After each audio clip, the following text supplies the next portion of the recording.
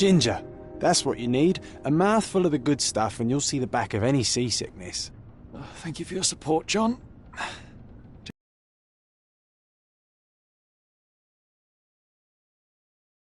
Don't worry, Sherry. We've almost arrived at Cordona. I can see land through the porthole. So much for docking by tea time. The captain seemed more interested in his maids than in his maps. Oh, is Sherlock grumpy? Cheer up. We're back where we grew up. It's exciting. What's changed? What's the same? Ugh. I'm starting to question whether the weeks-long journey was worth it. Travelling all this way, enduring this indignity simply to visit a grave. Even if it is my mother's. That's just Mycroft's nonsense, still rattling around in your head. Try to forget what he said. I have. I believe it was that this is a performative farce, a feeble excuse to avoid responsibilities, and that there was nothing to be gained from it. You needed to do this. Enough of the self-pity and doubt. So we're a little late. What of it? We'll retire to the hotel and visit her in the morning. It'll be worth it. Thank you, John. And if you want to notify the captain's wife of his indiscretions, I will not stand in your way. Ah, at last. I'm quite ready to get off this cursed boat. Come on. We'll go together.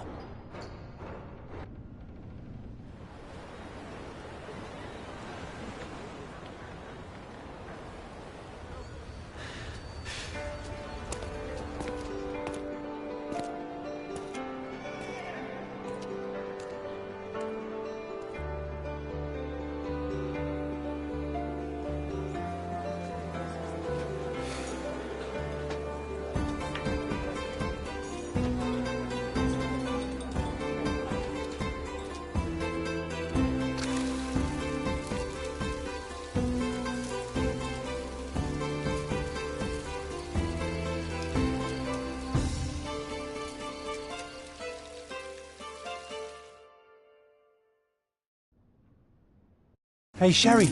Come on, catch up. Yes, yes. Welcome to Il Palazzo di Lusso, sir. Welcome to Il Palazzo di Lusso, sir. We just need your signature. There you are. Ah, Mr. Holmes. Yes, we have room 221 prepared for you. I see it was reserved for 2 people. Would you like a second key? Oh, no, I think we'll stick together. Very good. Rooms are upstairs, sir. Welcome to Cordona. Hurry up, Sherlock. I want to see our room. I hope there's a balcony with a view.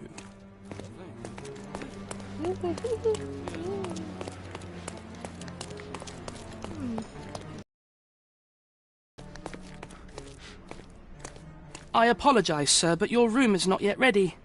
Perhaps, in the meantime, you would like to relax in the foyer? Tonight, the restaurant is offering a complimentary marlin ceviche to all our guests. Let's check what they have on offer.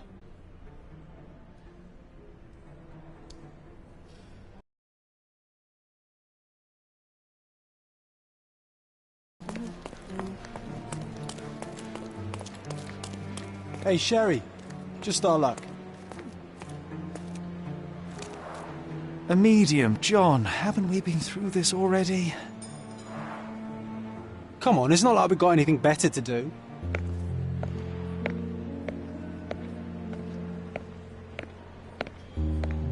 Excuse me, sir, but I believe Mr. Galich is conducting a séance at the moment. Perhaps you'd care to have your portrait drawn while you wait? Why? Pardon me? Why should I sit for a portrait? Sir, it's art. It doesn't need a why. It is its own justification. All things require justification, be they objects, systems, or beliefs. How about art as the lens through which we see the truth of the world? That's backward. Truth is not subjective and not complicated. It's just the truth. It either is or it isn't. You do not need a lens to see it, just an open mind. Ha! That seems rather close-minded. Truth, like beauty, is in the eye of the beholder. So tell me, what do you see? Mediocrity.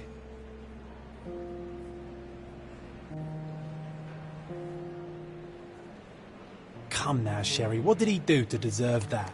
The servant mentioned ceviche at the bar, Sherry. Okay, You should time grab to us check some. if John I'll found find us a nice table for the I'm evening. starving. Sherry, I'm over here with my new Ursine companion. Cordona's even quieter than I remembered. It's going to be a long evening. Ah, come now, Sherry. What say we amuse ourselves with a little game? What were you thinking? Oh, promise me it isn't nonsense. After being cooped up on that boat, I am itching for activity. No. As you can see, someone left a cane on our table. I simply thought you could identify its owner. Ah, so it is nonsense. It'll take me a minute, John, at most. Well then, you can deliver it to him as well. Deliver it to him? Then what are the staff here for? Aesthetics? Stubborn, Sherry, too stubborn. You wanted something to do. Slapping oneself in the face is also something to do. That doesn't make it worthwhile. But all right, let me take a look.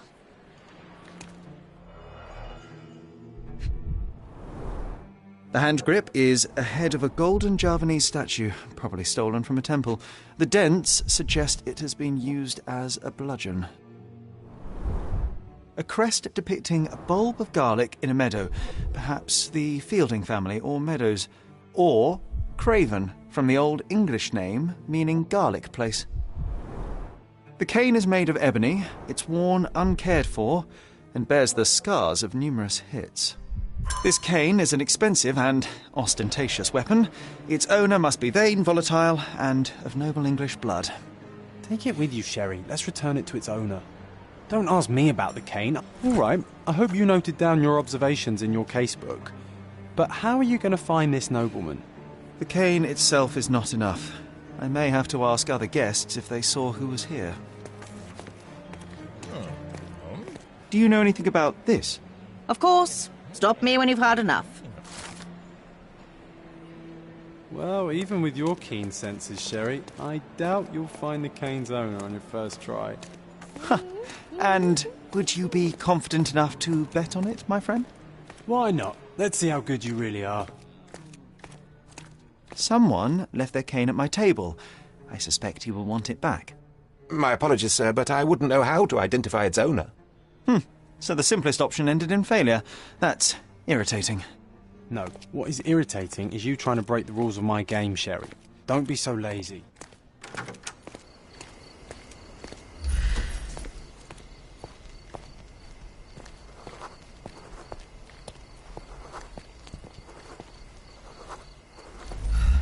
Excuse me, just one question. My dear fellow, you're talking to the right man.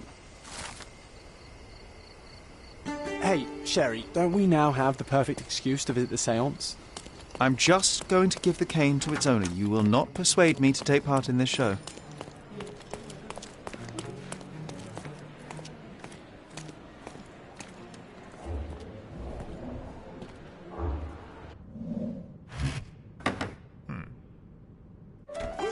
This hotel, this island, it's full of thieves. First my cane, now the diamond.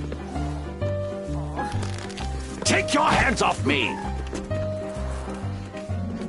Do you even know who I am?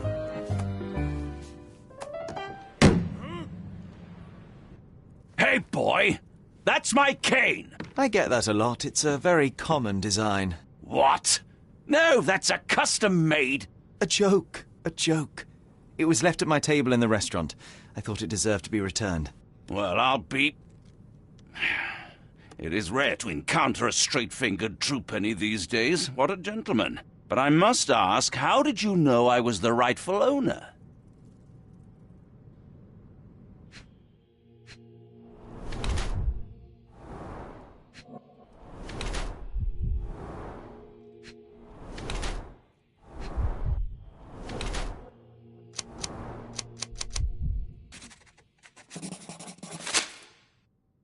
Simple deduction. Your cane told me everything I needed to know. I was after a strong middle-aged man with a keen interest in adventure, noble blood, and affection for strong drink. And if one were to go further, one may even be able to extrapolate your name from your heraldic symbol, Lord Craven. Marvelous. Simply marvelous. That's me, Lord Andrew Craven. You are the real medium. You hear that, Emma? Well, you found my cane. Perhaps you can locate my diamond, too. Yes, you should do it. It will be child's play for you, Mr. Holmes. And if a child can do it, then I'm sure the local police can suffice. The police. Fine. Give me my stick and I'll resolve the matter myself. This thief almost confessed after a single punch. I suspect a beating may result in answers of questionable veracity. Fine. I shall spare you and he the trouble if you first answer me this. How does a priceless diamond become the subject of a séance? It is an unusual accoutrement. Emma wished to speak with its former owners. My grandfather told us it belonged to a Rajah, an Indian king. So you were summoning long-dead Indian royalty and, pray tell, you were expecting him to converse in English? To be frank, Mr. Holmes, I don't believe in ghosts. But Emma was fascinated by the idea of meeting a real king, even a dead one. Well, a crown is a crown. Can you describe the stone itself? A yellow diamond, not less than 100 carats, and perfectly egg-shaped. There is not another like it. You insist the medium robbed you during the séance. But what occurred exactly? It was a dirty trick. We were sitting here in the dark, chanting and holding hands, as expected. Then something began to appear from the medium, like a cloud or a bubble. The swindler called it ectoplasm. Ah, yes. Common in the spiritualist trade, and quite the spectacle. Indeed, perhaps too much. My beloved Emma screamed in horror, and I stood to defend her, attacking that cursed ghost. How brave. But my hand hit nothing. I lit the candle, and the diamond was gone. Stay here, and don't touch anything. I'm going to investigate further. Don't fret, I'll be keeping a close eye on this thief. Pale skin, quickened pulse, unsteady breathing. She's barely conscious. The feebleness of women. Really, Sherry? Poor thing. Quite a display for the tremulous visitor. How can you not love this stuff, Sherry? It adds so much atmosphere to the room. Was this covered on purpose? Of course. It is very dangerous to leave a mirror exposed during a séance. The spirits may become enraged. Or someone may notice the trick they should not see. This hefty chair has nearly broken after hitting the wall. Could one man even lift it? At Cambridge, I was captain of the rugby team. It was no place for weaklings.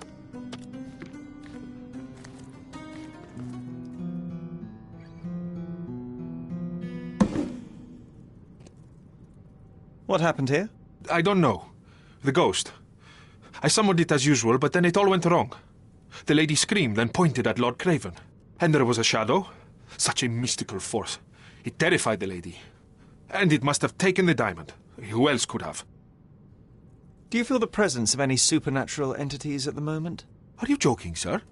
My nose is broken, this maniac wants to kill me, and you're asking about the spirits? I suppose this can wait.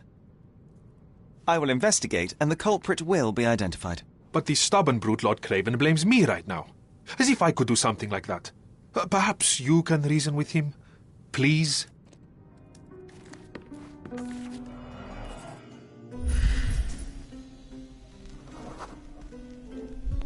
The diamond was placed on the table so that all participants could reach it. This brooch is old and cheap, but the moth design has its charms. This must be the ectoplasm. Too bad there's not enough for a proper chemical analysis. Ectoplasm. The ghost was here, Sherry. Half a glass of Balblair scotch and the remains of a Paul Aranaga cigar. What else does a gentleman need? There are light traces of rouge on the edge of this wine glass. Ah, seems like you're ready to delve into your mind palace, Sherry. I'm sure you'll make some good deductions.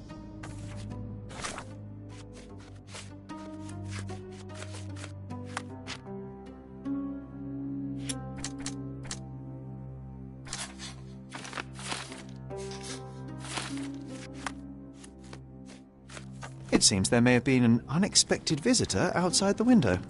Ah, I hope it was the ghost of the Rajah.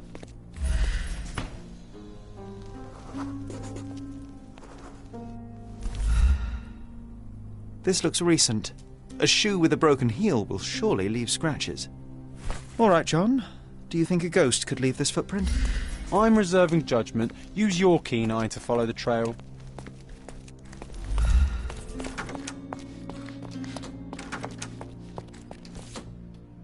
Rose D'Amour. All the maids in the hotel wear this exact shoe. Size 4 with a broken heel. So, definitely not the ghost of a Raja? Unless... No, what a shame. Our witness was a nosy maid. Searching the entire hotel could be difficult. Perhaps the other maids can help us find her. Finally, there you are. One would think a maid would be easy to find in this place. I'm sorry, sir. Do you need more towels? No. You are the maid who saw the ghost in the séance room, yes? How did you know? Simple. You changed shoes after breaking a heel while fleeing the scene. I'm sorry, sir, but if I may ask, who are you? A precious diamond was stolen during the séance. Lord Craven entrusted me with its recovery. I'm sorry, sir, but we are forbidden to discuss the private matters of our guests. Are you also forbidden from peeking into private rooms, Miss? Saletta. Lucia Saletta, sir. Tell me, Miss Saletta, what would your manager say if he knew you were spying on guests? Oh, please, sir, don't tell him. I have a family. I need this work. I won't, but only if you answer my questions truthfully. And don't play coy. I can tell. Describe what happened during the séance. A lady and 2 gentlemen were sitting at a table, touching their hands to something. The medium started to whisper and chant, and a ghost appeared. A ghost? You're confident? It was unearthly, sir. It grew from the medium's chest. A glowing cloud or a bubble. I pressed closer against the window to see better. And the lady saw you? How did you... Yes! She screamed and pointed, so I hurried to escape, and I broke my heel. But I did see the ghost. A sickly, evil thing. And that's all you can tell me? Did you see any of what happened next? The medium, Mr. Galici, he was doing something with the ghost. He grabbed at it like he was trying to catch it. And then I ran. I suppose I should be grateful you endured these horrors for such a long time. All right, I have your account memorized. Good day. You scared the poor girl, Sherry. Did she really deserve that? We all got what we wanted. She talked. I stay silent. Oh, let's get back to the crime scene. I always love seeing you explain simple things. Lady Craven retired to her room to rest. Lord Craven remained here until the staff reported that the medium was locked in his room.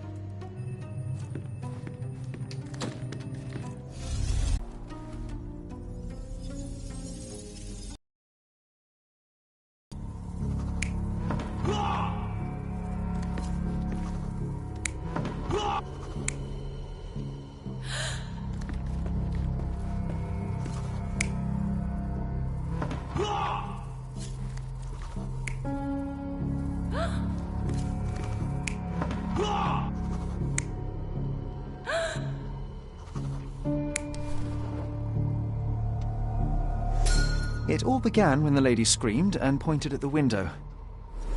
Lord Craven jumped up, ready to face anything, ghost or human. The medium shrank back in dismay. He was not expecting such a reaction and had to quickly hide the ghost. The lady was the only one left touching the diamond, at least until she fainted.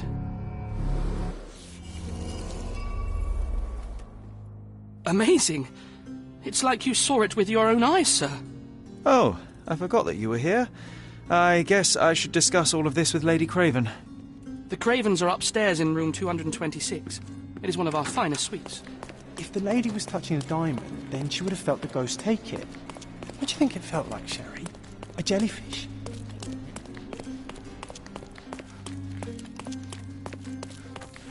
Lady Craven is not who she seems. Remember her behaviour in the hall.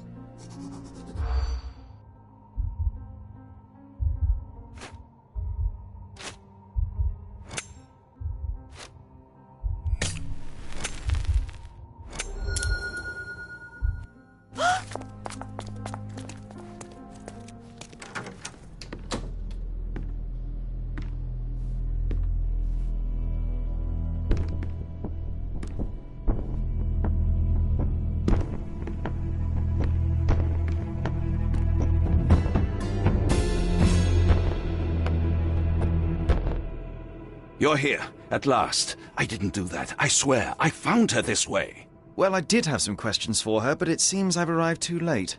Now it's a matter for the police. Mr. Holmes, you said it yourself. They're children. They'll only make things worse. You promised me you would investigate. Investigate a theft, not a murder. Fear not. I will tell them all I've uncovered. Please, help me. The police will surely accuse me of Emma's death. You are the only one who can find the truth. Fine, but only because it's slightly more interesting than the walls of my room. Tell me what happened. Look, after you left, I waited in the seance room until the servants locked up Mr. Gallici, the medium. And was your mistress there too? Oh, so you know? I suppose I shouldn't be surprised. Regardless, the staff took Emma to her room. She was still feeling dizzy. So you didn't follow her. Interesting.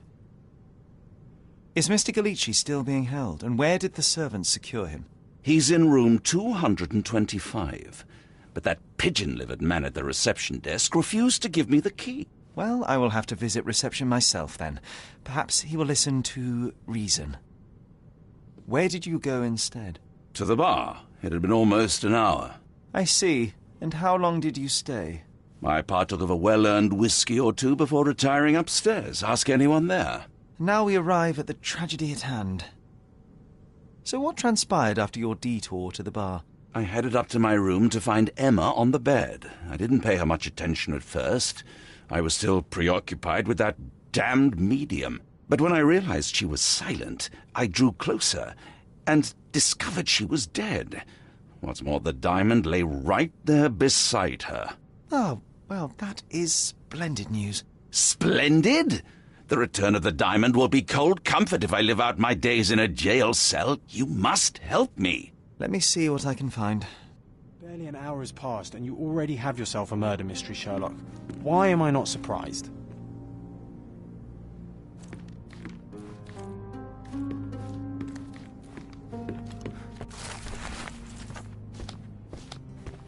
Someone was not happy with his post.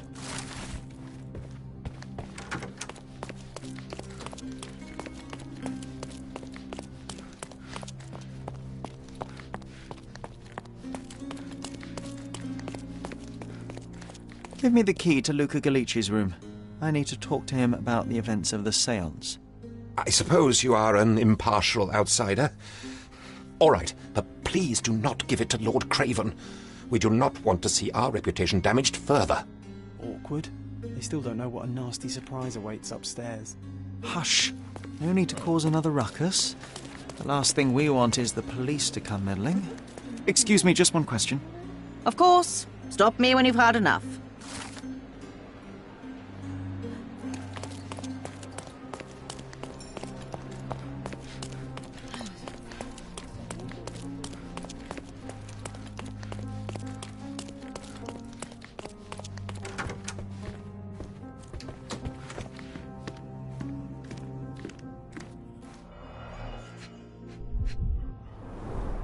Strangled with bare hands, judging by the bruises. This must be the missing diamond. A tremendous specimen, now forever tainted.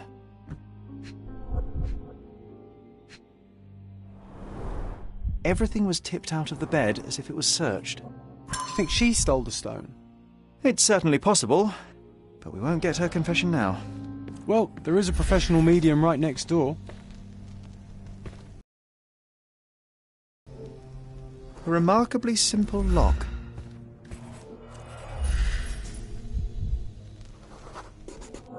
Aha! A neat hiding place. Why would she conceal all of this? This ring looks out of place among the others, and the design is familiar.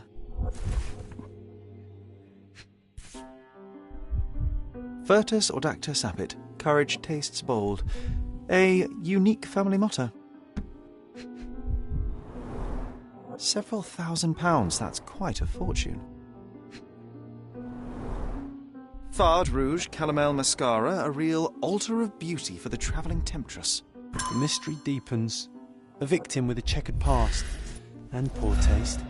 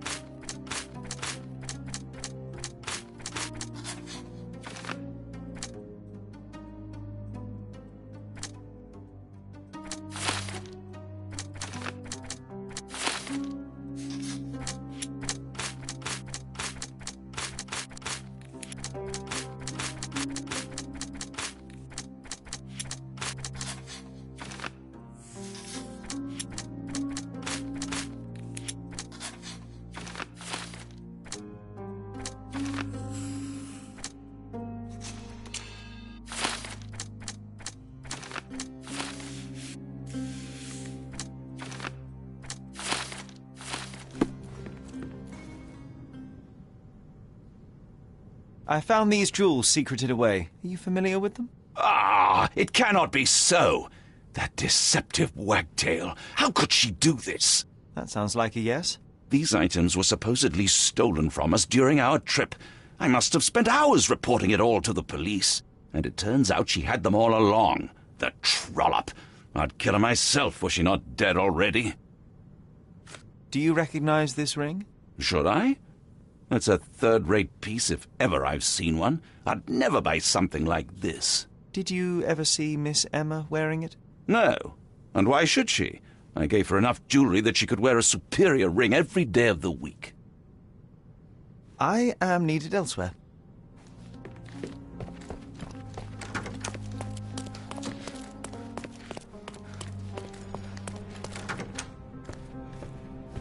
Do you always travel with your books, Mr. Galici? I do. In my line of work, one needs resources available to help deal with the unpredictable and unworldly. Someone is making the most of his stay. Can you blame the man? I'd say he's not ordering enough. Tools and accessories for masterful prestidigitation. Or weapons and defences against visitors from the great beyond. A familiar substance. It's the ectoplasm that stained the seance table, but this time there's enough for analysis.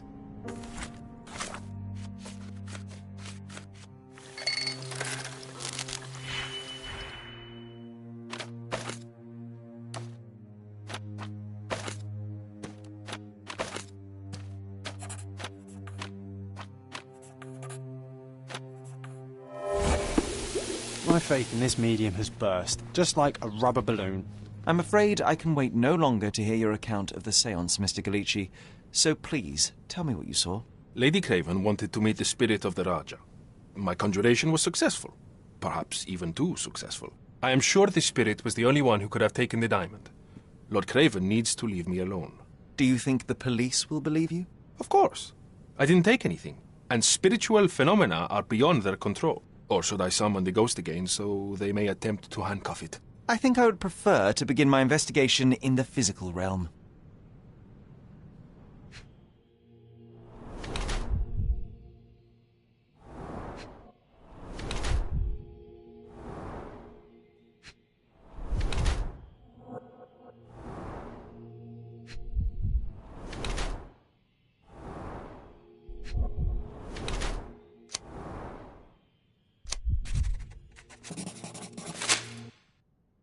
I have shocking news that changes your situation entirely. Oh, no, wait.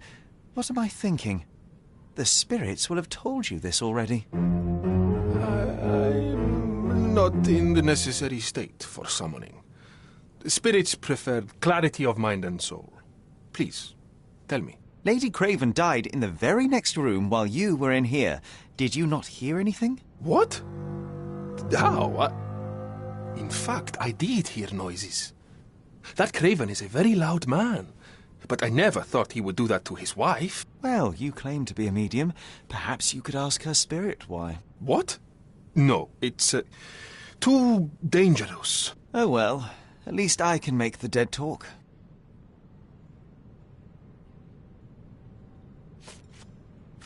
That's a remarkable pin of yours, Mr. Galici. Does it have any meaning? The butterfly? It's a reminder of a time in which I was truly happy. What a coincidence. Lady Craven had a ring with the same design. A coincidence indeed. I suspect it is a common theme in jewellery. Do you realize just how dangerous it is to hold phosphorus in the mouth? I beg your pardon? I'll bet it makes your rubber balloons glow impressively in the dark, but you'll regret it when the hypertension and vomiting sets in. You mock my talents, sir. You shouldn't be so flippant about things beyond your earthly understanding. How ignorant one must be to compare a spirit's ectoplasm with balloons. It was merely a word of caution. We both know how match factory workers look after several years on the job. Those scratches on your hands look rather painful. What happened to you? It was those savage servants. They were so rough bringing me here as if I was trying to escape. When I'm free, I'll demand compensation.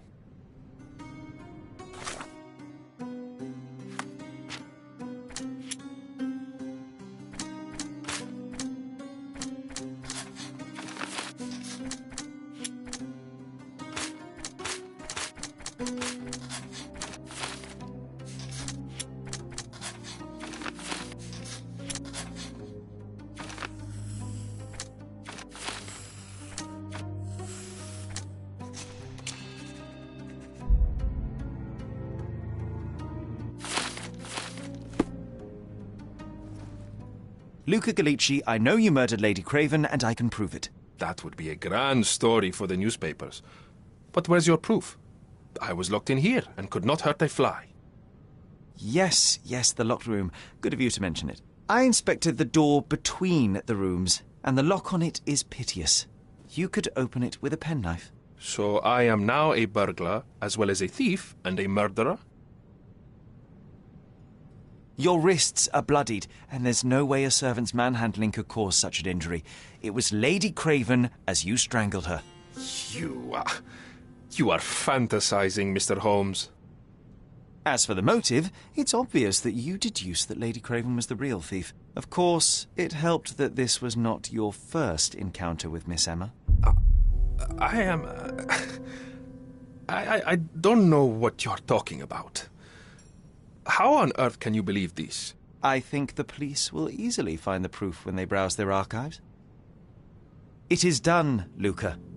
You will be arrested. Your best strategy now is to confess and hope your reasons were justified. I don't know how you figured it out. But yes, I killed her. I had to.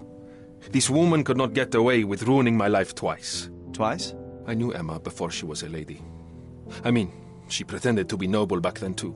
But only so our gang, the Moths, could steal from those snobs. She betrayed us, stole all our money and disappeared, leaving us to rot in jail. I was young. I spent 3 years in that hell. And tonight, she tried to set you up again. Did she recognize you? She didn't. I came to her afterwards, pleading that she drop this farce, but she laughed in my face. I just remembered my time in the clink, all I suffered while she indulged. And I grabbed her throat. Murder is murder, Luca.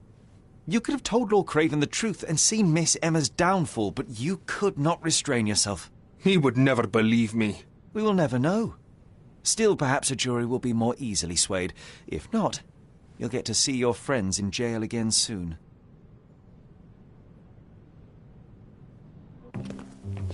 We'll meet again, Holmes. I will get you, in this life or the next. Get your hands off me. He murdered the woman who put him in jail. Should we be worried? Fear not, John. Unlike Miss Emma, I will see him coming.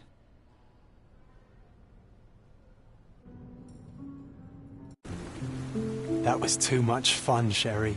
I'm buzzing. Buzzing. Wasn't it fun? A woman died, John. I was too slow to the truth, too hesitant to intervene. How can you... Oh, lighten up. Those people made their choices. If you swan about with a diamond in your pocket, that's what happens. Wealth is a weakness. So we must blame those who covet it. With enough money on the line, Sherlock, a man will do just about anything, even murder. And then we get to solve it. I suspect you perhaps cannot grasp the true horrors of mortality, John. Oi, I am aware of my perilous existence, thank you very much. I must admit, even if the outcome of the adventure was imperfect, there was some pleasure to be had in the puzzle. Well, Cordona seems more depraved and decadent than we thought. I bet you'll get another chance. A bet, you say? A figure of speech. Just a figure of speech. Ah, damn. Well, take one last look at the view, then we must be off. It's time to do what we came here for.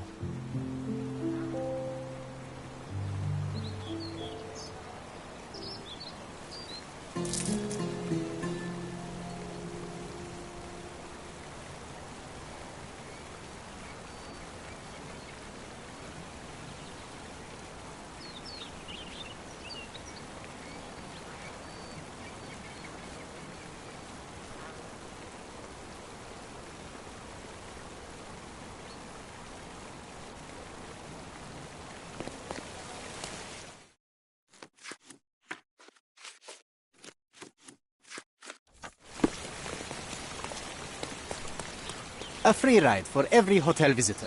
Just tell me where to go.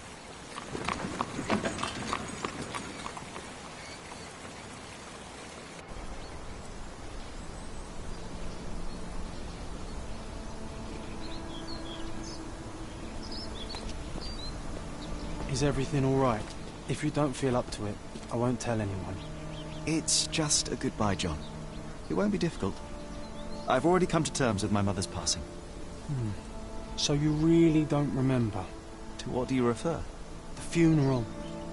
Sherlock, you were distraught. At first, I thought this visit would dredge up those feelings, but you've been remarkably level.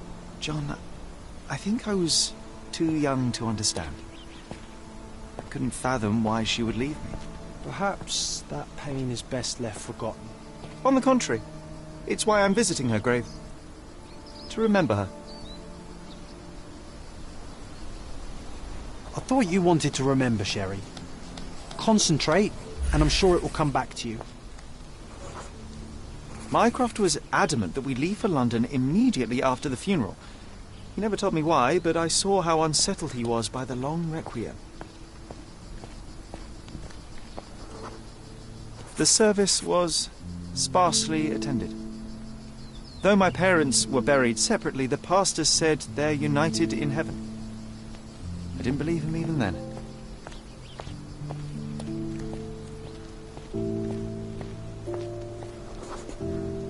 I wanted to see her one last time before the coffin was interred and say how I loved her. The chance never came. I feel rather faint. You're fine, you're fine. It's over.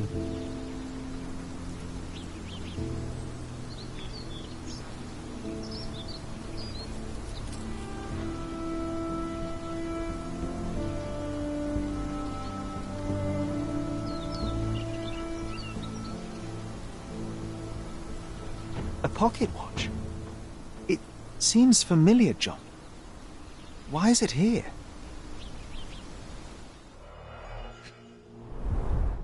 Rest in peace, Violet Holmes. Goodbye, Mother. This watch was a gift. My mother's initials are engraved on it. The piece is in good condition. It must have been placed here only recently. A candle in a small puddle of wax. It cannot have been lit for more than half an hour. Is this really how you want to spend this time? This is my mother's pocket watch, John. Who put it here and why? Are you not in the slightest bit interested?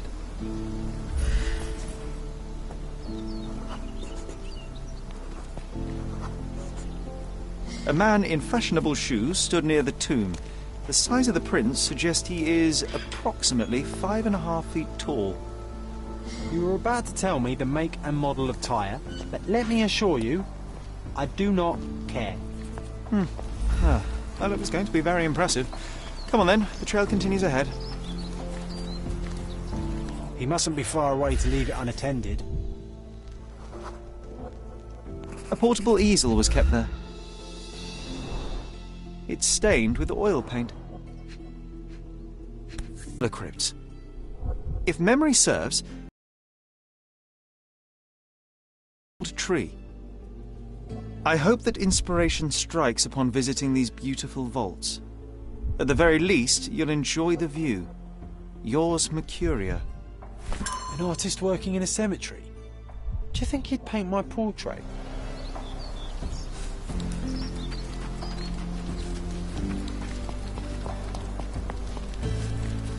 Be nice, Sherry. Mr. Holmes, did you come for another portrait? No, I jest. You gave quite the performance last night. The hotel was abuzz with your name. I must say I was rather absorbed in it all. The fallibility of men. Such scandal. It was a welcome distraction. Oh, my manners. I am Werner Vogel, art enthusiast and gallery proprietor. Mr. Vogel, I was perhaps too curt when last we spoke. Speak no more of it. Travel takes it out of any man, never mind when this is your destination. Once I learned who you were, the pieces fell into place. Your mother was well liked on Codona in her time here. I was sorry to hear of her passing. Does your gallery feature more than just portraiture? Oh, of course. We display landscapes, sculpture, modern pieces too. I am sure we have something that will move you. You must stop by. Only music moves me, I'm afraid. Then you have simply not found your artist yet. Someone whose work hits you in your core. You're still young. I'm sure we'll find them. How did you come to possess my mother's pocket watch? Oh my! It is quite something to witness those powers of deduction firsthand. Yes, I left you her timepiece. After her death, there was an estate sale. All of Cordona's elite picking of her remains. I couldn't let such a lovely thing go to those vultures. When I learned your name, I could no longer keep the watch in good conscience. It is yours by right, and I knew you'd find it here. Thank you. I'd forgotten all about it, but the moment I saw it, I knew it was hers. Amazing what the young mind forgets and the older can recall. Rather odd, loitering in a cemetery. I suspect you'll win, but I'm here for my art. There's beauty everywhere if you look, even in decay. A little darkness brings out the light. Now, a diligent observer might note that you too were loitering in a cemetery. What brings you here? Closure answers penance? Closure, I suppose. And what is closure? Mere proximity? Understanding. Acceptance. You didn't understand from afar. You had to come here to accept the truth of her death? Of course I understand. She died of consumption, drowning in her own blood. Your mother? Yes, my mother. I must have been misinformed. I'd heard otherwise. Otherwise than consumption? No, you'd know better than I. I'd heard talk of a police investigation, but Cordona is a notorious gossip. Now what does it matter? She's passed on either way. She has. Well, I shall intrude no longer. I'll leave you to your closure. Do stop by the gallery if your travels permit. Farewell.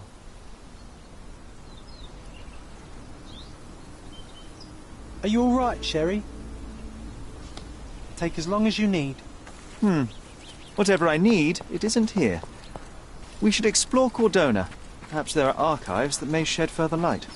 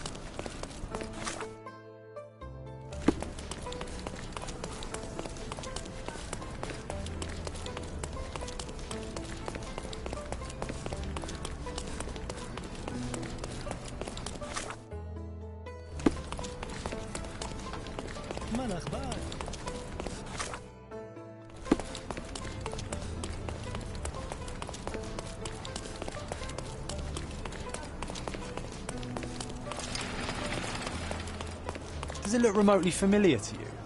Should it? Concentrate, Sherry.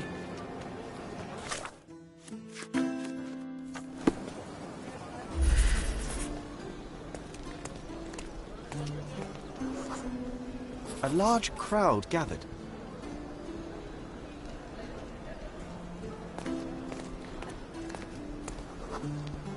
I was here, young and passionate about the truth. Mycroft stood close to me. He was keen on my attending every official event, that I might prepare myself for the Crown service. Lucky for you, that was the last time he did it. There was a stage here. A tribune.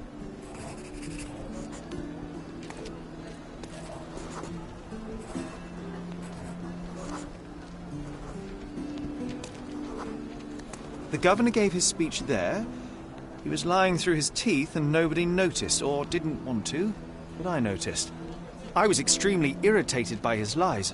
I shouted my opinions very loudly for everyone to hear. The crowd went wild.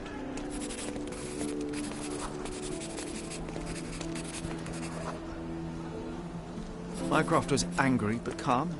He led me away from the stage.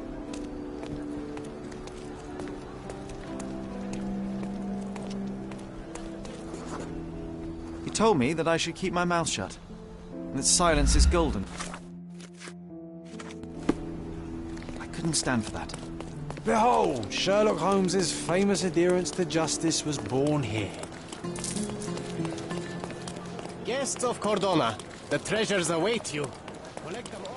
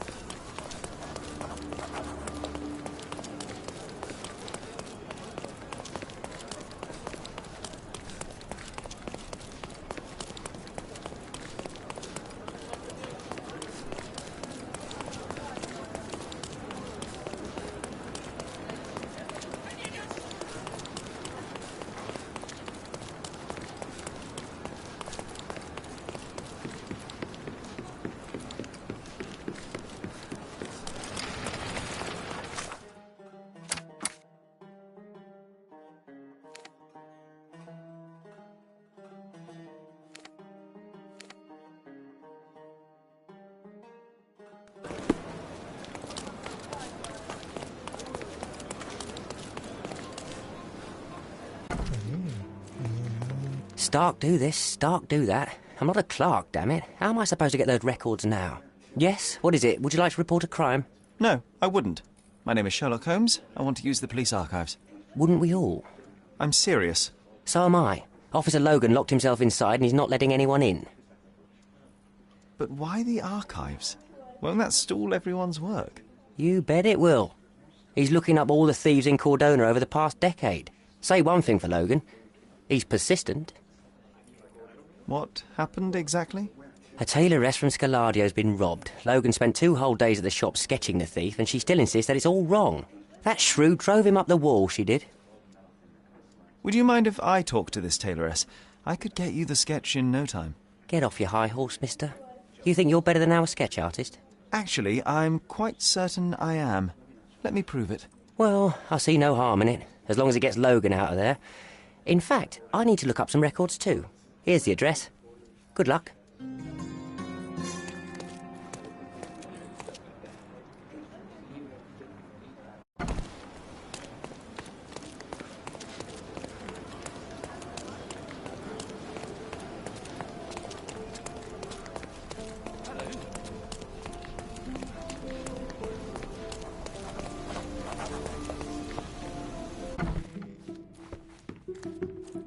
I'm pleased to meet you, ma'am. My name is Sherlock Holmes. I'm here to sketch the thief for the police investigation.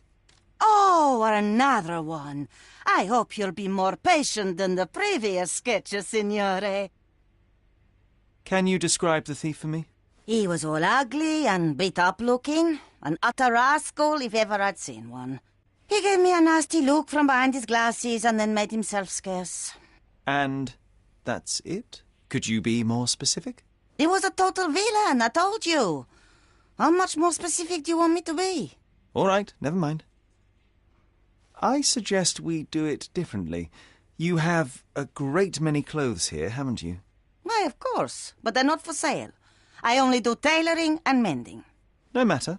I'll attempt to disguise myself as the thief, and you'll tell me if I get it right. As you wish, Senor Holmes. Where can I find the clothes? They're in my workshop at the back. Be careful, won't you?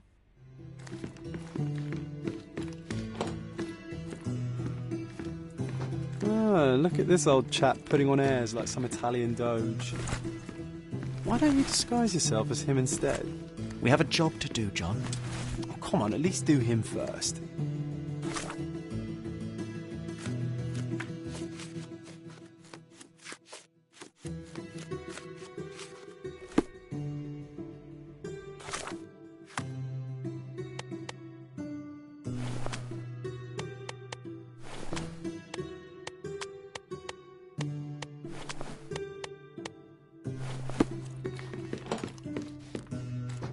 Uncle Giovanni? Oh, signore, you look exactly like my uncle. He's the grandson of the Doge of Venice, you know. I knew you reminded me of someone. You are as alike as two peas. Perhaps you have some royal blood in you, too. That is flattering, I suppose, but I sincerely doubt it, Mum. I told you, he's a doge. Now that's a deduction. He's not an actual doge. If you say so, my lord.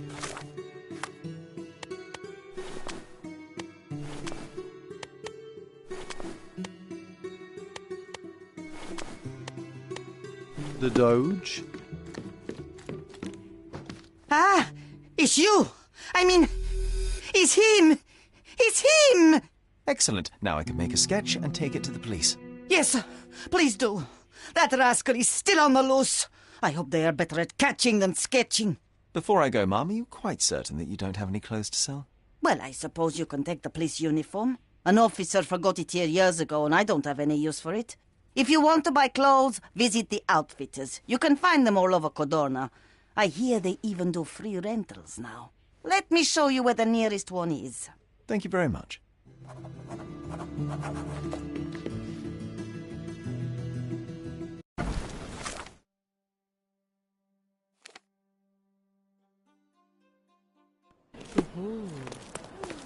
The Market Square, beating heart of the old city. I wonder if they still sell that heavenly touch tonight. Don't. Let's pick something that suits you.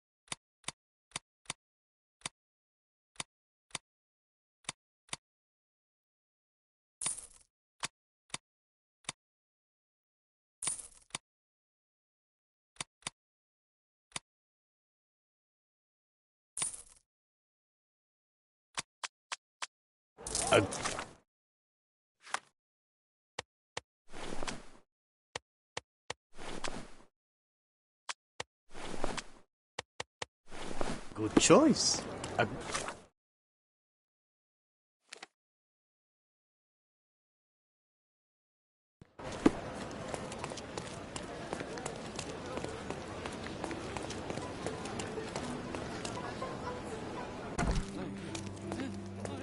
Hello again, officer.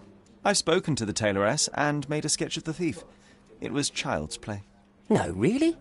And she didn't give you any trouble? No trouble at all. She was quite tolerable. Huh. Who would have thought? Hey, Logan, we've got the sketch. Come on out. Can I use the archives now? Well, they're generally not accessible to the public. But you really helped us out, so I'll just turn a blind eye. I appreciate it, officer. What did you say your name was? Holmes? Come and see me after you're done. I may have a proposition for you, Mr. Holmes.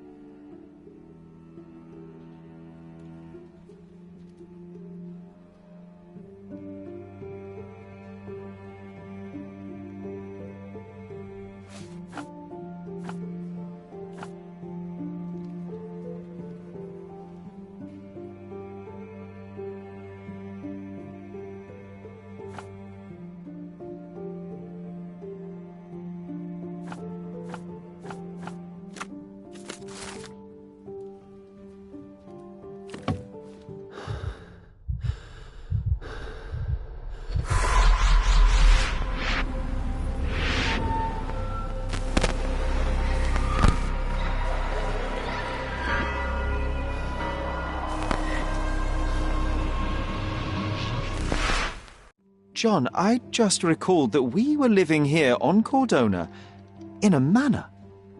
And there was a policeman. Really? What else do you remember? What happened to our mother? The memory was vague, a mere flash. I have to find our house. Absolutely. Let's do it.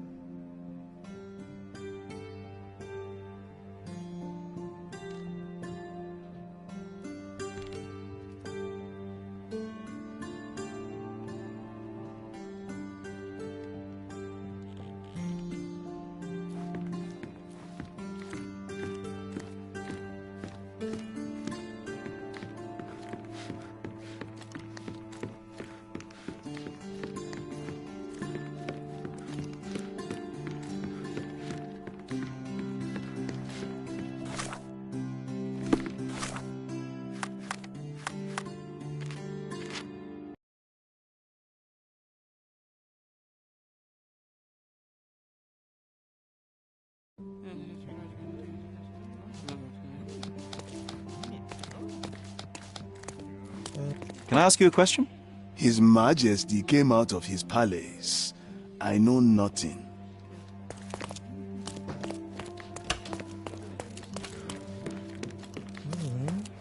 I'm done with the archives for now. Can I help you with anything else? As a matter of fact, you can. The thing is, our chief inspector has vanished, as if we weren't undermanned enough as it is. Wait, what do you mean, vanished? Gone missing on a case. Shady business, but that's besides the point. See that board? Pending cases are posted there for any available officers to investigate. I would take them myself, except that I've been told to work the reception desk, like some clerk. Yes, we're that short-handed. I understand your predicament, but what does any of it have to do with me? I may be available, but I'm certainly not an officer. Oh, don't worry about it.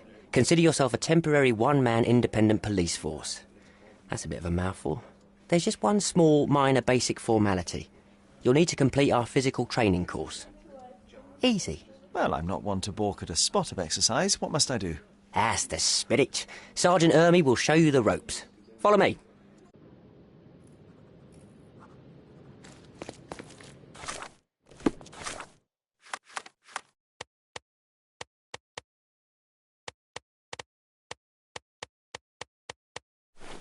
So, you're a newcomer. We must be desperate to ask untrained civilians for help. You're lucky to have a well-trained civilian with a brand new auto pistol in his arsenal. An automatic? A bit of a braggart, aren't you? Are you trying to test me already? That is why you're here, boy. I need to verify your skills before I can allow you to catch criminals. The first targets are in the next room. You know what to do with them. I'll join you in a while to see the results. Concentrate, Sherry. You need to hit every target to show Sergeant how we do it.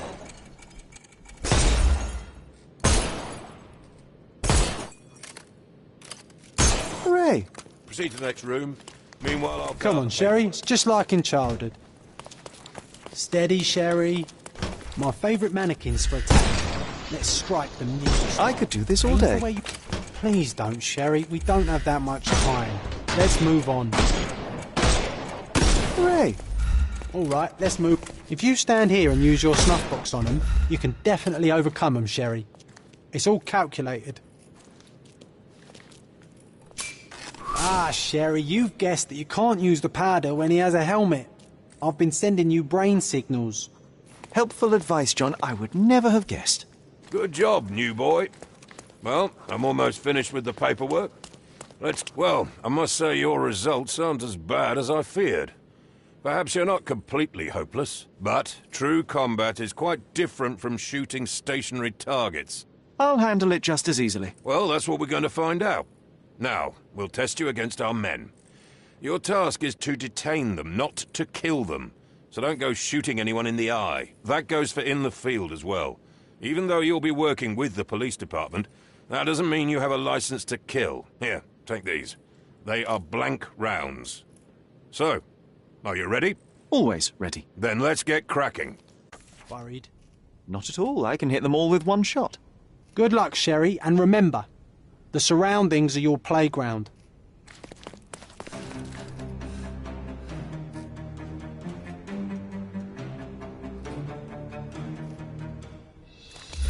I'm coming for you.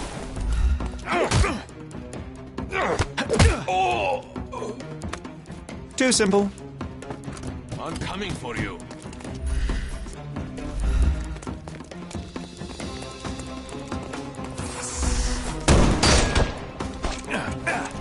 I will end you.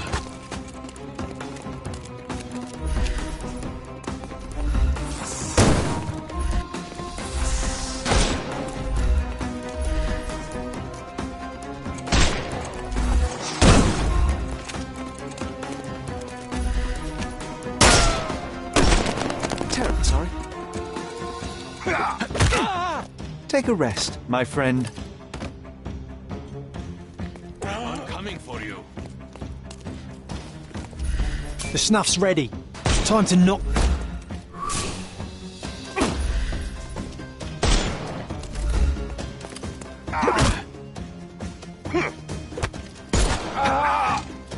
Too simple.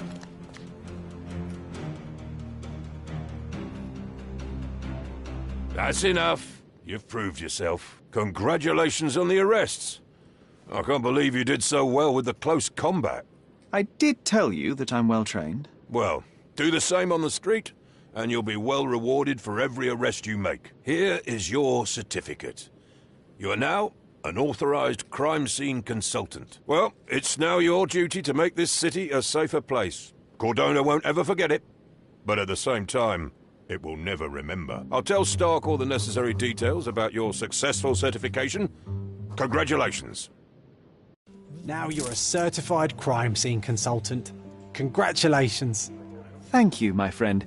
Now, shall we head for Stonewood Manor? Don't know. You have the whole island to investigate. It's all up to you. Any progress with the case, Mr. Holmes?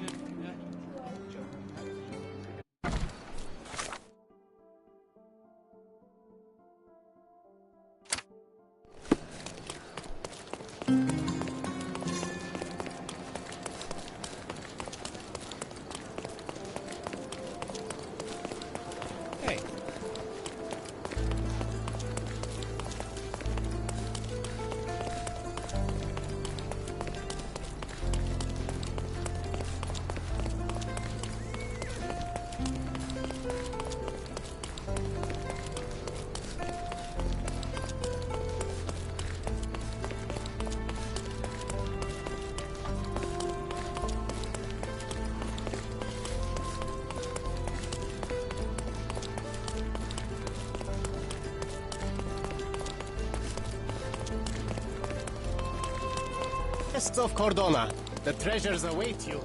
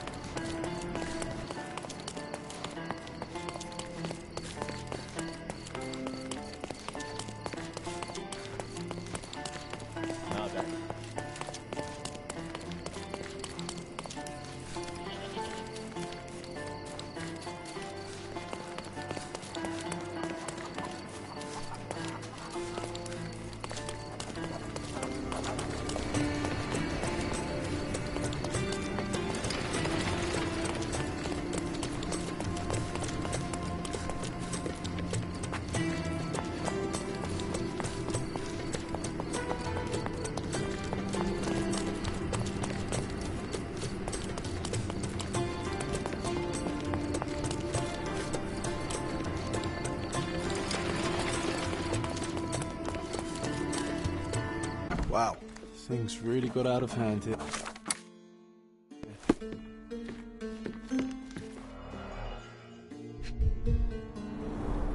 Someone must have landed hard on it.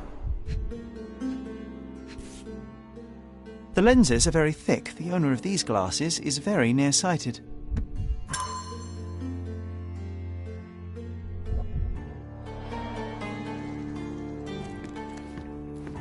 Solid oak. It took quite a blow to break it. Shards of a broken bottle with blood on them.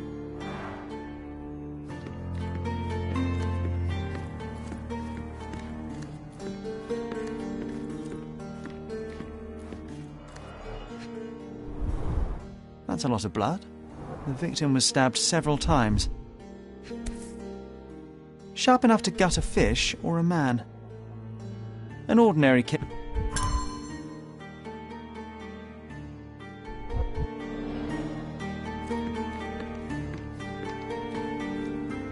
Spilled beer led to spilled blood.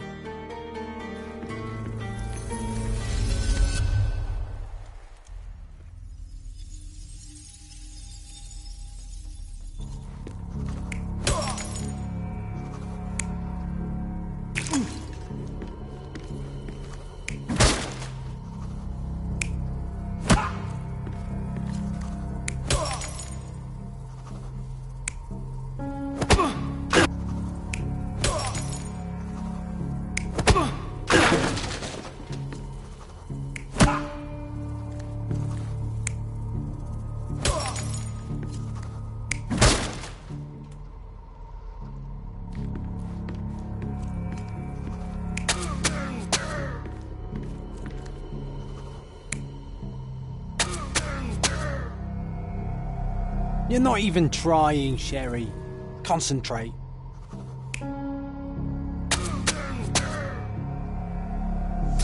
It all started when the trader accidentally spilled his beer over the sailor. The traitor punched the soldier who came crashing down on a table. The worker smashed a bottle over the trader's head, then the sailor knocked the worker out with a chair. The soldier is the real killer. He wanted to knife the trader but killed the sailor due to his poor eyesight.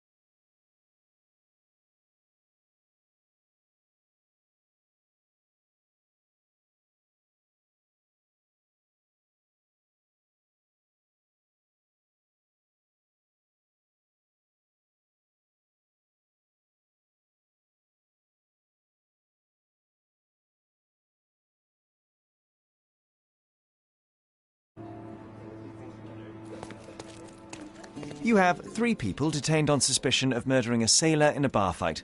All evidence indicates that the soldier among them is the true killer. He was the last man standing. Very well. Soldier or not, he'll get what he deserves. I'll see to it personally. Nice work. Try solving another case. It seems you have a knack for it.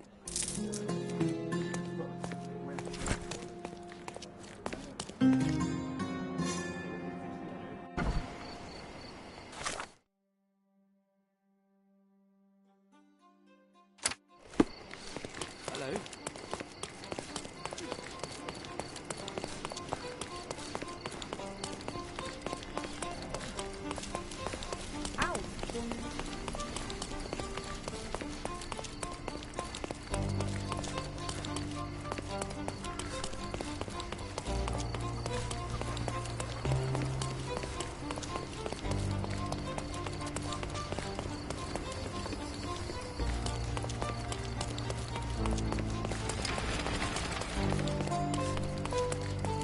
What's up?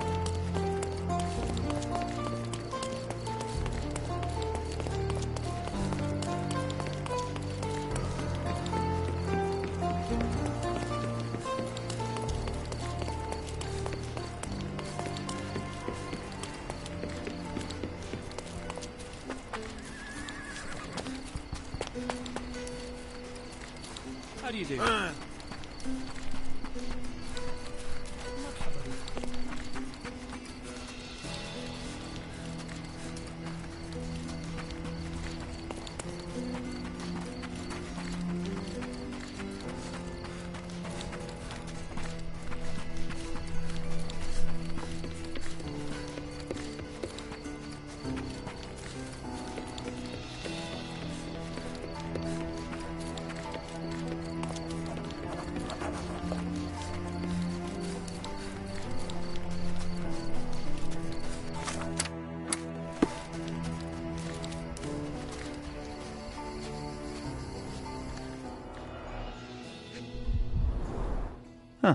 Some loot has been left behind.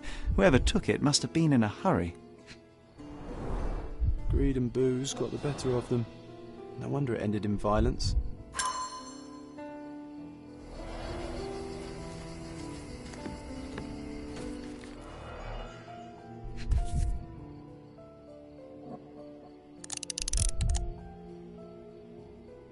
The shooter fired 3 rounds.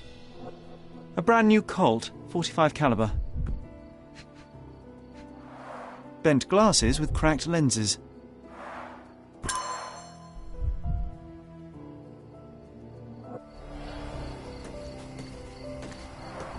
Pieces of brass tacks, piranha rounds.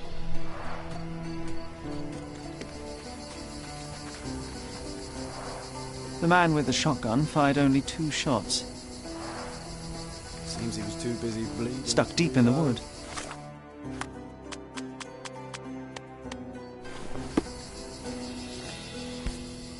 Perfectly balanced for throwing. The blade is very sharp.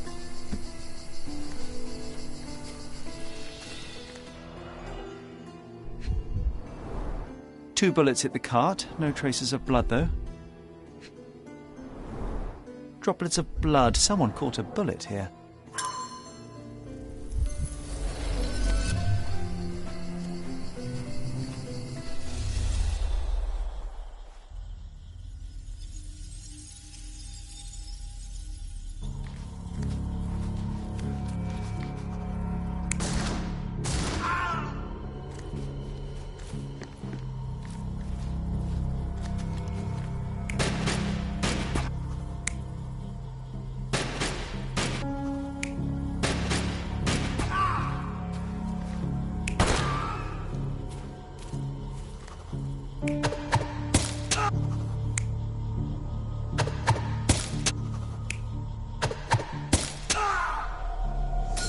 The man with the shotgun was killed by a throwing knife to the neck, but not before firing at the man in glasses.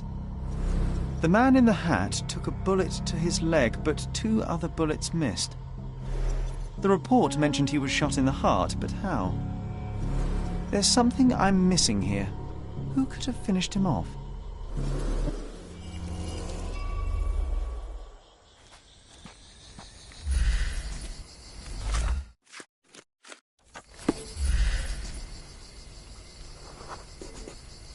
police boot print.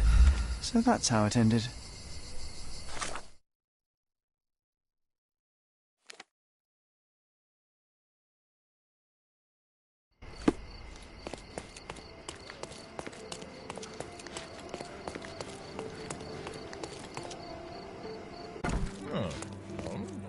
I visited the location where the three robbers killed each other over some stolen loot, but I wasn't the first to inspect the scene, was I? No. Officer Schmidt arrived there first, just hours after it was reported. Poor Schmidt. That same day, he received news that his dear old grandmother in Austria had died. He had to leave for the funeral immediately. He is anything but poor. I doubt he'll be coming back. It was he who killed the last robber and took the loot for himself. Blast it. I knew he was acting suspiciously. He may be beyond our reach now, but I'll be sure to expose the little weasel when I write my report. Nice work. Feel free to take another case. We make a great team, you and I.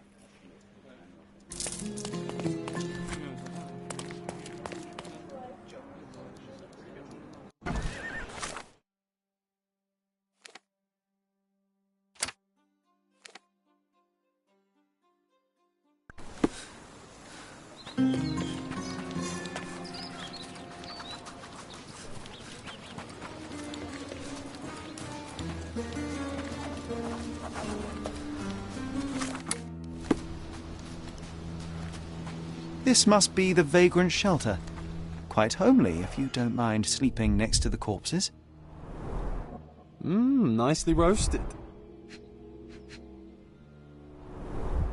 I wonder how even the most destitute always somehow manage to scrape together enough for a drink.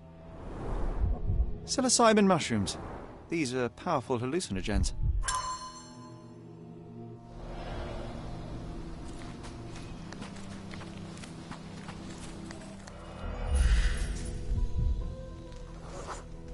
Looks like a set of surgical instruments. One is missing. The label is illegible.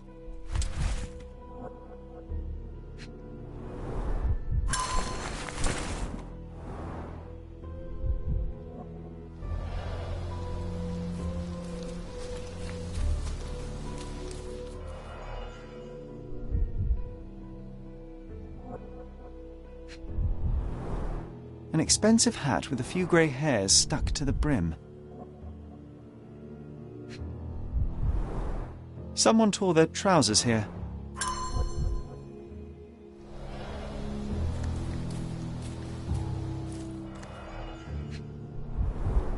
The blade is bent from the impact.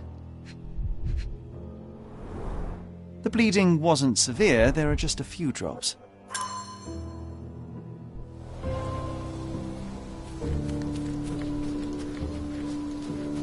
The flowers are still fresh.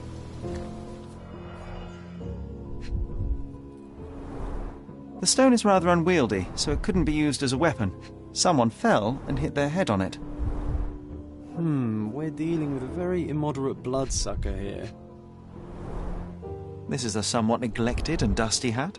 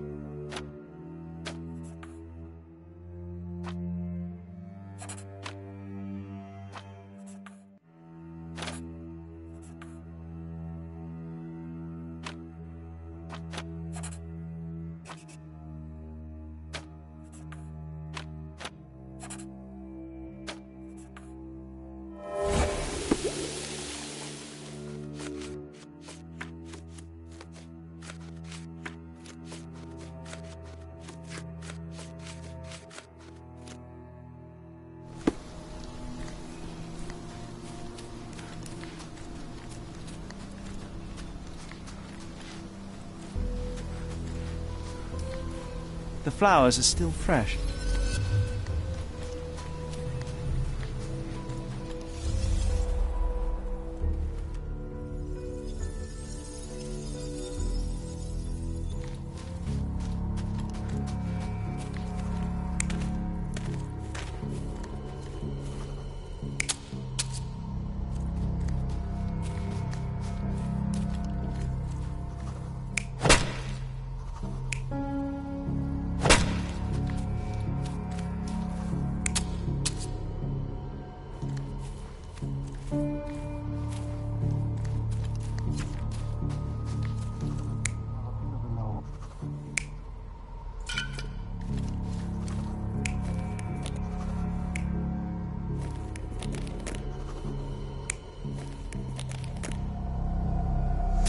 The brother of the deceased became furious when he caught the anatomist exhuming his sister's body.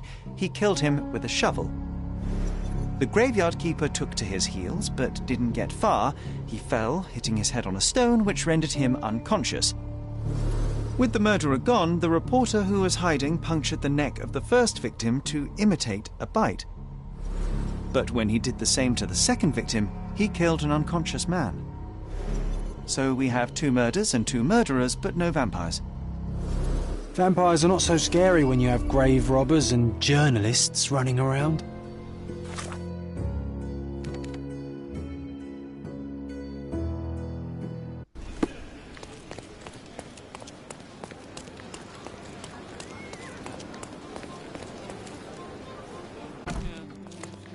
Constable Stark, do you believe in vampires?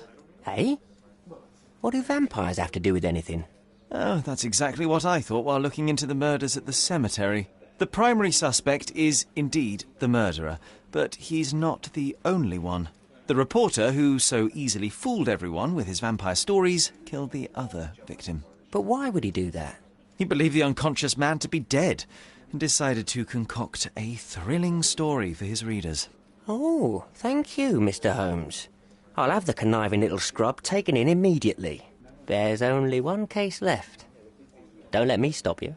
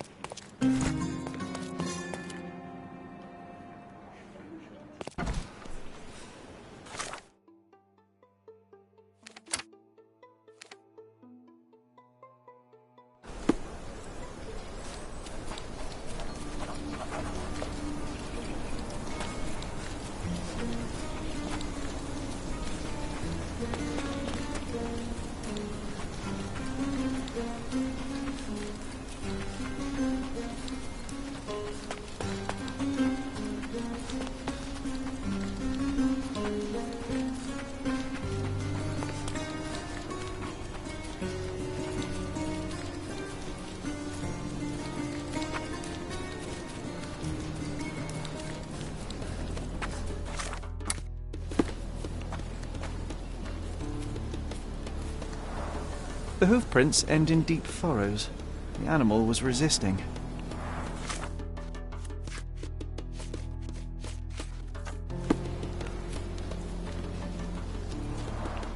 What a waste. Multiple bare footprints. I should examine them more closely.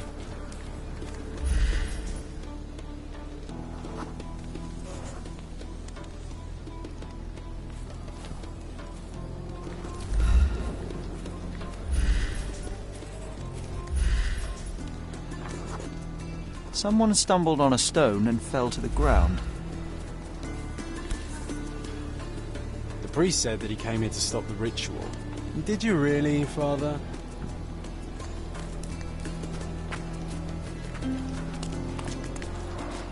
The goat was torn to pieces. Ugh. Savagery.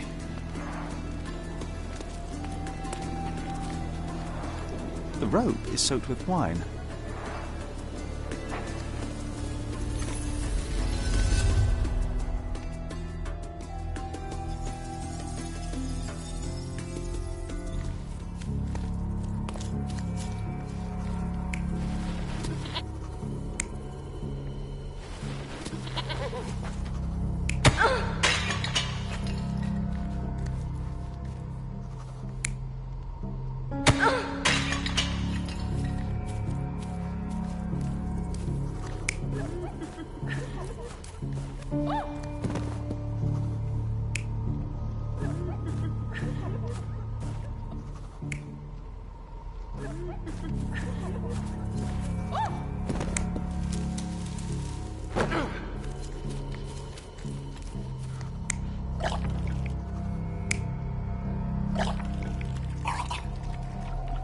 You're not even trying, Sherry.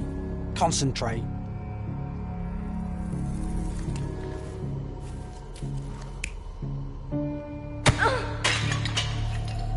You're not even trying, Sherry. Concentrate.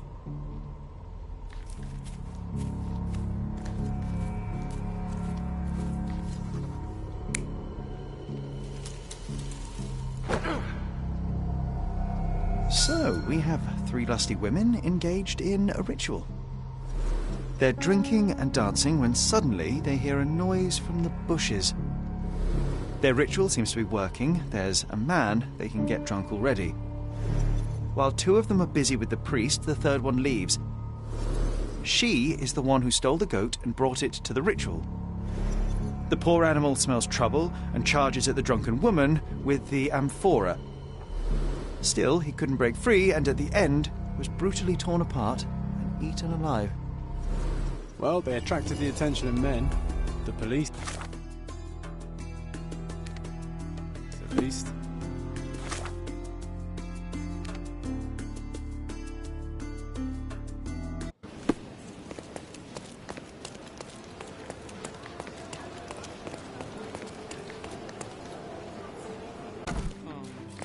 Mr. Holmes, I have great news. Our recent accomplishments have earned me a promotion. Sergeant Stark. It has a nice ring to it, hasn't it? What do you mean, our accomplishments? Of all the nerve, I don't recall you doing very much. I solved all the cases. Come, Mr. Holmes. I didn't mean to belittle your contribution. After all, legwork is just as important as paperwork. And what about the brain work? Also very important. Don't get me wrong, your assistance was most valuable. Anyway, I'll be moving back to the office space. My days at this blasted desk are almost over. I won't be scapegoated now. Good for you, I suppose. Speaking of scapegoats, I've solved the last case on the board. The goat was stolen by the lady in the blackbird mask. As if that makes any difference, judging by the atrocity I witnessed at the crime scene. Yes, I heard about that one. The things women get up to these days. Ugh. Well, I'm glad to have been of service. Now I have other matters to attend to. Mr. Holmes, if I may be so bold as to make one last request. Do you remember that I told you that our chief inspector has been missing for a few months now? My current task is to establish his fate. I've tried to make sense of his last case, but it's a convoluted mess. I would really appreciate your help. Why don't you do it yourself? I'm sure there's nothing in that case a police sergeant can't handle. You're simply much better at it than me. There, I said it. I won't argue with that, although much better is still an understatement. Fine, you have me intrigued. Thank you awfully, Mr. Holmes. Tell me everything you know. I don't know much. Just that it's connected to a gang called the Hive. Placido has been after their leader, the Hive Master, for years. But otherwise, I can't make head nor tail of it. Here, take the key to Placido's office. You might find some leads in there. So is it Chief Inspector Placido who has vanished? From what I've gathered, he was a good detective. Ain't that the truth? He was solving cases like shelling peas. Without him, things have gone downhill. He was a crotchety sort, always grumbling, fussing, taking his snuff by the handful, but I, for one, miss the old boy. Very well, I'll see what I can find out. One thing is certain. It's a dangerous business. Be careful, Mr. Holmes.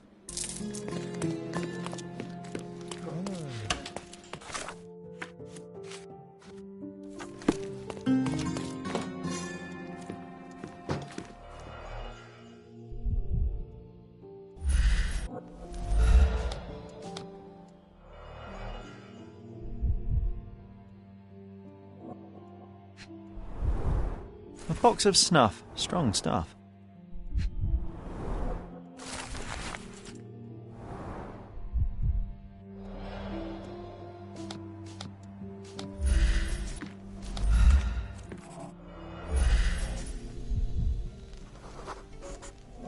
This must have been an award for long and faithful service.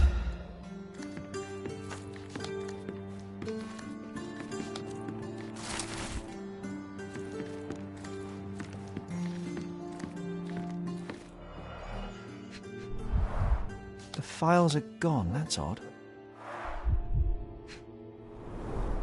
Hive Master. Crime lords just love catchy monikers.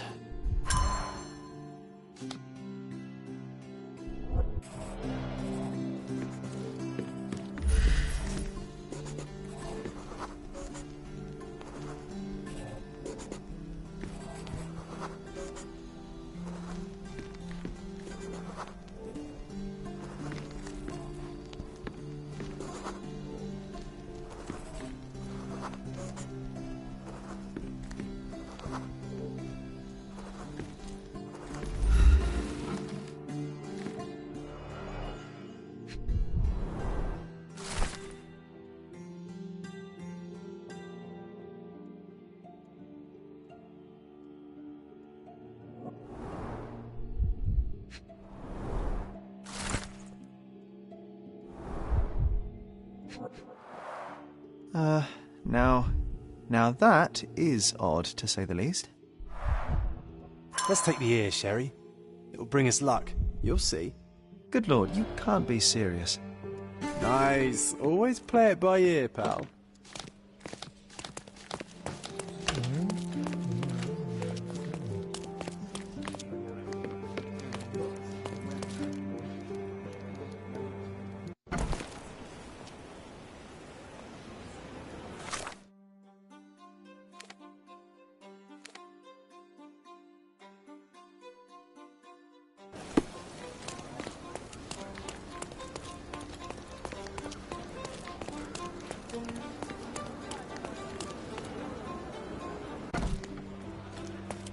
Are you lost, sir?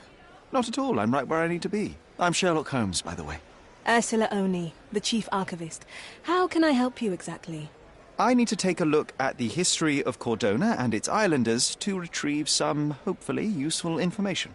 Your brother Mycroft told me that you were direct, and now that we've met, I can see that is true. Someone in our family has to balance the evasive nature of my brother. Well, may I use the city archives? You may, of course, but in return, perhaps dinner? That's a high price to pay for looking at your archives. I was teasing you. Pay no attention to me.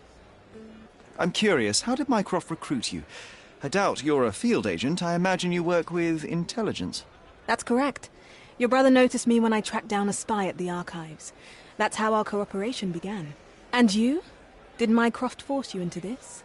Not at all. We simply have a mutual interest in someone. Or something. Of course. A fruitful and willing collaboration, I'm sure. Well, I'm his younger brother. I have to accept the consequences of being a close relative of an official figure. I suppose, in a way, we are colleagues, Mr. Holmes. In the remotest way possible, Miss Oni.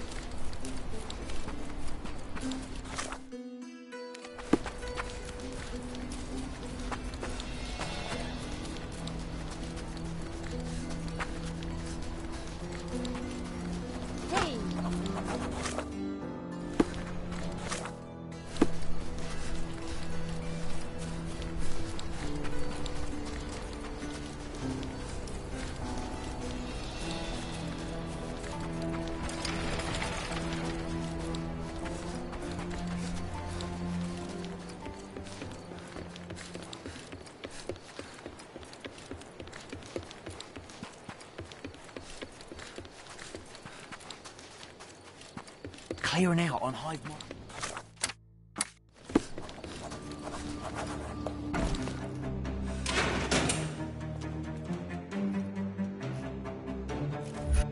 Hey, this is Hive territory.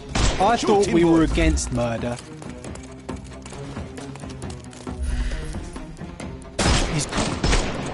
Hey, you could have kept him alive.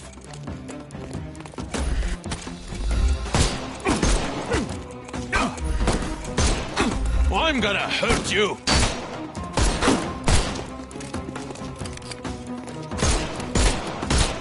Time to knock this guy out. In your dreams! No, you killed him.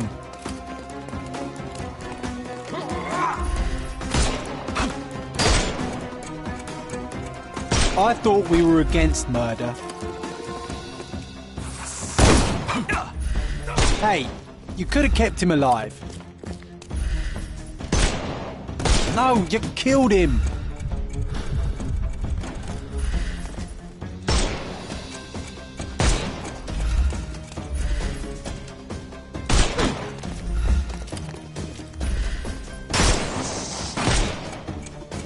He's all yours now. Go for it. No, you killed him. I thought we were against murder.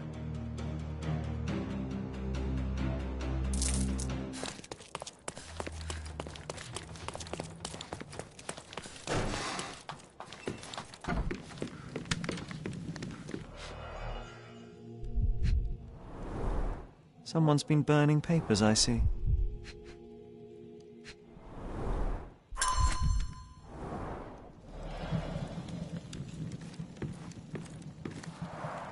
What a convenient way to pull the wool over the eyes of the customs house.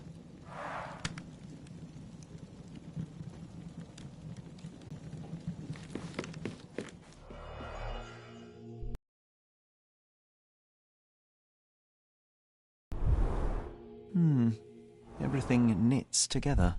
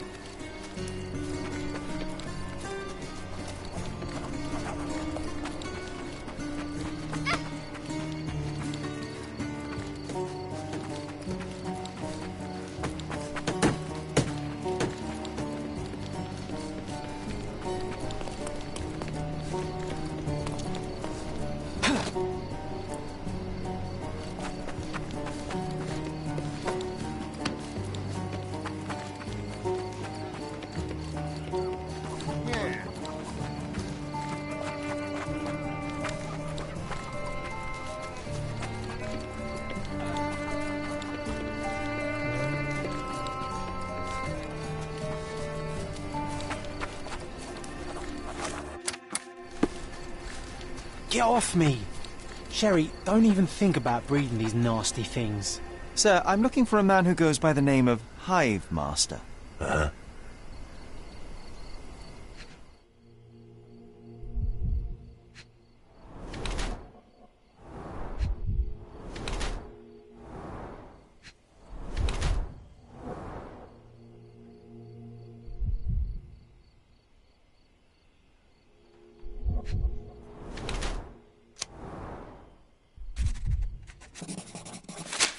Chief Inspector Placido. And what makes you think that? Why, your missing ear, amongst other things. You need a larger hat. I've been investigating your last case on behalf of Sergeant Stark. Now I think I understand what happened to the Hive Master. Humor me.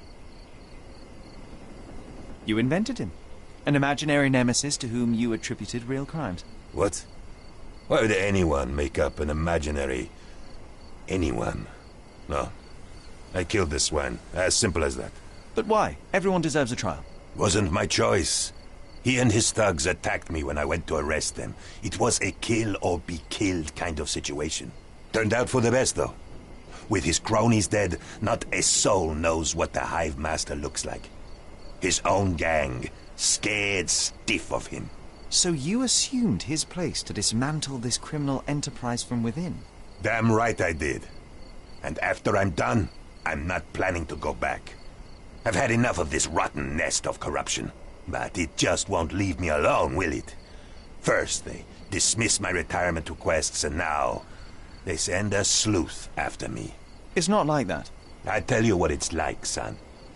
This is not the first case you've worked on for Stark, huh? That amateur promoted to a sergeant for his merits? I don't think so. You're not an officer. But from what I can see, you are much brighter than the lot of them. So what's your stake in this? You some sort of consulting detective? Yes. I suppose you could call me that. My name is Sherlock Holmes, at your service. Then do me a service, Mr. Holmes. Drop this case and don't tell anyone you saw me here. Let me enjoy my retirement in peace. I have your ear. What the hell? Give it to me now. All right, but let's make it a fair exchange, shall we? I'll trade it for your revolver. You have little use for it now. Deal. Now go. I have to ask, why are you so fascinated with beekeeping? I just want a quiet life, away from the hustle and bustle. Watching the little workers like I once watched the criminal world of Cordona. Yes, it suits me just fine. I'll consider your request, sir. Either way, I must talk to Sergeant Stark. Tell him I died a hero, or a coward, I don't care. As long as they leave me alone. New gun. Nice. Can I have your old one?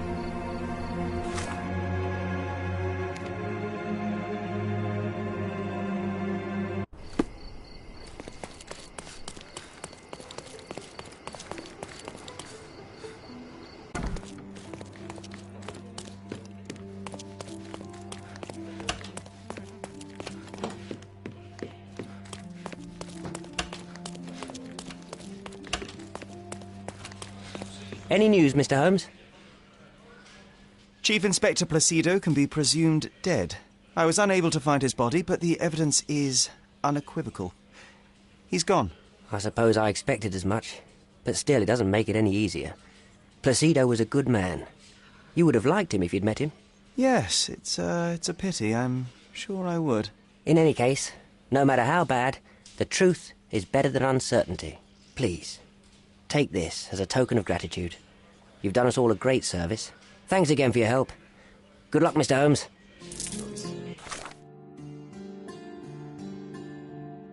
The man deserves to be left alone.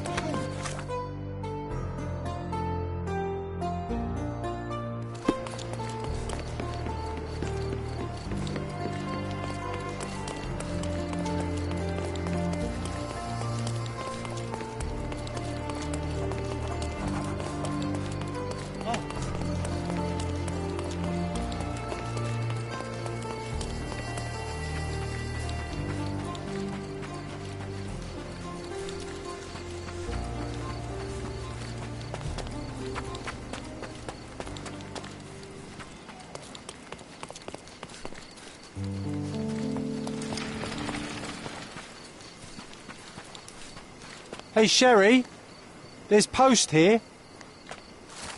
After reading that, I am even less eager to return home than before. Let's investigate our manor.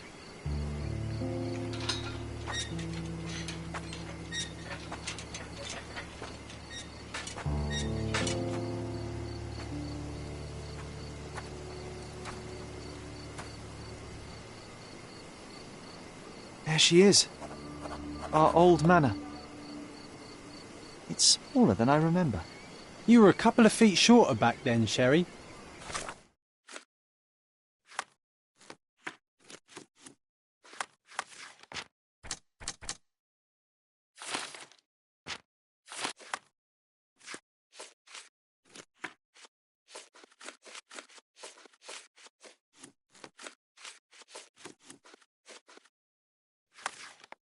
Or maybe it's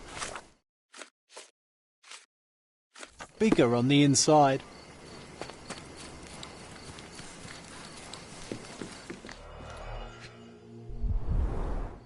I did not expect these to still be here. It was enjoyable to practice using real handcuffs to make an arrest.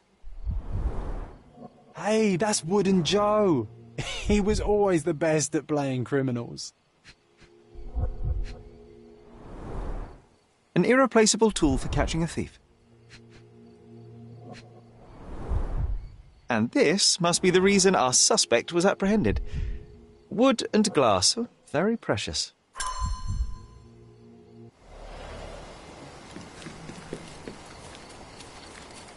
Look at the ash all over the door.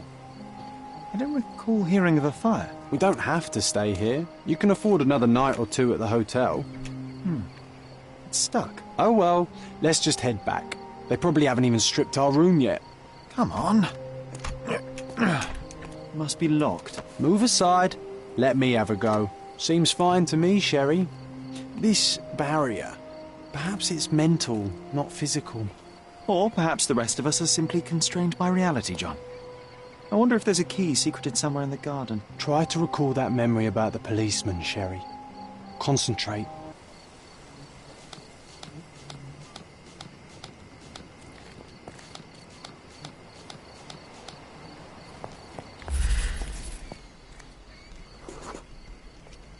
The policeman brought us both home, John. That's why he was here. I'm pretty sure he brought something else with him too. Do you remember what it was? I bet it was our reward. No, we were not so lucky. It was a set of lockpicks that we had used to sneak into someone's house. That's why we were arrested. Did someone come out to investigate all the commotion?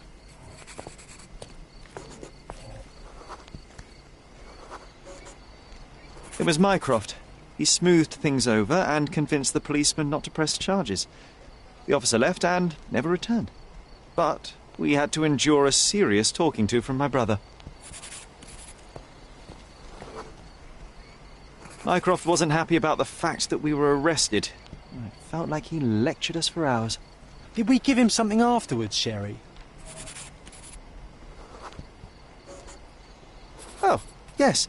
Yes, now I remember. It was a letter. That's why we snuck into the house. Mycroft asked us to. He wasn't angry we stole, but that we got caught. Oh, that's right. It must have been only a couple of months after we moved to Cordona. Ugh, the good old days. Whoa. How very odd it appears that memory stood between me and the manor. It's as if my mind palace had seeped into the real world. This deserves further investigation. Perhaps there's more to discover inside. As long as there is a comfortable place to put my feet up, I'll be happy. Maybe a chaise longue. Aha! In we go.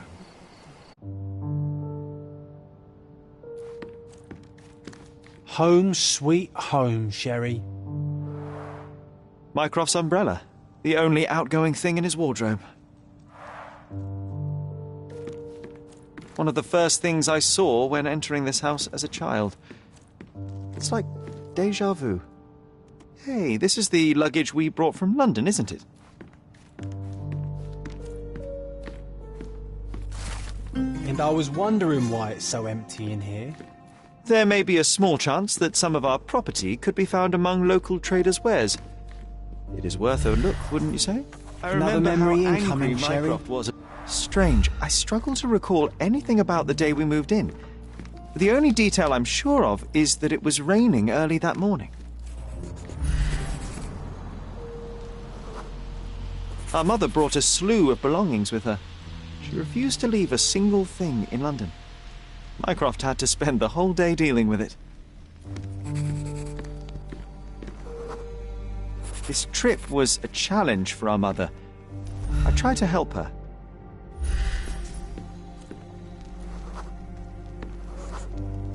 There was always a hat on our stand, but I'm sure it did not belong to Mycroft. Do you feel it? Is it the air shimmering, or is it my imagination?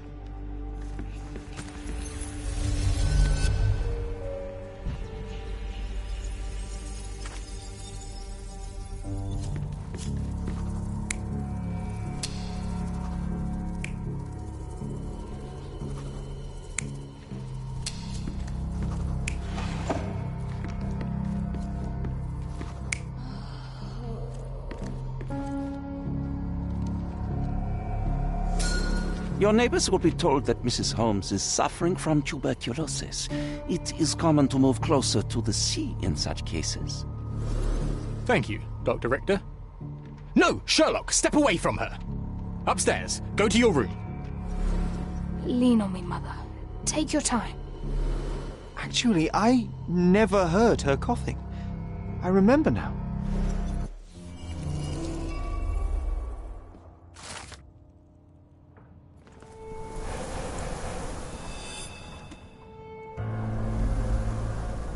Oh, I feel dizzy. It's stuffy in here, isn't it? John, are you all right? I'll be okay in a minute. How about we find our room in the meantime?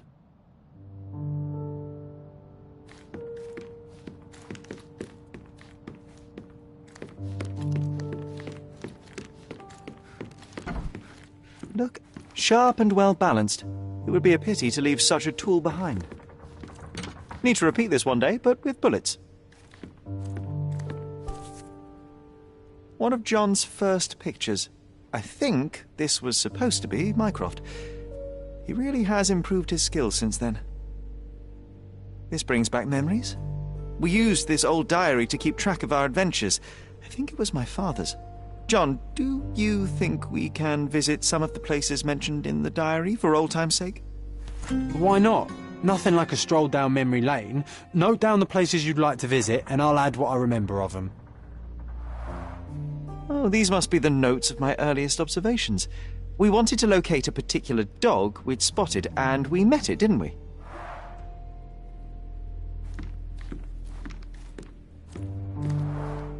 Coal dust from Miner's End, sandy dirt from the old city. We scoured the island top to bottom for these soil samples. The first chemical laboratory I ever made. I almost miss its elegant simplicity.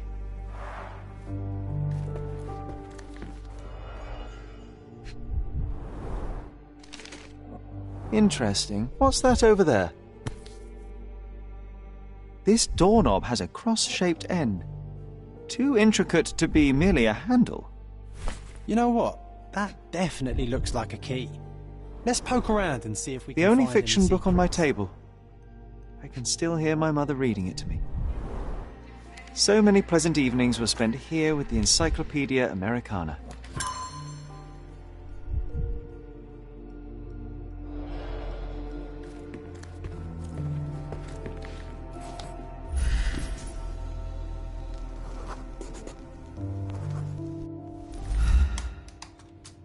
Perfect match. Sharp and well balanced. It would be a pity to leave such a tool behind. My small archive of crime clippings. Maybe I should pick up this habit again.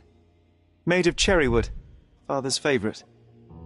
Still has a faint odour of tobacco, one of the few things on this island that smell like home. I knew you'd find it in no time.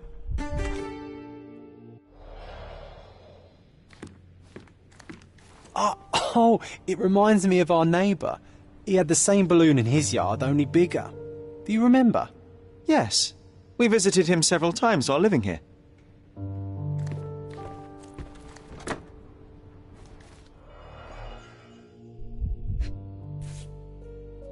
An artifact from Palau carved out of bone and claimed to be 300 years old. My mother proved it was a fake. My very favourite plaything. It was the perfect pirate treasure. Cannot believe all my toys are still here. Hey, they were not just yours, they were half mine too.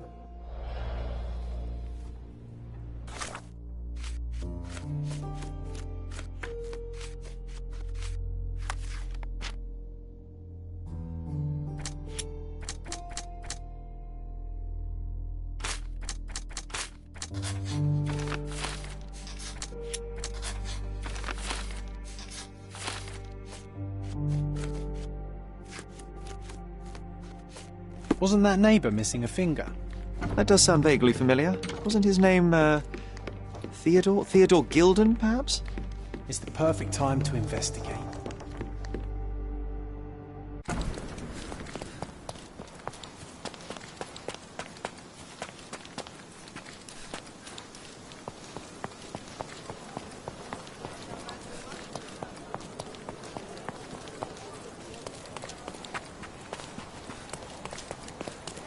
That wretch Goliath would murder us all. Mark my words. What's happened? Who is it? As if they were struck by a battering ram. I wonder how we managed not to hear any of this. Destruction and trampled ground.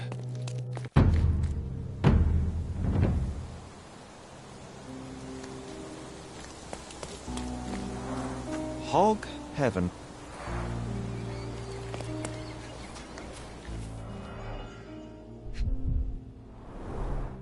A coal gas tank, enough to pump up an airship.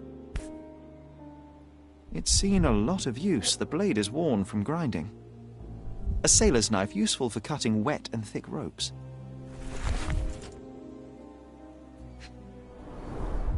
Fresh signs of impact. A rough landing led to an altercation with this shed.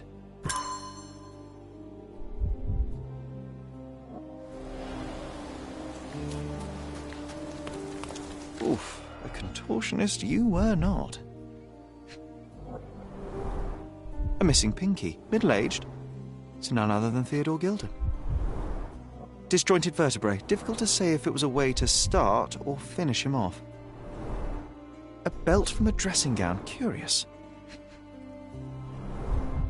A kneecap reduced to splinters. Oh boy, Sherlock. Another death means another question. And we shall answer the question. It's far too interesting to give it up to the police.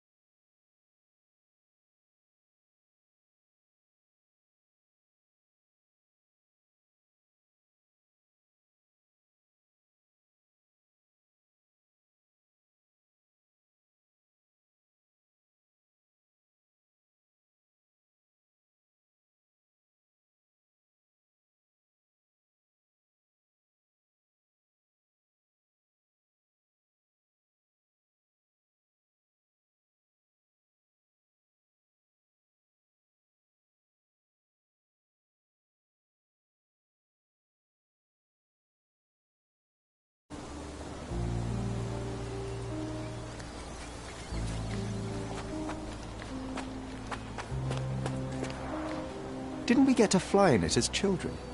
I doubt it could hold my weight today.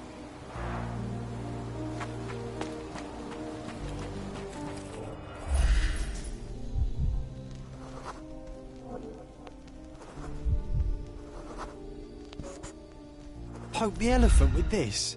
Really? People are hopeless. A strong pull broke this leash.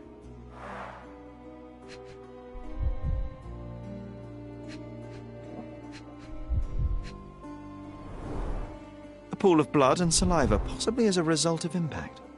Sherlock, take a picture of the footprint. It's valuable evidence. This photograph can help us find the old article about the elephants. The front page was fascinating. An amount of attention that most couldn't. True. We may need it in our investigation.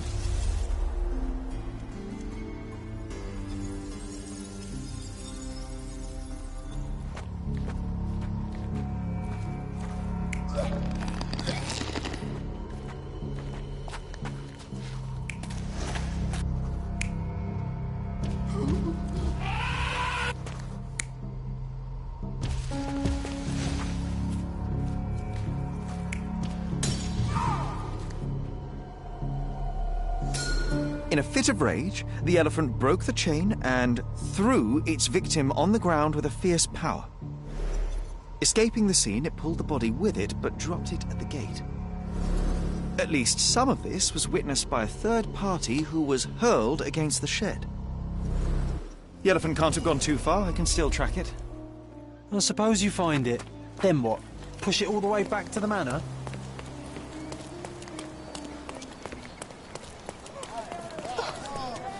Nice to see you. Help me, please. I'll help you, sir. You have my full attention.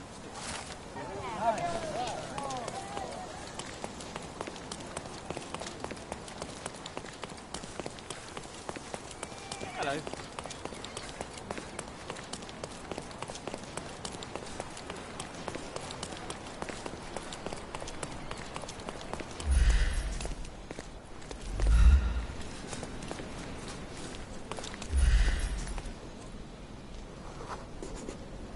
The elephant barged into this cart of olive oil. What if we're lucky and he slipped and fell somewhere along the way?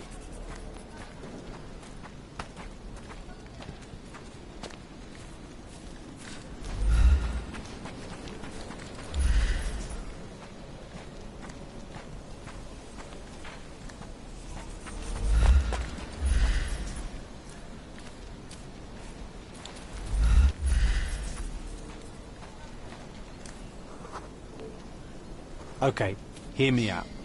If an elephant falls in the forest and there's no one around to... John, no. Oh, you're such a killjoy.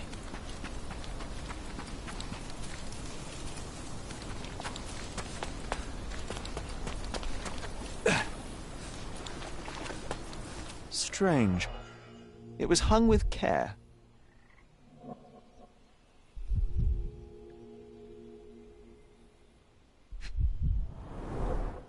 The game has escaped us, for now.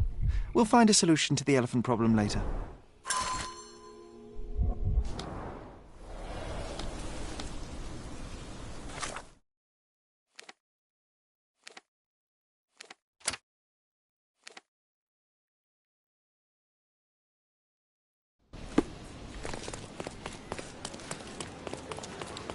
He's even putting up posters.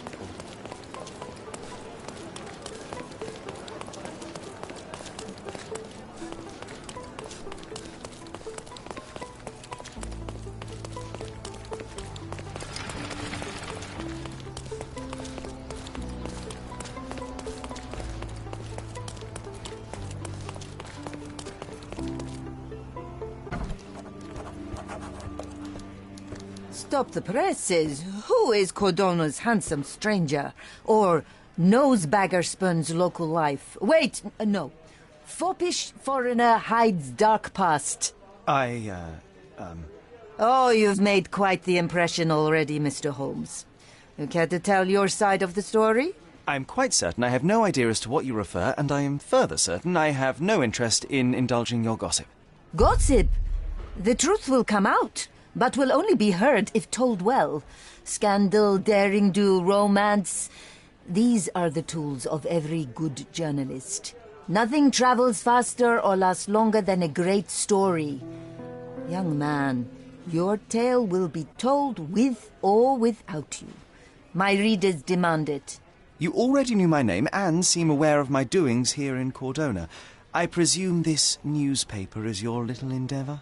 Yasmin Sertel, editor-in-chief of the Cordona Chronicle. Advocate of the free press, voice of the people, scourge of the silk stocking. Charmed, I'm sure. As an advocate of the free press, I trust you'll permit me to consult your archives? There are gaps in my knowledge of Cordona. Oh, so my work does have merit. Well, I think we can strike a bargain. I shall provide you access, and you let me keep writing about your exploits. So be it. Brooding bachelor builds bridges. Now that's character development. I guess I owe you my gratitude. What can I say? I've always enjoyed working with the Holmes. They whisper such interesting things.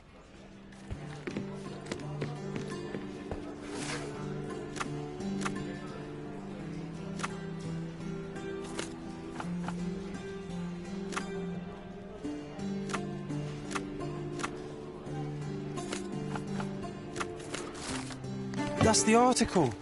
Feeling old already?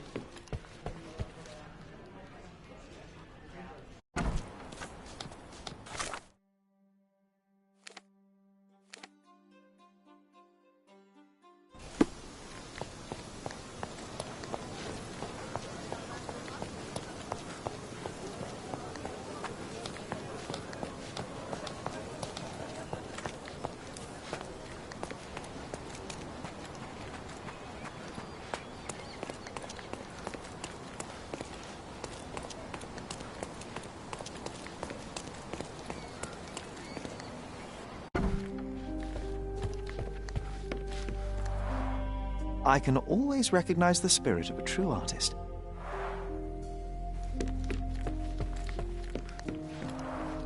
This young lady has a childish interest for her age.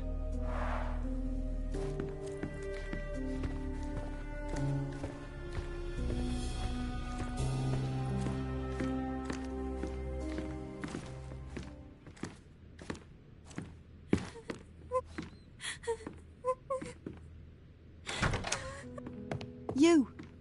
Who are you? My name is Sherlock Holmes. Theodore Gilden was... Did you kill him? Did you kill the elephant? It's not in the yard anymore. It escaped into the forest. You can't let it go. What if it returns? I highly doubt that, Miss... Imogen Gilden. Please, I beg of you, find that dreadful beast that killed my father. I suppose we do need to learn what happened. Can you tell me what happened? From the very start. I was here, so I didn't see how it began. My father visits the enclosure every morning to wake up Goliath. Today, I heard the elephant scream. I've never heard such a horrifying sound. My heart stopped. I knew something was wrong. I looked through my window and saw how it lifted my father up by his neck. I rushed downstairs. I saw it dragging my father as if he were a doll. I threw stones at it. It dropped my father's body and charged outside, screaming. Its roar was almost human. I was frightened, so I ran inside and hid here.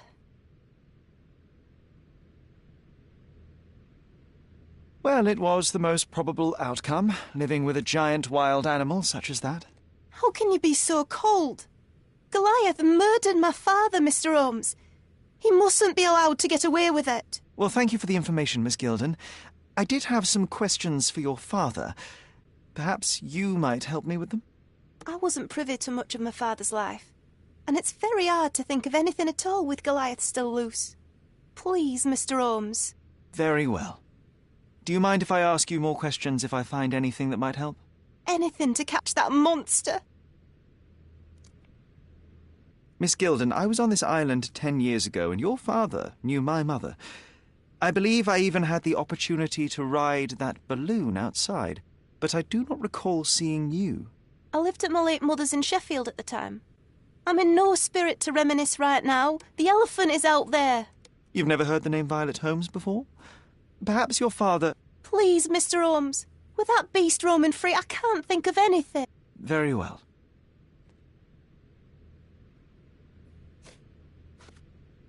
Had Goliath been aggressive before? It's dangerous, but it was never aggressive near my father.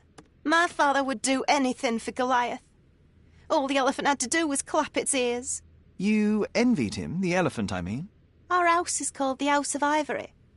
I've heard some people refer to me as the Ivory Girl. And my room stinks of the animal, as if it's me who lives in a pen and not Goliath. It's not envy, Mr. Holmes. It's just incredibly difficult to live like this. Did you observe anyone else in the yard? Any of your servants, perhaps? Servants? Do you imagine that we would have any with Goliath? No one wishes to work in this house, even for double pay. I didn't see anyone else. Only my father and that diabolical beast. A commendable effort to barricade the windows. She packed as much as she could carry. The same dull poses on all romantic photographs. So idyllic. Enjoy your happily ever after before it stales. False idols? Oh, sounds utterly dreary. Hey, Sherry, we need to talk. You found false idols. We need to find the remaining two. What does bazooka even mean? Would this paper be good for anything but blowing one's nose on? They're not rubbish, Sherry. There's something more. I'm serious. Very well. I doubt it'll be worth it, but I will find them for you, John. You'll thank me later. They're some of the most imaginative books I've ever read. What did you say? Speaking aloud helps me think.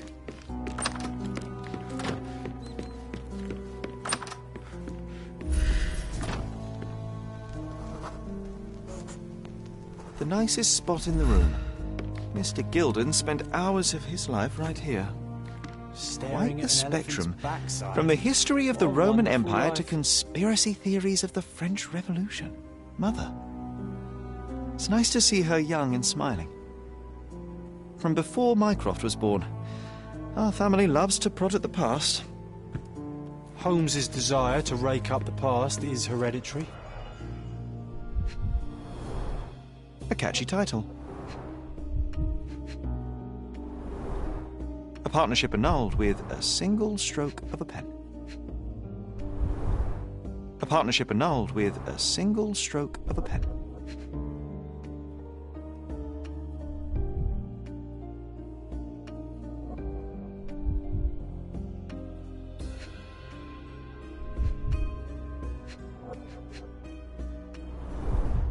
What's so special about this place? Another elephant? I should take a photograph of the plans. I don't want to carry them around.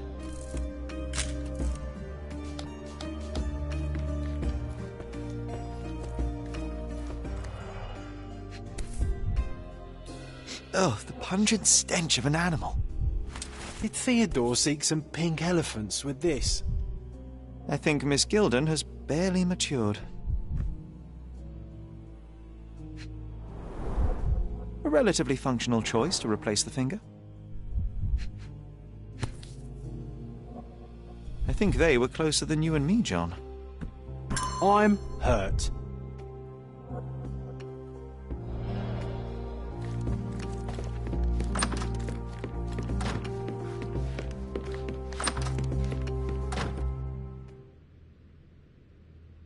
And, which part of the elephant is in here? It's quite pungent. Oh, that. It's elephant sweat. Father believed that it might replace traditional ambergris. Well, that's true entrepreneur spirit. A. Swift, is this name familiar to you? Your father had it removed from this plan. Oh, that's Arthur Swift. I've seen him a couple of times here. He works with my father in the old city, digging up something ancient. He is an archaeologist? That's the word, yes. But to be truthful, I really don't think Mr. Swift is fit to be one. I've just learnt a lot about archaeology from my favourite book series. Oh, they are page-turners. Inspirational, I'm sure, but would you happen to know where this Mr. Swift might be found? I don't, but perhaps you can find out somewhere. My father's work with him is all official. Lots of boring legal papers with signatures and stuff. How can you read something like this? It's hard to swallow, and that's not due to the hard cover. You're hardly serious. Any library without Nabe and Laura is incomplete. If you can read, then these books are an absolute must. Love and adventure. They're about life. Oh, I wasn't aware that exploding pyramids were a part of daily life on Cordona. You haven't seen life, so you might try reading about it at least. These bags of yours, it looks as if you've packed your entire room. Were you planning on going somewhere? My partner and I, we wanted a change, a fresh start abroad. But now I have to stay here. Here, an orphan. I found this. Who's this young lad next to you, your faithful knight? Paul. He's my pirate. He's not really a pirate. I just call him that. It probably sounds very silly. Your secret is safe in my hands. Does Paul work somewhere? What is his surname? His name is Paul Perks. He and his yacht Whirlpool are the champions of the Salacia Yacht Club.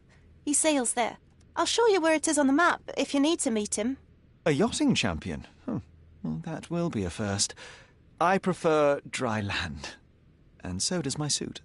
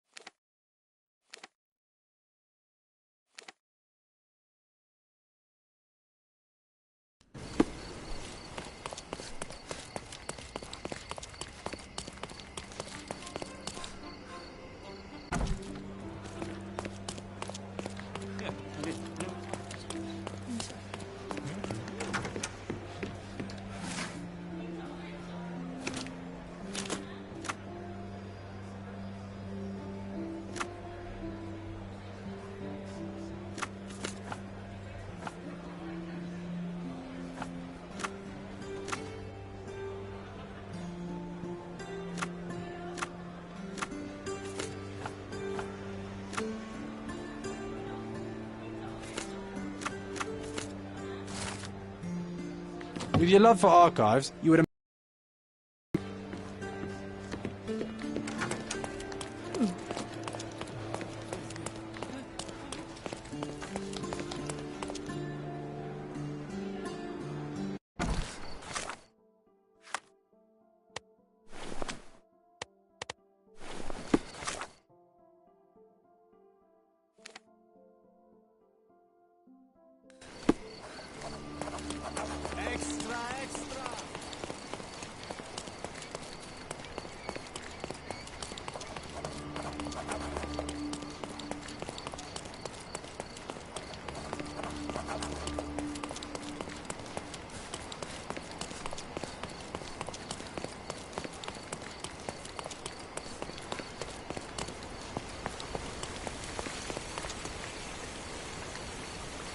Are you able to help me? Of course, officer. Let me tell you.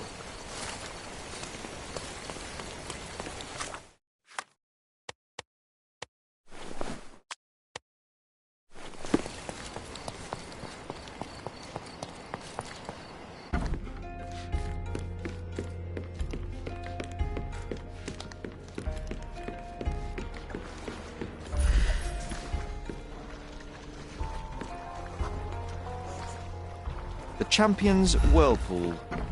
Pool's bread and butter. A foghorn to navigate and warn others at sea. You should have a warning to cover your ears. Sails of hatred. I suppose there is something for everyone, including champions.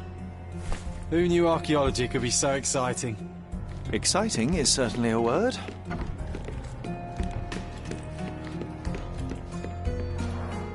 Bloodied bandages. Has someone been hurt? Where would a champion hide a key?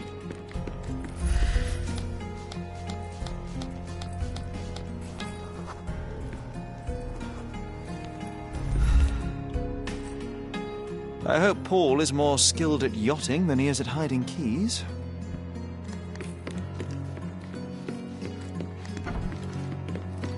Bloodied bandages. To earn big, you have to spend big. Mr. Gilden wasn't afraid to get his hands dirty. Additional earnings to sweeten the victory. An interesting place for a message to a champion. Old betting slips. Paul always bets on Whirlpool. One victory after another.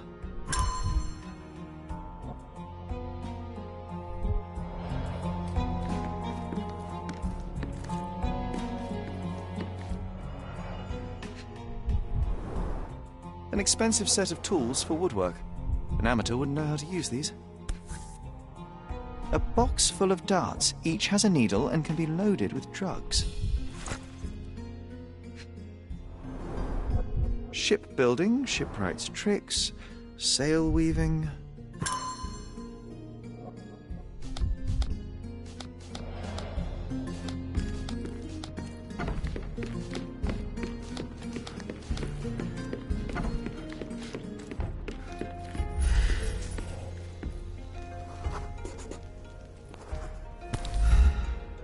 Undeniably psychotropes. Not for toothache, I think. A typical tea tin. I wonder what he has for biscuits. Oi! Hands off my possessions before you lose your fingers. Are you illiterate? The rules are written everywhere. Ah, Mr. Perks, the cabin boy himself. Champion, you mean? I was right. You are illiterate. I think a couple of shiners might teach you. One last chance. Who are you? I'm Sherlock Holmes, a friend of our mutual acquaintance, Miss Imogen. Look, you artichoke. Imogen has no friends. Except for me. If you must try to insult people, it's better to know the meanings of the words that you're using. You fancy you could teach a sailor to swear? Go ahead. Show me how inventive you are. Stand still for a moment.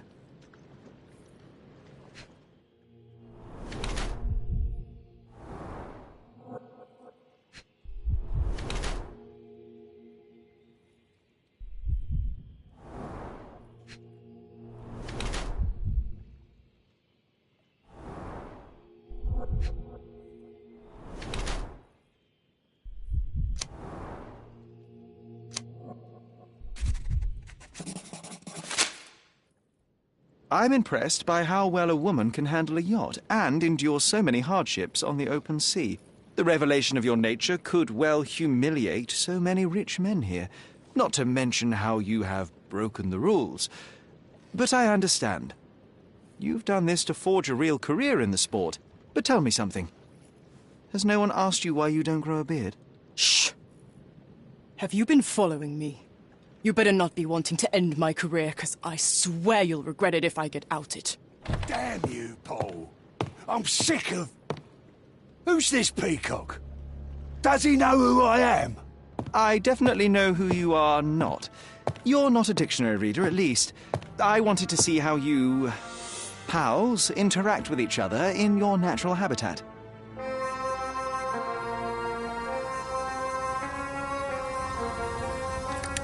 But I'm afraid I have to interfere. I'm coming for you. I'm coming. Don't. I'm coming for you.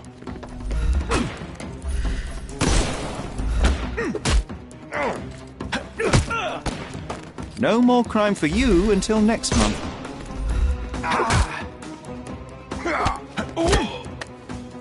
Take a rest. Give him the pepper snuff.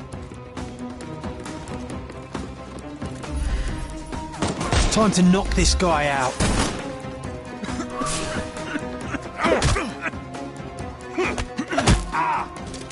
No more crime for you until next month.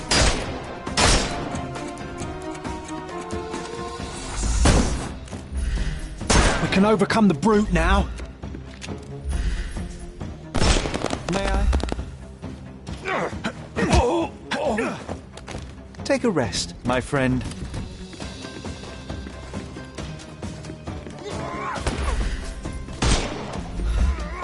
I couldn't miss the party. I couldn't miss the party. I'm coming for you.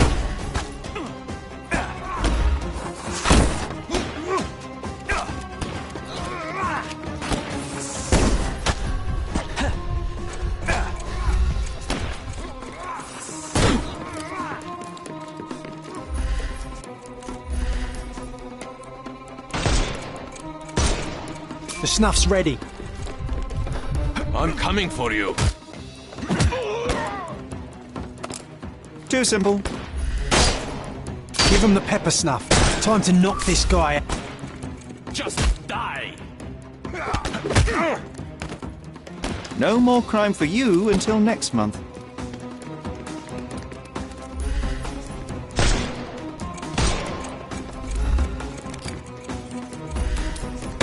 Good day. I couldn't miss the party.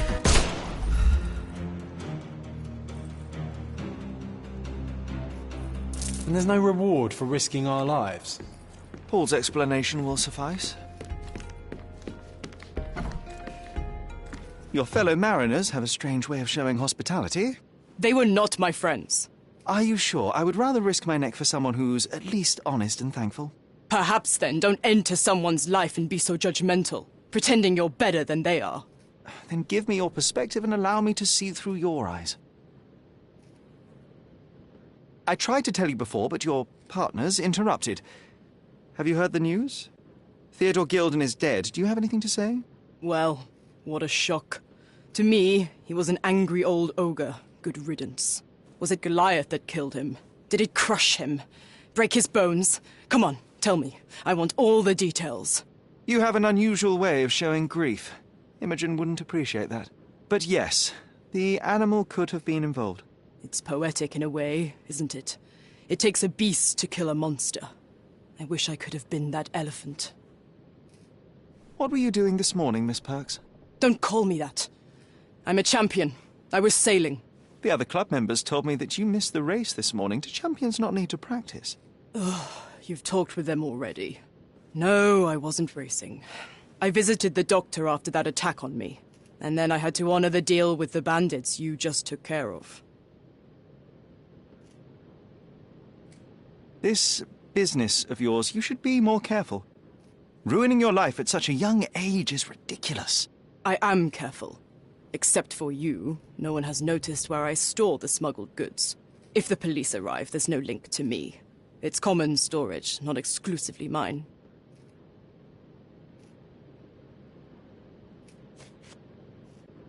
You smuggle illicit psychotropes on your yacht. Not a delivery for the hospital, I'm sure. Of course not. I've had to cut corners to earn some money. How might a person afford to pay for a yacht in an honest way? I don't know, although I'm smart. The buyers are my customers. Adults who are willing to pay for their pleasure, or weapons for jewels. Whatever they want me to deliver. Nothing criminal. Well, it's your lucky day. I'm not here because of smuggling. Have you tasted this tea yourself? I wouldn't have been a champion if I had used it. It's just a side business that keeps my career afloat. It's quite expensive to compete in yachting. Sometimes I cut corners. Such as fixing whirlpool yourself? Exactly. And sometimes I just have to pay. That's how I earn money. I don't sell slaves or take the last mangear from a poor family.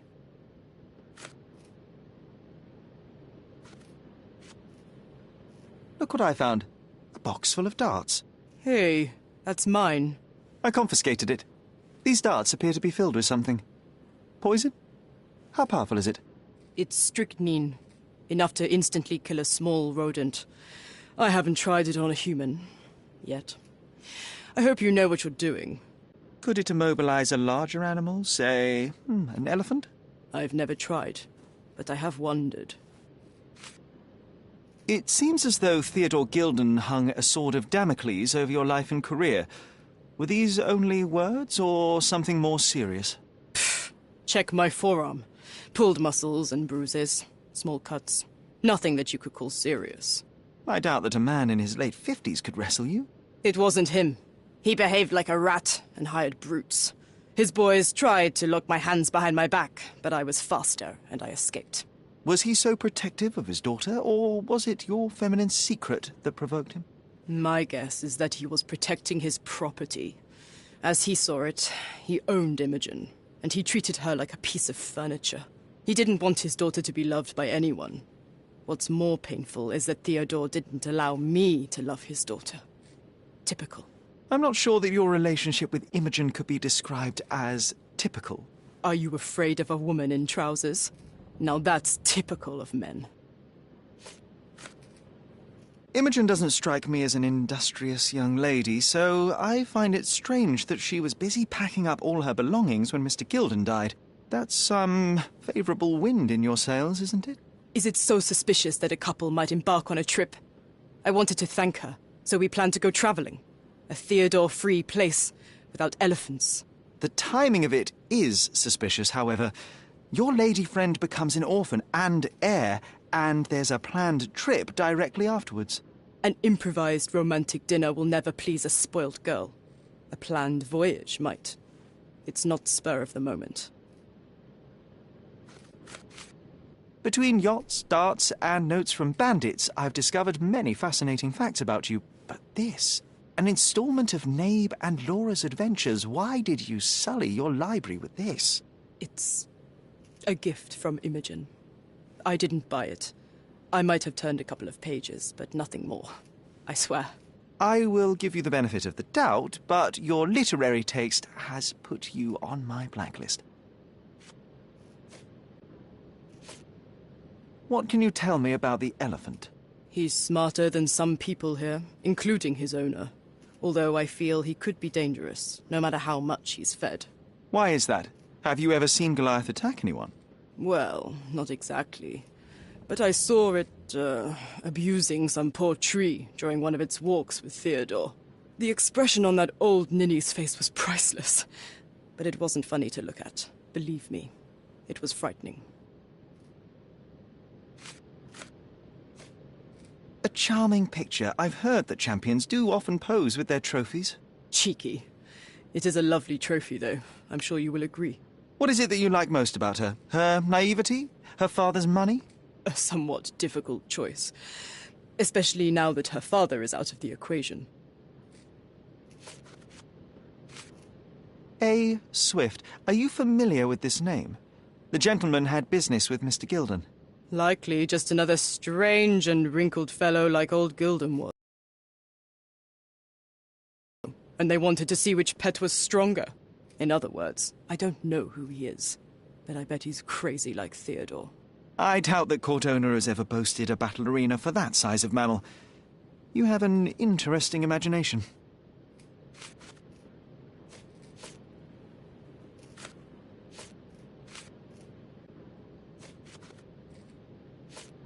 Does this knife seem familiar? I didn't find it in your competitor's back, to be clear. This knife is as blunt as your humor. It's a bosun's knife, but it's not mine.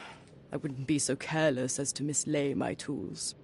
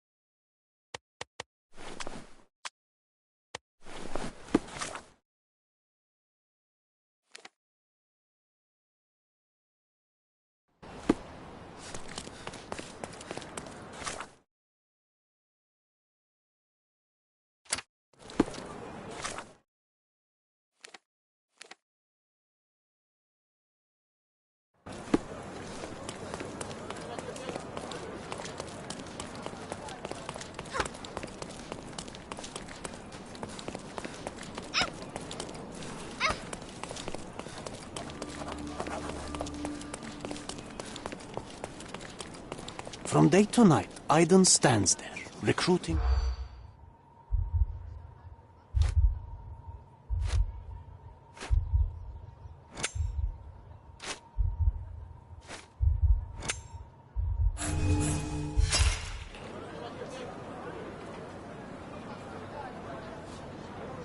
From day to night, Aiden...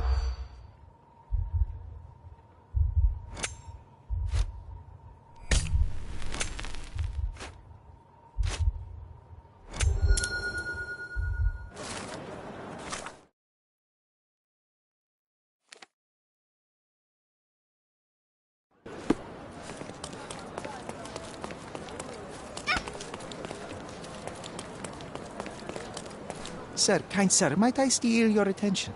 I am not buying. Ah, that is the thing. You won't waste a single mangir. I am a digger, you see, and I have heard of a dig site so deep it clogs your ears. I want to be there. Why are you telling me this? I have heard of a man recruiting for such a dig. A man with a scar, such as the one that you're hiding. And your boots are dirty with the deep clay I am so familiar with. Oh, I hope it wasn't too rude of me to point that out. You have a good eye. And you just want to dig? Dig deep and that's it? What's the catch? Are you in desperate need of money? Oh, there is no catch, sir. I won't even ask for advance pay. Just give me a shovel and I'll dig a hole like you've never seen. Huh. Is that so? Well, I have to ask you an important question first. Would you be fine working for Brits? I am all for them. Well, you say that, but can you prove it? I'll sing you a very special song. God save our gracious queen. Cut it! Or people here will make you their queen. I can also speak in limericks. Please don't. You might be a little bit weak in the head, but a natural born digger with a keen eye is what we need. Take this permission slip and go to this address. The guard will let you in and check with the professor once you're there.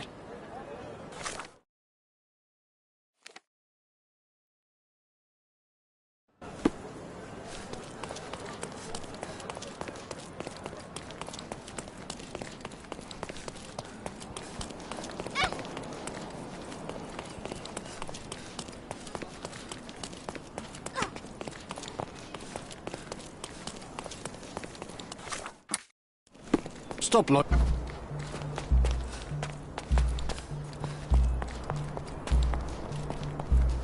Newcomer, talk to the professor first. He's the old fellow with the glasses and the plans. Where's the fire in your eyes? Where's the smile? I am sick and tired of seeing apathy among the new workers. Sir, believe me, I do have the spark. I want to start work straight away. It's as important to me as it is to you. Ah, that's the spirit. I'm on the verge of a great discovery. I am ready to work. Splendid. Do you know what I am working on? The ivory baths. Everyone is looking forward to the grand opening. Who told you this nonsense? Why would you contaminate history with this base desire for leisure? We are looking for Vitus Lemonius's tomb. This is our goal, to find the artifacts of the early Roman Empire. Let's continue. I am Professor Swift. We have 3 rules here. Don't touch anything, always return the tools, and don't distract me unless you find something.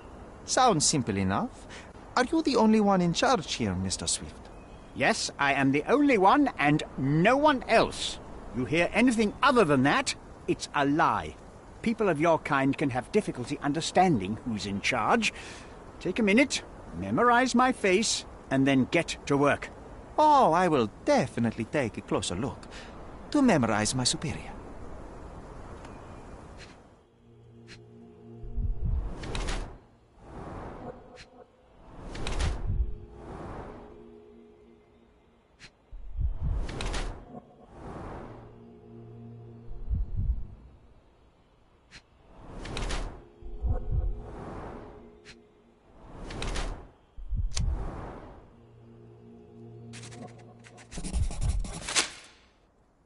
I bet that tomb is worth a lot of money. Are you not here for that? See, young man, how quickly you get distracted by the promise of treasure. You cannot appreciate the importance of my work. But you clearly have little or no money. Old clothes, untended wounds. You have no one beside you. That's the price of discovery. I have to surround myself with fools like you who wish only to feed their stomachs instead of their brains. I was just asking. It is my curiosity. I cannot control it sometimes. Don't let me go, sir. If you'll just stop asking stupid questions, I won't have to fire you. So get to work. And you better find something useful.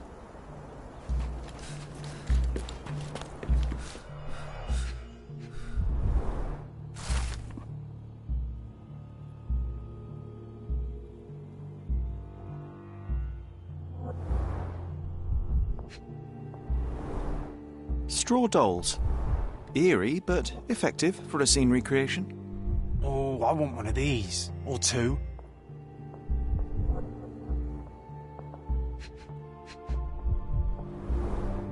Oilcloth. Won't fade and waterproof. Enough here to make 10 sails and more.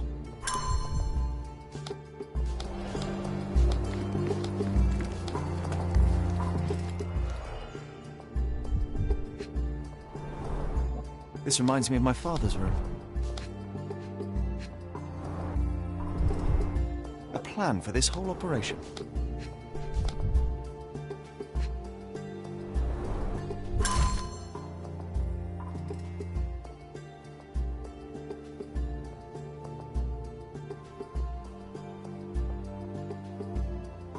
This might prove useful. I'll note it down.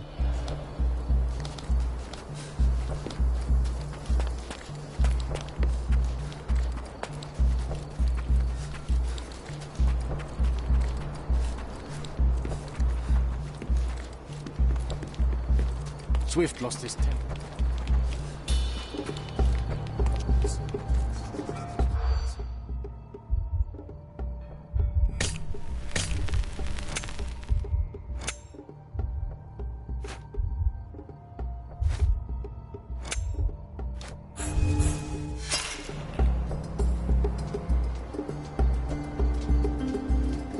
Swift lost his temper when...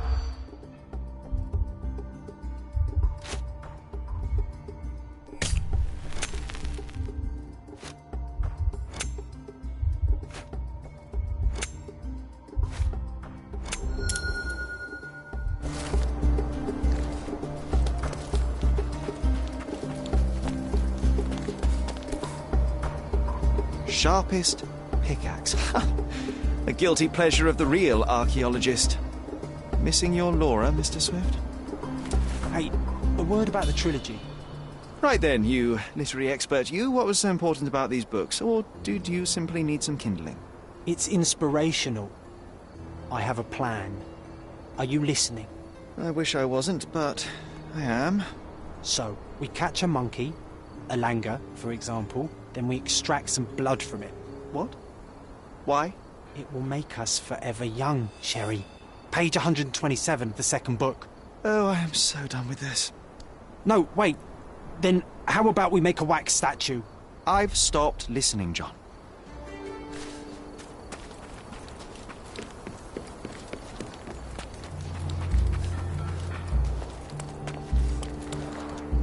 Somehow the text remains legible. Let's see if I remember my Latin.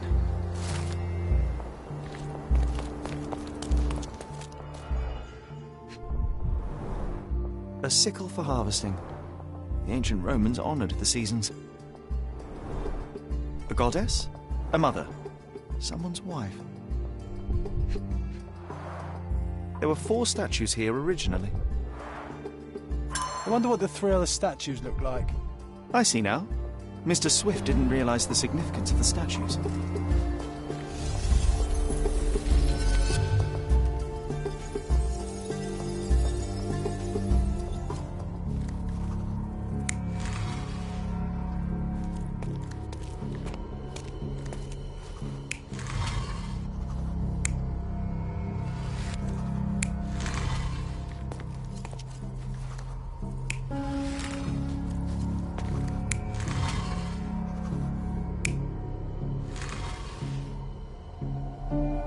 You're not even trying, Sherry.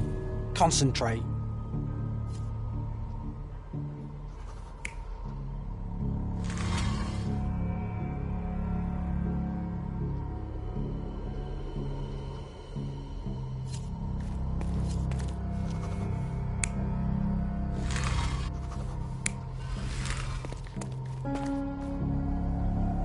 You're not even trying, Sherry. Concentrate.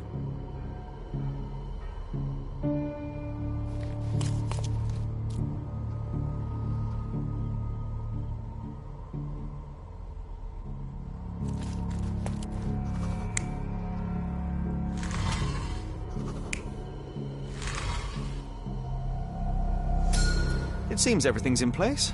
Now, let's see what this has to tell us.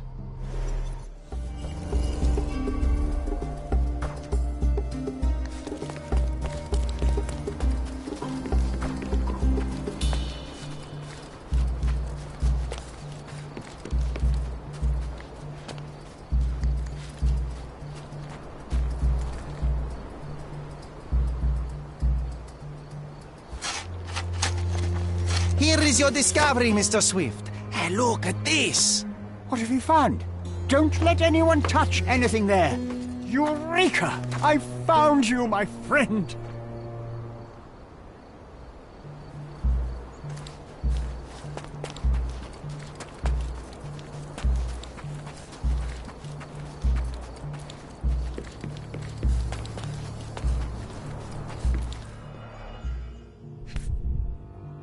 A box of darts. Handy against rodents of all kinds.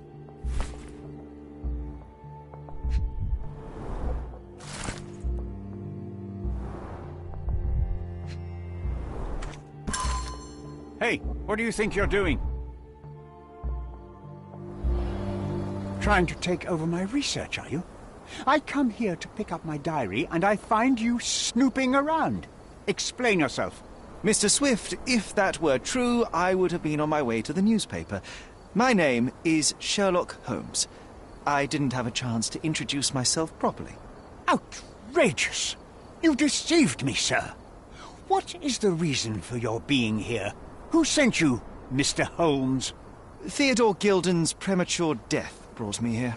Theodore is dead? How can that be possible? I'm thinking of all the possibilities, and I'm not crossing out anyone who might have been involved. Even his elephant. The land you're excavating belongs to Mr. Gilden, does it not? Did I hear an accusation? I have nothing to hide. You can ask me whatever nonsense you've prepared as a token of my diminishing respect towards you. Very well, Mr. Swift. I appreciate your cooperation. When was the last time you saw Mr. Gilden? A couple of days ago. We discussed the site. I believe in the tomb and its secrets. Theodore's patience was stretched, however. He was already inventing new projects. It wasn't a long conversation. I suppose that his daughter will inherit everything now, along with all of the eccentricities and problems. And not forgetting Goliath. Eccentricities and problems, Mr. Holmes. One of many. Were you at the site this morning? Affirmative. This project is taking a lot of my time, as you see. I spend more time underground than on the surface. When did you learn about Theodore's death? Just now. You just told me. And you aren't surprised, shocked? I won't tell anyone if you shed a tear or two. Weren't you partners, after all? We were. And it is a real shame. But I've seen too many deaths in my life, Mr. Holmes, for the news to truly shake me. Will you allow me to return to my research? Or are you insisting on remaining an obstacle? Oh, I haven't even started yet. You have a weakness for nostalgia? Or, rather, do you use it to record a list of enemies? Young man, you need to check your moral compass. Reading another person's diary is a sin in every culture that I can think of. But you aren't answering the question. You've already read it. Why bother? I simply record my life to keep my memory clean from misinterpretation. Letters and pages don't lie. But the writer of the text can. With this book, you attempted to plan an attack on the elephant? Your insinuations are out of place. Goliath is a frightening animal. All I wished to do was to understand the creature. As any scientist would do, I researched, analyzed, and drew conclusions. And what conclusion did you draw? That Theodore Gilden made the animal miserable. He couldn't provide the proper environment for the beast. My interest in the subject ended there. What's with this box of darts? Is it for a scientific argument? A little darker than that. Rather for killing the kind of rodents that might nibble a nose or a toe in your sleep. Let's just say I have to protect myself against a larger animal, such as an elephant. Might it be enough to stop it, make it faint? If I were you, I wouldn't bank on it. As far as I can tell, you're a man of the academic world, so this book about Nabe and Laura is just an empirical study? What? That nonsense? I'd prefer to lose my eyesight than read such trash. So, you know nothing about it? I know nothing. I wish I'd never heard of it in the first place, this caricature of science. Do I hear traces of envy? You're still relatively young that you might find your own Laura. Perhaps I envy Nabe, for I cannot simply blow people up for distracting me. That's all. You happy now? Wonderful.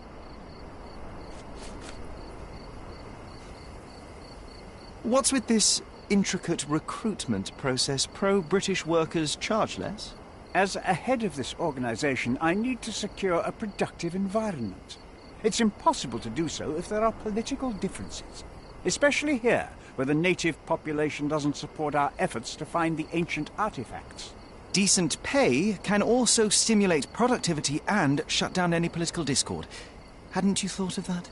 You're young. You have time to fritter and fight with everyone you meet. I don't have such a luxury. Our workers receive enough pay for what they do. So don't start a discussion you know nothing about.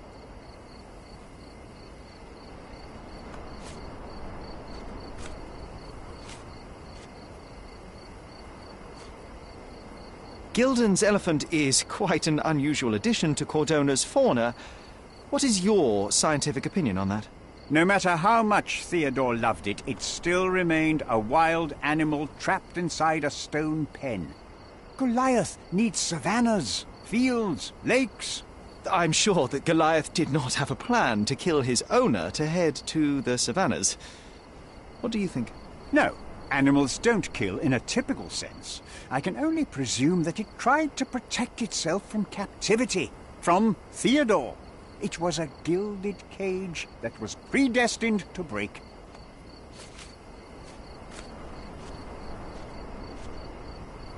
Remember one of the rules? It seems that you didn't return a tool. Is this knife yours? Do I look like a fellow who carries a knife? I don't need it. There are plenty of uses for it on the site, and outside of it. I have other people to cut ropes for me, Mr. Holmes. Your partner had a very specific attitude towards the things he treasured. Was this habitual for him? That would have been too much even for him. Don't get me wrong, he had a harsh temper. Like a true businessman, he was ready to burn his competitors to the ground. But threatening someone physically would have been something new even for him, am I correct? Absolutely. Besides, I had never seen him this angry. The fellow who received the letter must have been extremely alarmed. Have you seen this person before? The one beside Imogen Gilden? No, but he's with Imogen, so I suppose that he's a friend of hers.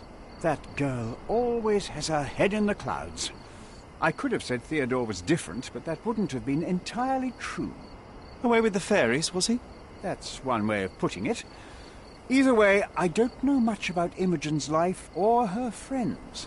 The type of elite that pretends to be educated.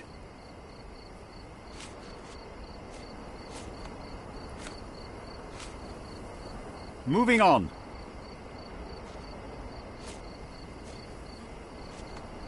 Did this plan cause a rift in your business relationship with Theodore Gilden? Nothing like that. Admittedly, we didn't share a common vision of what is more important, the past or the future. In my opinion, We can't build a future without knowing the past. So you wanted to save the tomb of Vitus here, or perhaps your...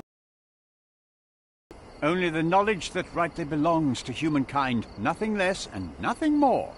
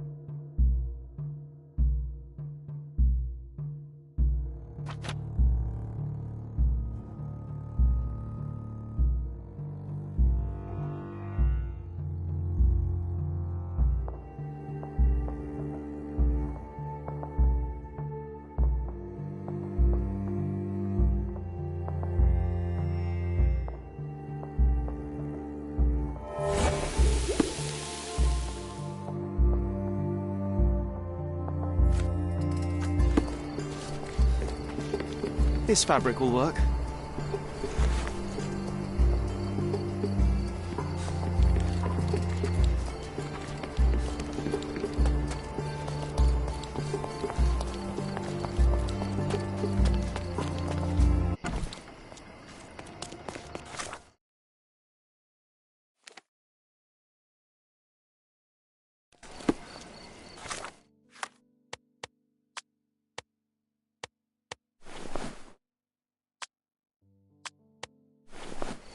Extra, extra!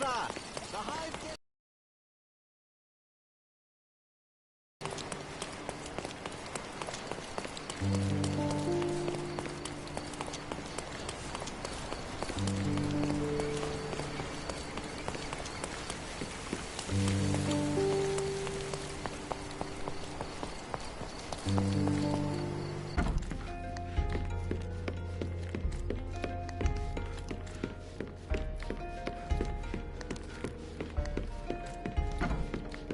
It might fool an elephant. Mrs. Nini seemed to know her sewing inside out. I bet she missed us. I hope Miss Nini won't misunderstand me.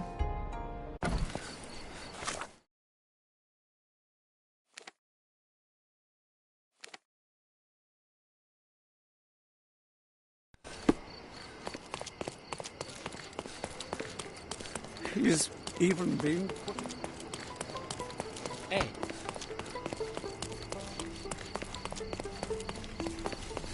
Good day, madam. I've come to you with a special requirement. The tailors on the street can't help me, I'm afraid.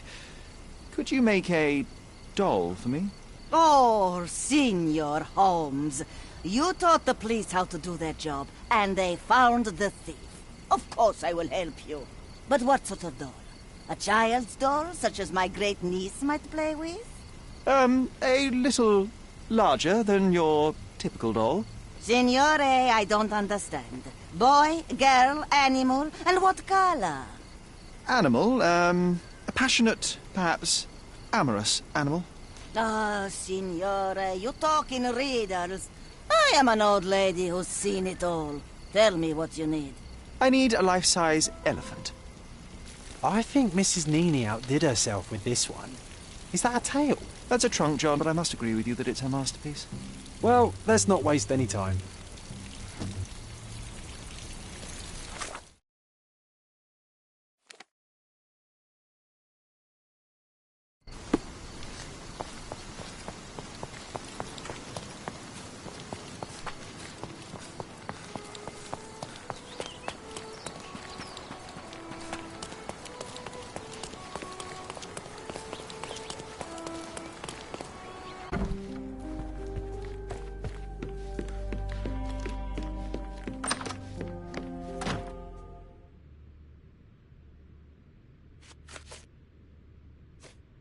Have you seen what your father sent to Paul? This is despicable. My father was never a gentleman, but this crosses the line. I knew that father wasn't fond of Paul, but this is just awful. If only he could have seen how good Paulie is to me.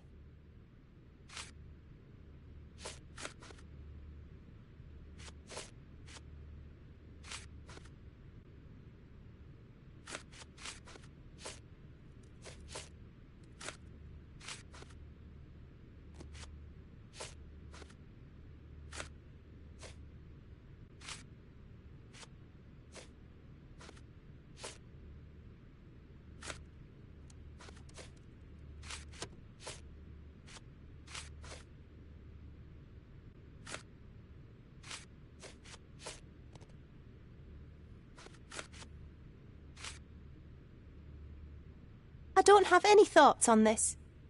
I've nothing to say about this. I've nothing to say about this. I don't have any thoughts on this. I've nothing to say about this. I've nothing to say about this. I've nothing to say about this. I've nothing to say about this. I'm afraid I can't add anything useful. I'm afraid I can't add anything useful. I've nothing to say about this. Are you aware that Paul smuggles drugs for a dangerous gang? Mr. Holmes, I've already told you. I call him a pirate in play. He's not an actual pirate. He's a champion and a brave gentleman, not a thug. Let us agree to disagree on that. But don't be surprised if one of his clients knocks on your door.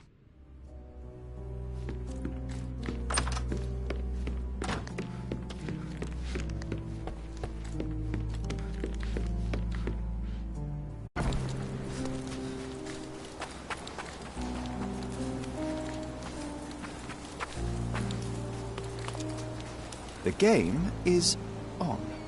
So, what's the plan? I hope it all doesn't go horribly wrong. We know that the elephant is seeking a female. We can arrange that. A doll with the appropriate scent might do miracles. So you're a marriage broker? Well, I suppose that makes me a groomsman. Oh, she is a bit breezy, I must say.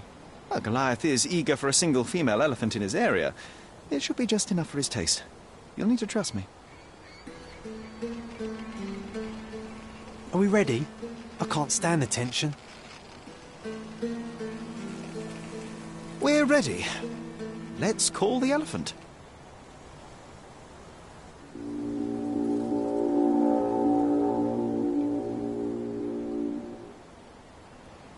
How could anyone resist?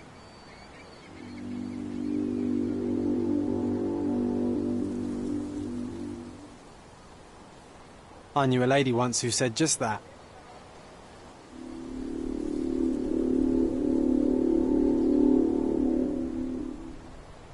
Too bad I'm not an elephant.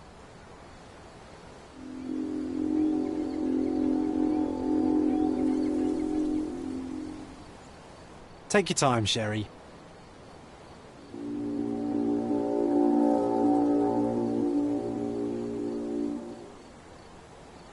That deserves a slap. And then a kiss. And here's our lovesick friend.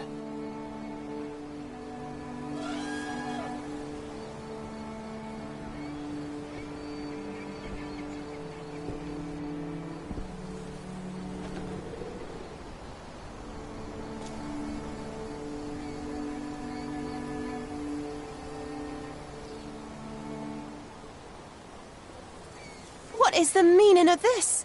Why are you bringing it here? I won't allow you to leave it. I assure you that it is only a temporary measure. It won't be long until the elephant is gone, I promise you.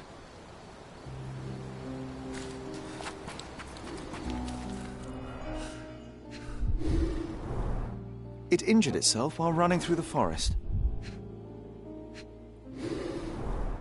The left tusk is larger and more worn.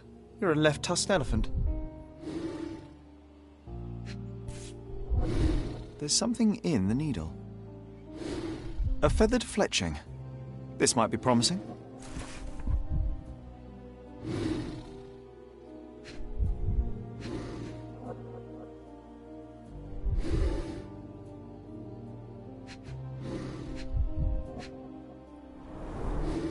Peaceful and compliant, almost a gentleman.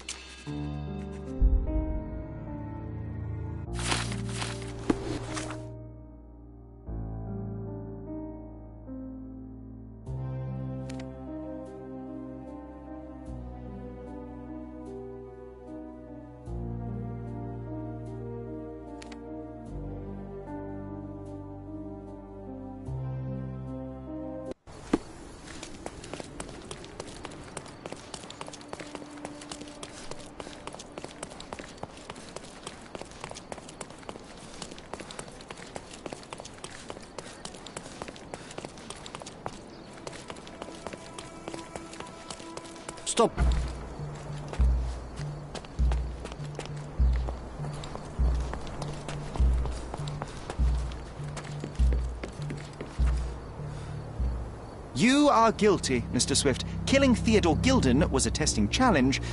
You succeeded. What makes you think I'm somehow involved in Gilden's death? My partner's death, I might remind you. Your dart uses strychnine to kill rodents at the site, is that correct? Well, yes, that is its purpose. The same dart with strychnine was found on Goliath. The very same substance is a powerful stimulant. It causes convulsions, a flow of energy. You shot Goliath. The elephant became extremely energetic, agitated, and so terrified that it killed its owner. For a man of your age, it was easier to hit a larger grey target than a small man. You said it yourself. Goliath killed Theodore, and your strychnine speculations are absurd. Only athletes use it as a stimulant, not elephants. True, but one dart of strychnine would not be enough to kill the elephant, and you knew it. You were there when Theodore Gilden died. Nonsense. I visited him many times, but I wasn't there when the elephant killed him. Then I must have made a mistake, because the murderer met Goliath's rage personally. The perpetrator was hit by the gate and thrown into the shed. Your bruise matches the contour of the broken hole. One further detail is that the murderer had a bosun's knife, fairly useful in a place where one might cut ropes and fabric, such as, I don't know, the dig site? That's your interpretation of the facts, Mr. Holmes. You've simply aligned them to suit your hypothesis. It's not a hypothesis once proven, it's theory, Mr. Swift. Let me tell you a story. A man spends almost 5 years of his life locating an artifact. He puts every ounce of energy and money into his research. The same man even goes so far as to sign a contract with a ruthless man, a businessman. It was a risk, but the reward would be worth it. Years go by and there's still no result, so the businessman decides to end the man's research. He spits on the research, he promises to bury the site under an eccentric project. All of this is just his whim. Theodore Gilden could do anything he wanted with this place, and you were anxious about the fate of your research. You wished to protect it. You tried to tame Gilden's eccentricity, but you killed him instead. Theodore wasn't trying to sabotage my career. We had a disagreement, but it wasn't as dire as you describe it. He wasn't a pleasure to talk to, but killing him? Nonsense. Theodore Gilden was a capricious man, extremely impulsive. But the cold-blooded nature of your plan makes you even more dangerous. You feel nothing. You show no remorse. It was simply a calculated move. And that is why you are under arrest. Nothing. You have nothing on me. I think I'll let the police decide if my findings are substantial enough for prosecution. This is all a dreadful mistake. This can't be happening. The elephant killed Theodore. Goliath is innocent and he should be free. He is not the real murderer here. That is the apex of your career, Mr. Swift. Farewell. I told you Mr. Swift was not a real archaeologist. He was a murderer. I knew there was something wrong with him. Fortunately for us, being a murderer was not his profession. And about the elephant? While you were busy, I've dealt with it. No thanks to you. I asked you to solve this wretched problem, but you didn't. I couldn't be in two places at once, Miss Gilden. I was catching your father's murderer. But how have you dealt with it? A man agreed to take the elephant away. He came to me asking for permission to relocate it to his property, and I accepted. Well, congratulations, I suppose. That is one less problem. Actually, two, Mr. Holmes. I found my father's possessions that you can take with you and disappear. I appreciate it, truly. Well, someone has to do something. Take everything if you need to, and leave me be. Take care of yourself, Miss Gilden.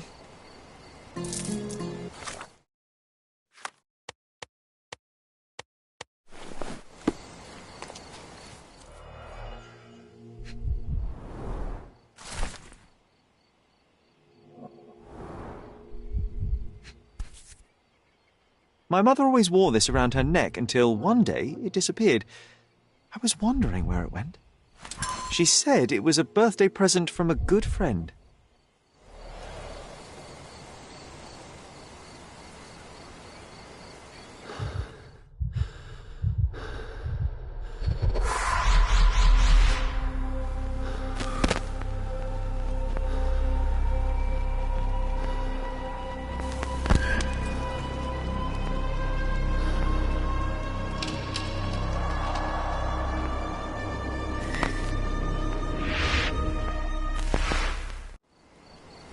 I just had another glimpse of a memory, John.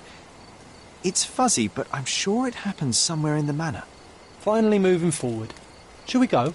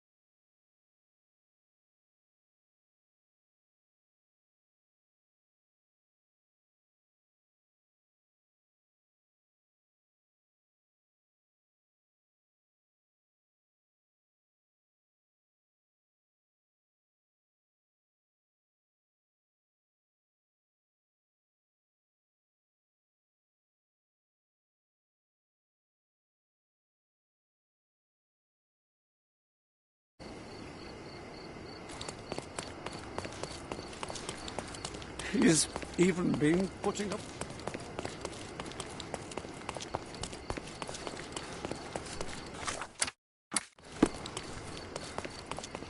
I thought he'd kill the boy. I've never seen...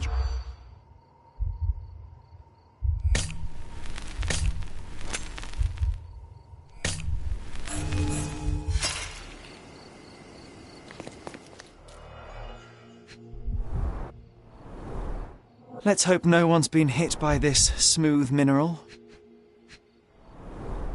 A deck of tarot cards, very popular among street performers.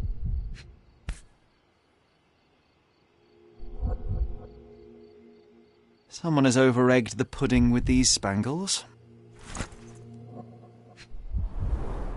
The name of the original performer has been replaced with Dilwyn.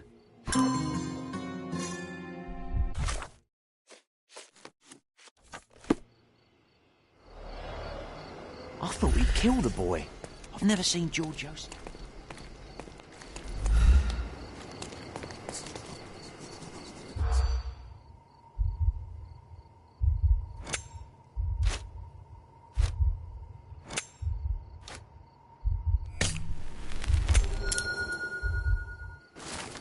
You know what? Put on the magic cap.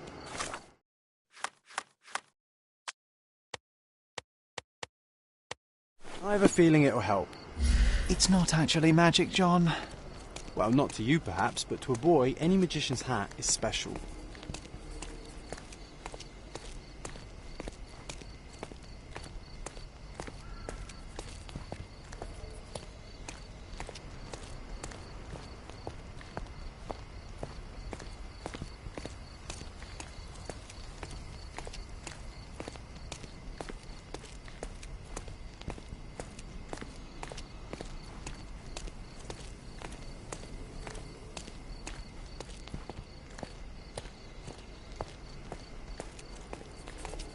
Should have known better than to jostle a police officer.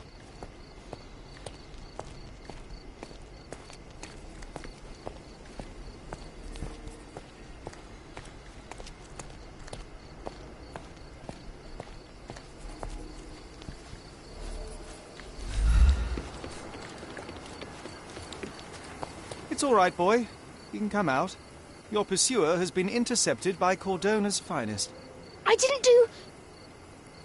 Hey, that's my hat you're wearing. I know it is. I followed you from your magic stand. Are you okay? I'm fine. You should keep the hat. It makes you look like the amazing Alonzo. He's the best magician around. It never suited me anyway. Is that so? Let me take a look at you.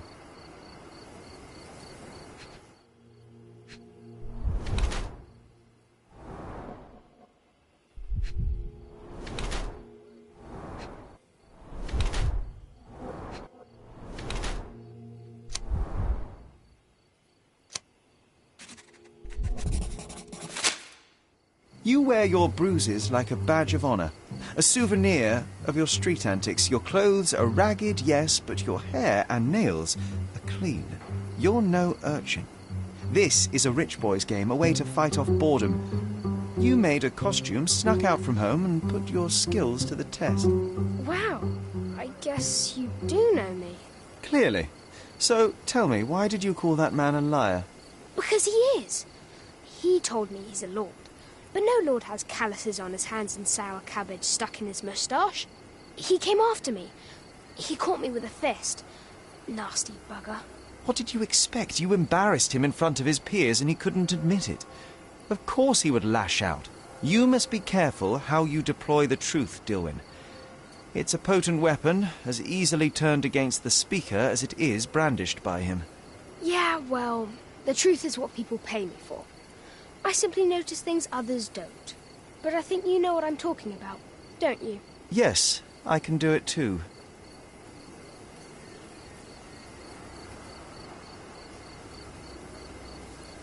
It's called inductive reasoning, and do not let anyone tell you differently.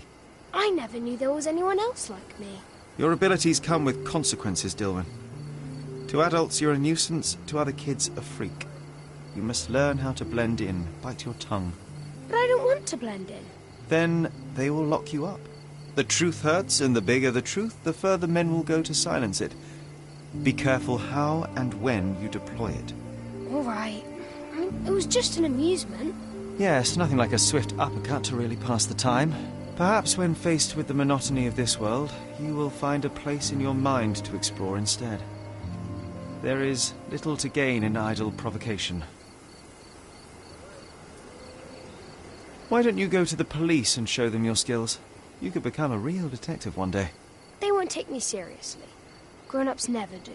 I'm sure you'll be able to impress them, Dilwyn. Just work your magic. All right. Maybe I'll do that. Catching criminals could be fun. Before you go, impress me. What do you see? You're overconfident, as a way to mask your insecurities. You're more vain than you care to admit. And you notice when people notice you. You act like you don't need anyone, because it's easier to pretend you like being alone than to ask for help. You desperately hope to find somewhere you belong. But you never will. Nowhere, no one will ever be enough. And the truth is, you're terrified. You're too smart and too empty inside. You know how dangerous that is, and you know exactly what you're capable of. Valiant attempt, but alas, you've missed the mark. Oh, really? Well, what does John think?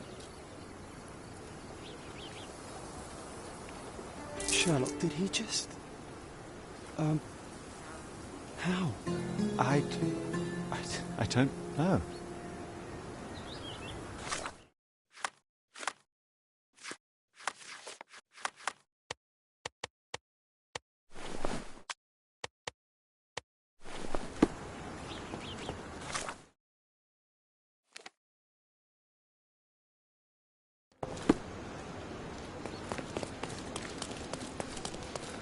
He's even been putting up posters, poor man.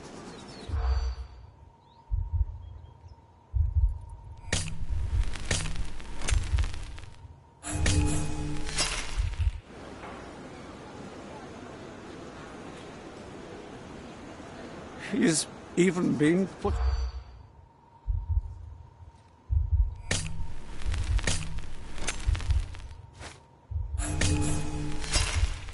We've got to fall back, Sherlock. I think they're suspicious.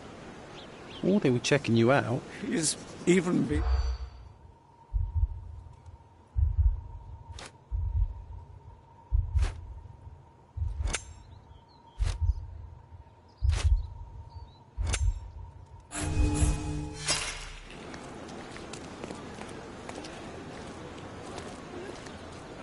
He's even been...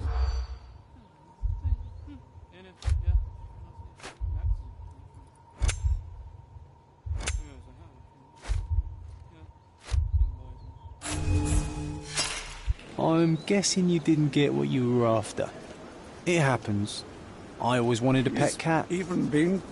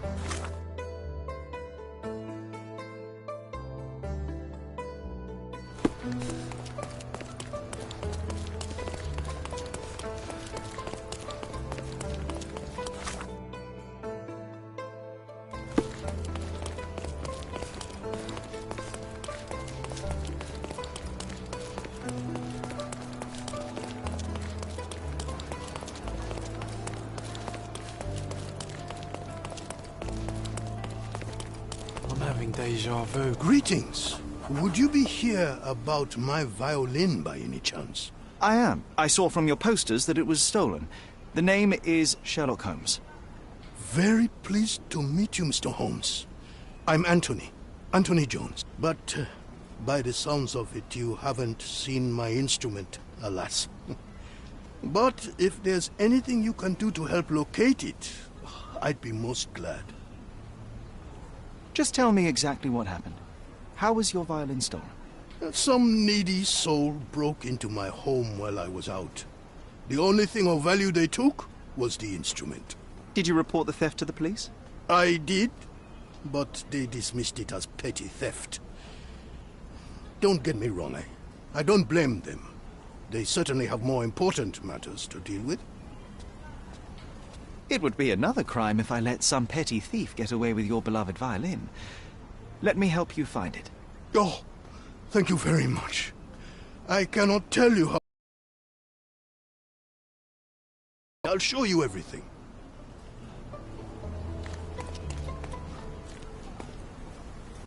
Feel free to look around.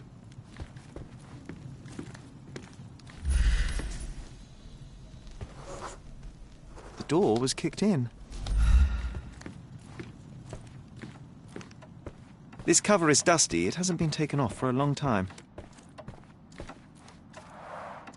I see you've received many accolades. Ah, those are from a long time ago. I used to perform a lot in my youth.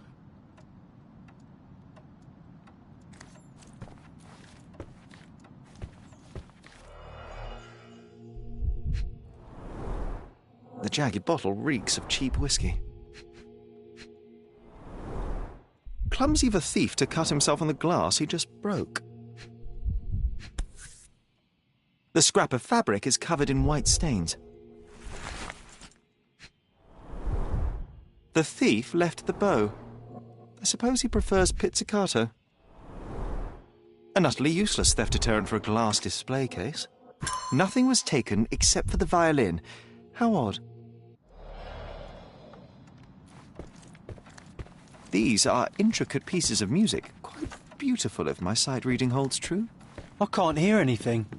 Has it got strings? Anything else you'd like to know? You weren't here when the burglary happened, correct? I was tending to my wife's grave at the cemetery.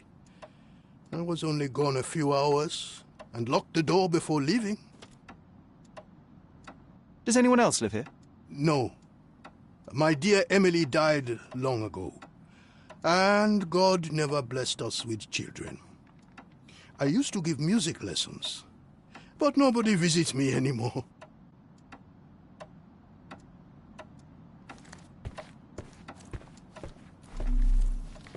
These are intricate pieces of music. Quite beautiful if my sight reading holds true.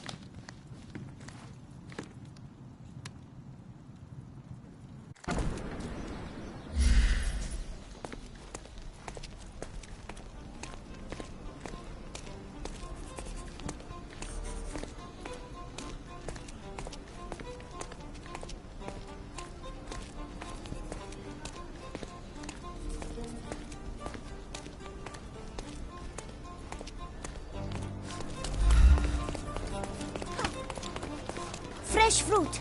Freshy, fleshy, fresh. The trail stops here among the waste. Hello, sir. Would you like some fruit? Fresh from the orchard? I'm not hungry, but I'm looking for a violin that was stolen. Any chance you saw someone with one? Oh, yes, I did. It was sailors, sir. And they were very good customers. They ate lots of fruit and said that my donkey looks like their friend. Lieutenant Sean. A lieutenant. Did you see where they went? No, sorry, sir. I was helping other buyers. Oh, and sir, the sailors also took my donkey. So I guess they weren't very good customers. They promised to return him, but they didn't come back. My father will kill me if he finds out. So I'm still waiting here for them. Do you know Anthony Jones, the musician? He lives nearby. Of course. Mr. Jones is very kind. He never barters. Funny you ask. I'm yet to crack a smile, so pray tell. Well, the first time they came by, the sailors mentioned something about music, so I told them Mr. Jones can teach them how to play. Wait, so was it his violin? Oh. You couldn't have known they would steal from the old man. Fortunately, you made up for it with your testimony. I'll find them and your donkey soon enough. Stay put.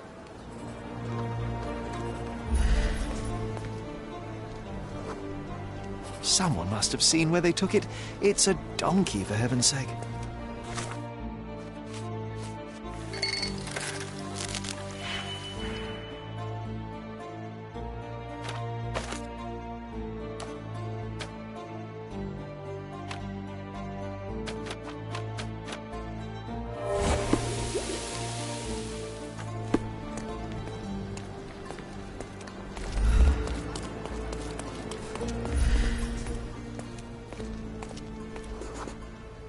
The donkey was being stubborn, but so were they. There we are. The first lead in our asinine chase. One of them lost his cap.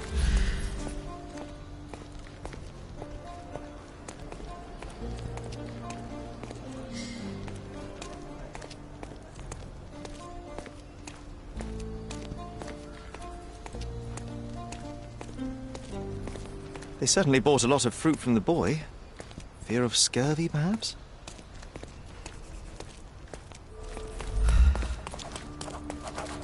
Oh, this must be Lieutenant Sean.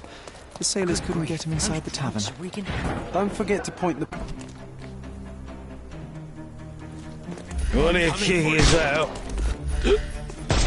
Like hell.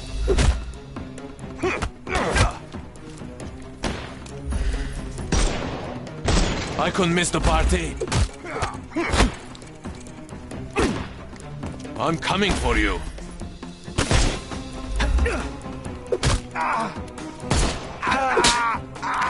Don't cry, you'll live.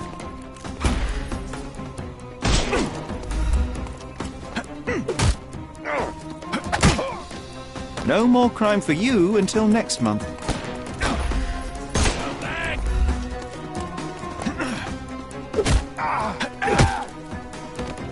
Don't cry, you'll live. The snuff's ready.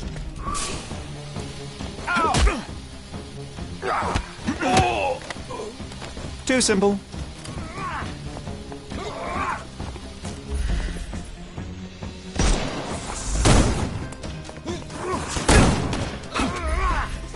No!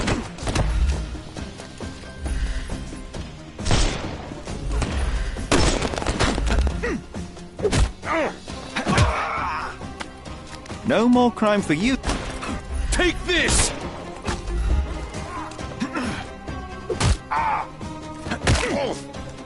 Don't bother moving. Give him the pepper snuff. I'm coming.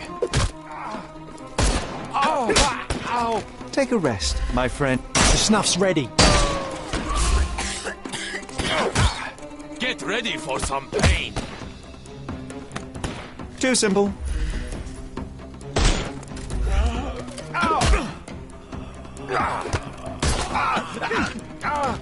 Don't cry, you'll live. Well, they left me no choice. I think I might be nearing intoxication myself just from the smell of them. The maker's stamp suggests it was made by a student of Pressender. Quite a lovely instrument. And somehow, after all the mayhem, it's still in one piece.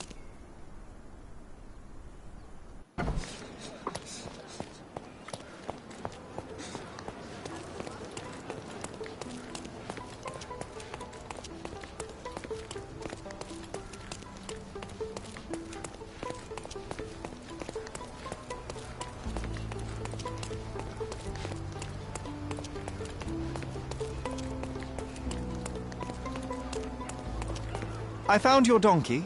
It's not far from here, outside the Wet Whiskers Tavern. You'd better go after it before someone decides to borrow it again. Thank you, sir. I'll be quick as a flash. Hey, Yusuf, please look after my cart, okay? And don't eat anything. Well, you can have a couple of grapes, but only the small ones. Well done. I look forward to the beautiful reunion.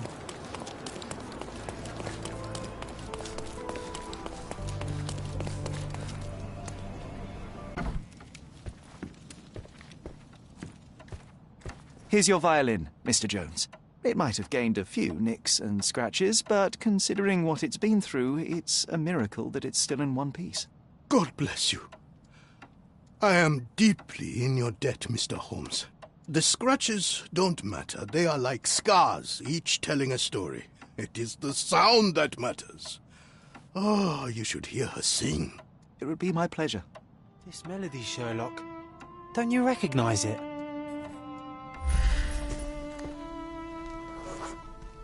Look up, Sherry. There used to be an attic up there. We used to sneak in from the roof and listen to Mr. Jones. You should tell the old man the truth. I think it will mean a lot to him.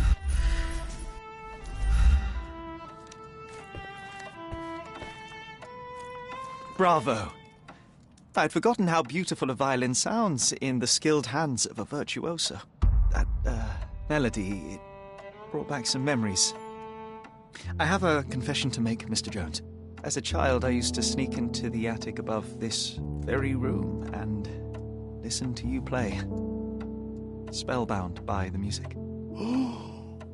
So that was you. After my wife's death, it was difficult to pick up the violin again. But knowing someone was listening helped me persevere. In fact, a young man like yourself could breathe a second life into this instrument. It's a remarkable outlet for one's emotion. You should have it.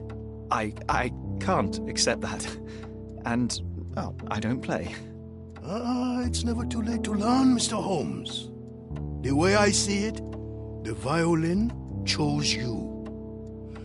Take good care of her.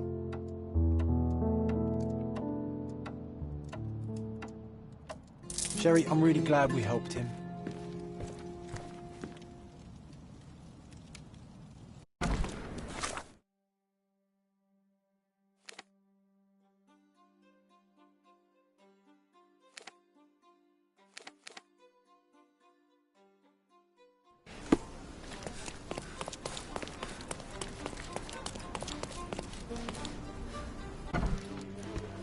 Mr. Holmes, I have something for you. Mr. Holmes, I see what you're up to. Mysterious stranger pursues betrothed woman. But please, let us keep things professional. I have in my possession an envelope containing details of a special assignment for you. Tell me, are you interested? I believe I am, but to be very clear, Miss Sertle, my interest extends to the message and not the messenger. So he claims he's not a gal sneaker, seducing women everywhere he goes. Perhaps the truth is even more scandalous? Please spare me the speculation. Return to the matter at hand. A gang of smugglers, the Eels, have Codona in their clammy grip. The British Empire can abide it no longer. Mycroft insists they be disbanded. But this organization only falls with the capture of their odious leader, Friedrich Panzer. And note well, I did say capture, not kill. Inside your envelope is a map marked with the Eels' warehouses. But alas, we do not know in which Friedrich Panzer resides. So even Mycroft has his limits. Indeed. You must be sure to identify the correct warehouse before entering. Because once one is compromised, the other's occupants will scatter. Here are all the files, and feel free to use the archive too. Again, do not enter the wrong location, nor see any harm done to Friedrich Panzer. Miss Sertle, if you're quite done with the redundant instructions, I shall get to work. Well, that's perfect. Tortured hero lashes out after rejected romance. Tomorrow's edition will be a sensation.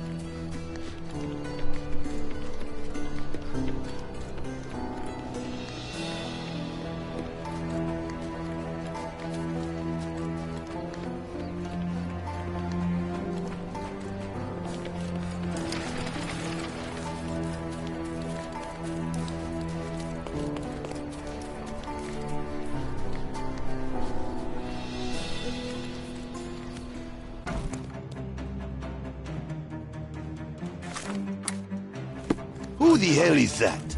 Get him!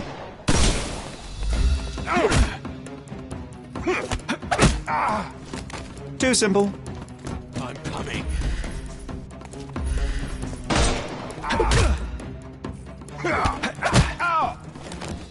Don't cry, you'll live. I thought we were against murder.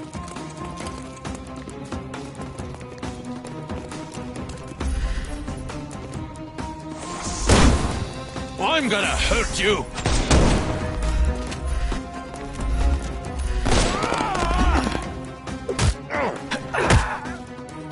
Take a rest, my friend.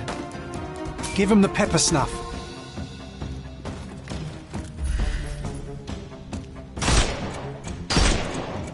We can overcome the brute.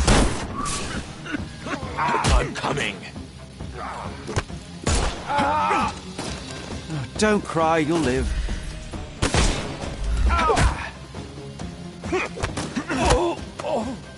Take a rest, my friend.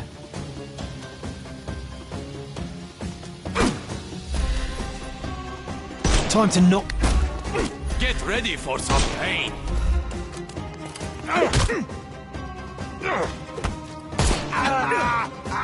Don't bother. The snuff's ready.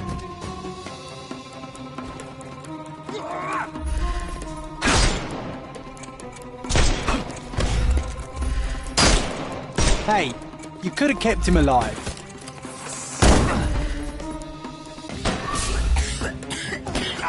I will end you. Ow! Take a rest, my friend.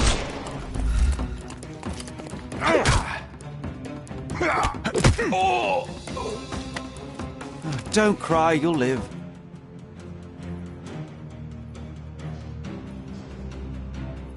I'm coming.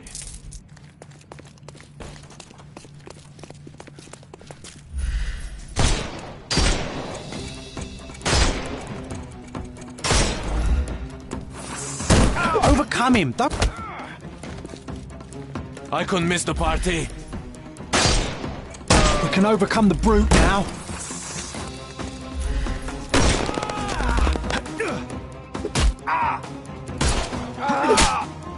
Take a rest, my friend.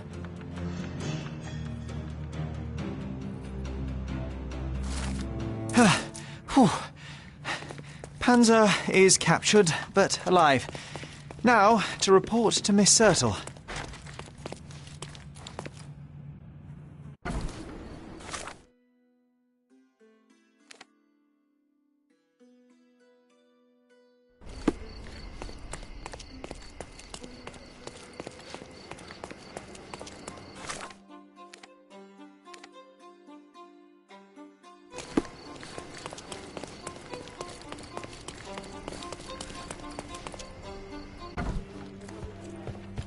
I deduced the location of Friedrich Panzer and was able to apprehend him. So I heard. What a coup. Congratulations are in order. And a new article in the paper. Perhaps sterling stranger squashes smugglers? How kind of you. I'm sure with little more thought you will land on the perfect headline. Huh? With a little more thought, you're no writer, Mr. Holmes.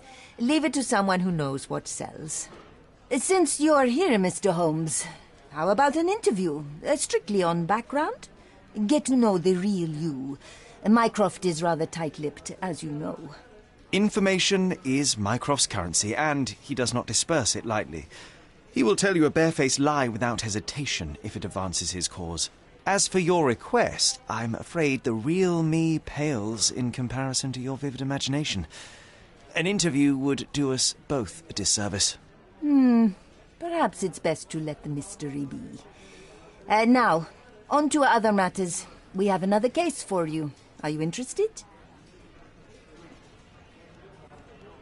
I'd never hear the end of it from Mycroft if I declined, so please, Miss Sertle, fill me in. I cannot.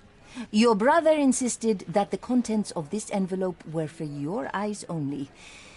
I can merely wish you a clear mind and a fleet foot.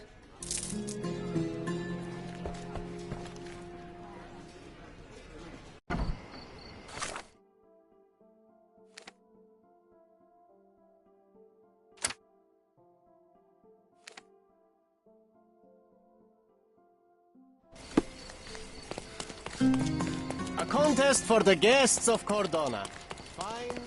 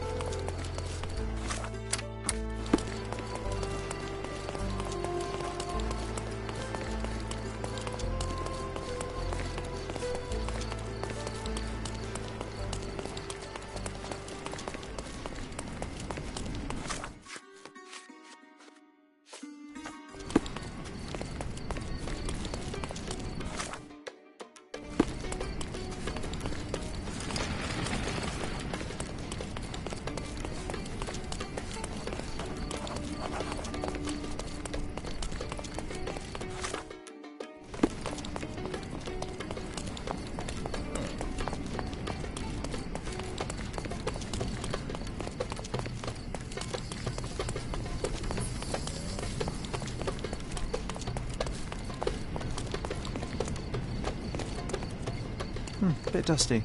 Hasn't been touched for a couple of days.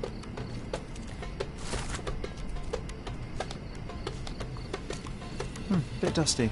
Hasn't been touched for a couple of days.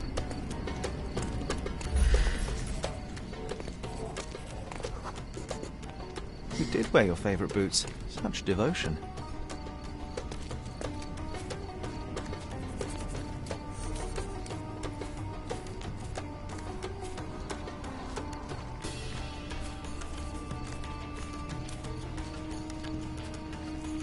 Angelo's footprints end here, abruptly.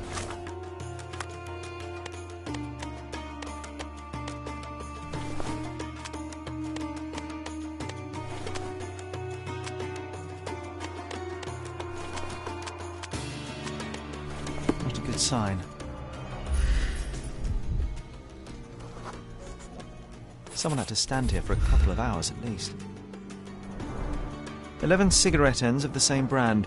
Somebody spent some considerable time here. This must have left a grievous wound.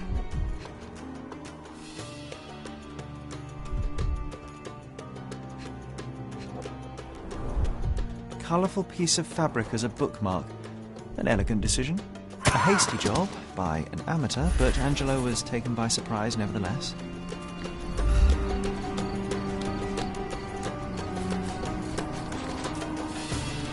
Can I ask you a question? Of course. Let me help you.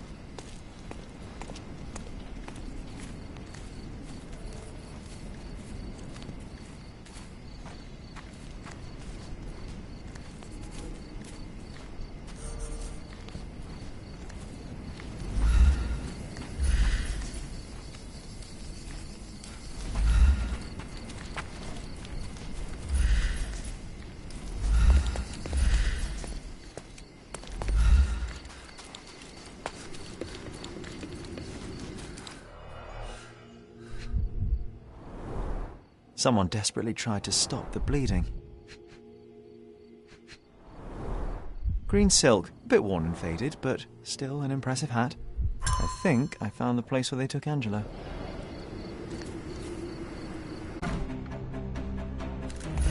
I'm coming.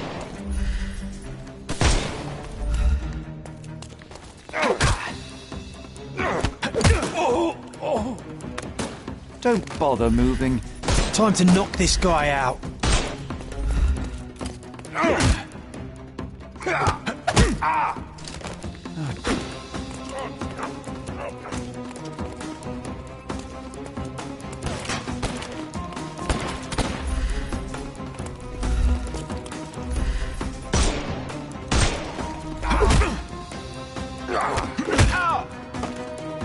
Too simple. Give him the pepper snuff.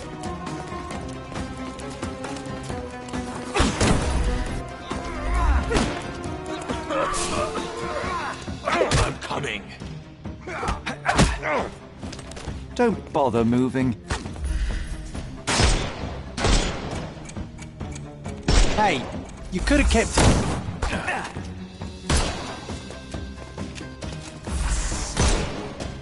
No, you killed him.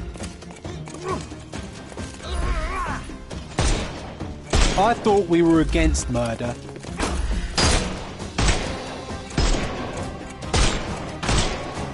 Just die.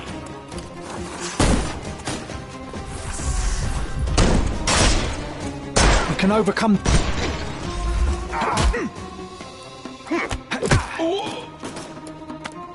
Too simple.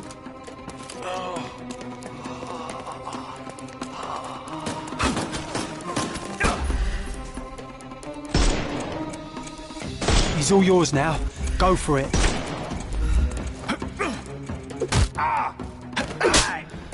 Don't bother moving. The snuff's ready.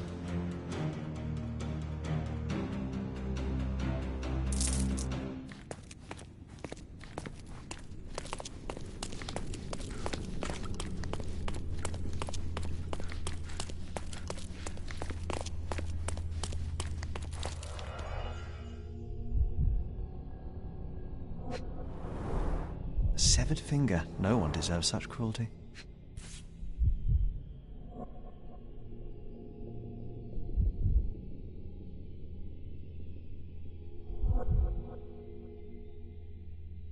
An engraving inside, together always and forever.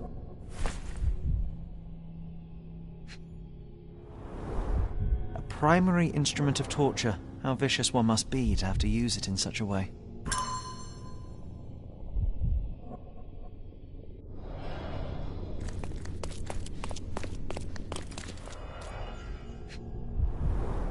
They were tracking down Angelo.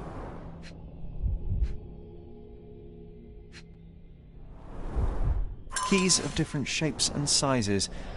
What could you open with these?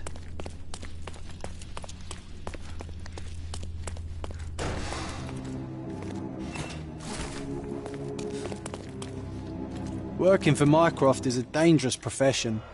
I feel for the guy. He sustained a great many injuries. They severed his finger while he was still alive.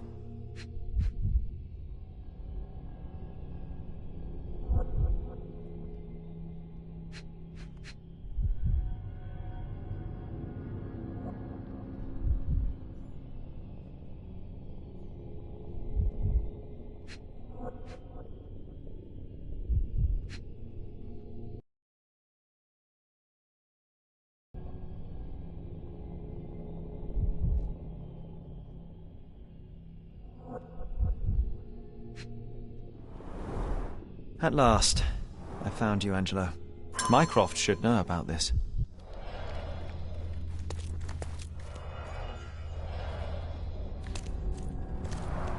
Quite a collection of books, but none of them with FD as the author.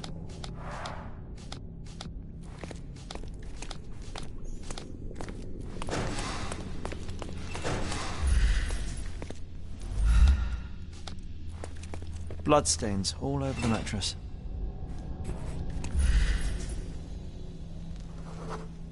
What did you hide, Angelo?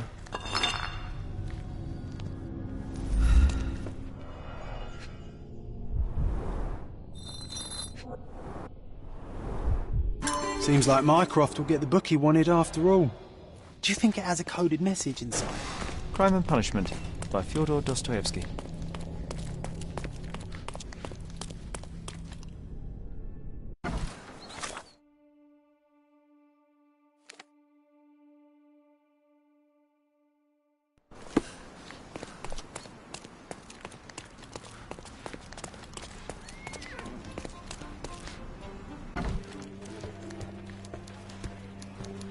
Ah, the illustrious Mr. Holmes returns no worse for wear.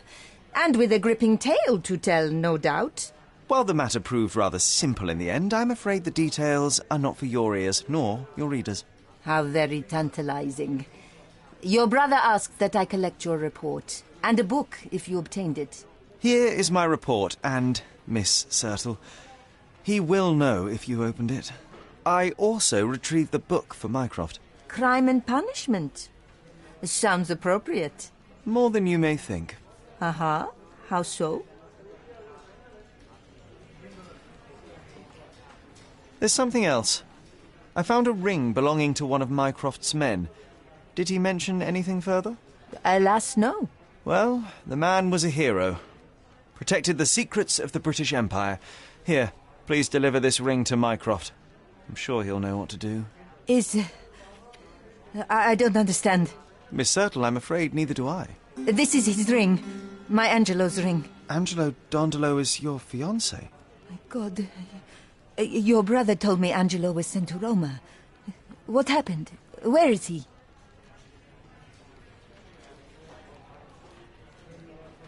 Angelo died in the line of duty, but his bravery saved countless others. No, not Angelo. Not my Angelo. I don't understand. I'm sorry, Yasmin. Mycroft kept this from me. I am one of his best, and he kept it from me. He assured me Angelo would be fine, but he lied. You are not the first victim of Mycroft's cold calculus, and you won't be the last. Your work has value to him, and the truth threatened it. Well, by hiding the latter, he has lost the former. Thank you for your honesty, Mr. Holmes. Now, please.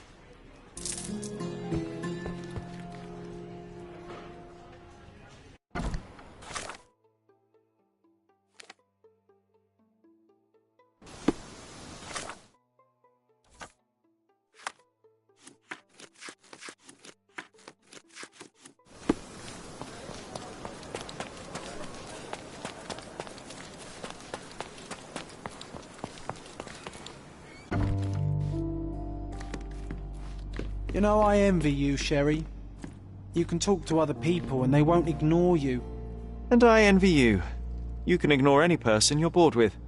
You don't miss out on much. Most men are dull, unlike yourself. Well, I'm flattered.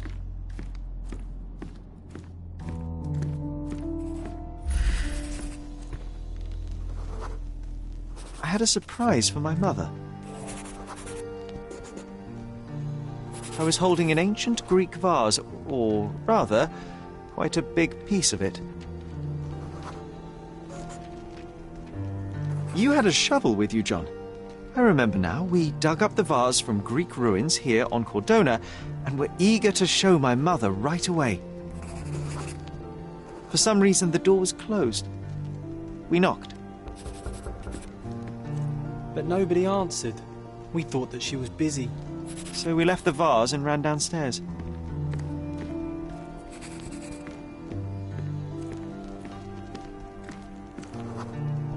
I decided to gather some archaeological tools in order to take a closer look at the vase.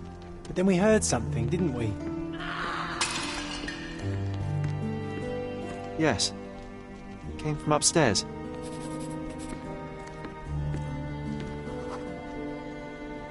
The vase was broken, shards scattered all over the floor. And your mother was standing at the door. Indeed, John. I doubt it was her. Let me concentrate. Otto Richter was standing there, furious at us. Dr. Richter told us never to disturb my mother when the door is closed. He said she had broken the vase. But we didn't believe him. I bet he smashed it. Her things are still here. Presumably Mycroft never felt the need to sort through it all. Or couldn't bring himself to. No. He would have put it behind him and moved on. My brother is not one for sentimentality.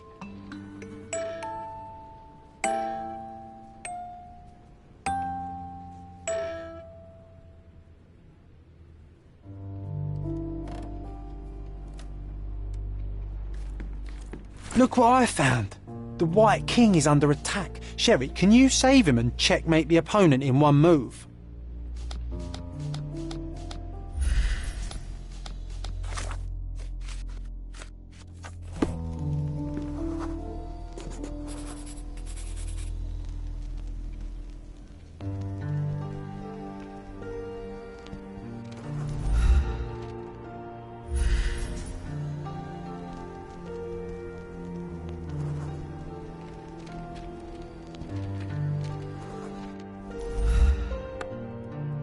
Oh, nice move. You saved the king and checkmated the Black King with the rook.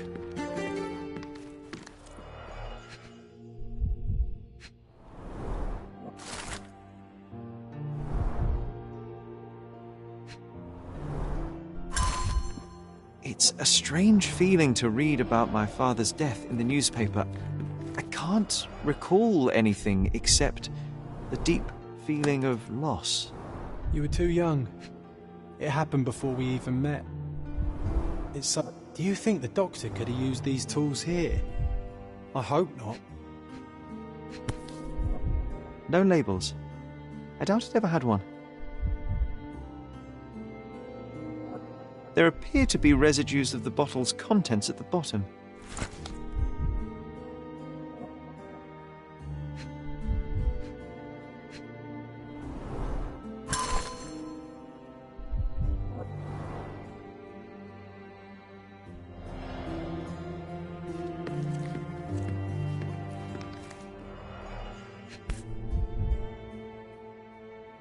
This picture was drawn by my mother. I recognize her hand. There's a date on it, 8th of December, 1868.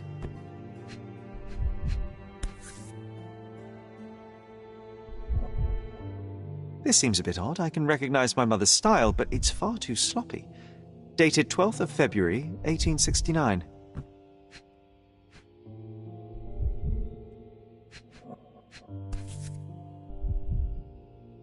It's difficult to tell what this is meant to represent. There's no date at all.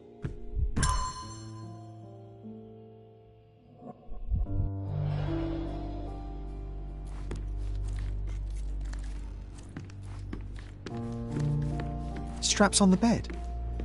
It just doesn't look right. Seems this was the most frequently used medication. 1 dram dissolved in a glass of water, administered daily, not to exceed 1 dose in 24 hours, not to be given to children.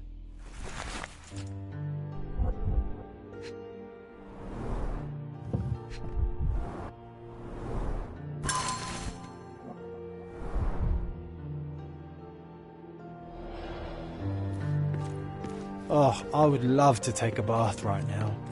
My mother loved flowers. They made her smile. I remember we would bring a new bouquet every week to make her a bit happier. That's why we collected all the violet flowers we could find on... Like it was damaged by a blunt object. Oh, it brings back some memories.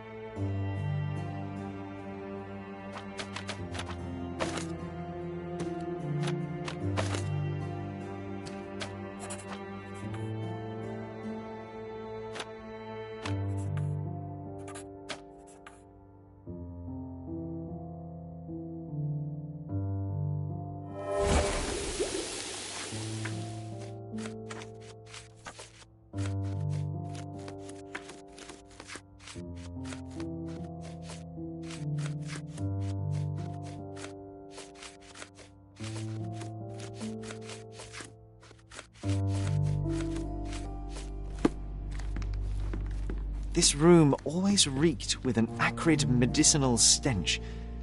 And here is the reason.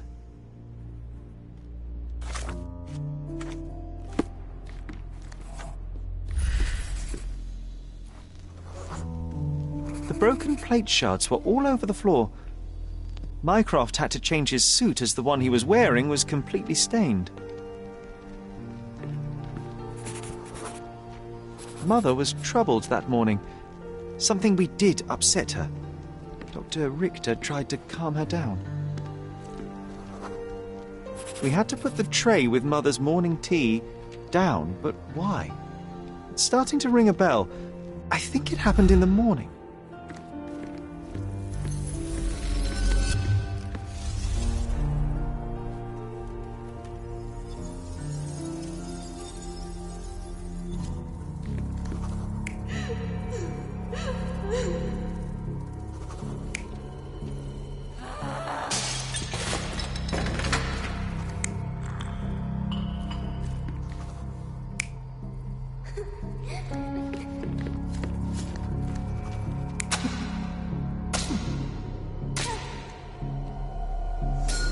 I don't believe you! Liars! Get away from me! It's not true! It's not real! What? Oh. Everything will be okay, Sherry. I promise.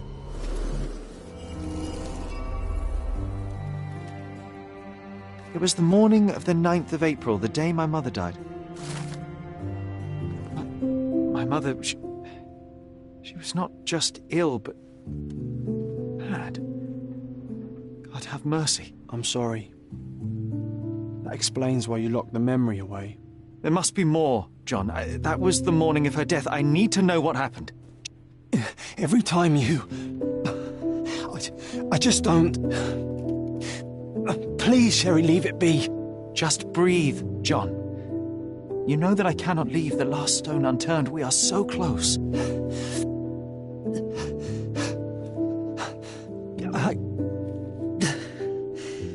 I know. But can we at least leave it for another day? It cannot wait. Let us find another door and finally learn the truth. That's pointless, Sherry. To date, you have had no control over the return of these memories. It is all triggered by your work elsewhere on Cordona. You must accept that this will have to wait. Are you all right? In the end, little has changed. My mother was still unwell, just not with tuberculosis. What I do not yet understand is why Mycroft lied about it. There are precious few pieces of this puzzle remaining, John. Let us dawdle here no longer. Indeed. Wait. Did you hear that? Yes. Metallic souls. What is this sailor doing here?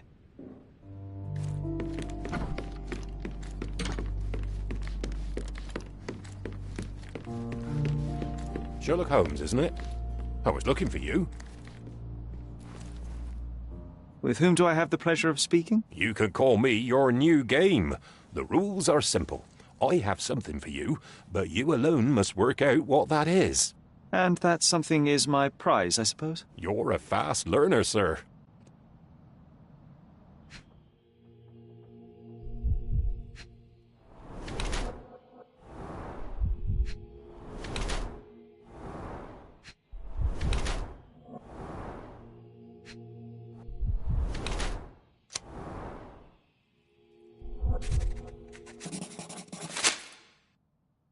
I cannot believe that Mr. Vogel has somehow successfully called my attention to his gallery.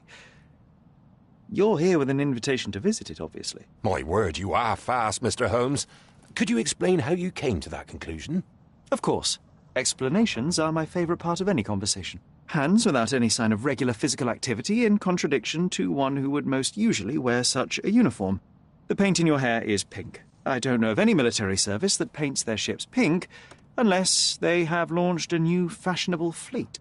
A sailor with the soul of an artist? I would suggest rather a gallery employee disguised as a sailor to mislead me. How many artists on the island know where I live and of my passion for deduction? Werner Vogel is clearly at the top of the list. And you've been attempting to conceal something square-shaped within your pocket. An invitation, I suppose. An invitation to Mr. Vogel's gallery. That was remarkable, Mr. Holmes. Mr. Vogel was right about your genius. I think he may have even underestimated you. This is your invitation. Please tell Mr. Vogel that the seed has been planted. He asked me to tell you to do so, if you win this little game. Farewell.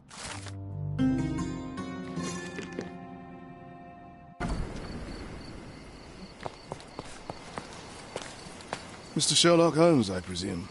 Correct. With whom do I have the pleasure? Emilio Esteva. Happy to make your acquaintance. I am here on behalf of Mycroft, your brother. He's on his way to Cordona. In the meantime, he requests your assistance with a sensitive matter. My orders are to provide you with the details. I'm afraid I don't have time for this now. I hope that you will reconsider. If you do, I'll be here. So, are you ready to take on the task? You have my attention, Mr. Esteva. Mark Ridley, the son of General Arthur Ridley, is being blackmailed. Suffice to say, the compromising material is of a delicate nature. The matter is of no small importance to the Crown, especially given the status quo on Cordona. What about the status quo? The Ottoman population holds a certain animosity towards the colonial rule. It's been this way since we took over the island. General Ridley made concessions with their leaders, but I'm afraid we are still teetering on the edge of open hostility. What does Mycroft want me to do? Retrieve the blackmail material? No, sir, nothing of the sort. Mark Ridley is meeting the blackmailer atop the old city bridge tower. You shall observe from a distance, then establish the blackmailer's identity. Do not attempt to arrest him. We'll handle it from there. Saving the best for yourself? Fine. There's a cafe just over the bridge that provides a good vantage point. Please report to me when you are done. I'll be waiting for you here, and remember, discretion is of the essence.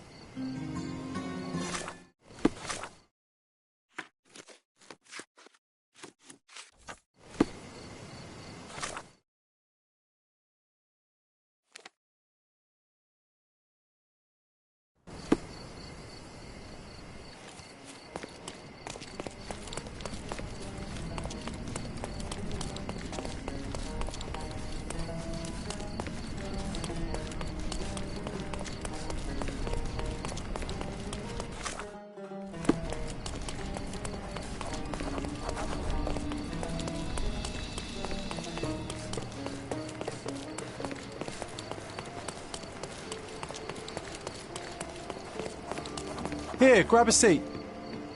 You even brought a book, huh?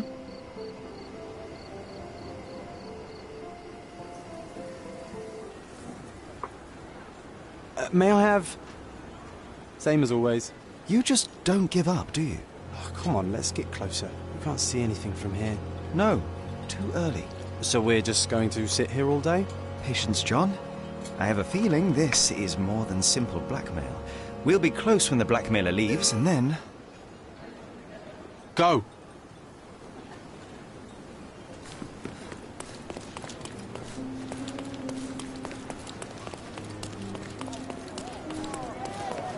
Oh, not a pretty sight, this.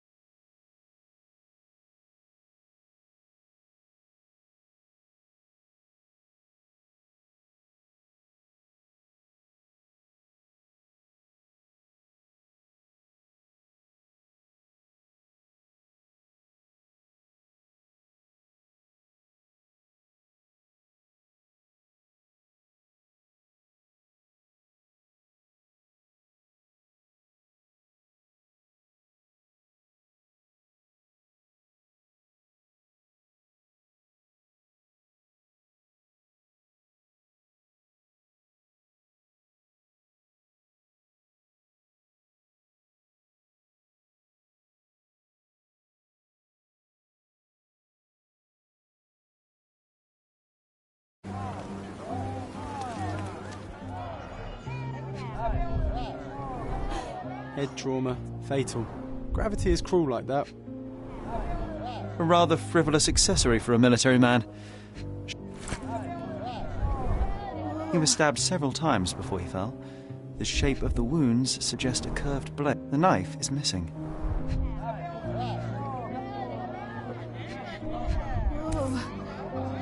A key, and where there's a key, there's a lock.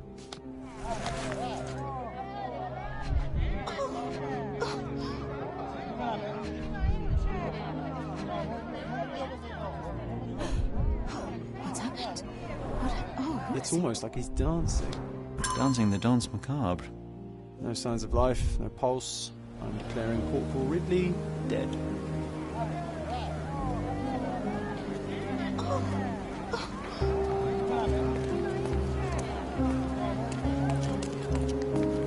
Please move along. The police are on their way. Everything's, under control.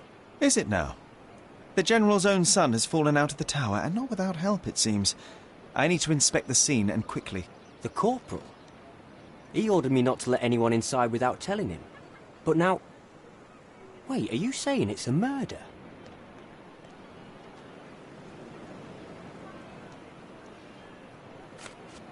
A brief examination of the body was enough for me to conclude that he was murdered by a blade of Ottoman origin. You can't possibly be so certain. Oh, I can be. The corporal suffered deep stab wounds which were inflicted with great force. They were made by a knife meant for cutting, not stabbing. A curved blade, such as an Ottoman jambir or a Gurkha kukri. I haven't seen any Gurkhas on the island, so the conclusion is quite obvious. Amazing. You do seem more than competent. All right, go in. I'll wait here for the police.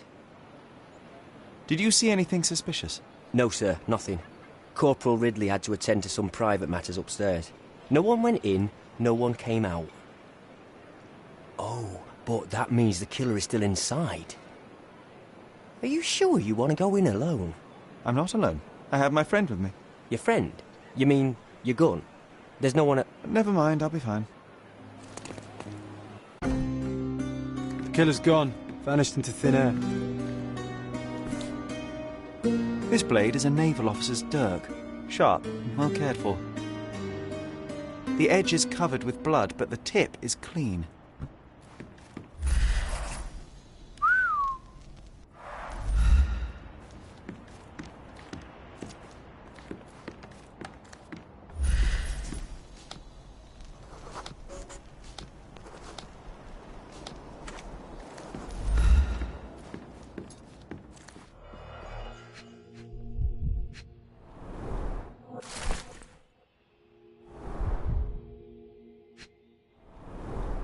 Exactly 100 mangears. The killer didn't touch them.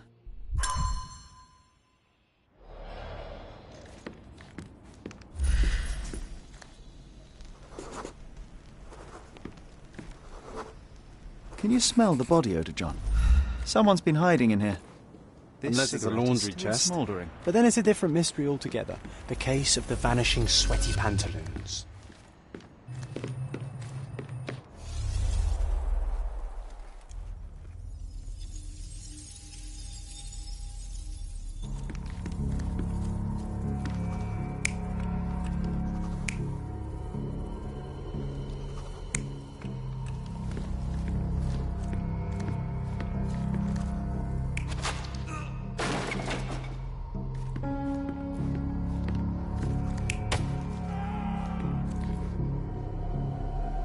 You're not even trying, Sherry.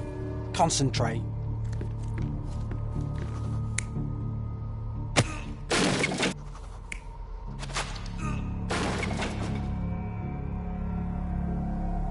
You're not even trying, Sherry. Concentrate.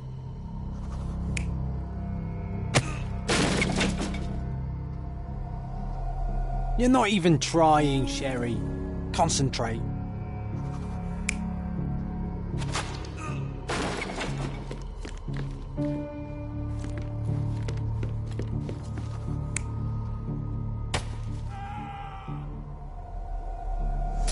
Ridley was attacked by his blackmailer, but before being pushed out the window, Ridley managed to wound him. The killer must still be bleeding.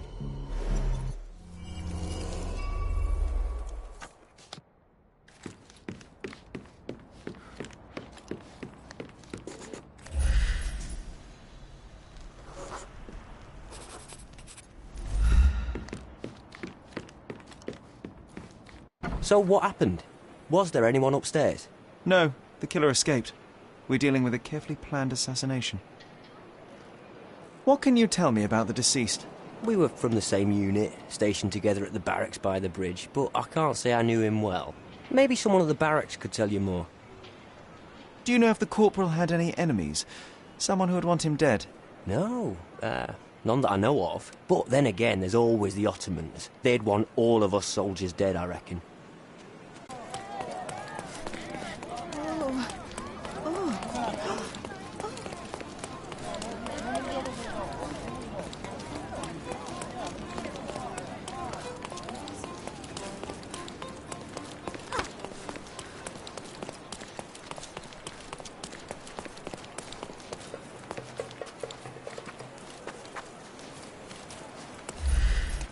That was a rough landing.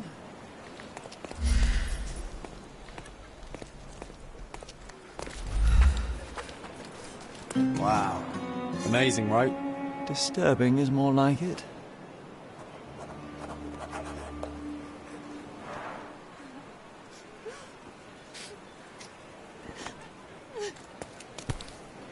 Aha! A curved knife covered in fresh blood. There we go. Doubt that this eagle is purely ornamental. Careful, Sherry.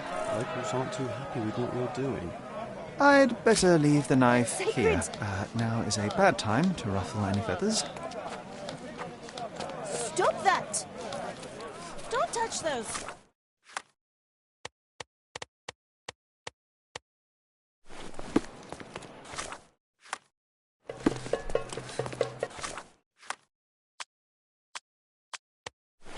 Don't! No! You on it?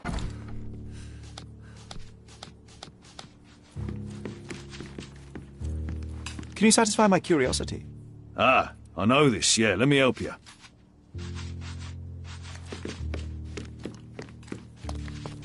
Ridley's blood is on honor. May I ask you something? I don't know, but I'm sure there are others who'd be glad to help a fella in uniform. Ridley's blood is on Ottoman.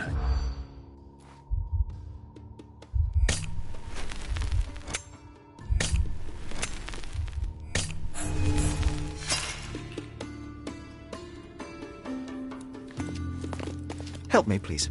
Ah, I know this, yeah. Let me help you.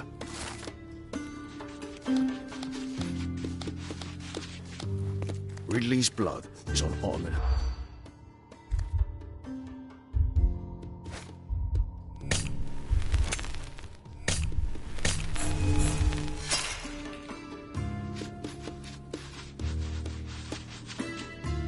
Ridley's blood.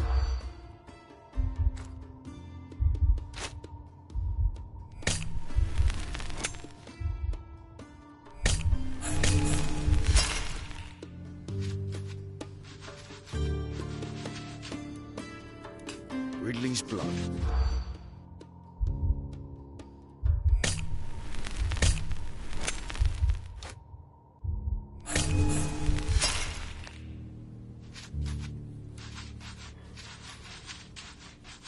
Ridley's blood.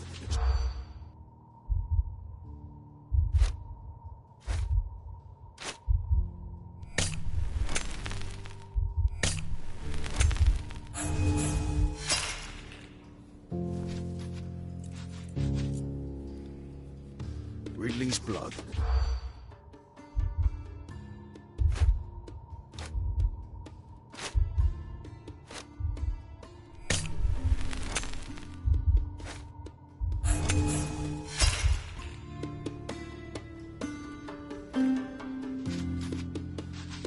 Ridley's blood is on.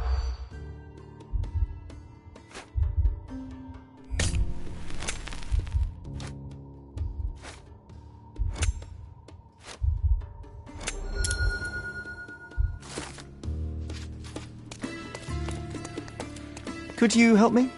I'd help you if I could, but I know nothing.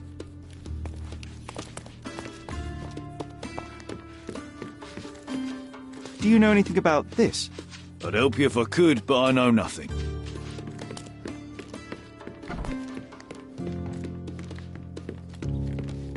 Nice.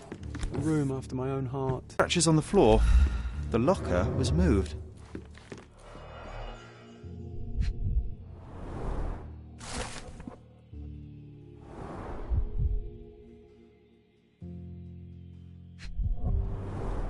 Two tickets to London. Would have been a very different ending for the Corporal's story. That's quite a hefty sum. Enough to start a new life.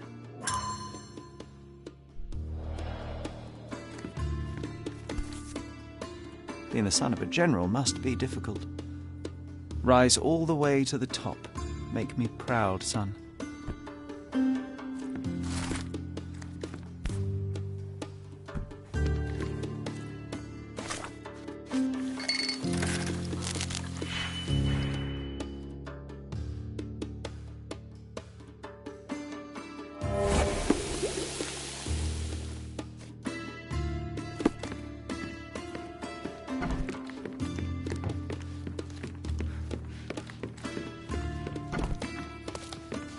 May I ask for your assistance? I'd help you if I could, but I know nothing.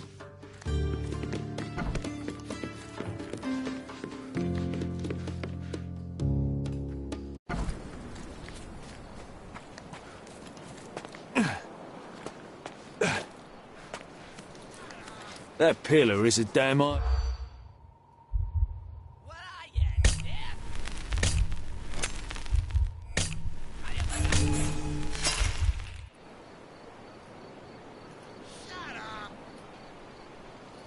That pillar is a damn...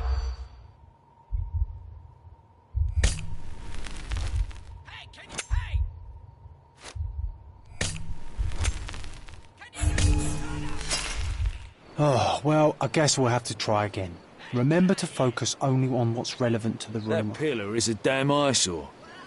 Not for the general, I'd burn it down myself.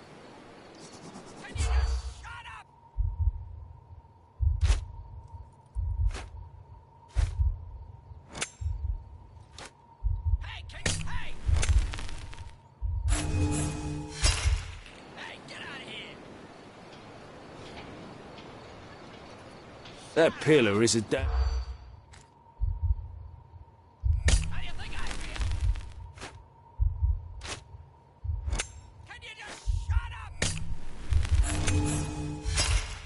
I was being very stealthy, Sherlock, and you threw it all away.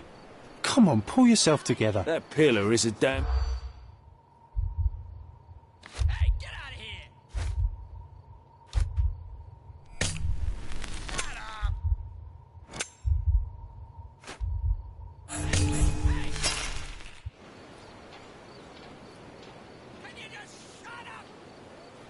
That pillar...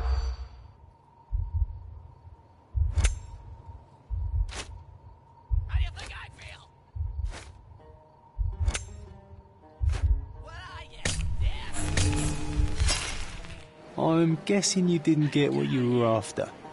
It happens. I always wanted a pet pillar cat. is a damn eye...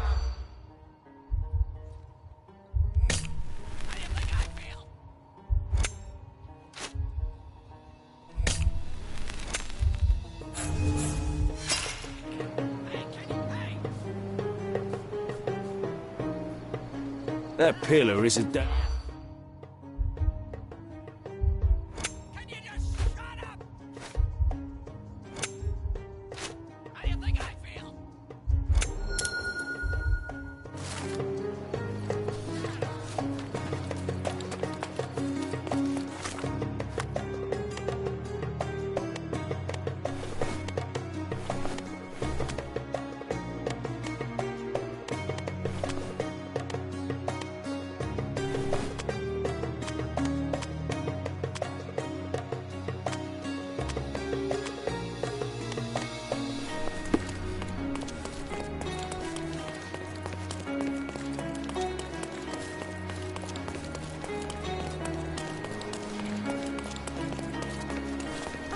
Help me, please. Oh, there is something I can share with you about that.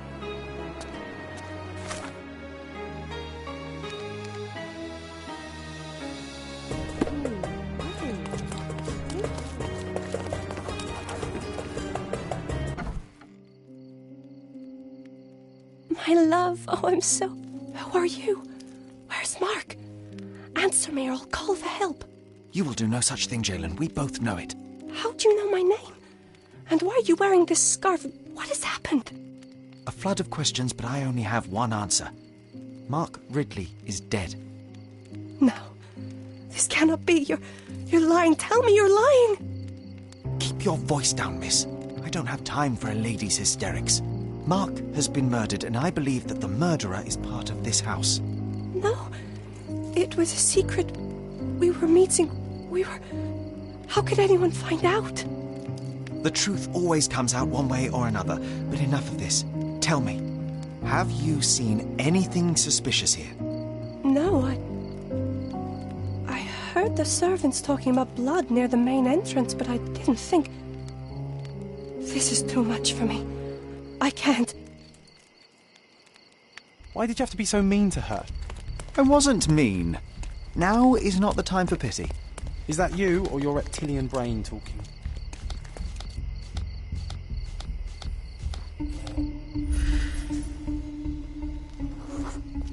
A bloody trail. Let's see where it leads.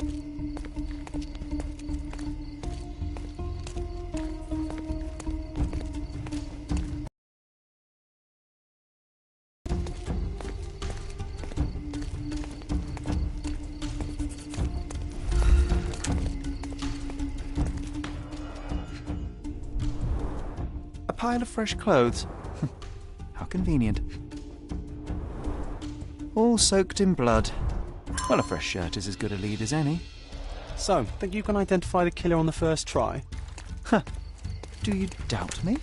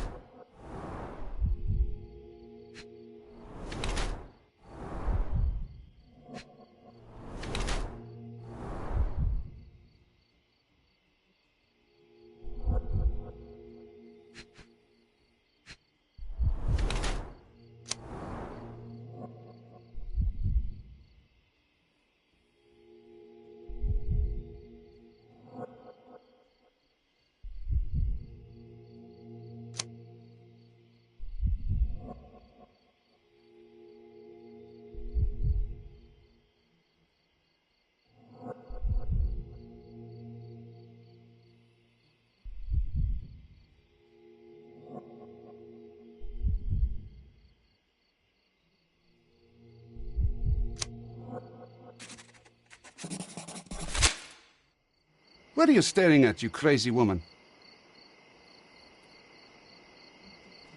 So, here you are. The wounded eagle in its eyrie. What the hell? An Englishman here? Why are you wearing a dress? I understand your confusion. It's been a turbulent day, hasn't it? Do you have any idea who you're talking to, Brit? Indeed I do. You are the proud son of this house. Proud, but wounded. You keep it well hidden, but you're far too nervous to think straight. So please let me explain while you catch your breath. I am Osai, son of Hassan. You are on my father's property, and yes, you had better start being convincing. My name is Sherlock Holmes. I have every reason to believe that you were involved in the murder of Mark Ridley. Are you accusing me?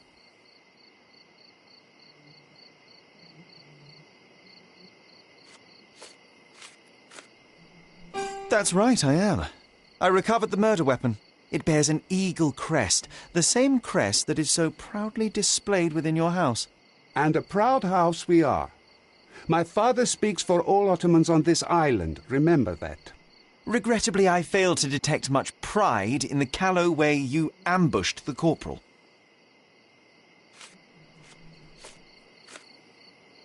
It couldn't have been very comfortable for you inside that chest, waiting to catch the corporal off guard. Couldn't you find a better place to hide? You're a fine one to talk of tactics. You're dressed as a woman. If you'll pardon the metaphor, he was a fishbone that became lodged in your throat. You had a strong motive to see him dead.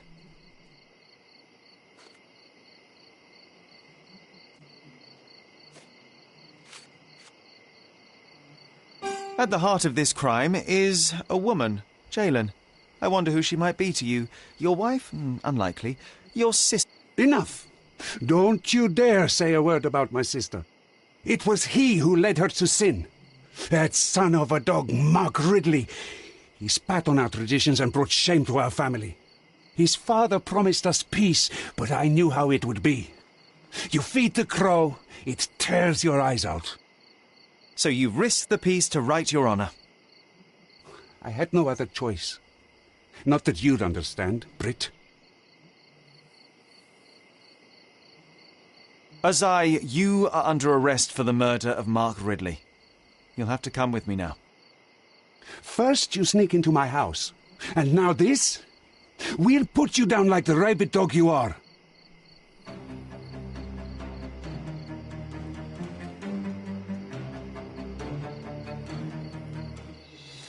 I'm coming for you.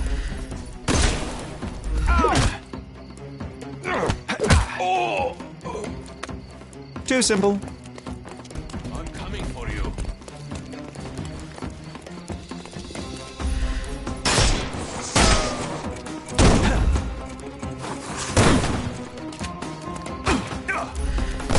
How did you? Don't cry, you'll live.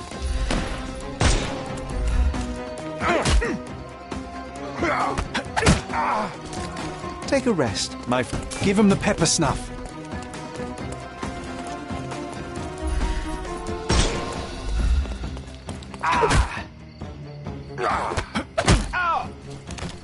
Don't cry. The snuff's ready. I couldn't miss the party. Don't bother. Give him the pepper snuff.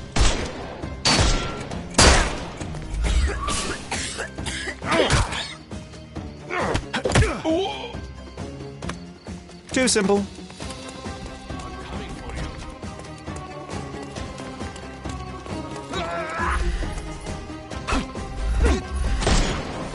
Excuse me.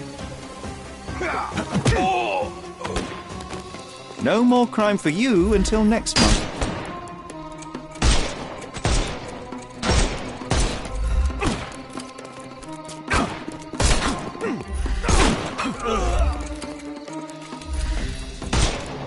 We can overcome the brute now.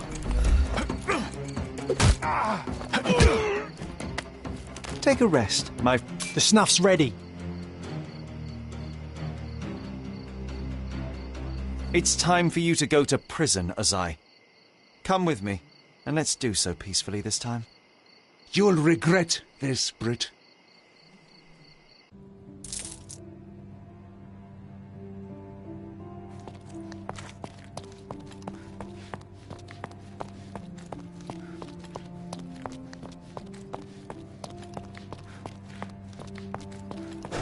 Mr. Holmes, I am in no position to reprimand you, but you should know that your unwarranted intervention will cost us dearly. I did what I had to do. The killer was brought to justice. I didn't expect you to be so narrow-minded. You have undermined your brother's efforts, and now we will have to face the consequences. Such is the price of law and order, Mr. Estevo. Everyone must be held accountable for their actions. Law and order? You are clearly oblivious of the bigger picture, Mr. Holmes. There is no point in us discussing it further. I bid you good day. You did everything...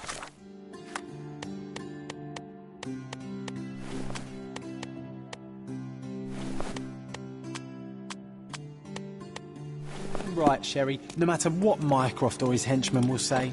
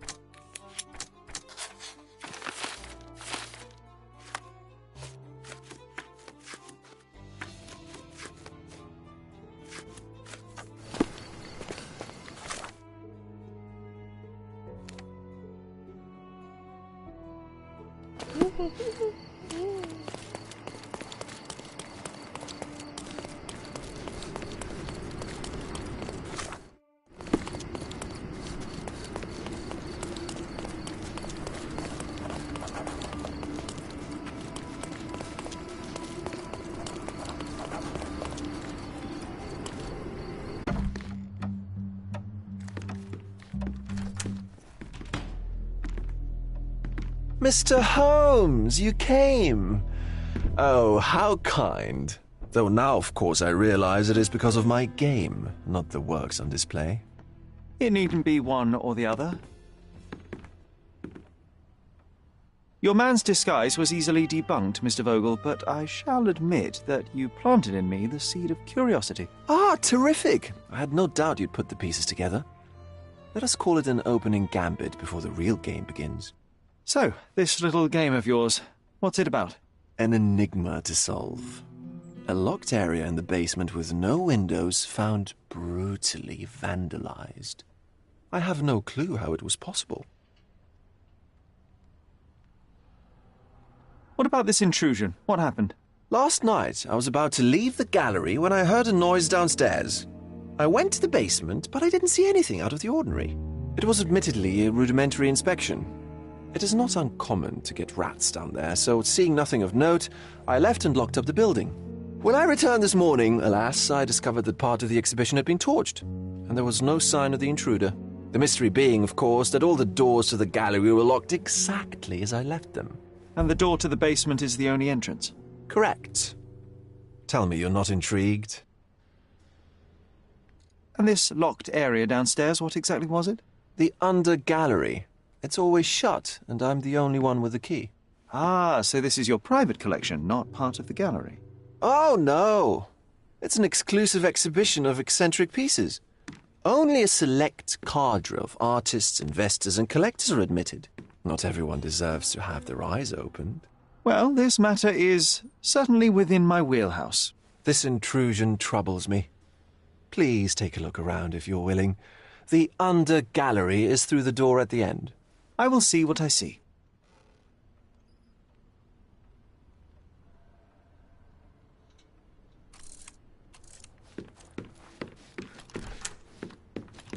You sure you don't like art, Sherry?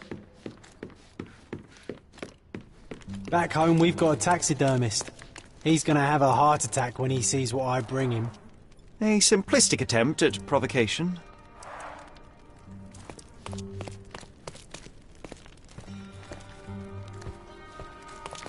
A true artist never shows an unfinished piece. Closed with a metal bolt.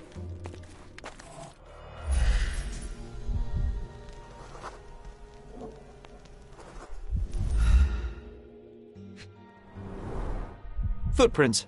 Size 9.5.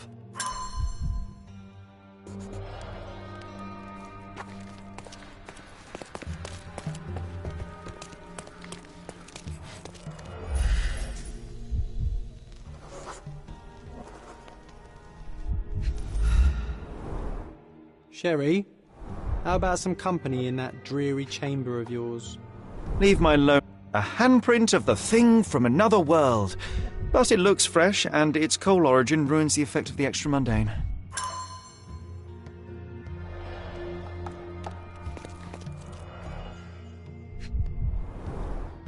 Sherry, how about some company in that dreary chamber of yours?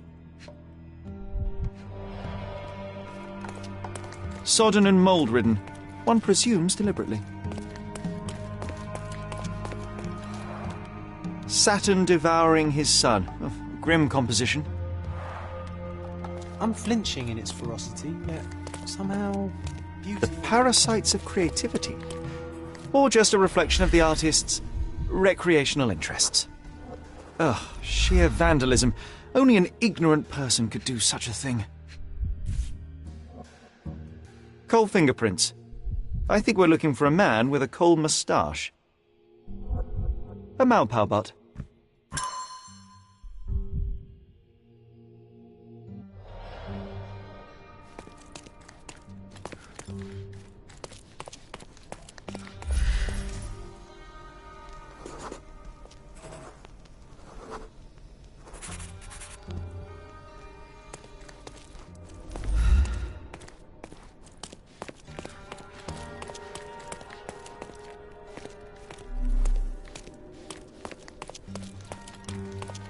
The parasites of creativity? Or just a reflection of the artist's recreational interests?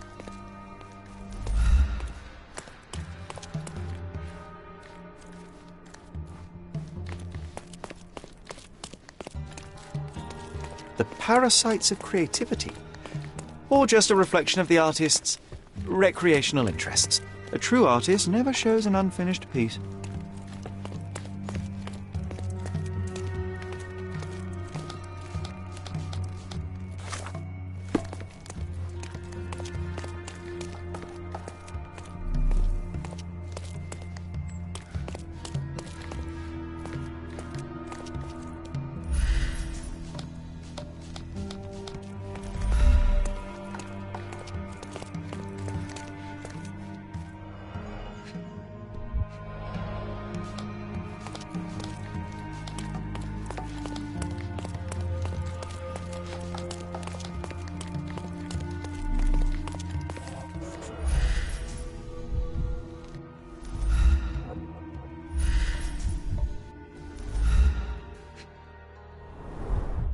Old, and hasn't been used for a long time.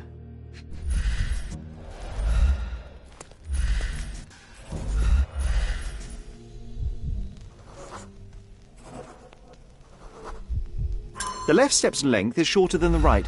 It indicates that the walker was lame.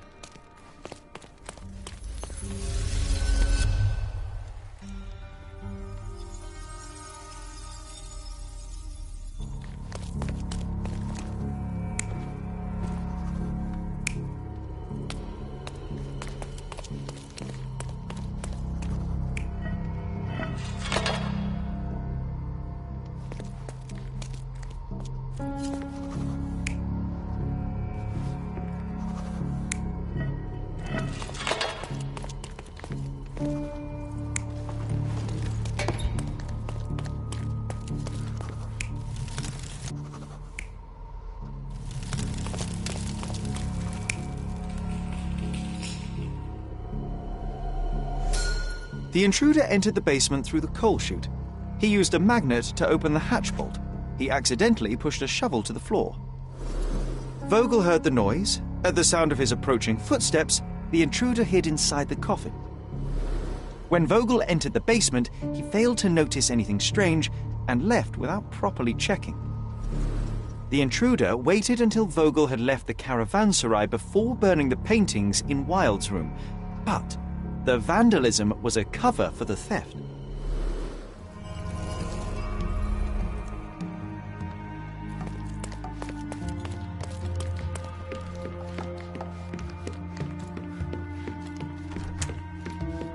The pieces are not what I expected.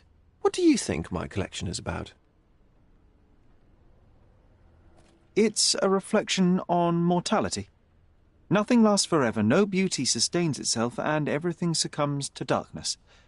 Am I right? I don't know. Well, that's absurd. Of course you know. It's your gallery. There is no one answer, no. That forgetting, embellishing, lying machine. Besides, what's wrong with a lie if it makes life more interesting? What's wrong with a lie? It corrupts the ability of others to behave freely and rationally. Men never act freely and rationally anyway. It matters not what is or isn't in the end. The only important thing is how you feel. And I simply want to feel and consume as much as I can. Don't you? Feelings are simply one's animal ancestry trying to wrest back control of the brain. I try to avoid the distraction. You try not to feel, even in a place like this? None of it moves you? To be frank, I struggle to maintain even a whit of interest in art. But, Mr. Holmes, it is joy incarnate, mankind's greatest achievement.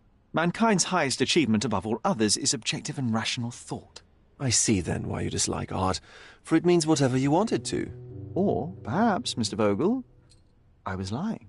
Aha.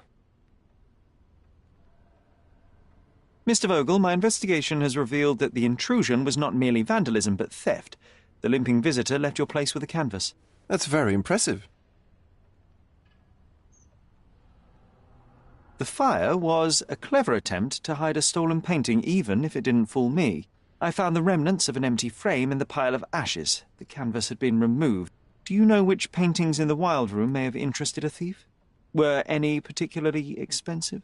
Those pieces belong to a well-known artist named Boniface Mercurio. They're controversial, but not of a notably high value. This thief was familiar with the gallery, and he was sporting a limp. Do any of your clients or artists come to mind? My, your attention to detail is remarkable, Mr. Holmes. I should introduce you to Bosch's works. Alas, I'm afraid I cannot suggest a culprit. The intruder entered the basement through the coal chute. He used a magnet to open the latch and dislodged the shovel while doing so. That's the noise you heard yesterday. When you went downstairs to investigate, he hid in the coffin. It seems I should have checked the space more thoroughly. There's something more, is there not? I can see it in your eyes. Indeed. There is another intriguing angle. I recently received an anonymous offer for one of Mercurio's works. The sum was more than fair, and indeed could have saved Mercurio from his artistic poverty. But he declined it. Was it a performative whim? Some artists lionize pain and hardship as if their work would be worse after a meal and a hot bath. I cannot tell. But not only did he refuse the deal, he insisted on displaying the painting in the public space. I was hoping to change his mind, but artists are a special breed of stubborn. So where can I find Boniface Mercurio? I know he lives somewhere in Old City, but couldn't be more specific. He's a prominent figure, so finding him shouldn't be a problem. What was depicted in the piece? A bound woman, wrapped in robes, being penetrated by a red devil that stared at us, the viewer. The beast had numerous tails growing from his back, and a large crowd gathered around the pair, silently watching the orgiastic scene. Okay, well, given the nature of the other works on display, it's hard to see why that one stood out. What could possibly be its value? The evaluation of art is very subjective, Mr. Holmes. After all, art is everything. A poem, a bruise, the beads of sweat on your beloved skin. Even a masterfully solved crime. I'm not sure I see the connection. Regardless, the painting was one of a series called The Sabbath Night in Cordona. The works depict sex, violence, and other controversial acts that life, for better or worse, contains. Ah, I see. I'm not sure that you do, but that can wait for another time. Well, I believe I have enough to begin. Thank you, Mr. Vogel. Your gallery certainly has unexpected depths. I'm delighted to have been able to please a friend. In return, I expect you to come back with good news, or at least with a good story.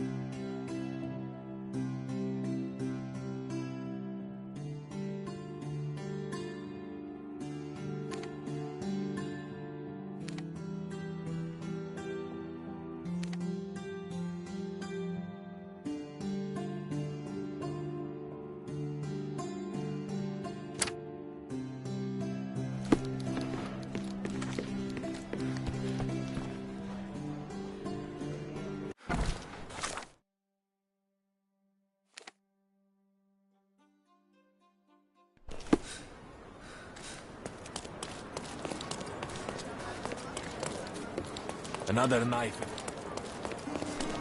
Don't. Let's pick something that suits you.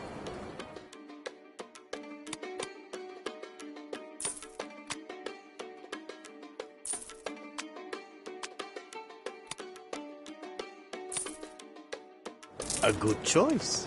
A good choice indeed.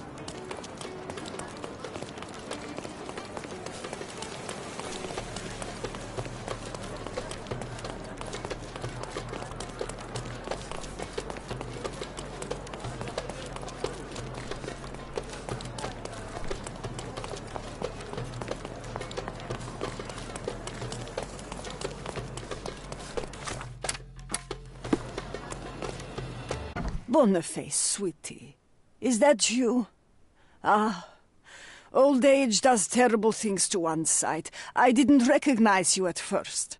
How are you, Mum? I'm ashamed to admit that I've lost my key. Do you have a spare? For heaven's sake! How many times will you lose that key of yours? Of course I have a spare. You artists all live in your own little world. Please, accept my thanks. I would rather accept your rent. You promised to pay me several weeks ago, and I'm still waiting. I will pay you, I promise, very soon. You'd better do, my dear. Or else I'll just change the lock. And I won't fall for those cow eyes.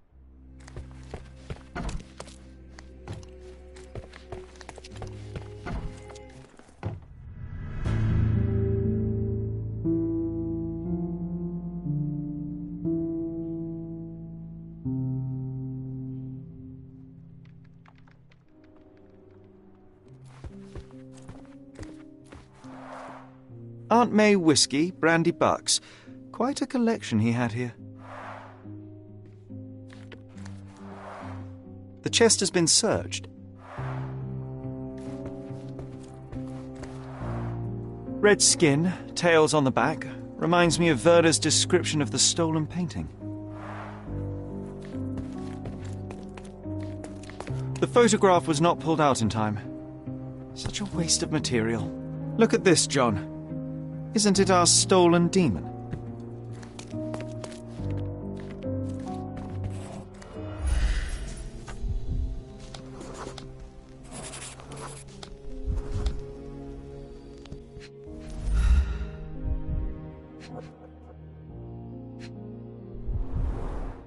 It appears the wine was truly awful.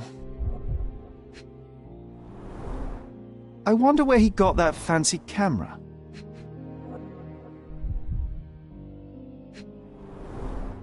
Despite the overall tendency towards mess, you cannot sit with the drawer pulled out like this.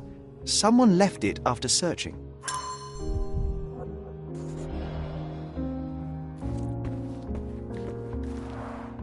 The blood has dried. I've heard of this style of painting. It is called Expressionism.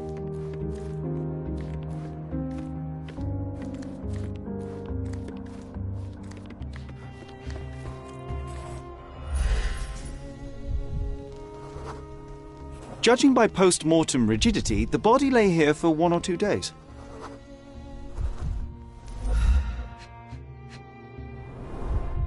The wound is precise. It was inflicted by a razor or a knife. Soaked in blood. It seems as if the puddle of blood was here before the rags.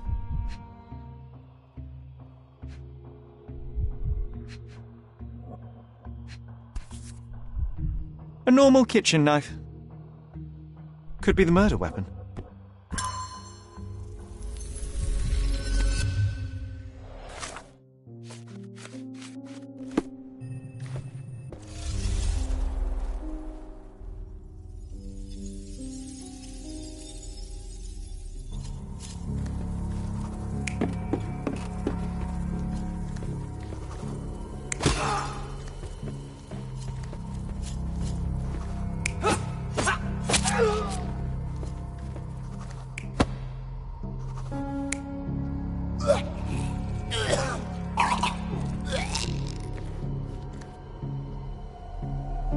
Mercurio was developing photographs when the intruder snuck in.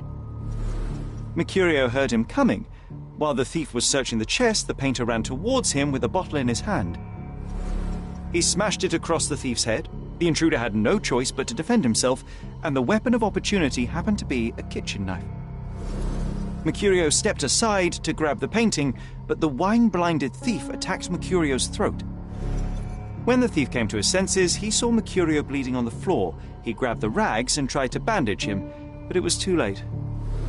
Why did Mercurio attempt to sneak the painting in the middle of a fight? To strike the intruder? Not with his painting, it was too important to him.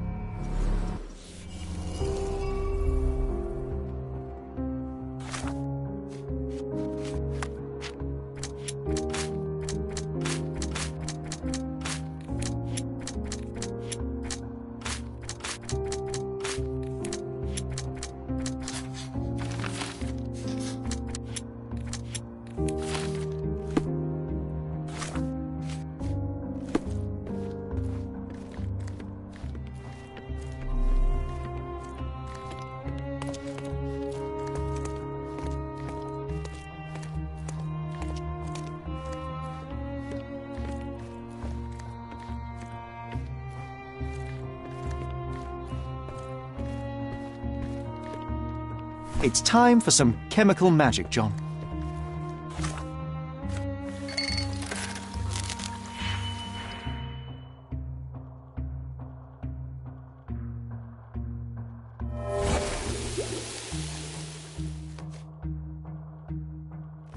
That doesn't look like the painting we need, Sherry. As expected, but that doesn't mean it won't tell us anything. Let's put it on the easel where it belongs.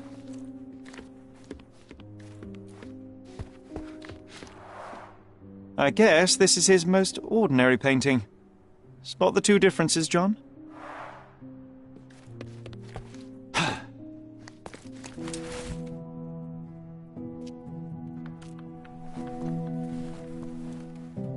Monster was actually a man. Poor girl. John, you ought to be thrilled. We are now hunting the devil himself. What were you saying, Sherry? I was too busy sketching the scene, you know, crimes and such like, daily routine. Did you find something? A photograph. It depicts a man in a red suit with tails sprouting from his back and multiple people in masks watching the scene. It all adds up. But the act of love, it wasn't given willingly, John. It was a violation. And the girl, she was with child. Give that to me now. Did you recognize someone? No. Although the victim is not from Cordona, she is African. Look at the ritual scars on her face. Get that image out of your brain. You have to continue the investigation. I must speak to the landlady. Perhaps she saw or heard something. Sherry, you cannot tell her the truth about Mercurio. It will hurt her. John, that's illogical. Sooner or later, she will come here and discover a corpse, and I still need to talk to her. Just avoid mentioning corpse, all right? Stick to the character. Tell her to call the police. I'll take that into account. And wait here. I've redrawn the people in the photograph. Now you can proceed with your investigation without those horrific details.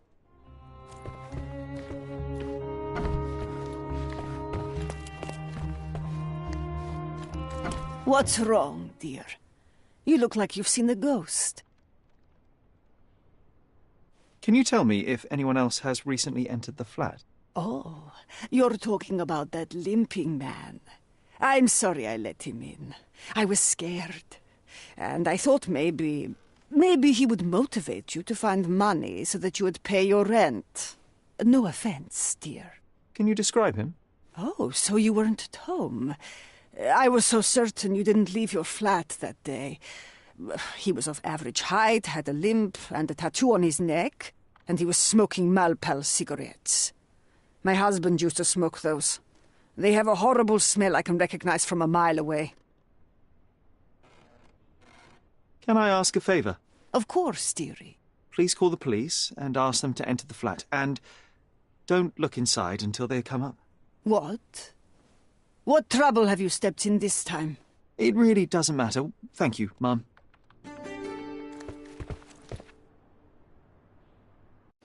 Whew, Sherry, that was close. But you did everything correctly. Now, take off your outfit. I can't let you walk around in a dead man's clothes.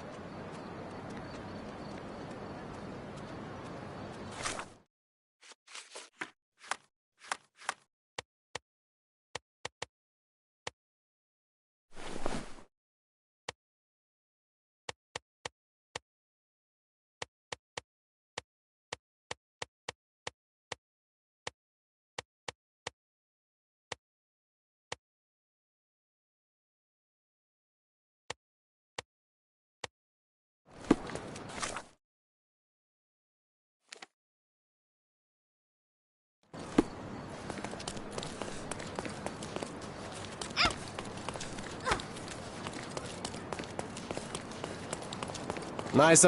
Let's pick something that suits you.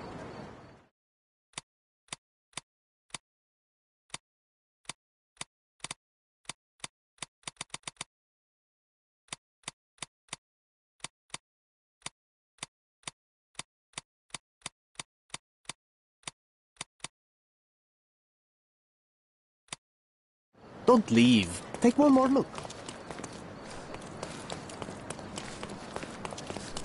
Are you able to help me? Don't think I can trust you.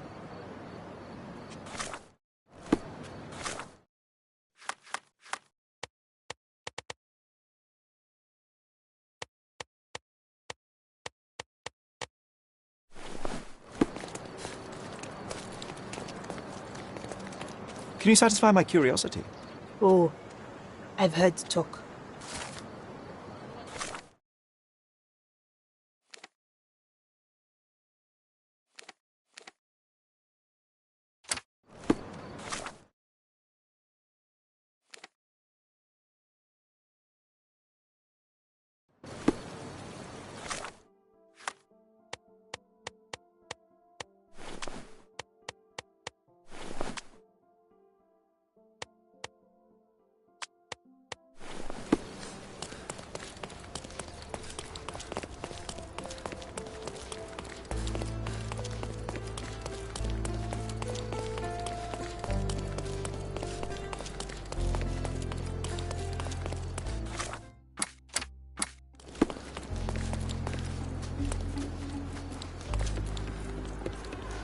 Beasts!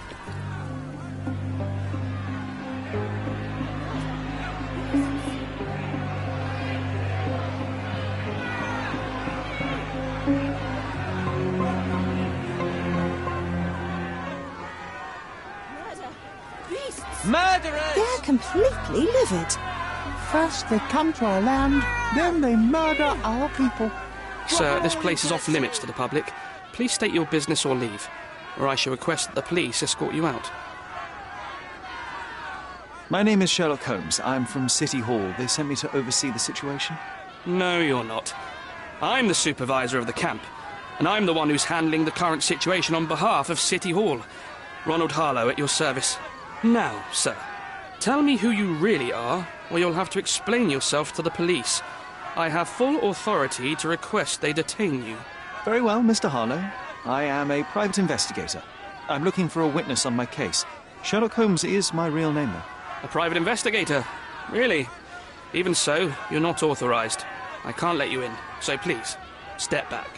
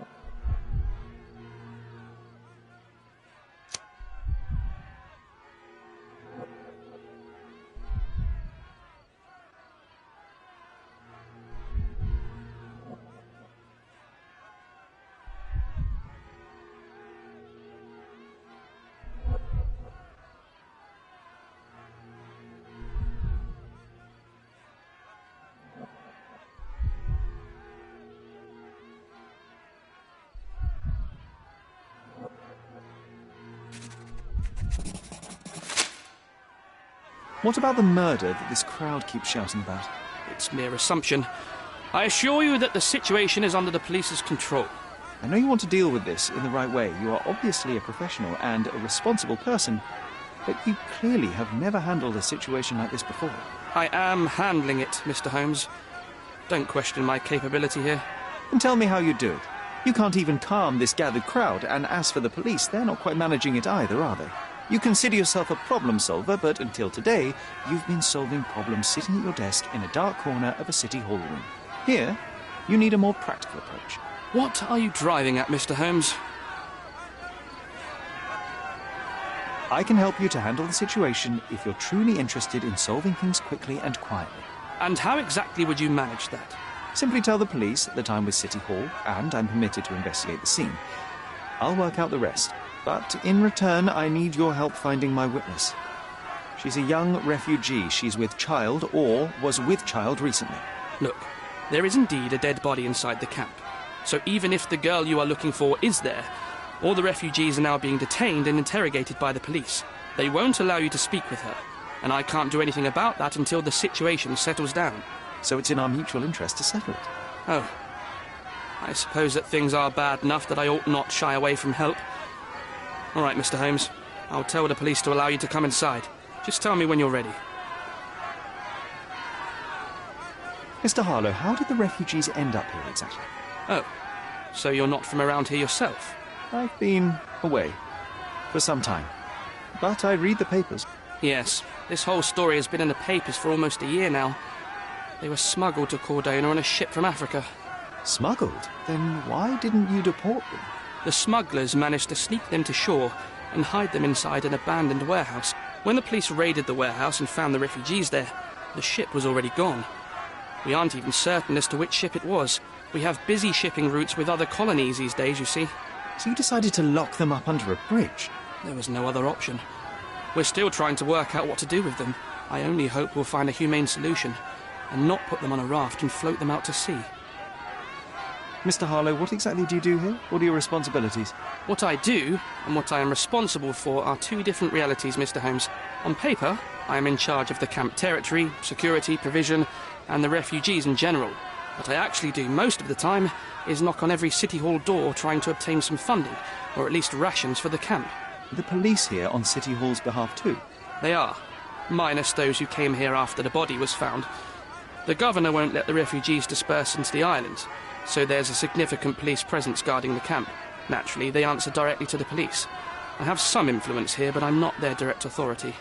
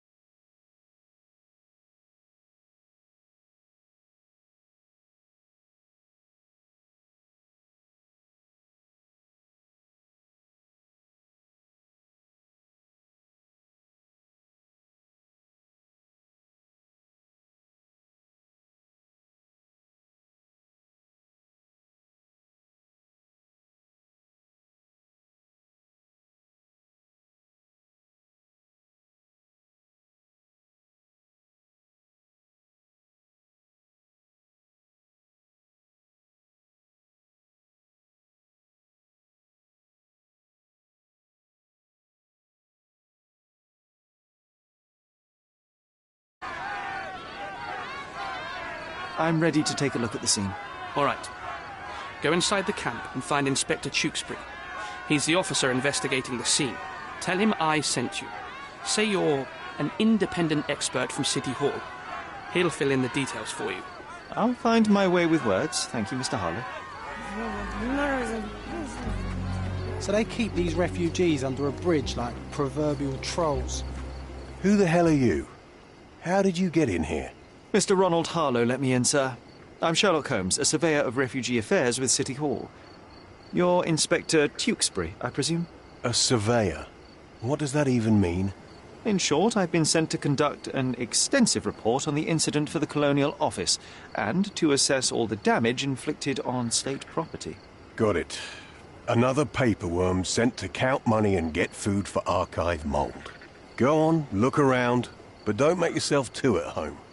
As if I didn't have enough problems before you appeared. Could you first tell me what happened here? What happened? People from the bridge above the camp heard a woman screaming and saw a mass of refugees attacking a man. Clearly not a refugee. When the camp guards came by, the man was floating in the sewage canal with a knife in his chest. Bam. A murder. Big news for Cordona. I'm sure. Thank you, Inspector. Do you have any suspects yet?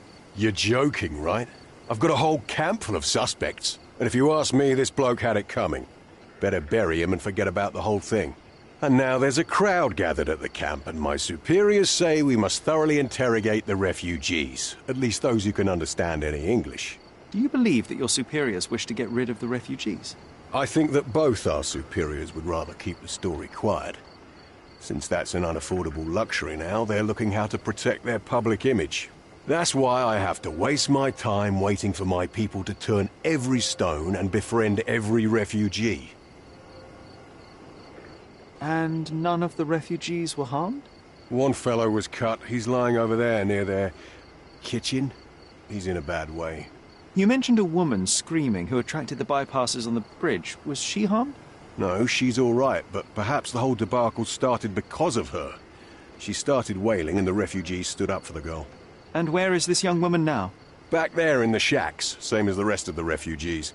She's being questioned by my men, but she's just some refugee girl. Can't understand much English. Did you learn anything about the dead man? The fellow looks like a thug. I've had dozens like him fished out of the sea over the past 20 years. Ever since these refugees arrived, there have been people on Cordona with bad blood in them. My best bet is that this thug had something against them too. And no clue as to his identity? He had some items on his body, but nothing to indicate who he was or where he was from. I think I should catalogue his possessions in my records. Go on. They're on the table near the body.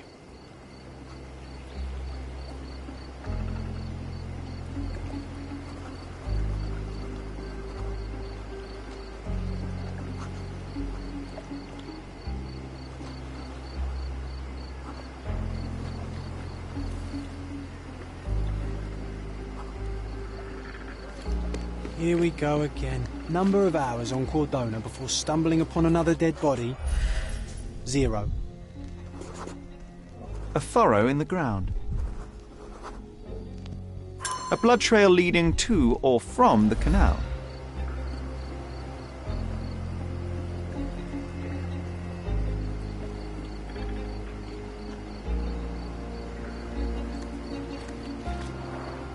Clearly a left handprint here.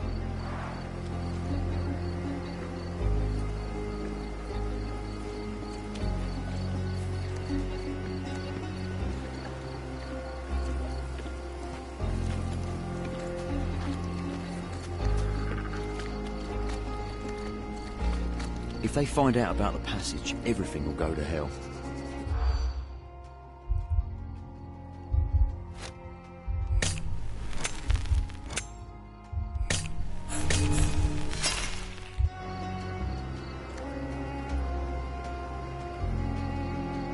If they find out...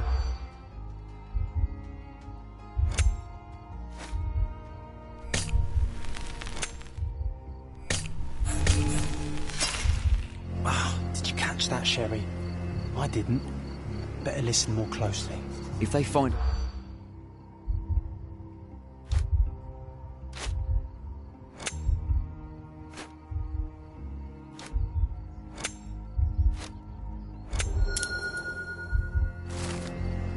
Nobody will know anything if you keep your bloody mouth shut.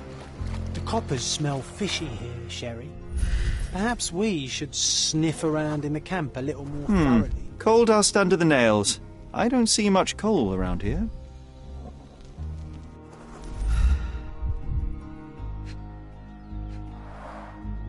Heavy boots, with one sole far more worn than the other. This man was limping John.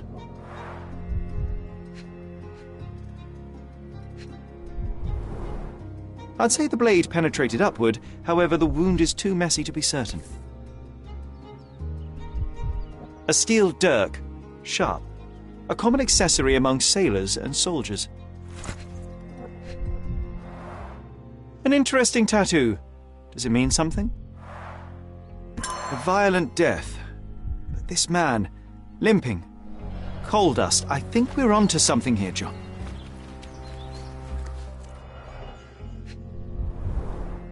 Malpal, soaked with salt water. £1,000. A fair sum, especially considering British currency isn't very common in Cordona. A simple leather sheath. Perfect for a dirk.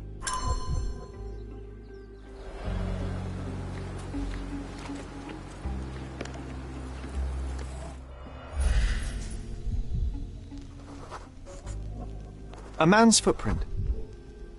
A heavy boot with a worn-out sole. Police boots. Always happy to trample evidence.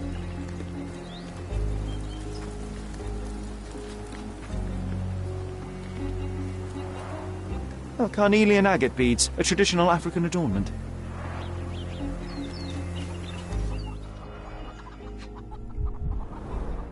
The blood sprayed off the blade after the strike. No hint of blood or impact.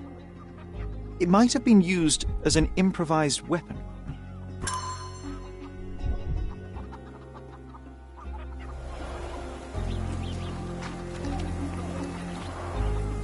Someone was dragged against their will.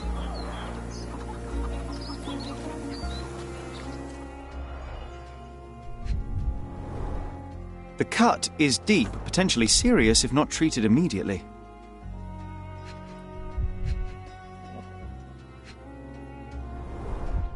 He is in shock, feverish and dehydrated. Sherry, you know first aid. Surely you have a duty to help this man. You can't leave him to certain death.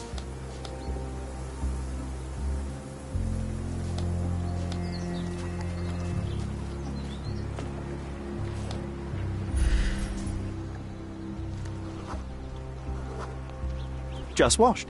Better than nothing to bandage the wound.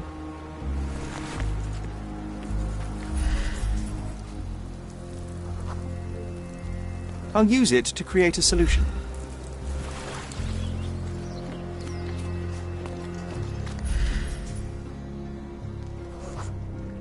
I can use this to stop the infection from spreading. I've collated all the ingredients now to prepare the first aid solution.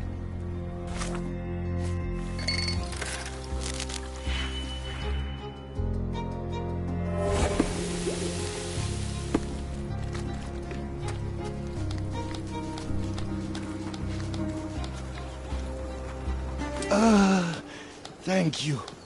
This should make you feel better, my friend. Now remain lying down and drink as much water as you can.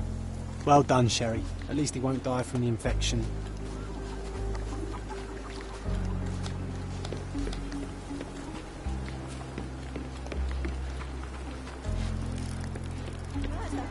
Beasts!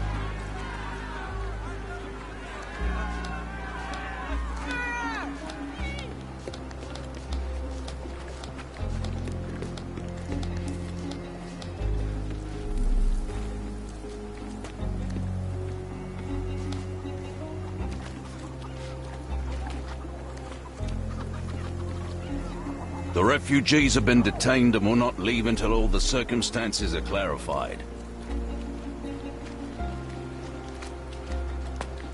These events have fractured into so many pieces. But I know you can collect them all, Sherlock. Someone bled profusely here. A fresh crack. as if the crate was hit recently. You know what? I'd like to understand. What? How did our dead man end up inside the camp in the first place?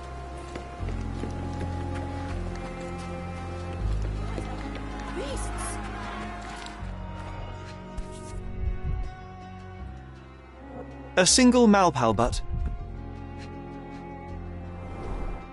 Roadman cigarettes. A brand highly regarded by law enforcement officers. So there wasn't any sophisticated infiltration plan. The good old police just let the man into the camp. Now we have everything we need to get the full picture of what happened at the camp.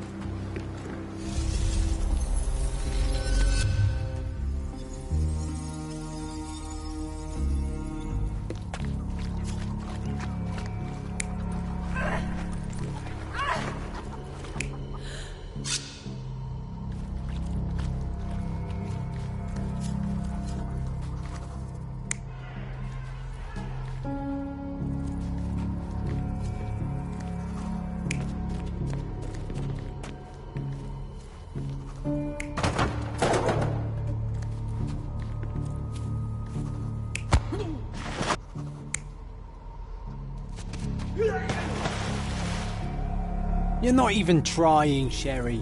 Concentrate.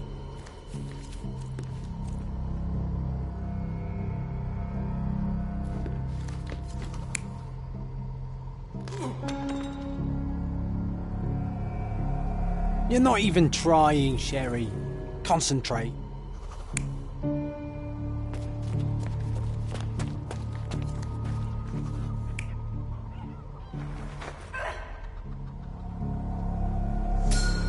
So, we have a thug who came to take a refugee woman with him. She resisted, but he dragged her by force. One of the refugees stood in his way, armed with a stick, yet he could do nothing against a cutthroat with a blade. The man didn't think refugees would intervene and stand against him. In the confusion, the woman managed to break free. The thug took fright and fled. He was stopped by the falling crates. He stumbled and fell, piercing his chest with his own blade.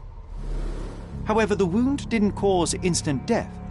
He managed to stand, but still bleeding, he lost his balance on the bridge and fell. Before all of this, the man had freely entered the camp through the main entrance. The police admitted him after they had a short smoke together. You live by the sword, you die by the sword. In our man's case, it's the same sword. You still here?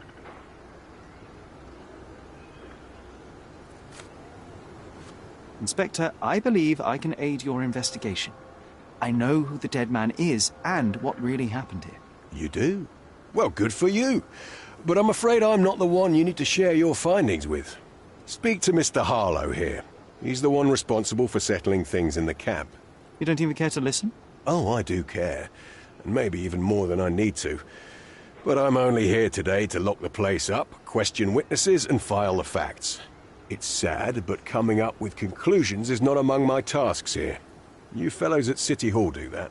Anyway, speak to the supervisor. I'll just stand by and listen to what you have to say.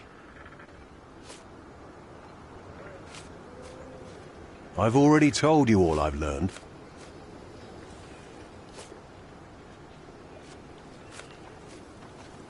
The guards at the sewers were speaking about taking refugees out of the camp. Do you know anything about this, Inspector? Less than you do, obviously. And this doesn't bother you as an officer of the law? I can neither punish them nor put them on the right track, if that's what you're asking. Maybe your friends at City Hall could do something about it, but I seriously doubt that. To be honest, I'm sick and tired of being frowned on for my uniform. If those fine gentlemen you've eavesdropped on are in some shady business, that's on their heads. I'm busy. Don't you have papers to fill? City Hall lubberheads. Back off.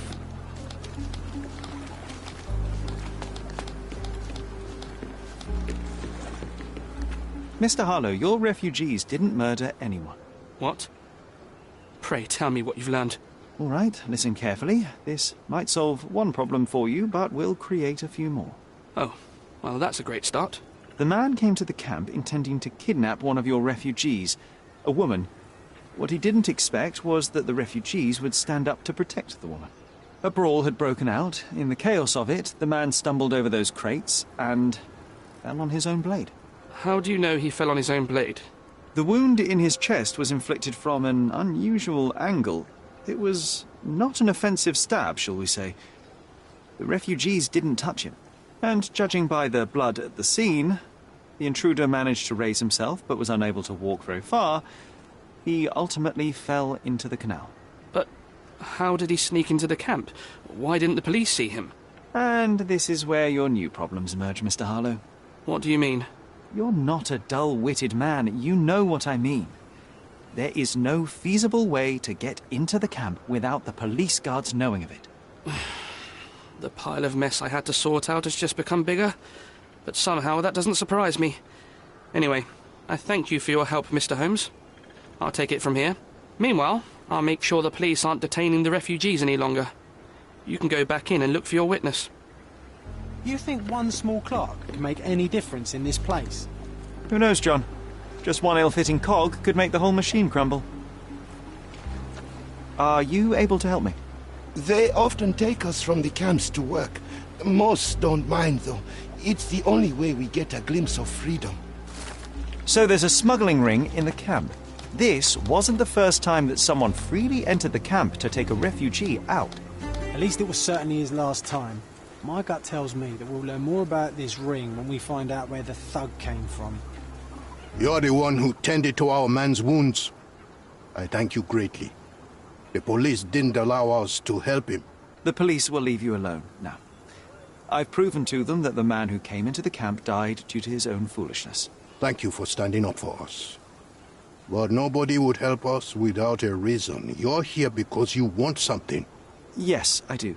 I need to speak with the girl drawn here. The dead man came for her too. He wanted to take the girl away, but we won't allow her to be hurt again. What do you want from Naylor? Naylor. She was hurt some time ago. I'm here to find the people who did this and bring them to justice. And to find them, I need Naylor's help. Will you let me speak to her? Justice. There's no justice on this land. But you helped us, so maybe your words are not empty.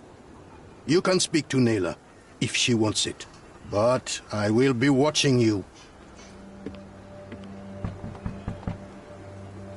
Hello, Naylor?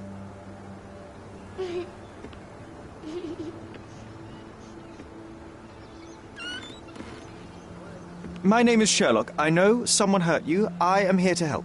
I'm trying to find the people involved and bring them to justice. Please. There is a photograph, and I'm sorry, it is terrible, but I simply must ask. Where did this happen? What can you tell me about these people? Christ, Sherlock. Naylor, I'm sorry. I'm not very good at this. You come here for me, but you are rude and cruel and condescending. A cross. The man had this cross. Now go away. Leave us be. I do not need another white man's help.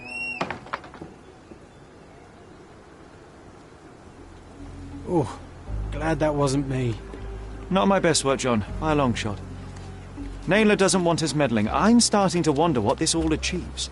But she helped you anyway. Now we know that maniac's face and the cross he wore, we can still catch him. You still here?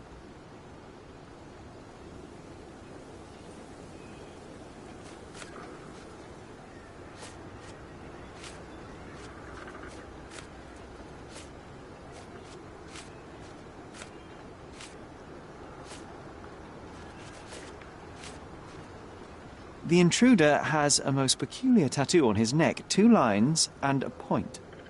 Do you know anything about it? You really want to know, kid? Why? You want to play a policeman or something? I'm sure you have it in your records, so it won't hurt if I have it in mine. In my records, it's just a tattoo, as it should be in yours. Ah, to hell with you. Suit yourself as to what you're going to do with it. Off the record, though, Such tattoos are often connected to a man named Mr. Niccolo Bernadotti. Bernadotti, you say? A respectable businessman in Scaladio. His company imports goods and wines, and smuggles everything that can be smuggled between the colonies and the mainland. His people can be identified by an obscure tattoo, just like the one over there our friend has. But these are all merely rumors, you see. If Mr. Bernadotti was a criminal, he'd be in prison now. Or hanged, right?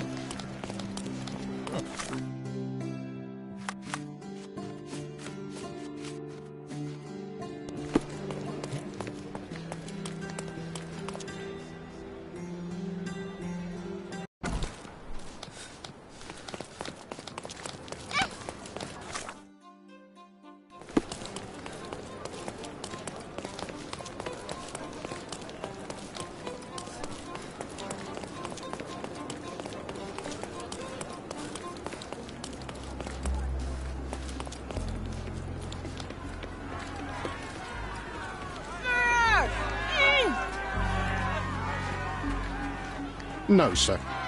Now the rules for coming in have become much more stringent. So, reap the benefits.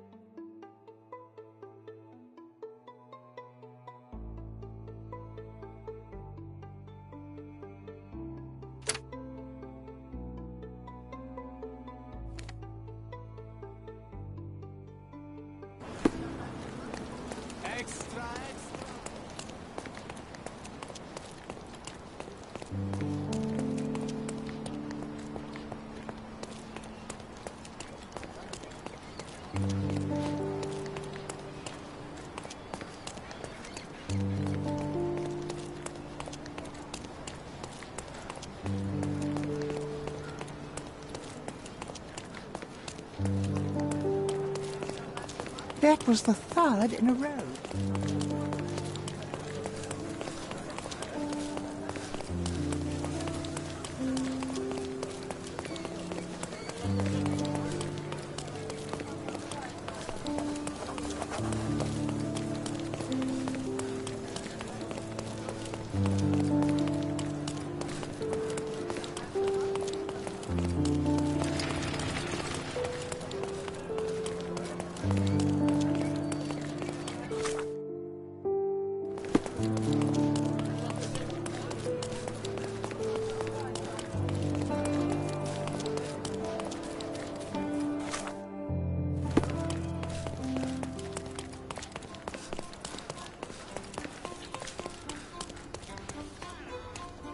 This earthenware came a long These way from the workers don't look Staffordshire like your average potteries. Cordona folk.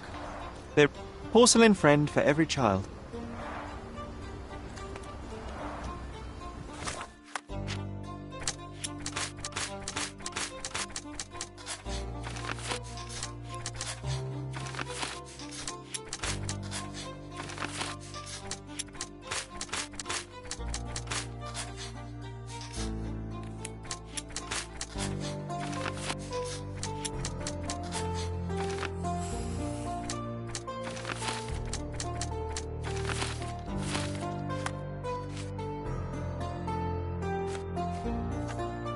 Porcelain friend for every child.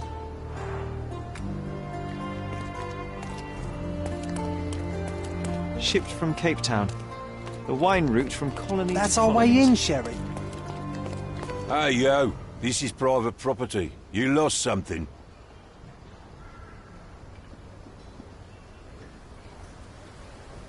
My name is Sherlock Holmes. I'm investigating a robbery, and Mr. Bernadotte may be just the man to help me with... You a copper? I have nothing to do with the police. Mr. Bernadotte isn't seeing anyone. You have 3 seconds to walk away, or you'll never walk again. Capito? It's in Mr. Bernadotte's best interest to... 1.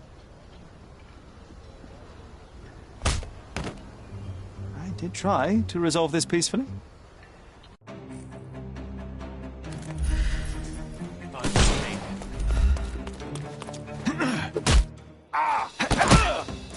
No more crime for you until next month. I'm coming for you. Don't bother moving. You've lost.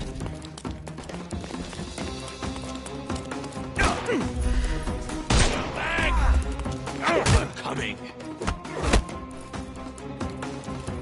I couldn't miss the party. I couldn't miss the party. Take a rest, my friend. The snuff's ready.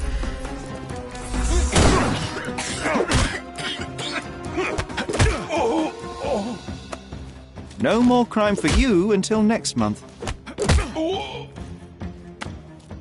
don't cry, you'll live.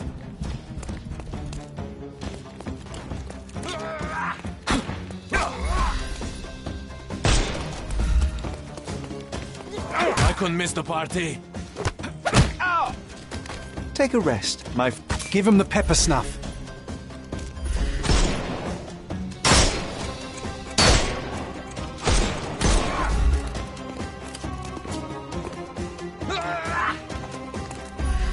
We can overcome the brute now. No more crime for you until next month.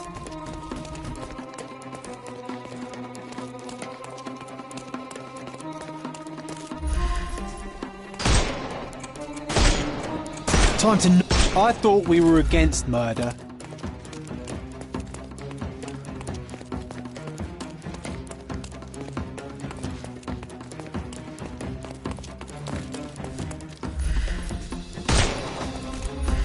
No, you killed him!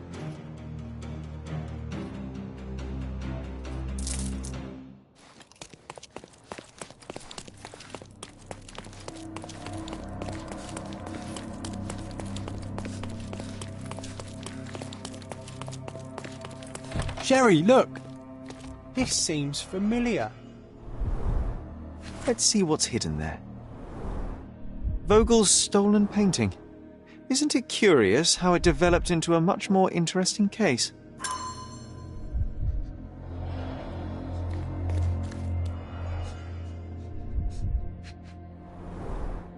V.H. Grindley Flow Blue Tableware. A Dogon statue from West Africa. A century old at least. Masks, traditional for the Chokwe people of Central Africa. This is what lies behind the facade of Bernadotte Company Limited. No, sir. Don't hurt me. It's all right. An Like you amazing didn't piece of harm the culture. folks on the I way imagine here? Many collectors and museums would be interested in having it. Don't come any closer. One step and I'll shred you to pieces.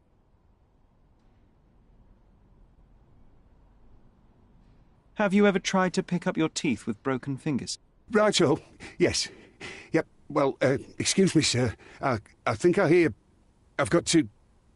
It's better I leave. Whoa. Oh, wow. That was as if somebody put my words in your mouth.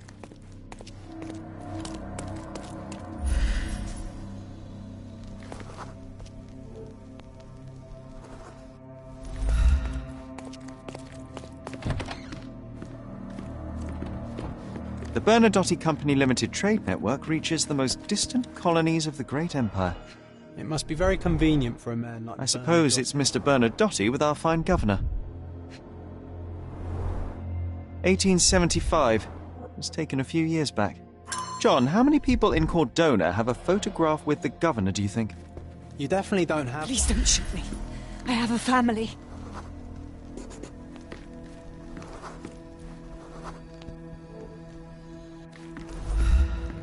Spare me.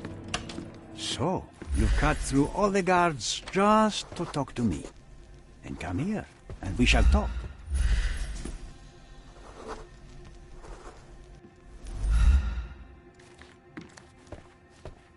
Whenever you're ready. I'd hate to intrude.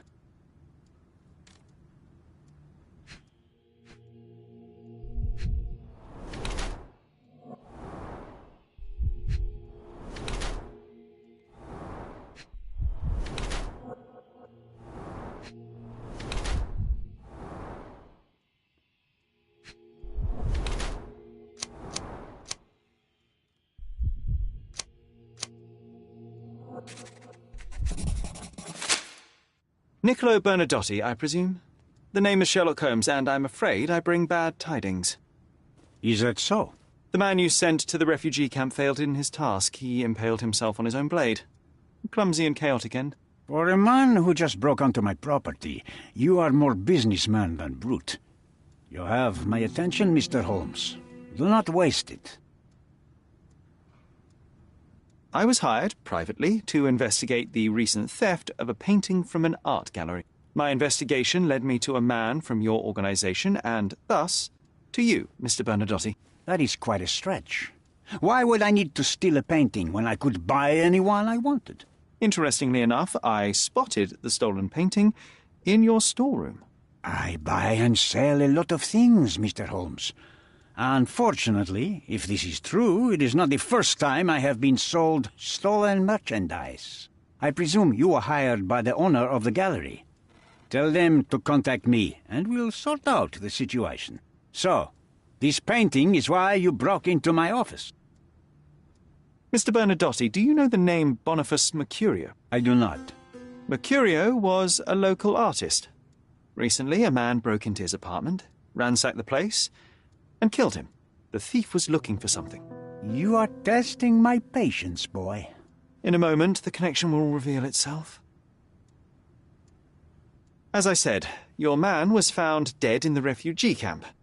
He was there to kidnap a woman, but the other refugees intervened to try and save her.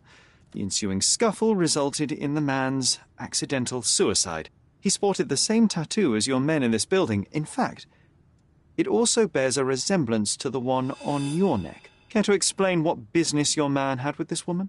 You have no idea what you are talking about. I can assure you this was no kidnapping. The refugees in the camp are on edge. What happened there is a tragic accident. one I am not responsible for. For what reason was your man there if not to abduct her? Why would I answer? You are yet to justify your presence in the slightest. So many words, so little action. When you barged into my office, Mr. Holmes, I got the impression you wanted to talk business. Now I see you had come just to talk. Tell me exactly what you want, or get out. It was necessary groundwork for what comes next. I have enough evidence to conclude that the gallery thief, the artist's killer, and the dead man in the camp are all the same person. Your time is almost up, Mr. Holmes. Before you draw your gun, there is one final detail I am yet to mention. The young woman your man was tasked to collect from the refugee camp had been defiled at a perverse masquerade party. That violation was captured in a photograph by Boniface Mercurio and used as a reference for his painting. The photo shows the attacker's face. Finally. That's why you're here, Mr. Holmes. You have the photograph. It is what your man was after when he broke into Mercurio's apartment, and it is what you're after too, isn't it, Mr. Bernadotte?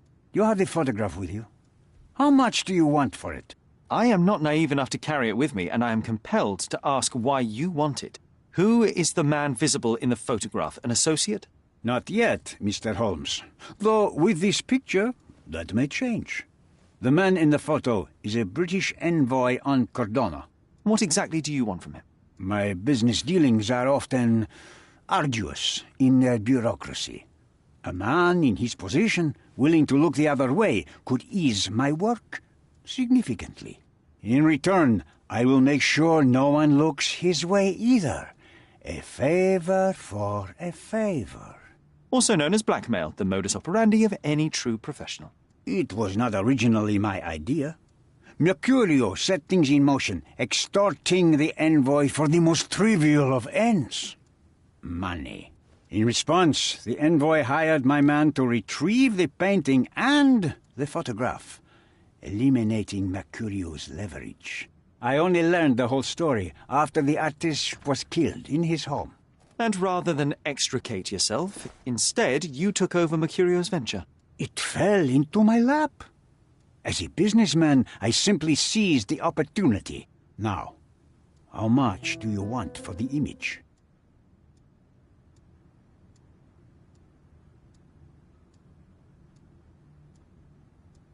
I could not help but appreciate the collection of smuggled artifacts in your storeroom.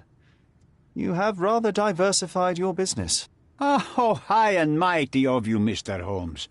Not all smuggling is immoral. I pay generous rates to developing cultures and spread their culture to eager buyers. And furthermore, I supply many immigrants with a taste of home. A very convenient way of thinking. I have traveled wildly, Mr. Holmes. I've seen people in far-flung lands for whom my services are a lifeline. Without them, they would starve. The tax on cargo is often so absurd that it would be more profitable to simply sink your ship than dock it in the harbor. And trust me, I am speaking from experience. Why did you send your man to remove the woman from the camp? Without a photograph, her testimony was the next best thing. Securing her was in everyone's interest. Victims and witnesses all too often disappear. I thought the girl was safer with us. I did not anticipate what would happen at the camp. I saw refugees from the camp at your warehouse. They work for you. I have made certain arrangements with City Hall and the police. Thanks to me, refugees can work and be paid. It's a pathway to freedom. And how much do you save by capitalizing on their cheap labor? I have heard no complaints. They seem happy just to get out of that slum. Why should I give you the photograph? Just name your price. What if my price were not money? You claim to have connections, Mr. Bernadotte. Perhaps you could improve conditions for the refugees. Give them a chance for a better life. Ha! I do have connections, Mr. Holmes, but help the whole camp? You are asking too much. I could, however, make arrangements for one person. The woman who was violated will have her own home outside the camp, solely for her and her child. She will no longer be a refugee, but a princess. That I can guarantee. Is that really possible? It will be neither fast nor easy, but I can do it. She deserves it, don't you agree? And as for her abuser, he will serve me, as much as he deserves. So, in your plan, everybody will be given their due. Especially you, Mr. Bernadotte. Seems like a fair deal, no? I doubt anyone could offer you better. Simply give me the photograph, and the world becomes a better place. I give you my word. What makes you think you can decide what's best for these people? Such is the arrogance of British imperialism. I take your point.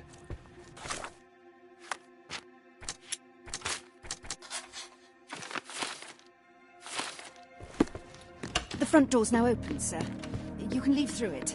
If you want, of course.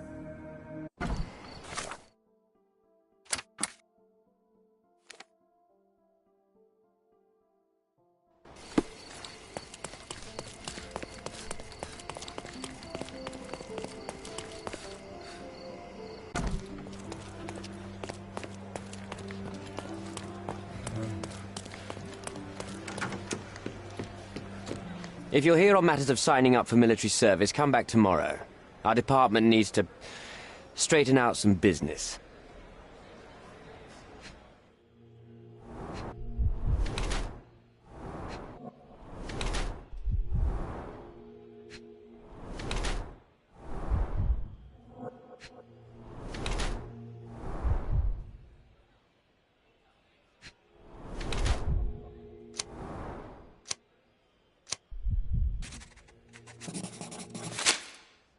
Why are you staring at me like I'm a Madame Tussauds figure?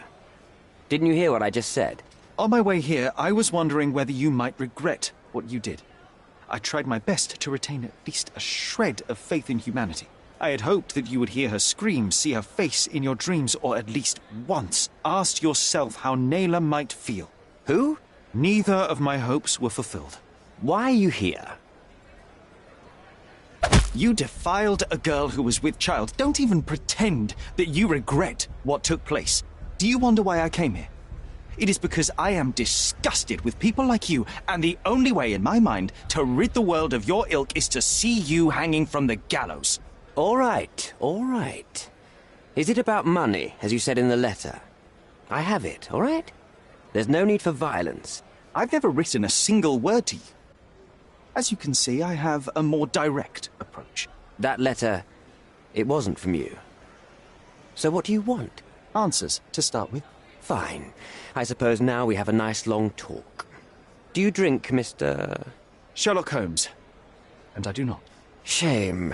All the best discussions are accompanied by a glass of whiskey. But out of respect for you, I won't drink either. Respect? That's an unusual word in your mouth, Mr... Where are my manners? My name is Thomas Norton, a British envoy in Cordona on a military mission. So, where do we start? So, let's return to the beginning. What happened at the party? I vaguely remember that night. As usual at such parties, you meet people, you talk with them, they invite you to spend some time alone with them. What can I say? I got myself mixed up with the wrong company, and somebody must have mixed some psychoactive substance in my drink. After that, it's all blurry. I completely lost my sanity. I made a terrible mistake which I regret deeply. You don't say. Do refugee girls often appear on the menu at those types of parties? It's rather rare. So you didn't attend the party to engage in an exotic experience involving a vulnerable woman unable to accuse you of assault? I would never have planned such a terrible thing. What happened was just bad circumstance. You mentioned blackmail. Tell me about it. All right. A couple of days ago, I received an anonymous letter. It said that in the art gallery at Caravansary there exists a painting that incriminates me. The blackmailer made it clear that if there is a painting, then a photograph exists too. And I should be wary of what it might do to my reputation. What does the blackmailer want from you? Money, of course. What else do such people want? Needless to say, I don't remember anyone taking photographs at the party. Up until the last moment, I hoped he was bluffing. But he wasn't, as you've just proven to me. Show me the letter. I burnt it as soon as I read it. I've left enough evidence. There's no need for any more. Boniface Mercurio, does the name mean anything to you? He's an artist, right? The one responsible for the painting that compromises you. I found him dead in his room. Oh, that is bad. Wait, you don't think that I have anything to do with this? You had motive to kill him. Maybe I did, but listen. I know how this looks, but murder? That's on another level. I had thoughts that this Mercutio... Mercurio? Well, him, yes. I thought he could have been the blackmailer. But I was too afraid to make any hasty decisions. There were plenty of ways to fail by making a move, so I chose to wait. To see what he would do next. You have to believe me. I don't believe people, I believe evidence. Then look at the evidence. The painting that depicted you in the image of the devil was stolen by a mercenary. Did you have anything to do with it? I might be a rotten person, sir, but hiring criminals for illicit purposes is not in my daily schedule. And buying the painting in an attempt to hide the crime, is that on your daily schedule? What would you do in my situation? I would never put myself in such a situation. You're young. I could never have imagined myself in my current position, yet here I am in front of you. We all make mistakes, Mr. Holmes. And I'm no exception. Mr. Holmes, I've built my entire career on hard work and uncompromising dedication to the Crown. I made a mistake. But I'm not a villain from some cheap adventure fiction. By putting me behind bars, you will benefit precisely no one. Rotting in prison is the least you deserve, but I have a better idea. You will make amends and help the ones you hurt. Naylor deserves the very utmost of what you can do. Help the girl? I can't risk the press paying extra attention to her. I will do anything except that. That's not all. Use your connections to help patriate the refugees, find them decent homes, give them jobs. There must be a meaning to your position and my decision. Yes, all right, I can do that. So, will you give me the photograph now? I need to think this all through. Don't do anything foolish in the meantime. What makes you...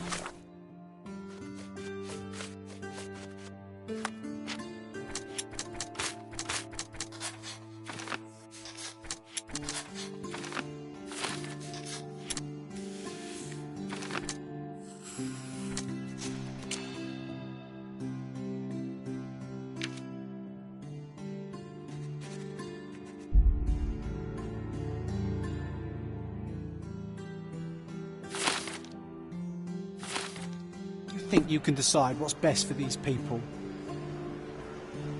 Have you thought it all through? Almost. The refugees, what will happen to them? Well, I wouldn't be standing here in this fancy office if I didn't know how to pull the right strings. In fact, it's the only thing I know. The local governor will receive a decree signed by the House of Lords containing a request to patriate the refugees in the name of the Crown. From where did you gain such influence? I never asked you how you found the photograph. So don't ask the magician how he performs his tricks. But how can I believe? Ugh, I presume you do believe in my selfishness. The initiator of the refugee salvation will be none other than the British envoy, saviour and protector of those in need. It's a win situation for me, too. Now, what about the photograph? You deserve to be punished, but the greater good is what matters here. I won't bargain it for justice for Naylor. I'm glad that this situation is over. It will be over when you settle the matter of the refugees. You have my word, Mr. Holmes.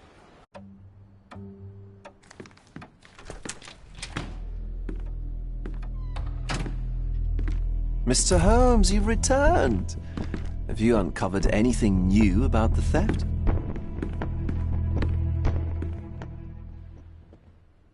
I've brought news, but not all of it will please you. Fill me in, Mr. Holmes. I won't shoot the messenger. I located the thief, but found him rather cold. He was tight-lipped about the painting, too. He's dead. How very droll, Mr. Holmes. One presumes you were not responsible. It was an accident at the refugee camp. He impaled himself on his own knife. Life is nothing if not cruel and capricious. I tracked down Boniface Mercurio. I presume he wasn't delighted about the situation. He was not having a good day on account of his murder. Killed in his own flat by the same person that stole his painting. Oh, sweet Mercurio. Perishing in the pursuit of his art. How apt. I will miss his exceptional sense of humor. What about the stolen painting? Have you located it? I found the painting, but I could not retrieve it. Well then, where is it? In Bernadotti's office. Bernadotti? That shady businessman? Why would he steal it from me? I'm afraid you'll have to ask him yourself. I take it you found something more then. What happened to your crusade of truth? Was it not that important, after all? No truth will satisfy you, Mr. Vogel. It was not an attack, Mr. Holmes. If you've chosen not to tell me, I respect your intention. But it is just rather boring, isn't it? It is what it is. Well, now that we've resolved all of our outstanding matters, I have a gift for you. I took the liberty of having it delivered to Stonewood Manor. I am told it belonged to your mother. And what exactly have you sent me? Frankly, I'm not sure how to answer that. I trust you'll know. Previously you mentioned there may have been more to my mother's passing than consumption. It appears you were right. Oh dear, I'd hoped to be wrong. She was unstable, mentally unwell. She required sustained specialized treatment, but her madness persisted. I knew that Violet had disappeared from the public eye, but had no idea of her suffering. I cannot imagine what you're feeling. I'm fine. Thank you, Mr. Vogel. I am curious to see what you have procured.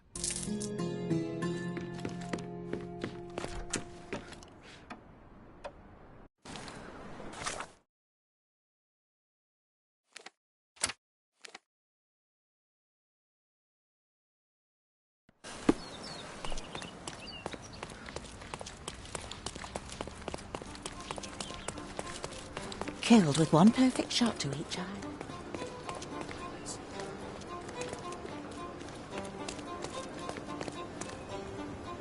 Killed.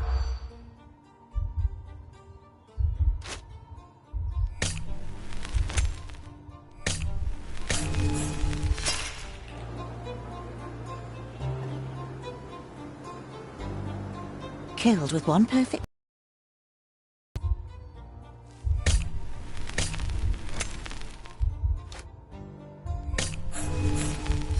I'm guessing you didn't get what you were after. It happens. I always wanted a pet cat.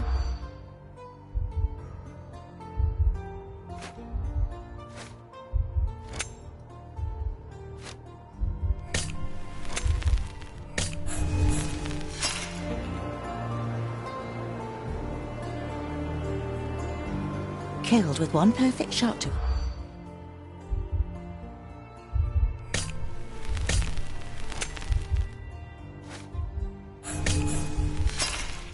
I'm guessing you didn't get what you were after. It happens. I always wanted a pet cat. One perfect shot to each eye. Can you imagine?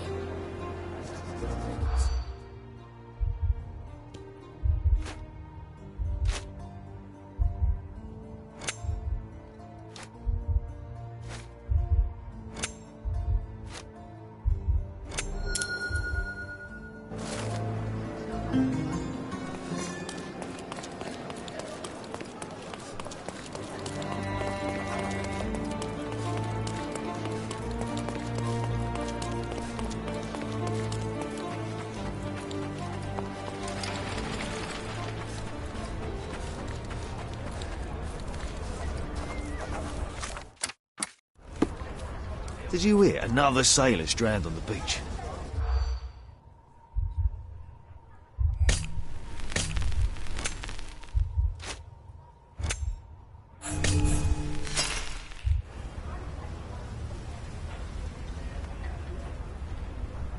Did you hear? Another sailor's drowned on the beach.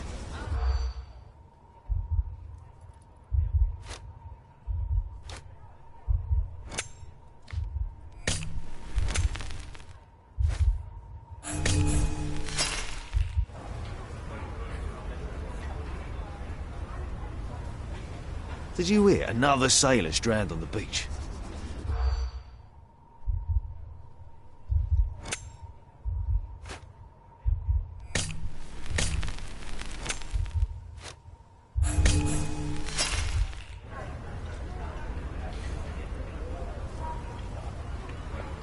Did you hear? Another sailor's drowned.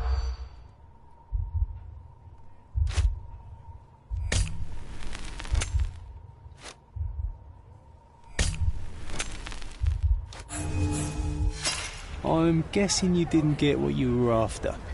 It happens. I always wanted a pet cat. Another sailor.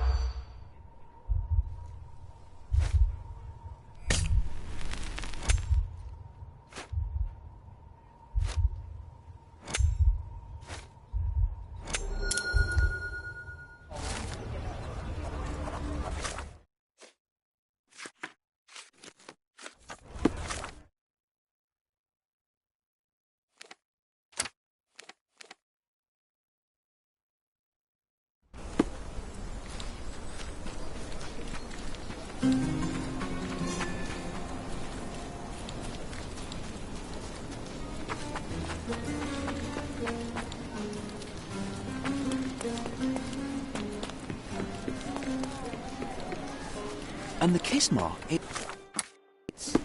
it's the work of a... Here to gawk at the bloater? Not at all, officer. Perhaps I can help. Help with what exactly? Solving an accident? Fellow drank himself to death, literally. Case closed. It's not the first case, neither. A few days ago, another drunken sailor drowned himself in a fountain. What can you tell me about the other sailor? Nothing to tell. Some rich chap complained about a dead body in a fountain. Wasn't me who inspected the scene, though. Should have gone easy on the bottle, if you ask me. They get to shore, they start drinking like fish. Too bad booze doesn't make them grow gills, eh? I would like to take a look around. Go ahead. Just don't disturb the evidence, all right? I still have to write my report. There's talk on the streets that a siren could be responsible for the drownings. A siren? You mean the bird woman kind? Why, of course, we've got sirens aplenty round here. Harpies, too. Oh, please. Hobbies are a good way to take the mind off all His whole body is tense, murders. stiffened by rigor mortis. A kiss on the forehead is quite intimate, but the vulgar lip rouge suggests a different type of intimacy. Interesting. The face is frozen in a contorted smile.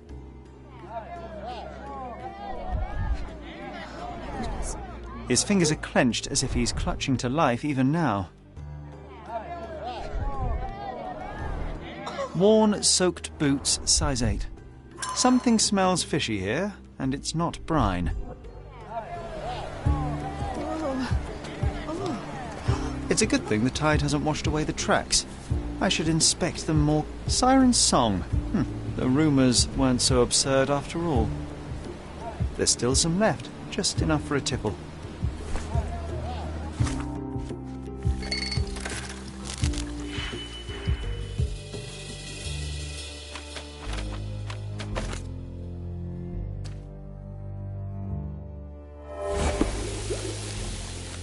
The sediment contains cyanide. It turns out he was poisoned.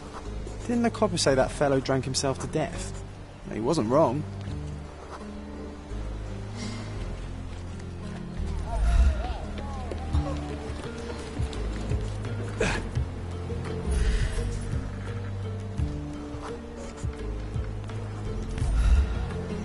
A bright red lip rouge mark. Light tobacco with a hint of citrus.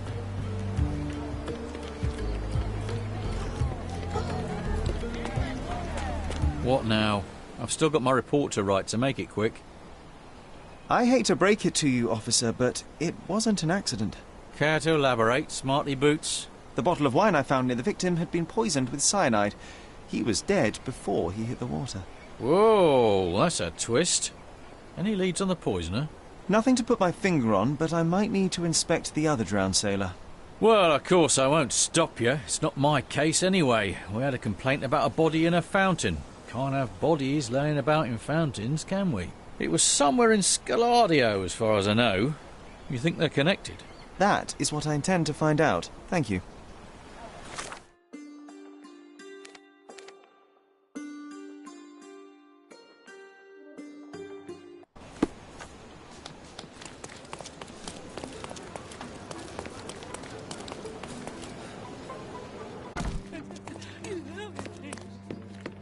Did you hear Basilio Coppello is in jail? And that...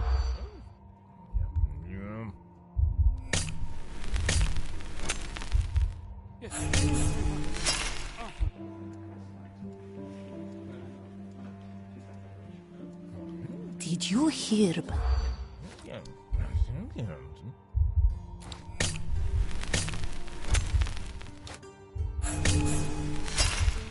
Ah, did you catch that, Sherry?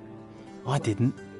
Better listen more closely. Did you hear Basilio Copello is in jail? A dead body was found in his showroom.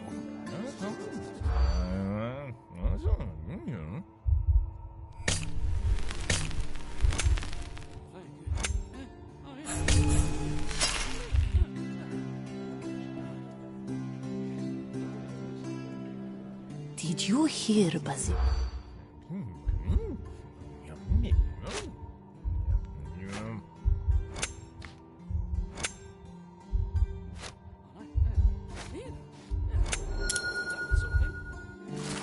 In the police. Let's pretend to be cops, eh? We can just stand around and look confused.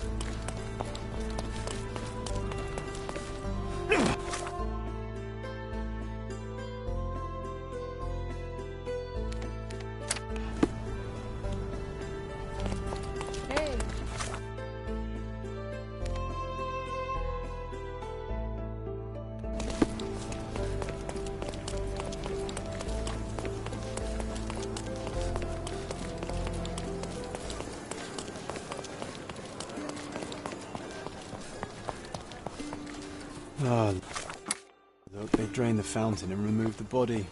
We're too late. No matter, we'll work with what we have.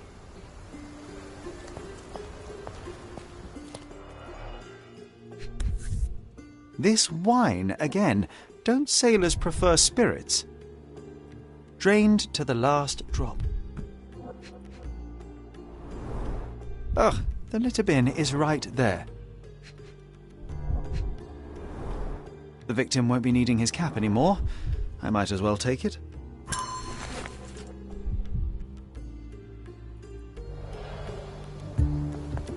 Drowning in a 2 feet deep fountain. I've seen some things, but this really takes the biscuit. A cotton shawl. Could it be our sirens?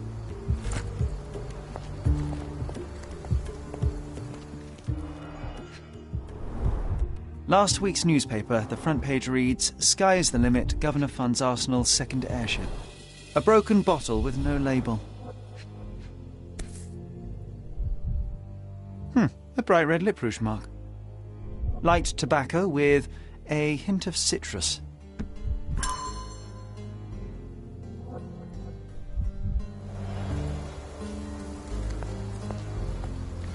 Drowning in a 2 feet deep fountain. I've seen some things, but this really takes the biscuit. Drowning in a 2 feet deep fountain. I've seen some things, but this really takes the biscuit. A worn leather tobacco pouch, salt-stained from a long time at sea.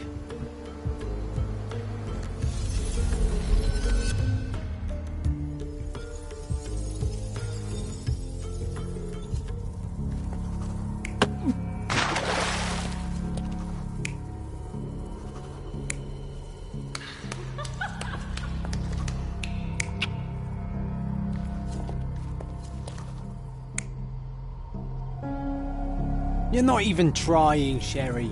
Concentrate.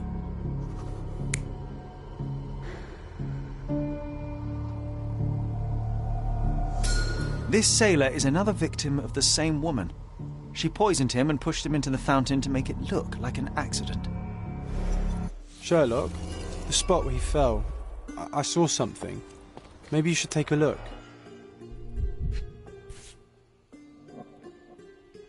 A water-soaked matchbox from the Drinking Dutchman. Must be a local pub.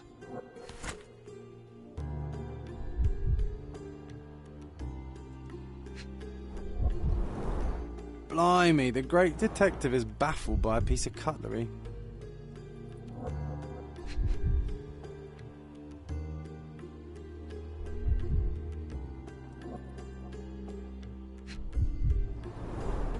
Venetian copper soldi. Authentic, but worthless.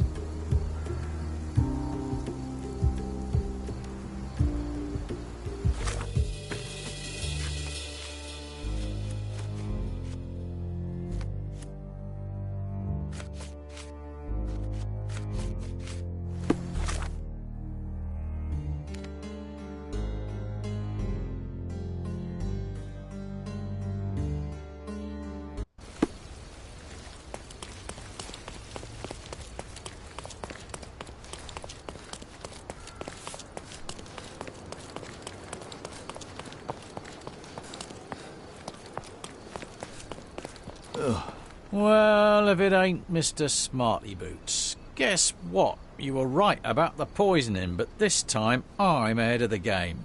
We've got another homicide on our hands. Same method, same everything. See for yourself. Now we're obliged to find out if it's really a curse. Let's go and take a look at that sailor. An empty bottle of rum.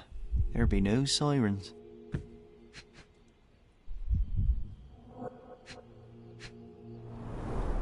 A sharp, bloody rock stuck deep in the mud. The officer must have rolled the body over. He suffered a head wound. There's caked blood in his hair underneath all the mud.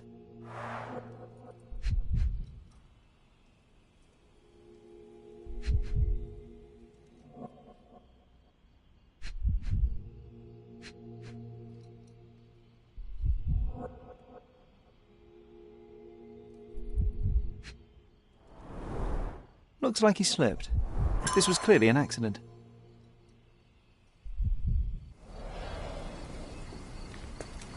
What did I tell you? We've a killer on the loose. I knew it. That may be true, but this here is very clearly an accident. The victim slipped and hit his head on a rock. I would have thought it obvious. Oh, you've got to be kidding me. I thought I had all this sewn up. But you just had to come along and make me look like an idiot. I hope you're happy now, genius. Just move along.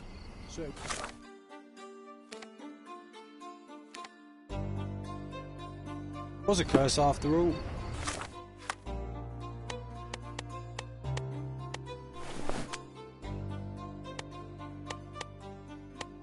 A curse of clumsiness. I hope it's not contagious. I haven't seen my family in ages. I'm shipping up to Boston in a few days. Hey, barkeep! What can I get you, mate? Nah, I'm good. Don't want to end up like that guy who drowned in the fountain after having one too many. Aye, I know the fella. Shame, damn shame. But let me tell you, it wasn't the drink that got him. 'Twas a curse. You're pulling my leg. No kidding, mate. You sail long enough, you start taking it seriously. He was from HMS Achilles. Some British schooner, nothing special. Except one of them Jack Tars shot an albatross. Everyone knows it's bad luck. Everyone. The dimwit brought the curse upon his whole crew. 3 are dead already. Wait, I've heard of only 2 such accidents. Are you saying that another man drowned? Drowned or not, they've all kicked the bucket. Just this morning, another member of the crew was found dead. It's a curse, I'm telling you. It must indeed be the curse, but how do you know all that? Why, he told me the whole story himself. The victim told you? His crewmate. The one who killed an albatross, Harry Thorne. He's renting a room upstairs. Every day, he gets completely rat-arsed, raving on and on about the bird around his neck. He's sleeping it off right now. But when the blighter wakes up, it'll be the same thing all over again. Do you have a free room? Certainly do. Dirt cheap. Here's the key. Go pick anyone you like.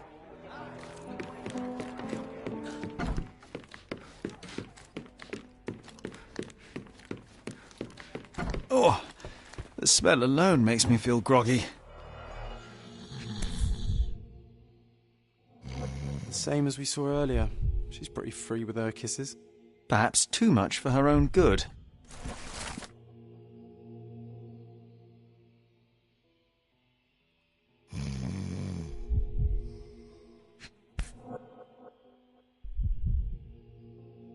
The photo of the cursed crew. Here's Thorne, and right next to him, our first drowning victim.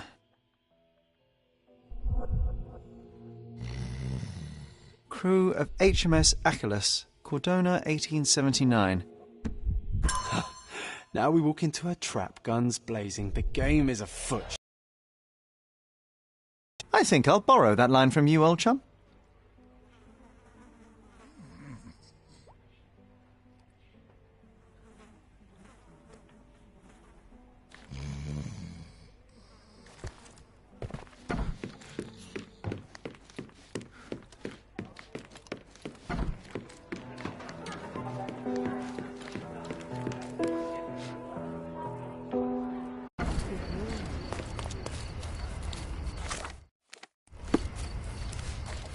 Does this poster truly claim that Cordona has a ghost?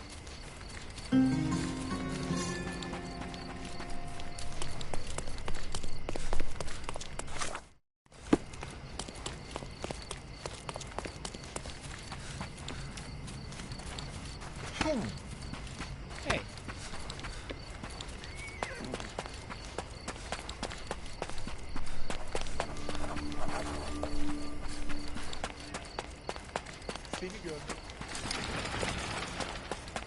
Harry, it's you! I knew you'd come. It's been so long, but you haven't changed a bit. I don't suppose you remember me, do you? You must be Eloise, yes? I got your letter. Wonderful. No point beating around the bush, then. I've missed you, love.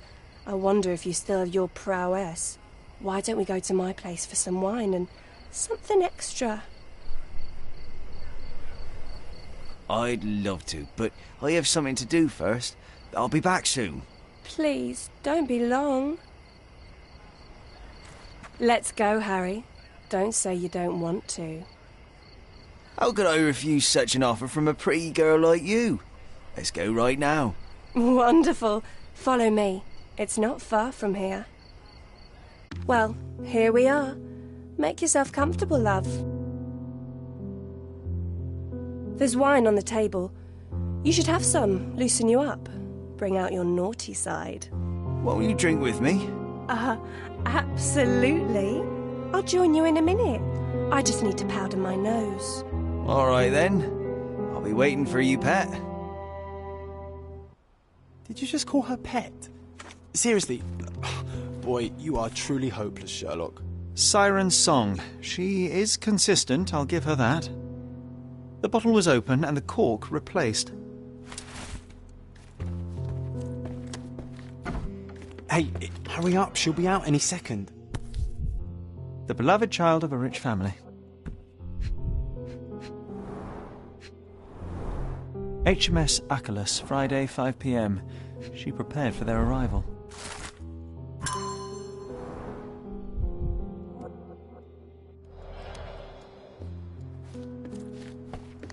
Come on, hurry up. This lip rouge looks good on her. Just saying.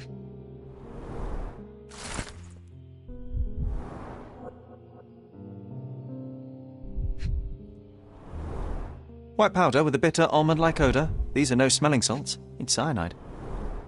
Ah, she's smoking citrus-flavoured cigarettes. The dots connect. Oh, here she comes. Sorry for making you wait, sweetie. I hope the wine has kept you good company.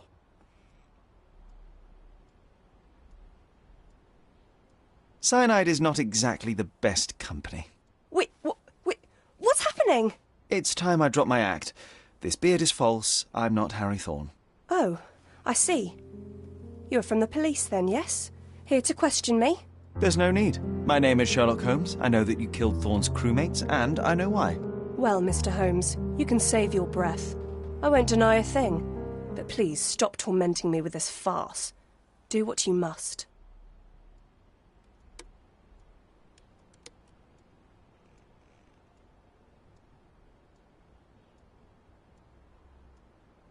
I'm afraid I must turn you into the police, miss.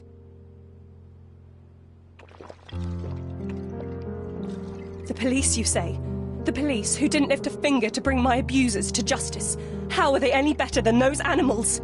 No, I won't give you the satisfaction.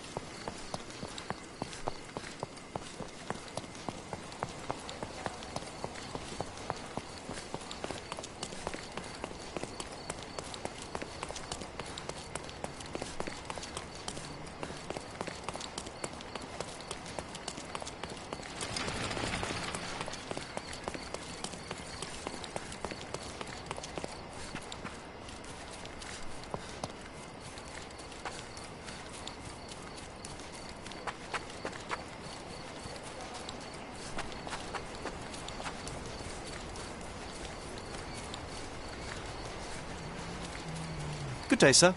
Merhaba. Good day to be alive. And, by extension, a poor day to take a bullet. Why are you just standing there? I came to take the deceased to the cemetery, but caught sight of Mother Nature's bounty and had to drink my fill. He won't mind anyway. Let me tell you, friend, the sweet sea air, the calming whisper of the waves, it's a salve for all ills. Do you know what happened here? Officer said there was a duel, shots fired, and then that fellow took his last breath. Reminds me of last year. So the inspectors have been and gone? Of course. Police don't let an undertaker do his work before they've finished theirs. You mentioned a previous incident. It was in the old city ruins. I remember the deceased was very rich. Front page news, very, very rich he was. But a coin makes a poor shield, as I always say. And who needs it when a view like this is free? Who died? Oh, no, mister. It is not my place to say. Not your place? Nonsense. As you say, he won't mind. Death with dignity, that's all we can hope for, sir. He doesn't need his name out there. We're done.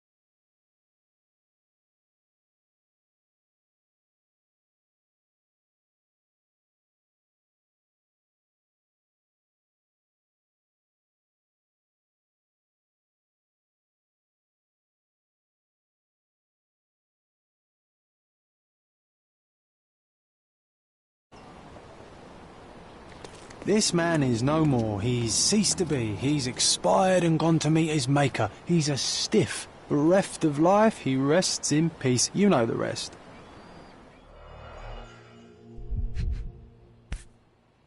A Webley top-break revolver. Blank cartridges filled with a wax-covered gelatin bullet. Effectively harmless, even at close range, but leaves a nice red splash on impact.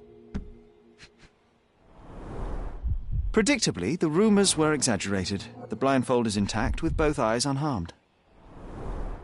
The bullet entered the heart at an angle, implying it was fired from an elevated position. He died instantly.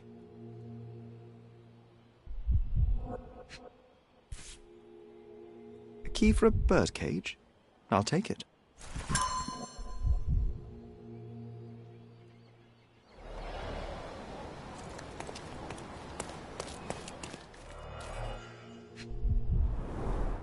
The duelist eventually reloaded his gun, but all the cartridges were filled with red non-lethal rounds.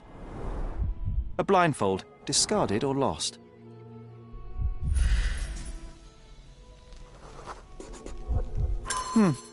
Your opponent was behind you. You know what? That Undertaker has a point.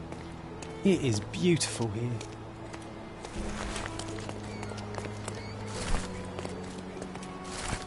Gosh, how exciting.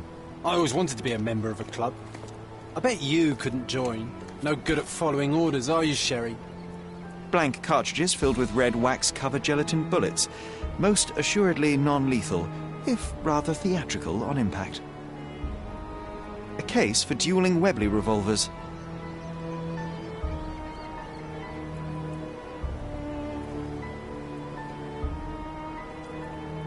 The corner of the box is broken, likely from being dropped.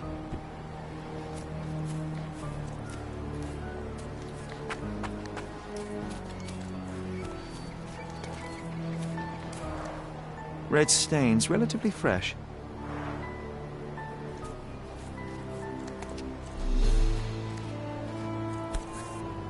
A Lamat revolver, .42 caliber. One chamber is empty, the others are filled with live rounds.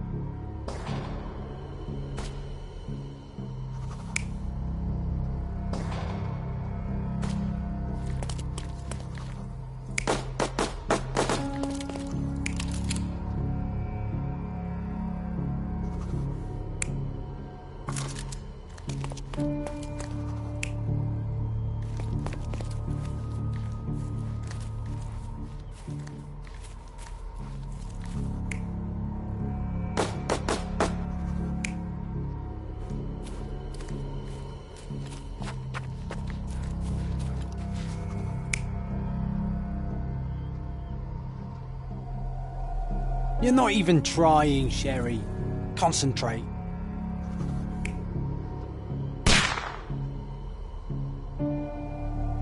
You're not even trying, Sherry. Concentrate.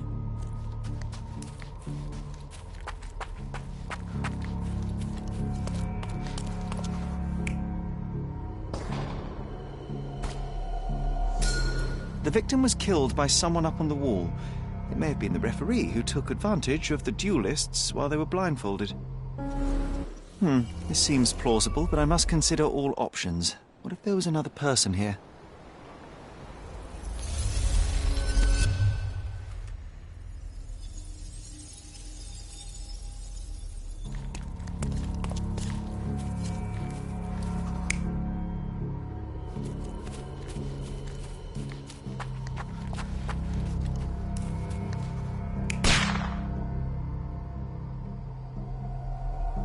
You're not even trying, Sherry.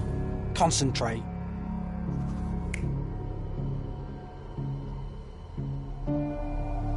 You're not even trying, Sherry. Concentrate.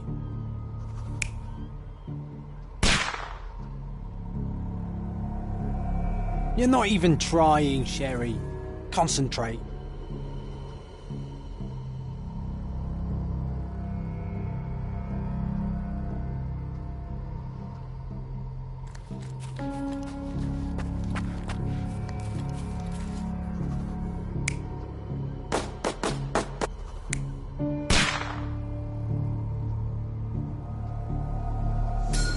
The victim was killed by someone up on the wall.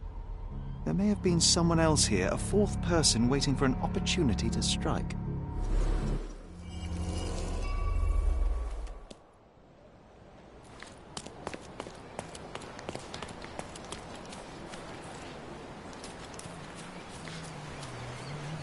Sometimes I think beauty can blind you, or you can be blind to beauty, you know? Did he see it all around him, do you think, before he covered his eyes and drew his pistol? Can we please leave the nattering behind? Oh, friend, relax. Life's too short to be short with people.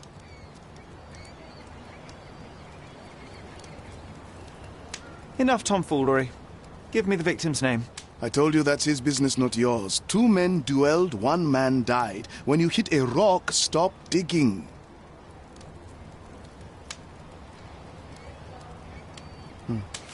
Doesn't ring a bell.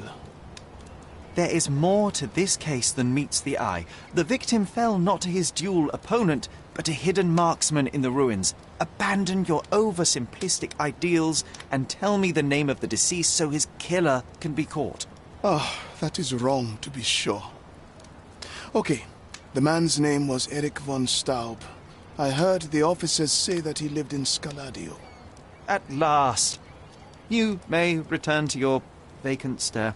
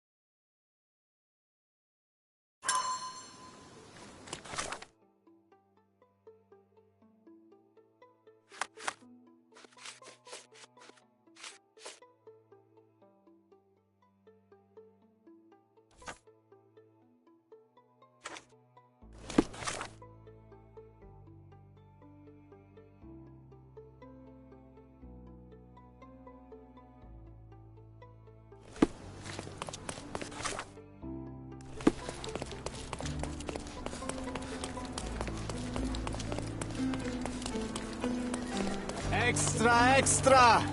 Look! Oh, what you've done!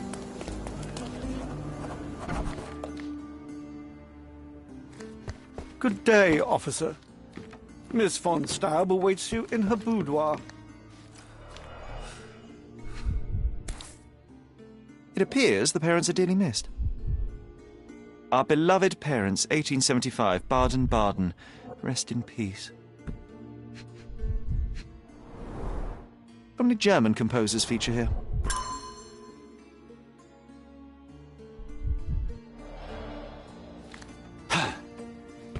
Good day, miss. I regret to disturb you at this tragic time, but could you spare a moment?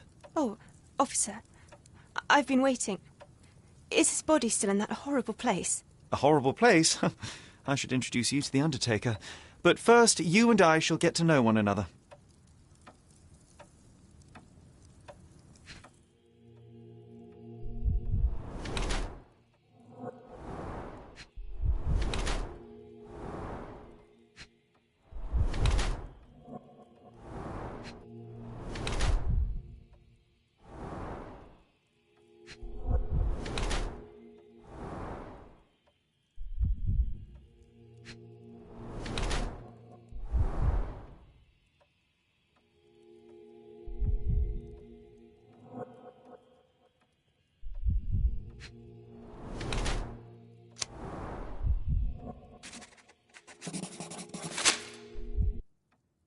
I am Officer Holmes. I take it you are Magda von Staub, the sister of the deceased? Oh, pardon me. Yes, I am.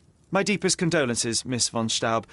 Your brother's body will be returned to you shortly, as I believe the case will soon be closed. Nevertheless, there remain some formalities requiring attention. May I ask you a few questions? Oh, if you must.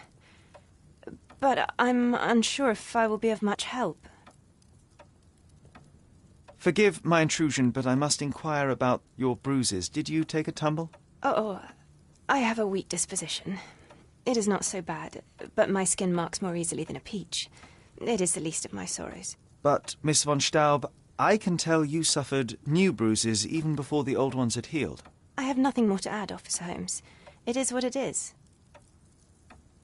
Do you know if Mr. von Staub had any enemies? Someone that may have sought to do him harm? Enemies?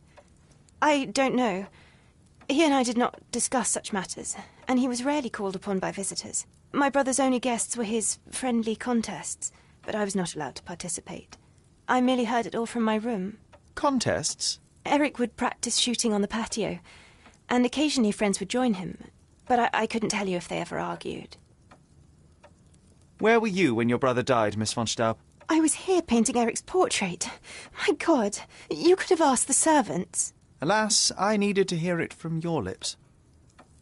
May I take a look at Mr. von Staub's room? His personal effects may prove invaluable in our understanding of the case. Please do. Here's the key. Look at those vases, Sherry. Bet they cost a fortune. It'd be a shame if someone broke them. Oh, I love it when you're reckless. Were those Limoges porcelain? You have a keen eye. Well, I suppose it's yours. Next time, shoot with a blindfold.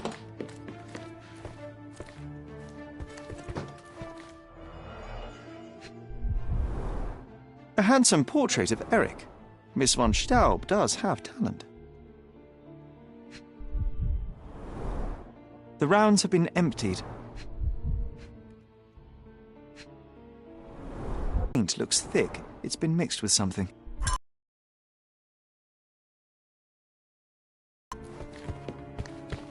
She covered the locked windows with paintings, but the atmosphere remains oppressive. Sad home for a young woman. An ointment by a Dr. Herbert, with a lavender and pine scent.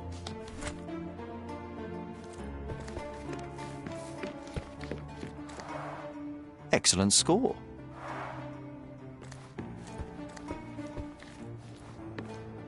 She covered the locked windows with paintings, but the atmosphere remains oppressive. Sad home for a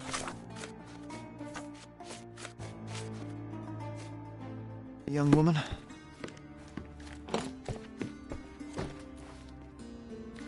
Can I ask you a question? I'll gladly tell you everything I know, officer.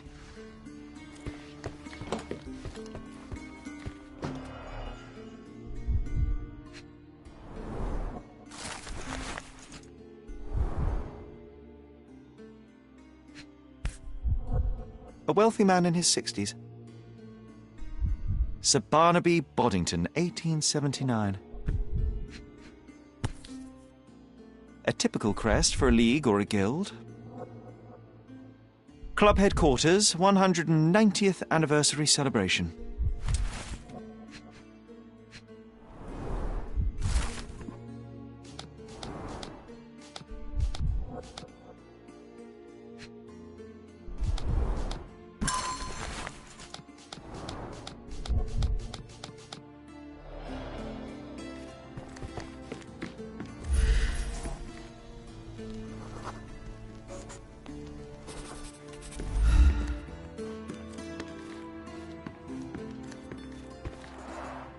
This whip is well loved and well used.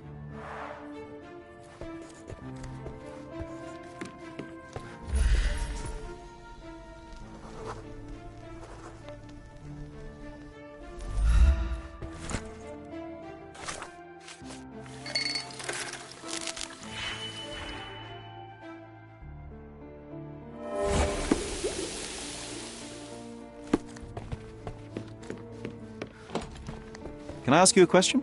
I'll gladly tell you everything I know, officer.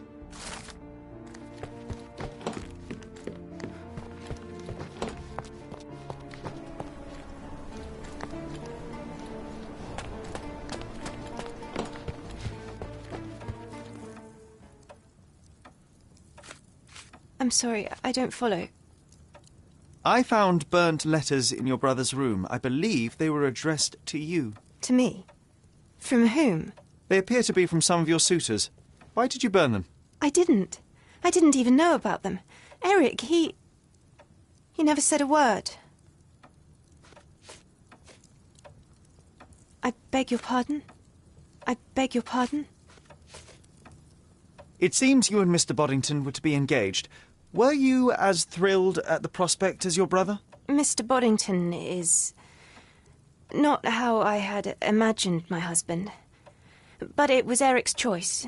I didn't dare dispute it. There is an unfinished portrait of your brother in your room. Beautiful to be sure, but one detail drew my attention. Why did you add gunpowder to your black paint? You entered my room? I thought you were only inspecting Eric's. It is standard procedure, Miss von Staub. Now, tell me about the gunpowder. Eric's art was his shooting, and this painting is my tribute to him. It felt appropriate. We're both artists in different ways.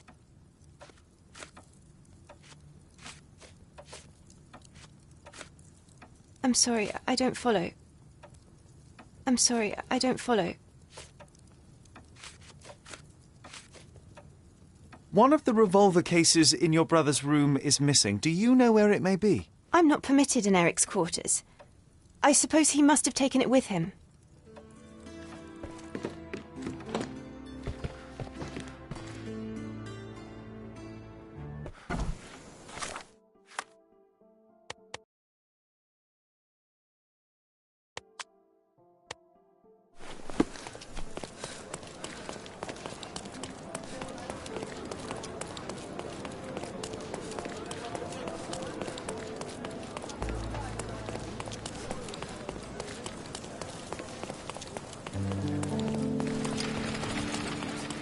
That was the third in a row.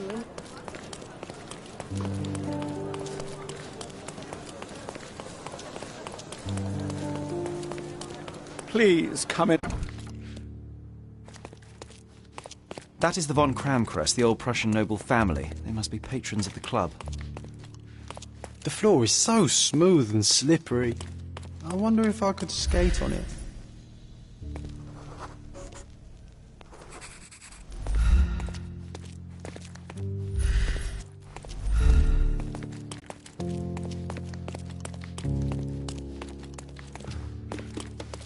How often do you think they check the submission box?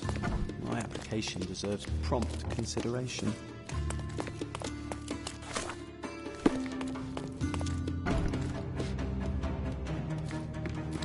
killer.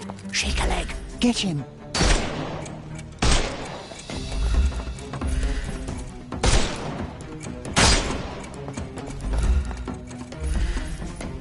We can overcome the...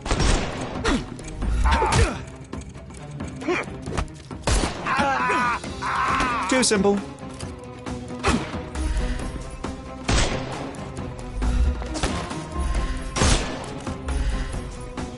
He's all yours now. Go for it.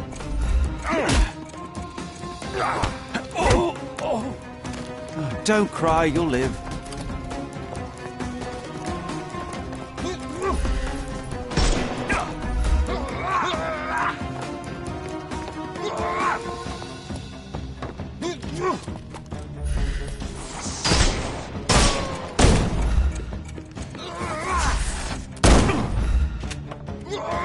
Overcome him. Don't... I couldn't miss the party.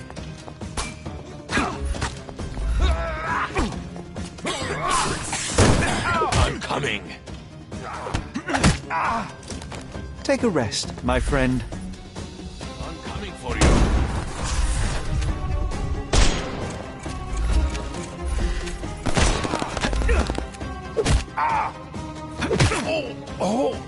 Don't cry, you'll live. Eat lead. Time to knock this guy out. I'm coming. No more crime for you until next month. Give him the pepper snuff.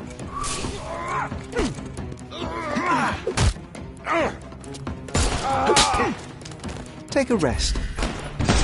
I'm coming for you. No more crime for you until next month.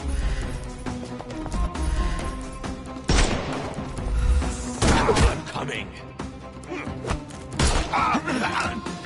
Too simple. The snuff's ready.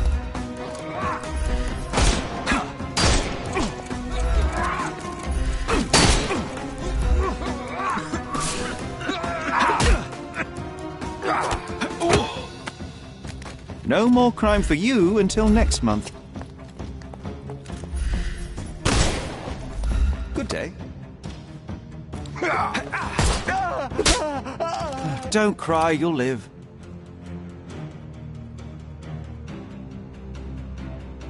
I must say, Sherry, that was near perfect. Could it be that you're not completely hopeless? Clever system.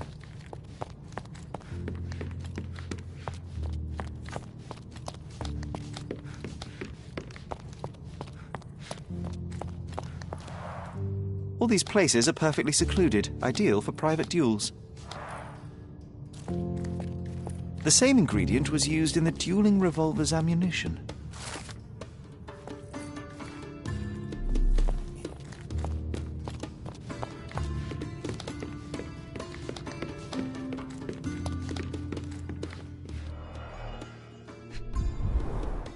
A nice apricot aroma. Marilyn schnapps, I presume. Half full. 2 glasses with dregs of alcohol. Should I pour us a drink, John?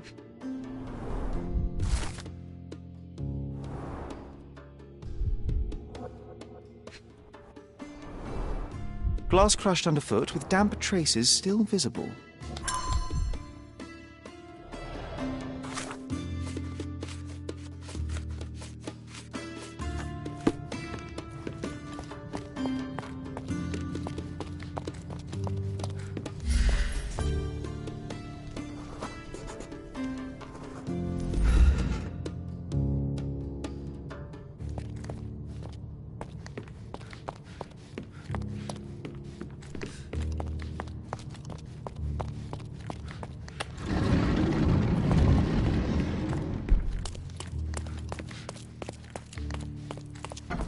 Who the devil are you?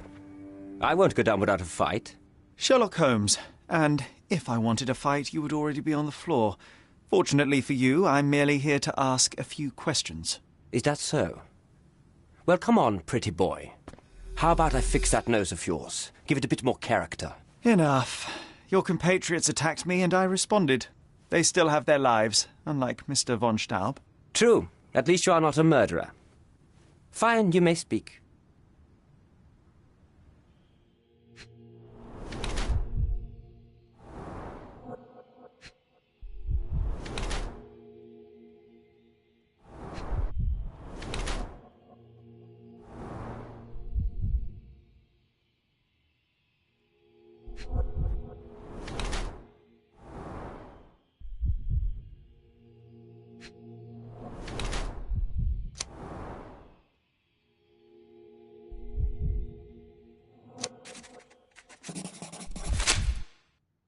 So, you are Mr. Von Cram, one of the club's best shots, the referee of the deadly duel, and witness to Mr. von Staub's murder. Incorrect. I am the best shot at the club. Heinrich Vögen von Cram. But how did you know I was there? Your clothes, Mr. Von Cram, the dirt on your trousers confirms your presence in the old ruins. And your jacket features a bloodstain from your attempts to save Mr. von Staub. That is impressive. It is merely inferential. Now, a few questions, if I may. Be my guest. I have nothing to hide. I'd like to speak with the other competitor. He left the island. Mr. Dorfman was sure that the killer was after him. He is innocent, I assure you. Indeed, from his position it would be impossible to fire the bullet at such a downward trajectory, but he was a witness. Shame. So, what transpired in the old ruins? Everything began as normal. The signatures, choice of weapons. I checked it all, and then blindfolded the duelist left, and his opponent, Mr. Dorfman, to my right. Before they could begin... Why are you so sure? The sound was different. Not a Webley revolver, and further away. The killer must be an excellent shot to hit the heart. You said the killer was an excellent shot. Do you suspect someone from the club? Definitely not. No one from the club would break our rules. Did you or the other duelist see the murderer? No. The killer slipped away into the hills, so we turned our attention to Erich. Rest his soul. And neither of you pursued the culprit? I will not have my character impugned. We had only blank cartridges and a fallen friend at our feet. He was our focus. What transpired after the shooting? I heard Erich cry out and fall. Mr. Dorfman turned and fired at the killer, but I shouted at him to stop and help. I tried to save Erich, but it was too late. He was gone. I need to be elsewhere. Doesn't appear to be the happiest childhood. Cecilia von Cram with Heinrich, Cologne, 1864. Mein Wunder.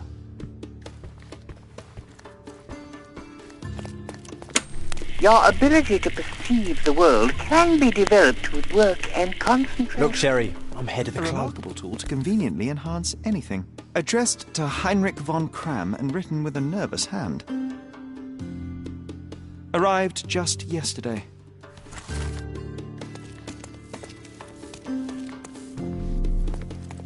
How to sharpen one's senses.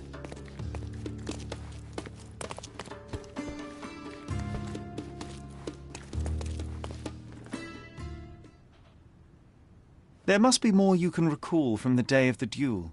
I wish. My eyes make me a poor witness, I'm afraid. Yes, your blindness. An affliction since childhood, one presumes. No scars on your face, and you carry yourself with confidence. I'm starting to see your worth, Mr. Holmes. But this limitation developed your other senses and made you an excellent marksman. So, tell me, did you notice anything else? I do recall a floral smell. Something artificial. It was sweet and fresh and came from the direction of the killer.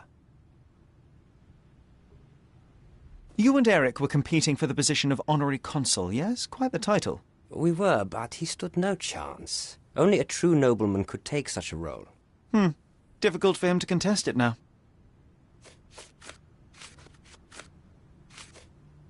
I can't help you with this. I've never seen this before. I don't know what you're talking about. I don't know what you're talking about. I can't help you with this. I've never seen this before. I've never seen this before. I can't help you with this. You have a nice collection of pistols, Mr. von Cram. Ah, a fellow connoisseur of firearms. Did something catch your eye? What caught my eye is a missing Lamat. Where is it? Ah, that one. I lost it in a bet. A rare failure of mine. A bet with whom? That's private, Mr. Holmes, and unrelated to your investigation. I don't know what you're talking about. I've never seen this before. I don't know what you're talking about. I don't know what you're talking about. I don't know what you're talking about. Last year there was a similar incident in which a duelist died. What can you tell me? A tragedy. I shot too well, and my opponent stumbled from the impact. He slipped and fell down the cliff. I regret it all. I have not participated in a duel since. Instead, I only take the role of a referee and supervise the proceedings for safety. I swore that no other club member would die in a duel. Alas, someone else intervened. It seems you owed Mr. von Staub a small fortune. A fortune to you, perhaps, but a trifle to me. Our debts ebbed and flowed. In our next contest, there was every chance I would win it back. Eric was too concerned about all that. Frankly, he often lacked the demeanor of a nobleman. His progressive tendencies could be grating.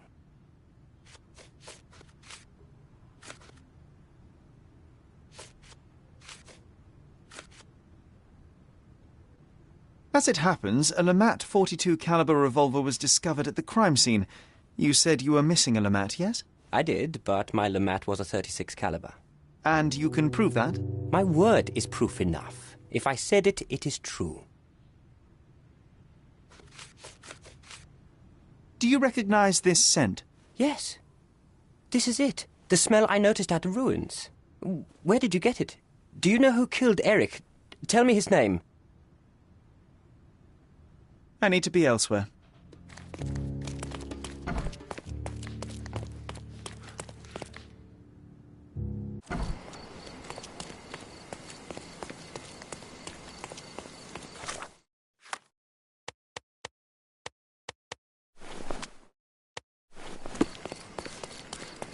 Hey. That was the third.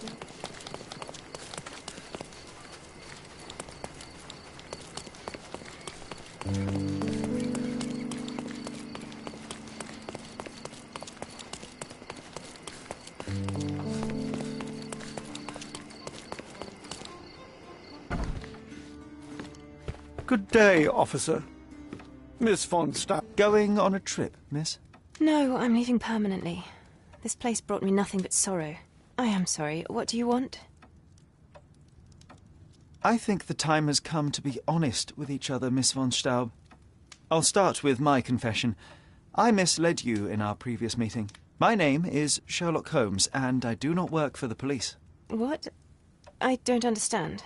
In actuality, I was independently investigating your brother's death and came to an unexpected conclusion. How? Why? It was not a tragic accident, miss. It was cold-blooded murder. And I know the culprit. No. Who is he? Nice try, but as you well know, I'm talking to the culprit right now. What? Are you out of your mind? Certainly not. Allow me to explain how you killed your brother.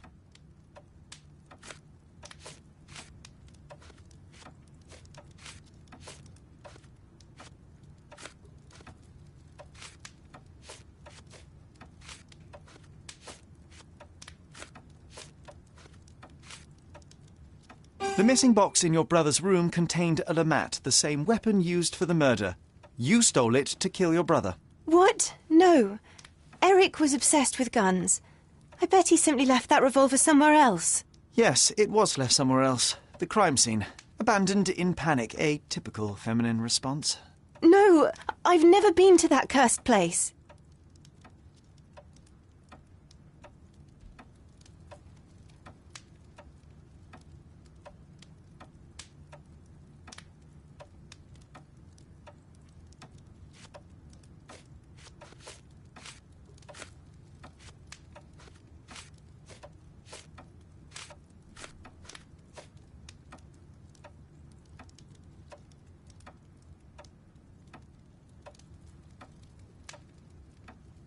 None of that makes a whit of sense. This is monstrous. A moment, if I may. This is torture. I think the time has come to be honest with each other, Miss Von...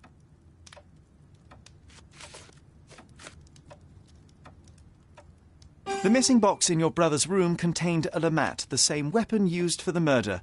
You stole it to kill your brother. What? No. Eric was obsessed with guns. I bet he simply left that revolver somewhere else. Yes, it was left somewhere else. The crime scene. Abandoned in panic, a typical feminine response. No, I've never been to that cursed place.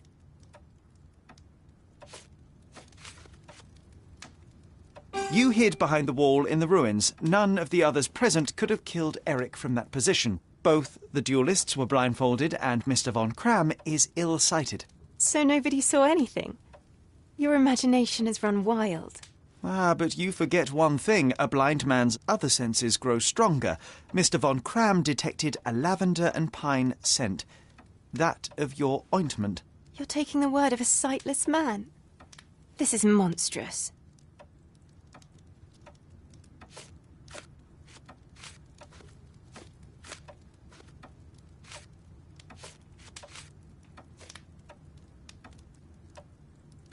It is your brother who was monstrous.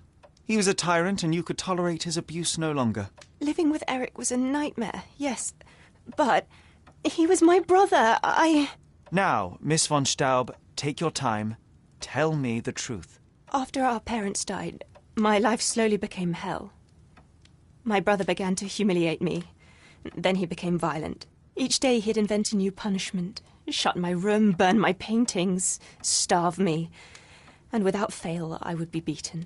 All visits were forbidden, all contact verboten. I was his caged bird, his pet. When we did go out, he used me to bait influential people. He sold me to Mr. Boddington simply to earn a place amongst this island's elite. Was that not freedom from your brother? He sold me as a thing, sir. Who do you think this gentleman was? I could not endure more cruelty. Mr. Holmes, I'm begging you. Please don't do this to me. Don't throw me from one cage to another. You have suffered enough, Miss von Staub, but now it is over. I will not turn you in to the police. I don't know what to say. What will happen with the case? The usual. With their typical stupidity, the inspectors will confidently declare the case a tragic accident, and that will be that. I didn't expect such kindness. Kindness? No, where the truth reveals injustice, I expect accountability, but in this matter, Miss von Staub, I see no injustice at all. Thank you, Mr. Holmes. I'll never forget what you're doing.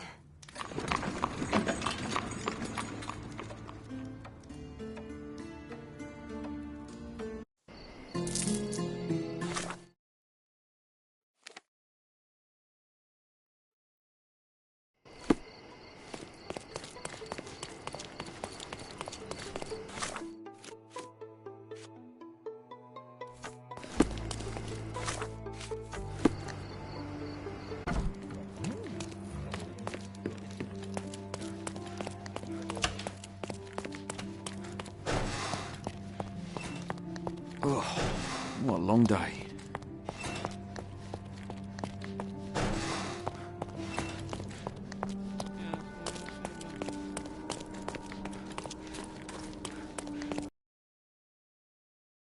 Excuse me, but are you Mr. Capello?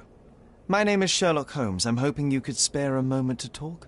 Manners, what a pleasant surprise. Most of your colleagues have lacked even the simplest of common courtesies. You're a suspect, sir, but not yet a criminal. I shan't treat you as such. Your case is refreshingly unusual, and I wish to get to the bottom of it. Manners and enthusiasm. Huh. May you go far, young man. What can I help you with?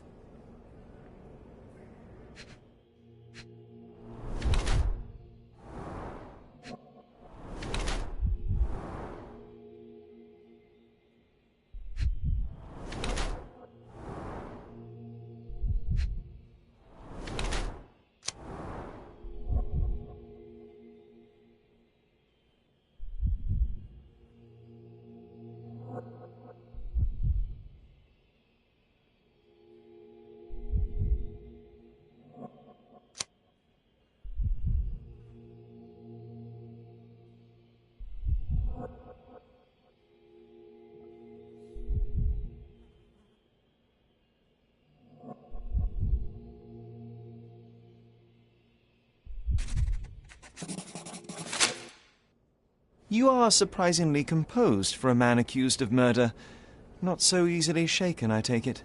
Life is full of surprises. You'd be astonished how many deals go sour due to a force majeure. One becomes skilled at adapting. I am confident this will all be set straight. Until then, I will endure. Much how you endure that injured hand. Those bruises look painful, but you seem barely aware of it. Were you attacked? No. A minor accident, nothing more. My heady days as a man out to prove his valor are far behind me. I now know that to succeed in life, one must stay calm and plan ahead. The world will turn your way eventually. And if it does not, then one must persuade it so. Please, tell me how you ended up in this situation. Well, this morning some clients arrived to finalize their purchase of a Capello modular safe. But when we opened the door, out tumbled a dead man. And I take it this wasn't normal? No, I normally keep my corpses in the wardrobe. Please, young man, spare me your wit. The rest of the day was a blur. I recognized the victim, and it seems so did the police. That was enough to make me the main suspect. Who sent for the authorities? No one. As it happens, we had a break-in last night. Nothing was stolen, but for insurance purposes, the report had to be made. So, police officers just happened to be on the premises when we discovered the body in the safe. I'd like to inquire about the burglary. I'm not sure I see the connection, but if you wish to know more, talk to Billy Lloyd, the night watchman. He scared off the thief. Was it also Billy that discovered the burglar? No, my wife did. She had stayed late yesterday.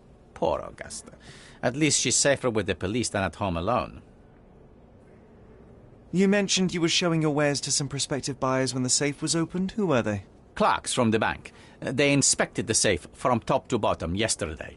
I assumed the sale was just a formality at that point. And the safe was closed?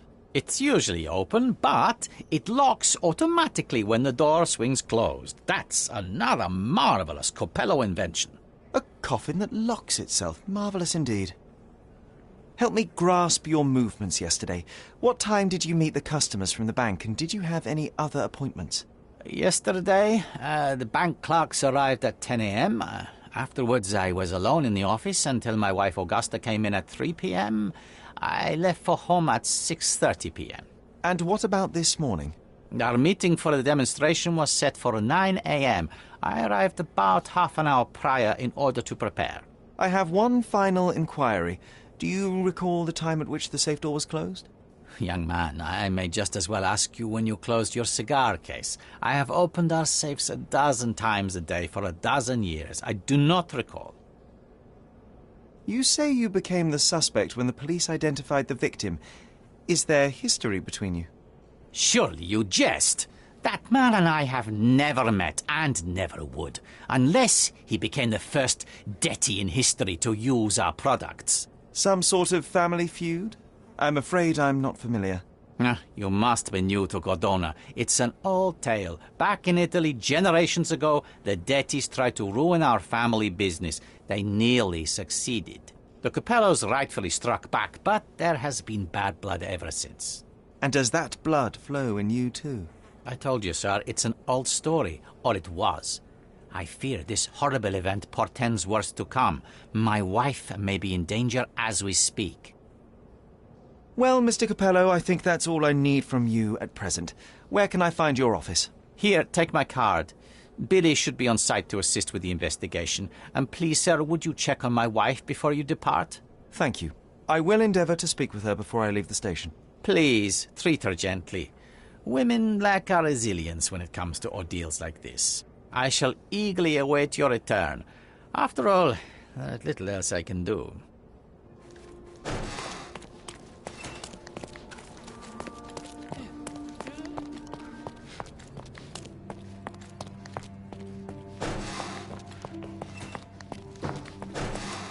Mrs. Capello, please wait in the office. The inspector will be here soon. You must be the inspector. Would you be Augusta Capello? Must I really repeat myself to every baby-faced man in uniform that strides in? Forgive me, I am not the inspector, but I am working on your husband's case. Then I have nothing to say to you. Come back with the inspector in charge so that we may dispense with the endless repetition.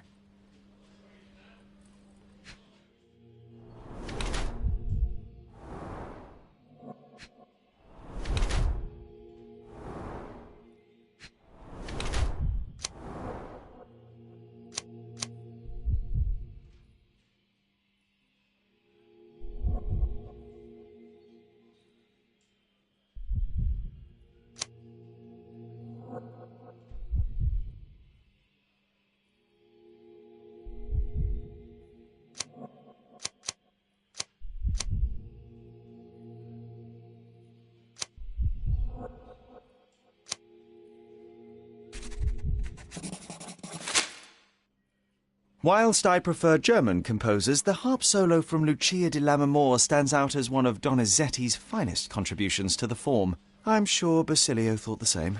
He did. How? Did he tell you how we met? Oh, there was no need. It is trivial to observe how much you value your memories of playing harp in the orchestra, and even an amateur Italian harpist would be familiar with Donizetti's finest work. Yes. Music is a balm in these uncertain times. It is nice to meet another who appreciates it. Much as I appreciate the truth. Please, Mrs. Capello, let me help you and your husband. I am not unappreciative, sir. But I'm afraid I presently lack the strength. Basilio tells me you were present during the burglary yesterday. What can you tell me about it? Oh, it gave me such a fright. I fainted, fell to the floor. I wish I could help you, but I'm just utterly useless. Please, I want to rest before the inspector arrives. Were you familiar with the deceased man found in the safe? No, I did not know him, nor can I conceive of how the poor soul ended up there. You've had quite the day, Mrs. Capello. I shall leave you be. If I have further questions, I may visit again later.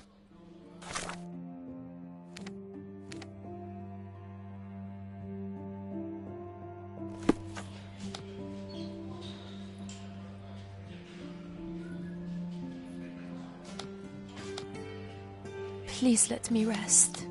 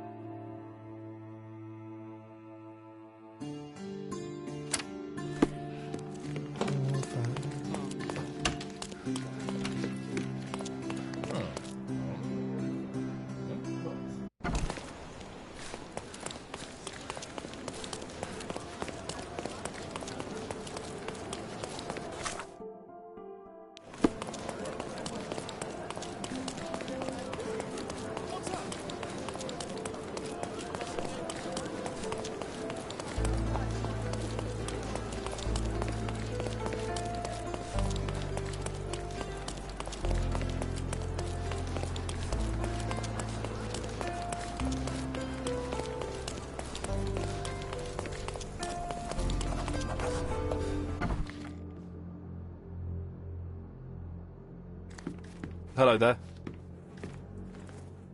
Ill-fitting pants, wonky nose, and hair that appears to have been cut by your own hand. You must be Billy Lloyd.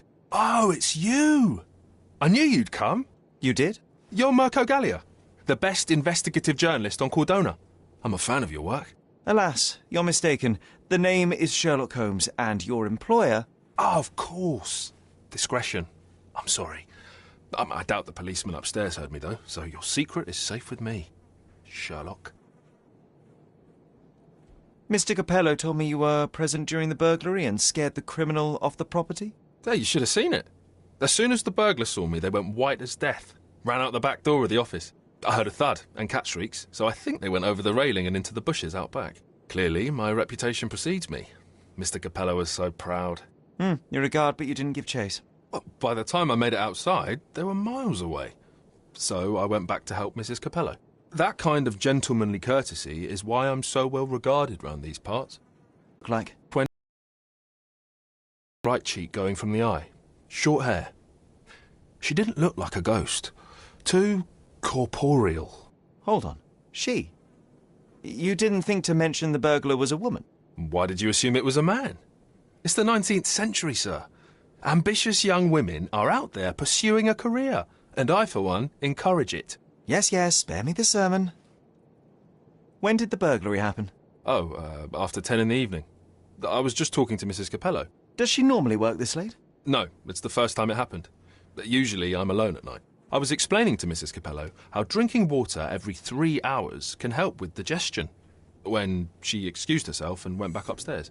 Then there was a scream, and I ran up to the office, and... I know what happened next, thank you. What about last evening? Do you have any more details about the break-in? Of course. I write down everything that happens during my watch. Take a look. Fastidious in its mundanity, but I will make of it what I can. I must go and inspect the crime scene. If I have further questions, Mr. Lloyd, I will find you. Oh, don't worry. I won't be able to keep away. Right. The best on the market. You can wallop them, you can burn them. Nothing will work. I bet he tested that himself. They sell door locks, padlocks. Strength, security, No peace of Sherlocks, mind. though. Probably for Tacky. the best. Well, you know, that's your opinion, good sir.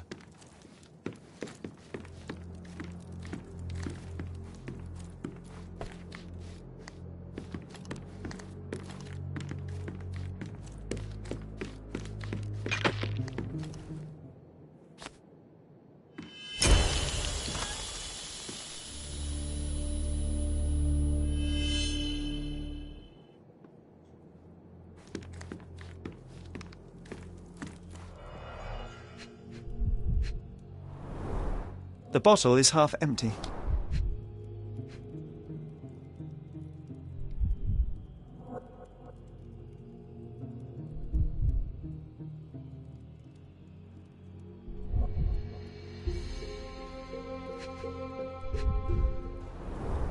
Recently used, but why would it be here?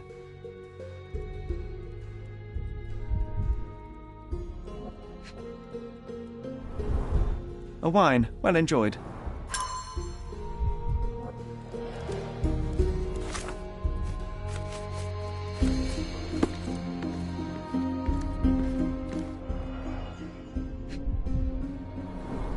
Blood on the safe door could have been left by the victim. Clear indications of blunt trauma, possibly inflicted before the victim was in the safe. Bulging veins, cyanosis, bloodshot eyes, odd foaming in the mouth. Bruises, torn nails, bleeding was severe and continued at length. Clothes are not fully buttoned. Was the victim dressing or undressing? What a rotten way to die. Yeah, what a shame.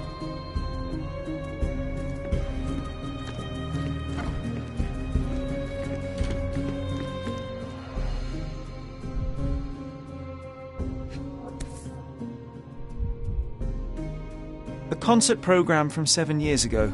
An Augusta La Duca is listed as a harpist in the orchestra.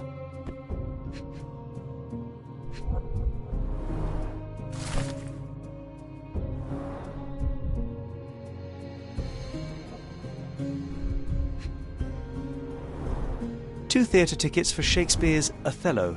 The performance is tomorrow. Have to respect the classics.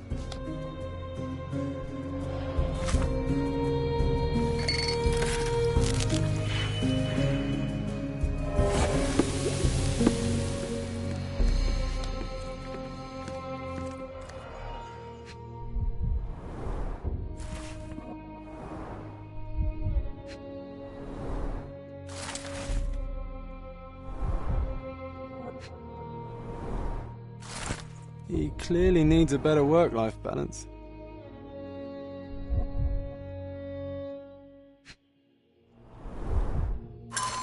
Well-organised workplace? Mr. Capello is the best. Okay, this chap is seriously creepy.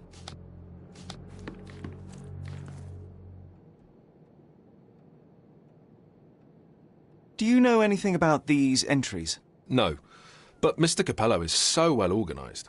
I use a different method, very popular among the Buddhist monks. You create an attic in your mind and I'm familiar. Keep it tidy, put only necessary information in, remove unnecessary information regularly. What? No, it's called an attic. You just stuff it with everything. You never know what might prove helpful someday. That is profoundly upsetting. I don't know. I don't know. I know of it, but forgot.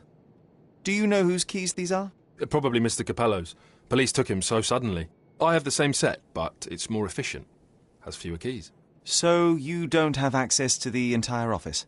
No. Only Mr. and Mrs. Capello have the key to the back door. What can you tell me about Mr. Capello? He's a good employer, but very focused on work, and very serious about security, of course, since he employed a night watch of my calibre. Not everyone appreciates his strict business approach, though.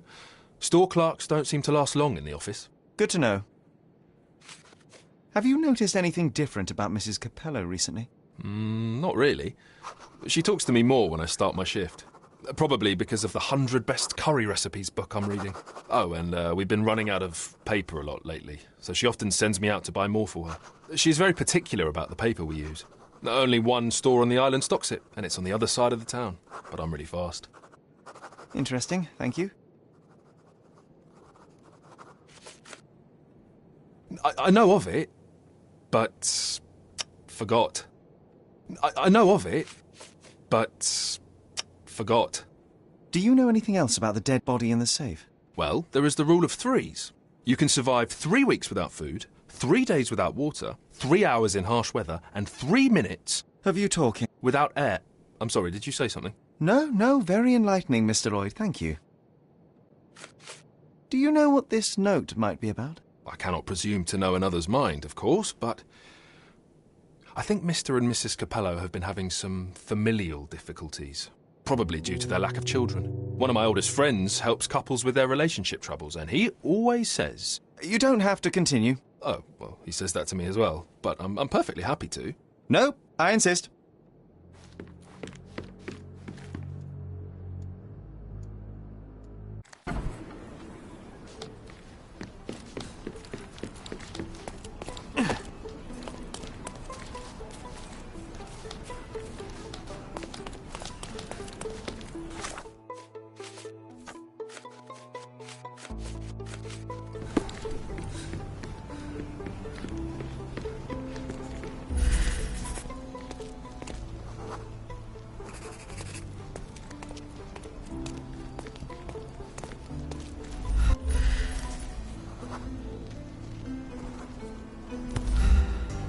The letter F is inscribed within a 4-leaf clover pattern. Passe-muraille. Walk through walls in French. Our thief seems rather arrogant. A comprehensive set of lockpicks, recently cleaned with no fresh scratches.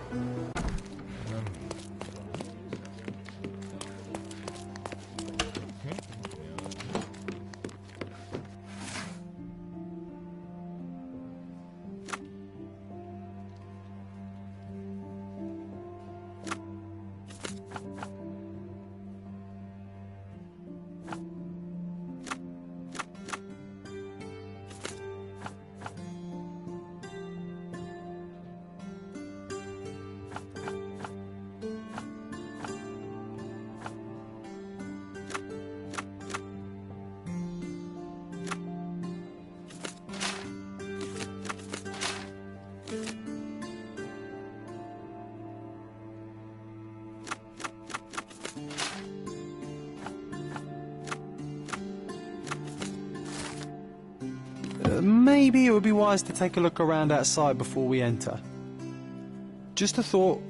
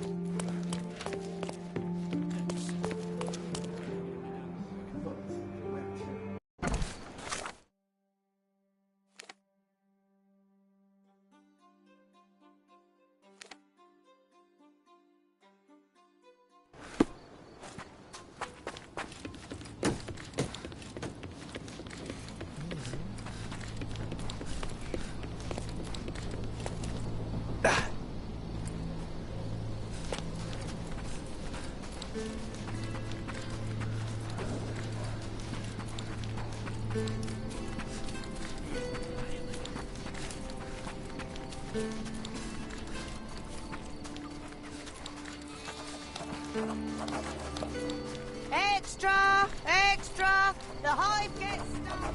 A substantial police sting!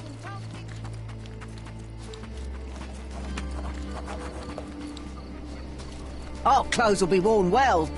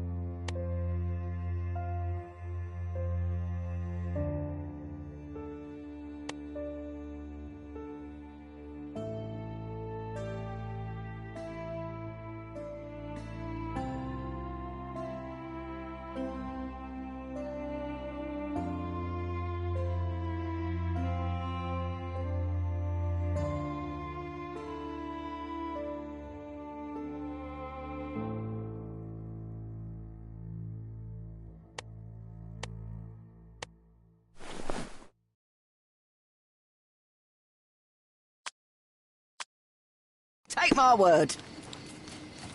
The best. Take a look. Maybe something will catch your eye. Go away if you don't want to buy. Get lost.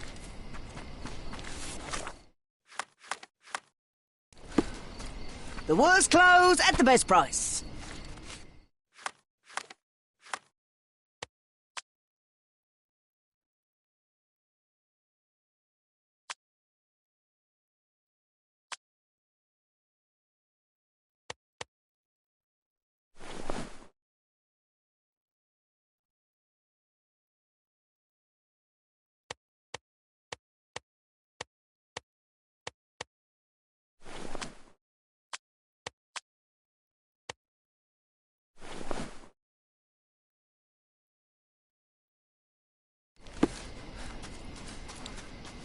One. Take a look. Maybe something will catch your eye. Go away if you don't want to buy. Get lost. Our clothes will be worn well. Take my word. Hey.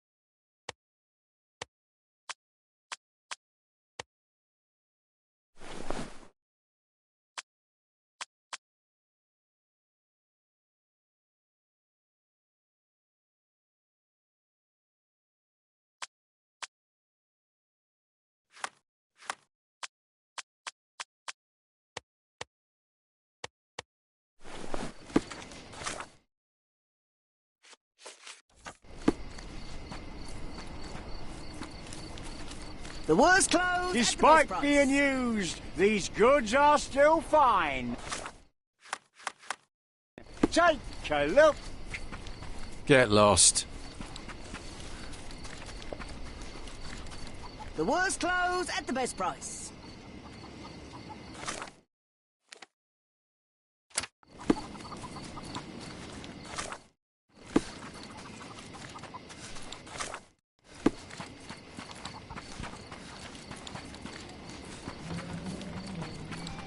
Extra! Extra! An historic death!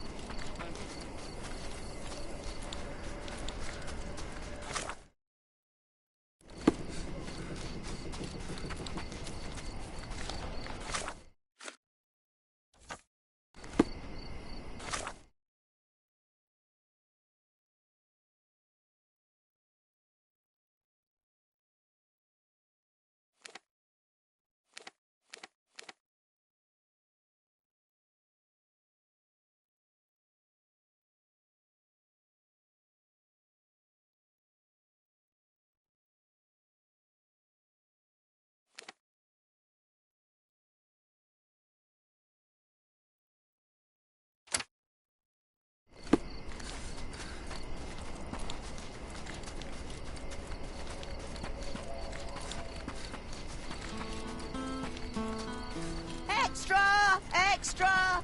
Headless eel!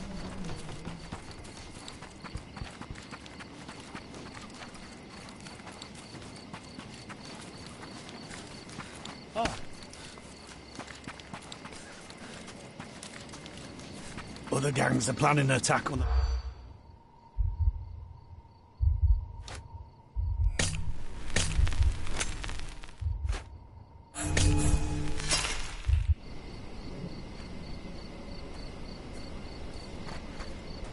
Other gangs are planning an attack.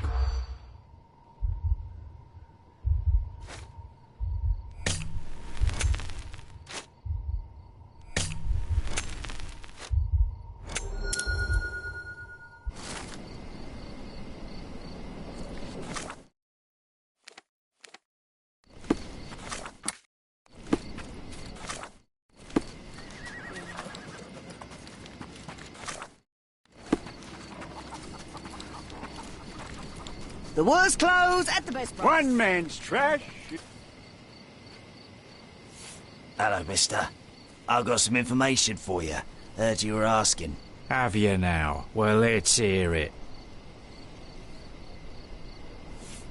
All of them bandits are getting ready for a bruising. Sticks and guns and angry faces all round. I see. Better get the boys ready. Take this for your trouble. Oh, thank you kindly, sir. Thank you. Now we can get all of you at once. Be ready. You're supposed to be Philip from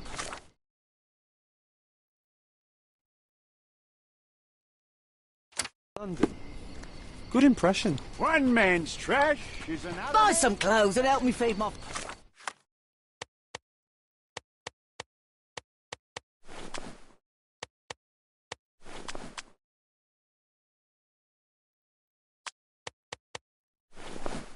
family. My head is...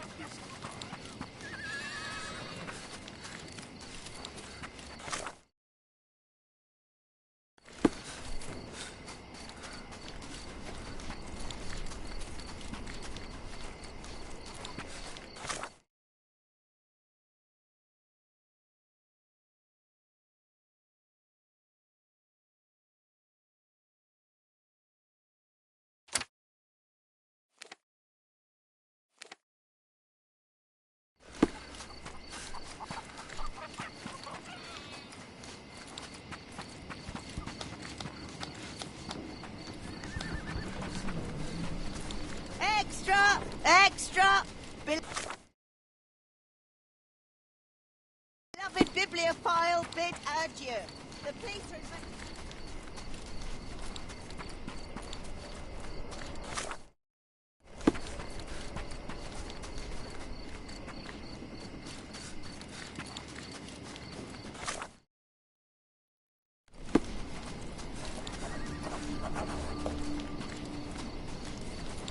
Extra! Extra! The strike of the eagle! Authorities are barely containing the unrest.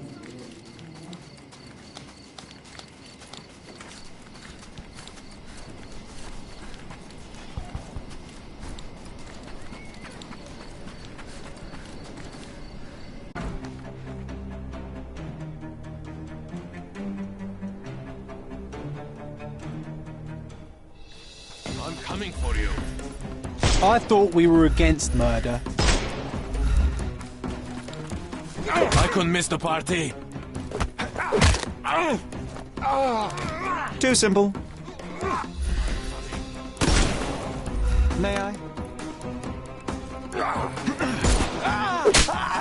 No more crime for you until next month.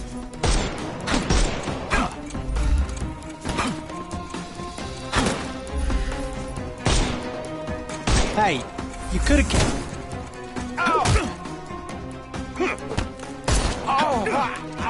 Too simple. Give him the pepper snuff.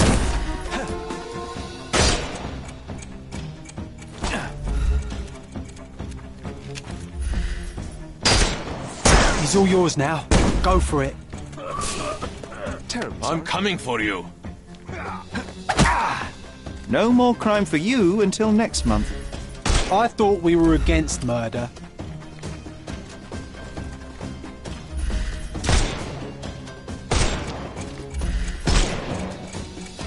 Hey, you could have kept him alive.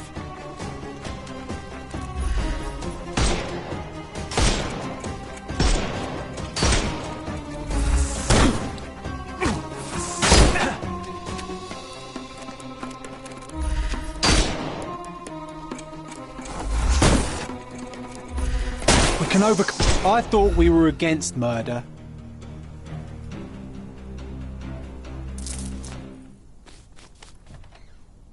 Okay, I give up.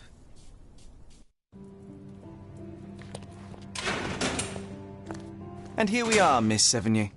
A place where we can talk about all your recent activities. We have a nice profile on you, you know. What are you talking about? I didn't do anything. Is there nothing you didn't do, Miss Sevigny? Thieve for the gang, break into the Armor Capello office, kill Niccolo Detti? What? Kill? I didn't kill nobody. No, How? So you admit the rest. I suppose you won't mind explaining some things to me then.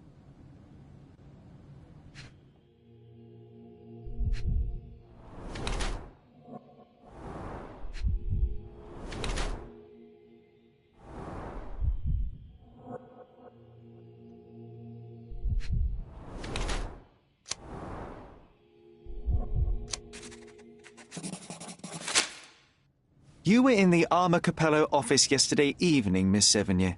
The same place that Niccolo Detti was found dead today. What happened? How would you know? You can't prove anything? It's written all over you, Miss Sevigny. I presume you did not intend your evening to end with a fall over the railing and a fracas with felines. Need I continue? Zut alors! It was just a job, nothing else. I was asked to come. Here, see for yourself. I don't know who hired me, but I think they wanted to pin the crime on me. When were you offered this job? Ah, mon Dieu. I don't remember precisely. I think the letter arrived around 9:30 in the evening. It sounded tricky, but the money was good. And you arrived at the office? Perhaps 45 minutes later. I am very good, sir. I was in and out in 5 minutes. I don't like lies. No, wait. Okay. It took 15 minutes. All right? Still impressive, no? You knew Mr. Detti, how? Niccolo and I grew up together. I hadn't seen him in years, then ran into him on the street, smiling with some lovely lady on his arm. And that was the last time you saw him alive? Wait, until I found him dead yesterday. That same woman was there, too. It can't be coincidence. You saw a woman in the office? Mm-hmm.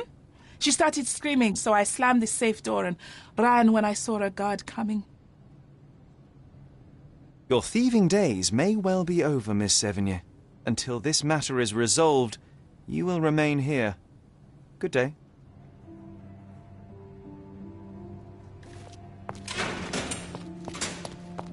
Oh, what a long day.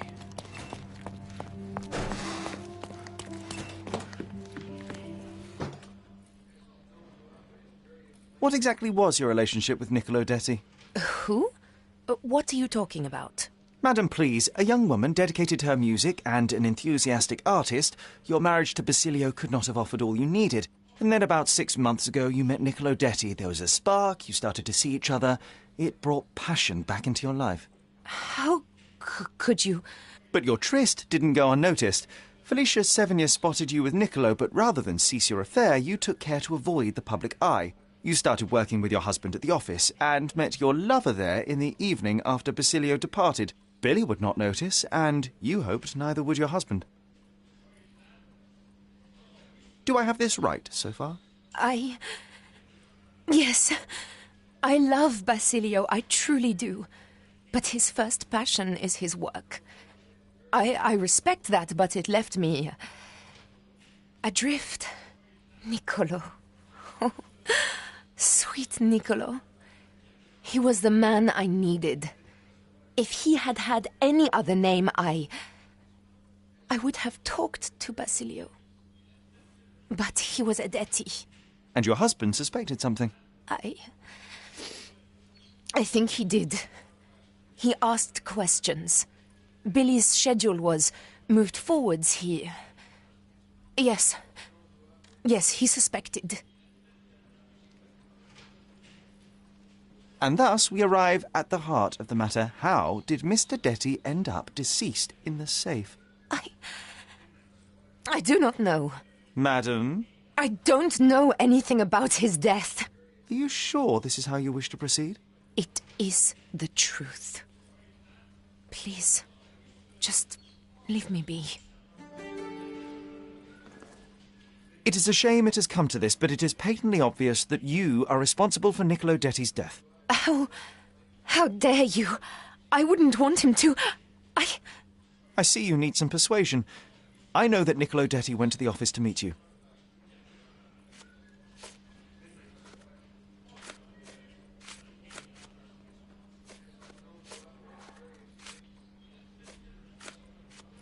It was a midnight tryst. Niccolo would visit the office once Basilio left, but this time he returned. So you hid Niccolo in the safe. A foolish move. I didn't know the code had changed. It was the only choice. I couldn't let him be found. I loved him. Really? You could have saved his life by simply speaking with your husband, but you sought to free him another way.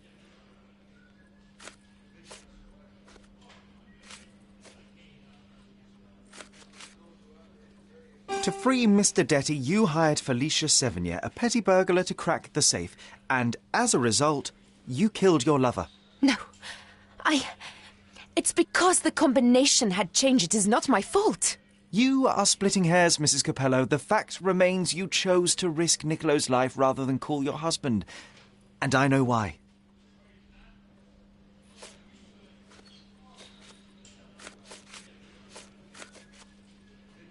You were afraid how it would affect the reputation of the Capellos, and you feared what your husband would do as a consequence.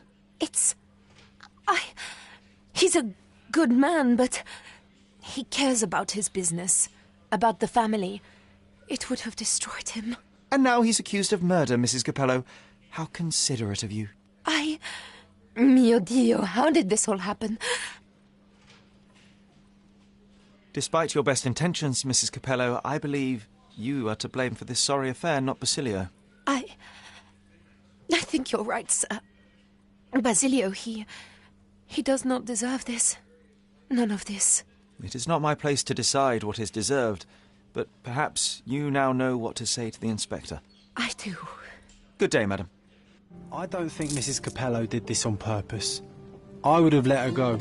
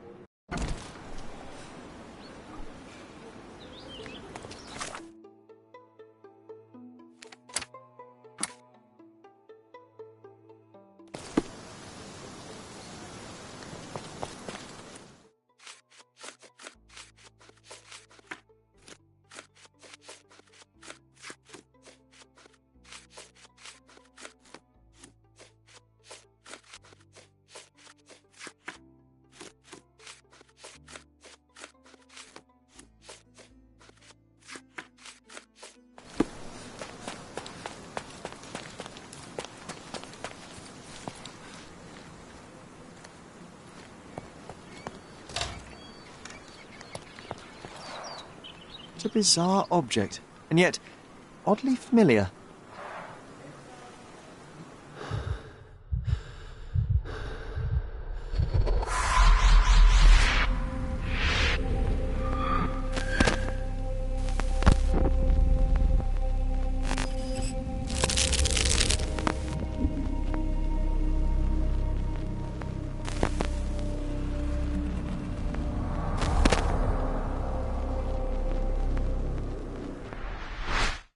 Did you just remember something? Yes. A room full of curiosities and artifacts. I think I can find it in the manor. Sherlock. So, you continue to pursue the imaginary. I had hoped you might have got all this out of your system by now. Mycroft, what are you doing here? Get out of my house! It's my house, actually. I've come to bring you back. I have no interest in returning, let alone with you. I know you lied about Mother all these years, claiming she was merely ill, but she was unstable. She never had tuberculosis. She was not recuperating, but mentally deteriorating, and you never once thought to tell me. How dare... I shall not indulge this petulant tantrum. You can just tire yourself out and then slink back to London with your tail between your legs. Just tell me everything! I'm an adult now. Show me the basic courtesy of an explanation. You know I will find out eventually. The goal was stability, and that's what you got. The right thing for everyone was to try and move on from her passing. The consequences of one's actions determines what is right or wrong. Yes, exactly.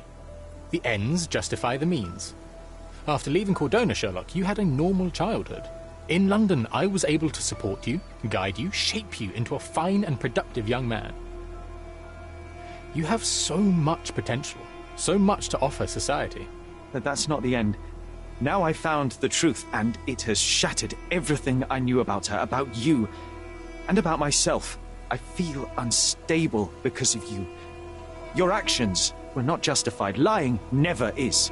Oh, grow up, Sherlock. It was a white lie which has as much use in the realm of the interpersonal as the international. It is time you come to accept that some things are bigger than yourself. Oh, you are full of it. You like to pretend you care about the big picture, but it's just an ego trip. You like knowing more than others. You like greasing palms and rubbing shoulders with the rich and powerful. You like having eyes and ears everywhere. The fact it helps the nation is incidental, because all you care about is yourself. It's true. I have agents everywhere, including Cordona. If you weren't so damn stubborn, you'd realize that means I'm only here for you.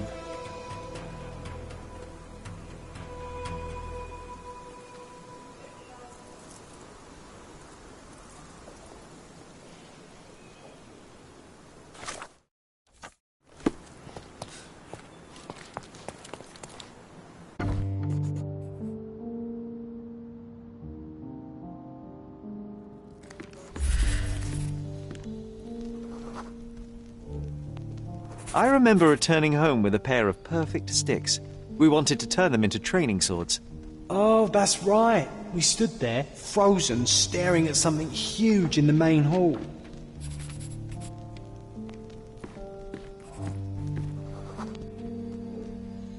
It was a giant aquarium with a living mermaid in it. Impossible. It must have been something else. Oh, of course, that mortifying hoax presently taking up space in our front yard. Well, fine. Your memory's better than mine. But I'm sure we started examining it immediately. And someone else was around, too.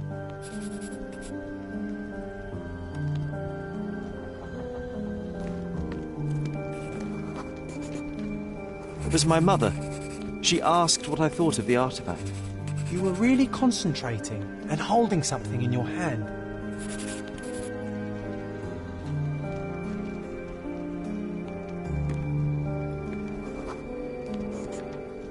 I inspected it with a magnifying glass and was able to confirm it was made of two different skeletons. The mermaid was a fake. And so it was time to smash the thing. Your mother took a hammer and... Slow down, John. That's not how it happened. I remember other people joined us. The workers took the artifact and placed it into the Cabinet of Curiosities. It became part of Mother's collection of fakes. She always said that the truth lies in the details. This mermaid helped me to learn that.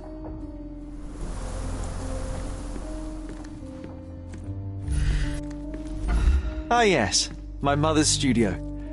She was an authenticator, and this was her Cabinet of Curiosities. I never saw the point. What does it matter if some artifact is real or not? It still exists.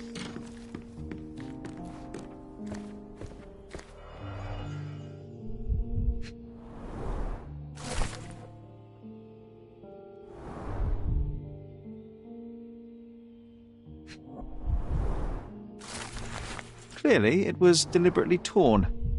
I wonder why someone would do that. The Tulpa, Studies in Tibetan Mentalism. An impressive number of bookmarks. Someone was rather obsessed with this subject.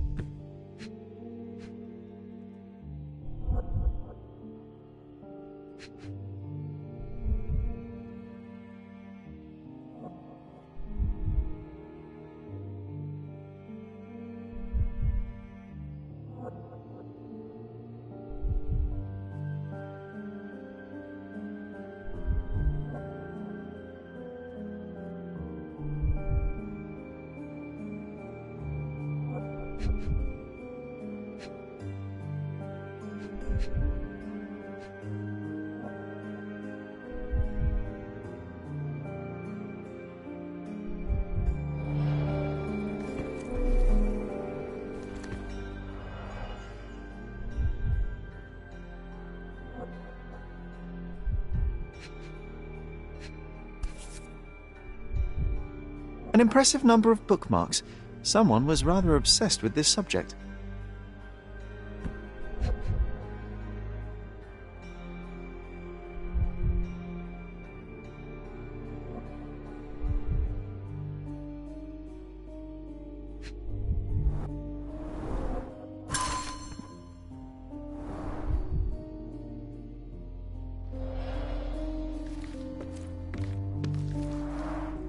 The full-plate armour of Sir Robert Saunford. I was told my father won it in a wager. Armour is armour, but look at his sword. Oh, how badly I wanted to wield Mother the said blade. this was among the hunting trophies of a Scottish Viscount. Instead of your pistol. So he tried to persuade everyone that his forest was inhabited by these One of the most beasts. ridiculous fakes I ever saw. Its owner insisted it was a polar bear. He thought the white paint on the brown fur wasn't noticeable.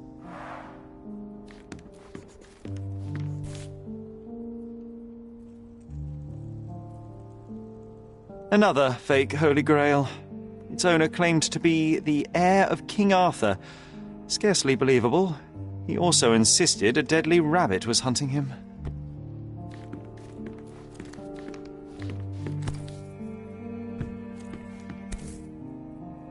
Watkinson and Holman, Chapter One, by Wallace D. Oram.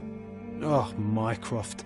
He always acts so serious, but then reads tripe like this. John, if I remember correctly, you couldn't put this book down. I remember this cosy blanket. Wham! Oh, it's a pity how many amazing things are missing from this room.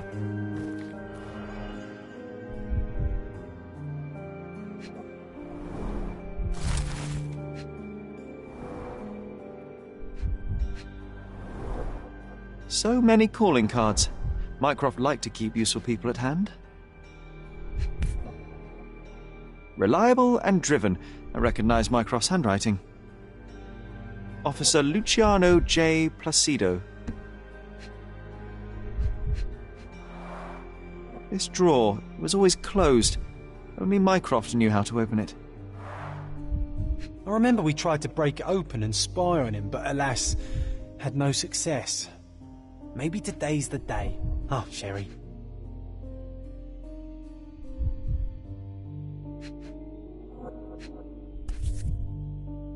Carefully opened. Dated 24th of April, 1869. I'm starting to remember something.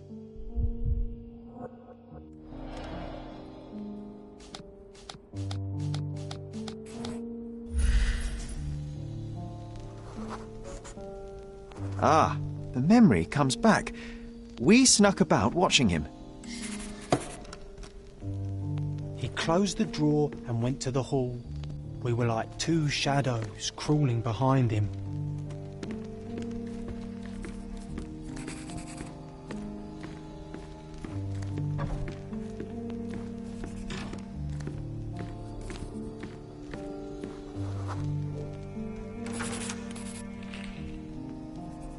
He opened the door to the postman, and they exchanged documents.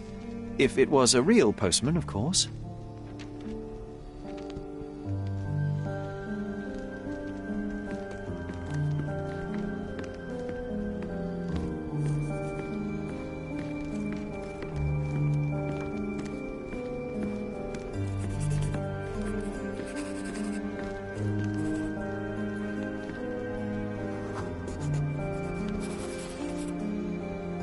The painting on the wall was slightly atilt. He stopped and straightened it.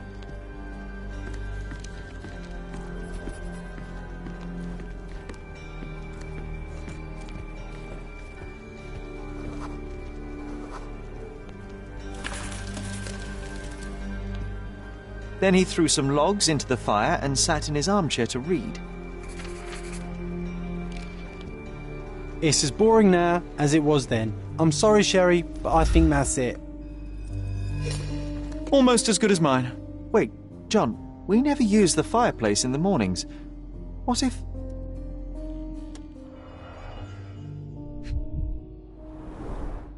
I think this is what we're looking for. A bit of juniper in the fireplace created a soothing atmosphere. It's the little things, isn't it?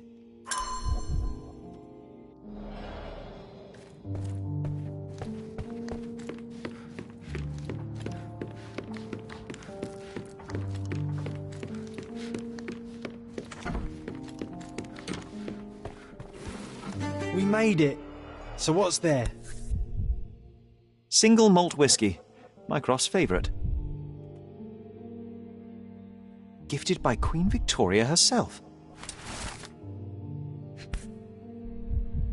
Otto Richter. This one is rather thick. Mycroft can be truly dogged in his research. Dossiers on the most influential people on Cordona. Mycroft always had a habit of building files on everyone he met.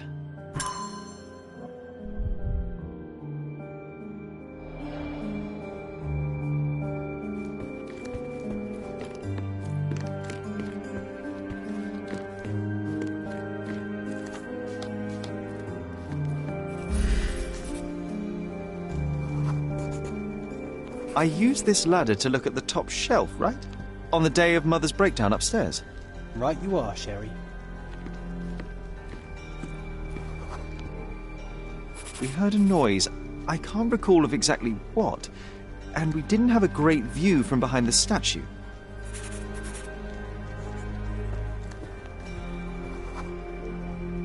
The books and papers from the table somehow ended up on the floor.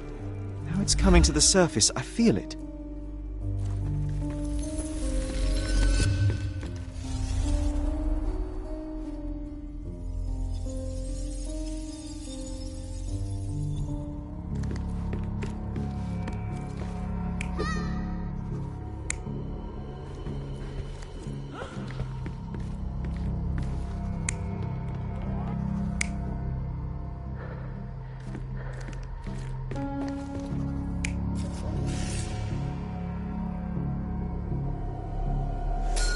Come on, Sherry.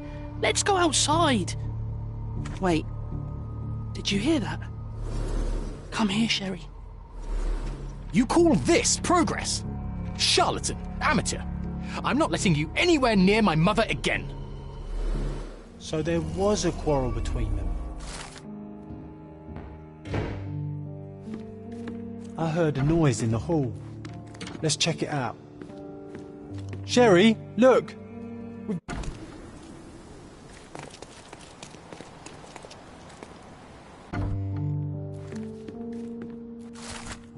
An invitation that comes with a mask.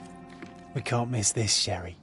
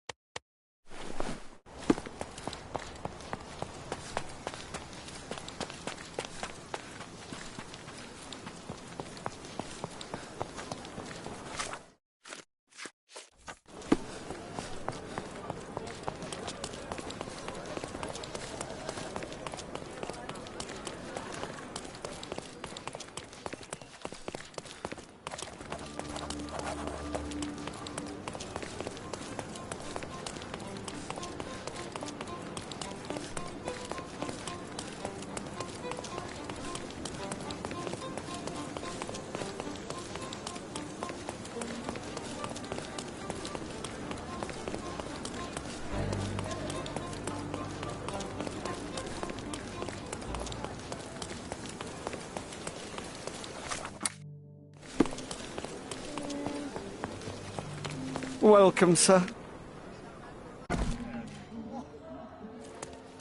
Enjoy the evening, sir. There is still plenty of time before the grand finale. All right.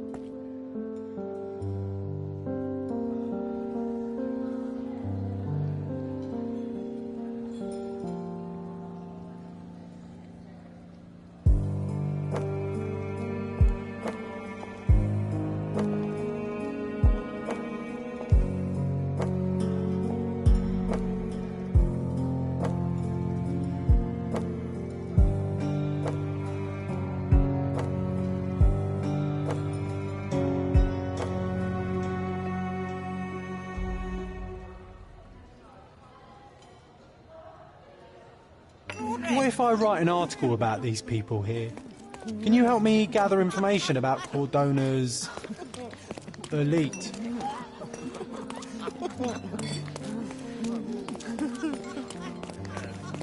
Curtains do not guarantee privacy. Do you know what was here?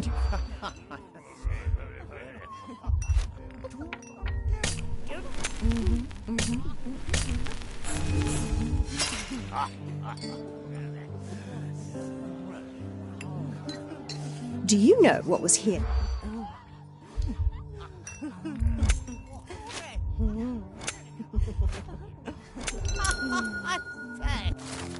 That's what I like about this party. Bring me more dirt, Sherry. One more piece, and I can expose these base hedonists. My goodness, Sherlock, they made a blood fountain. No, John, it's definitely not blood, just wine. Gahor, is it a guess?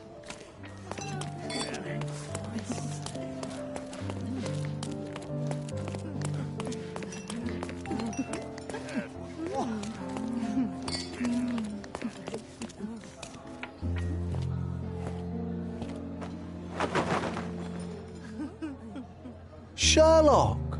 Friend! I wasn't sure you'd come.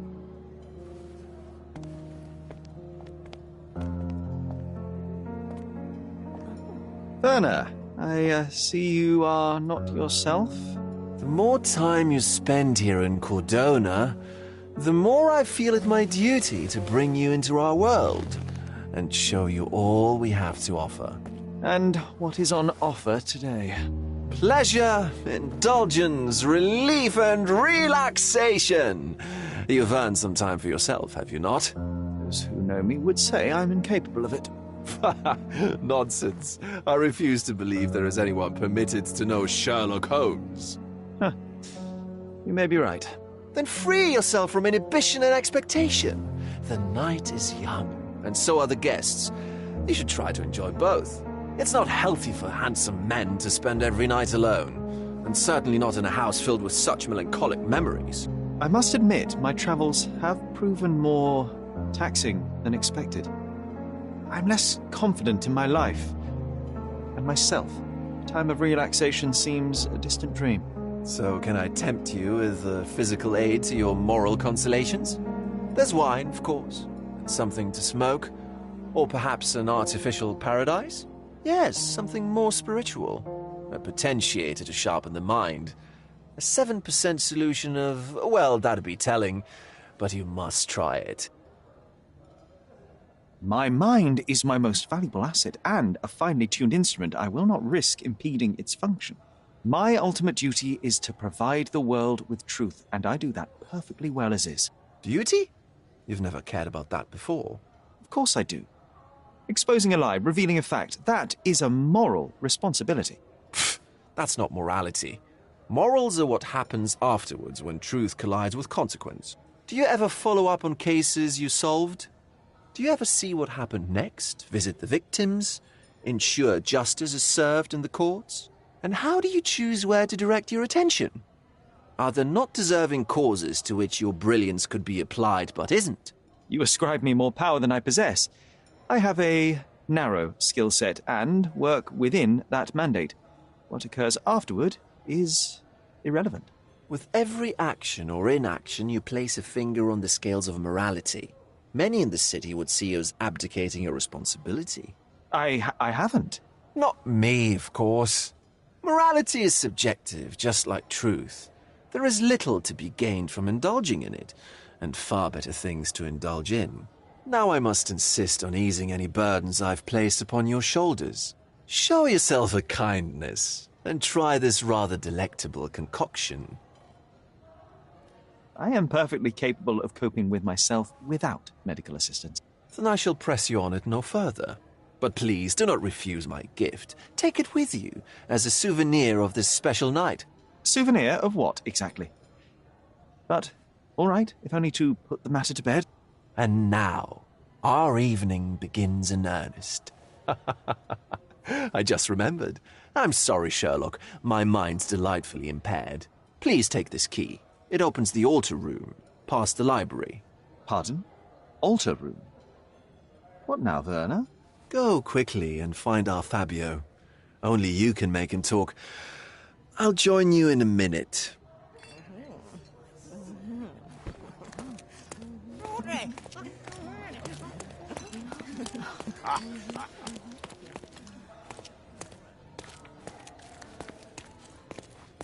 Nancho's had to inform...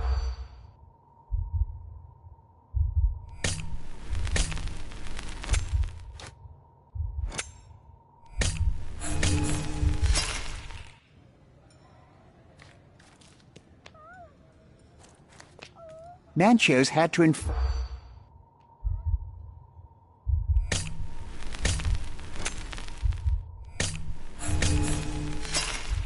Oh, well, I guess we'll have to try again.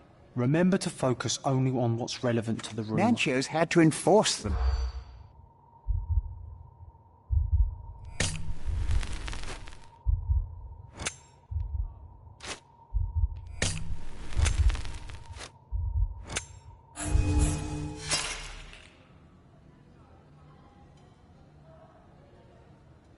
Nancho's...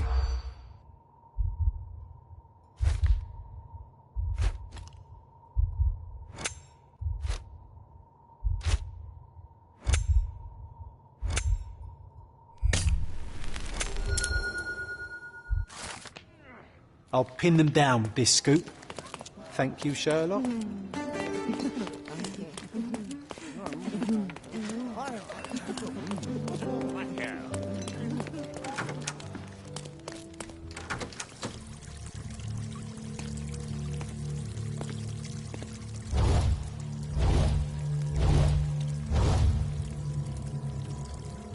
My God.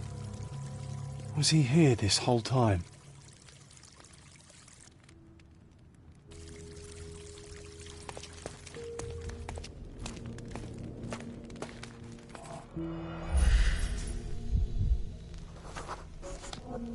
This crude tattoo partially covers as slave branding. A blunt force trauma may have suffered an internal hemorrhage.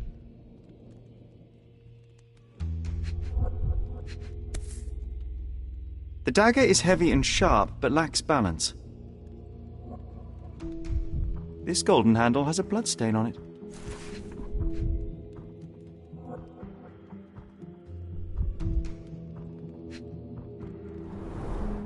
This worm-like sigil has been drawn with his own blood. The victim has clenched the fabric so firmly in his fist that it's nigh impossible to remove it.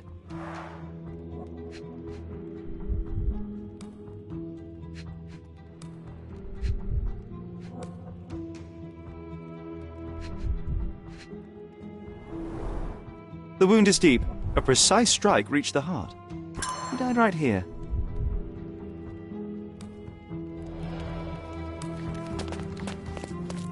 The sign reminds me of the astrological symbol for Mars.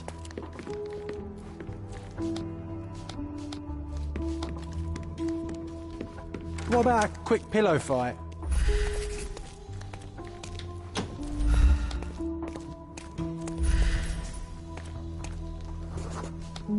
Identical to the robes the guests are wearing. Props, decorations, and tools for a more detailed set. The pitcher is empty, but with puddles around it. Blood clots are adhered to the sides of the drain.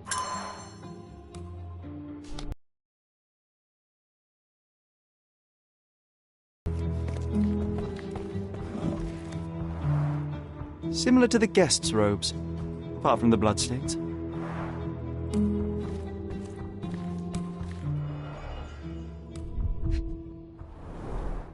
Handcrafted and luxurious cufflinks.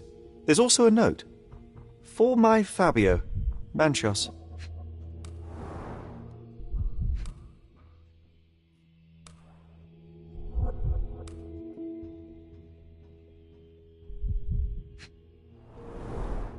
Would you recognise me in one of these? I suppose not.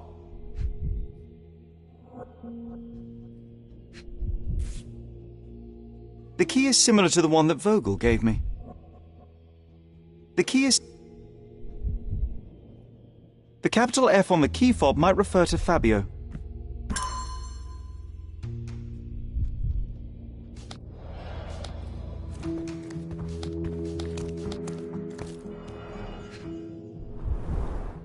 This is a different ritual.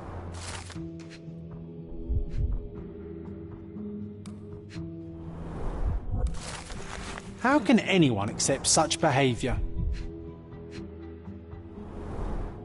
A useful tool for a disguise arsenal.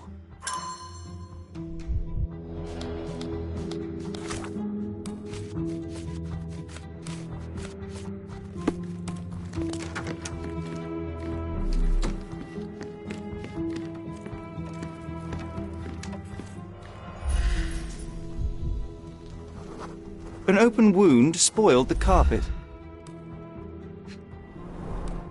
Enough cigars to burn down the entire mansion.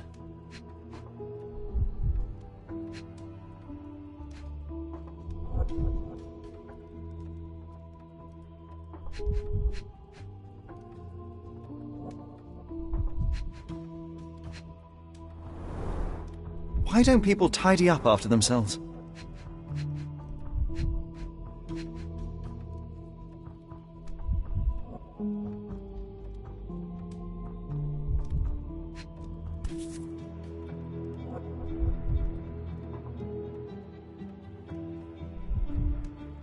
Blood.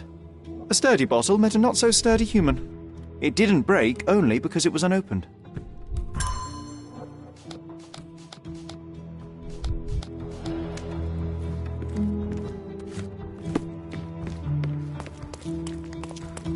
Werner, care to explain what is going on here? On nights like these, it's not unusual for some attendees to get a little exuberant. It's part of the appeal. Unfortunately, it appears things have gotten out of hand. Yes, some are more prone to bend the rules of morality. That's murder. I doubt there's anything left to bend. Why did you not tell me immediately? We were chatting about trivial matters for some time. If I'm completely honest, Sherlock, I've consumed a rather potent cocktail of substances. My attention slips and drifts. But I'm glad I thought to call for you. You sent me a disguise. Oh dear, did I? Well, since I found the body, Mr. Manchios has agreed that you can investigate the matter. I promise my mind will behave itself going forward. All right. Pull yourself together, Werner. What is it about these nights that you are so eager to share with me? Well, they're not always in the evenings, but they are in the shadows. People gather to test their boundaries in a safe and consensual atmosphere. Often with more stains than your typical crime scene. But that is the point. Who are we to judge? I suppose that's fair. What about today, then? Was anything different? Well, I was invited as a special guest. It was supposed to be a time of both divine and carnal pleasures. A scratch for every unconventional itch. I imagine you're reeling from your shattered expectations. On the contrary, there is still spectacle, stimulation, and release, merely in a different form. I like to let life entertain me. Or death. How did you discover the body? In between guzzles of alcohol? I was set to perform in a fecundity rite with Fabio and came to inquire further. It was a staged ritual where he was to play the principle of life. And the rehearsal was unsuccessful? Who knows? I found him alone on the altar, his blood dripping to the floor. And then?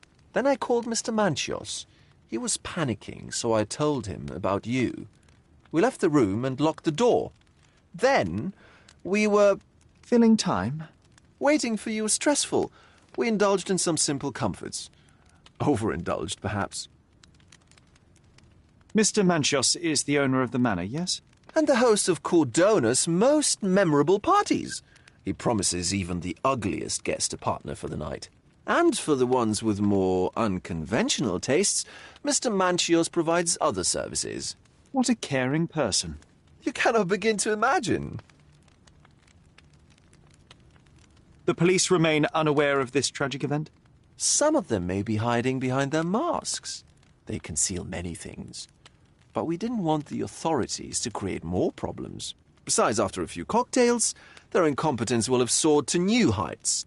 How do you know I even want the case? I promised you relaxation. If there's one thing I know about you, Sherlock, it's that nothing soothes you more than a good mystery. Were you well acquainted with Fabio, the victim? Everyone knew Fabio, or wanted to. His beauty was the talk of the island. Too handsome to go unnoticed. He was magnetic. Fat wallets fought for the privilege of having him. He offered the pleasures of performance, and more. What about the fertility ritual? There was something about Fabio being a principle of life. Fabio was supposed to portray the beauty of life's origin. Flowers, oil. Not this travesty that seems straight out of the Inquisition. So this ritual is not the fertility rite. What was it meant to look like? It begins with a woman lying naked in a flower bed on the altar. She represents Gaia, the earth. As I cover her in oils, we chant for the principle. As our calls reach a climax, Fabio enters and copulates with her. After he finishes, I stab her with a dagger. That part's just pretend, of course. But the intercourse is not? I did not expect you to be such a prude. Are you a virgin? It is nothing to be ashamed of, but it would explain the colour of your cheeks. The fertility rite marks the start of our festivities. The principle of life is beautiful, intimate, essential. It must not be stopped. Yet it appears that someone did stop it. What about the naked woman? Can you tell me anything about her? Oh, yes, Matista. She's one of Fabio's compatriots and a performer, too. I haven't seen her today, actually. When you discovered the body, was the door open? No, it was locked. Oh, that reminds me. It's a minor detail, but the first time I came to speak to Fabio, I left without entering, having been unable to open the door. You didn't have the key? No, I had it. Don't look at me like that. I was mostly sober. I suspect there was a key in the other side of the door, blocking the lock. That detail may very well be major, Werner. Well done. So you returned later, only to find the lock was not blocked? Correct. After an hour had passed, I tried again and was able to unlock the door. That's when I discovered poor, handsome Fabio.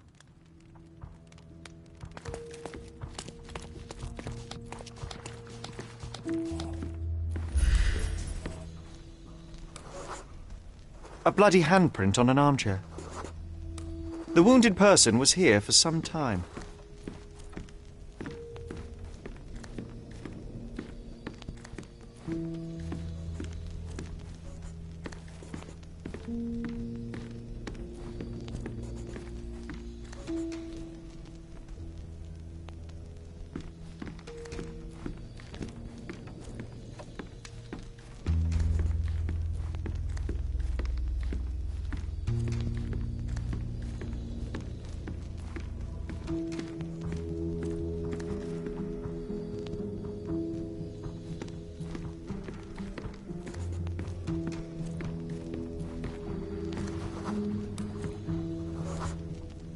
A person leaned against the doorframe. They left a smudged trail of blood. There appear to be no further traces leading to the altar. So, Sherry, do you have any ideas about the case? Perhaps. I think I can deduce what happened here.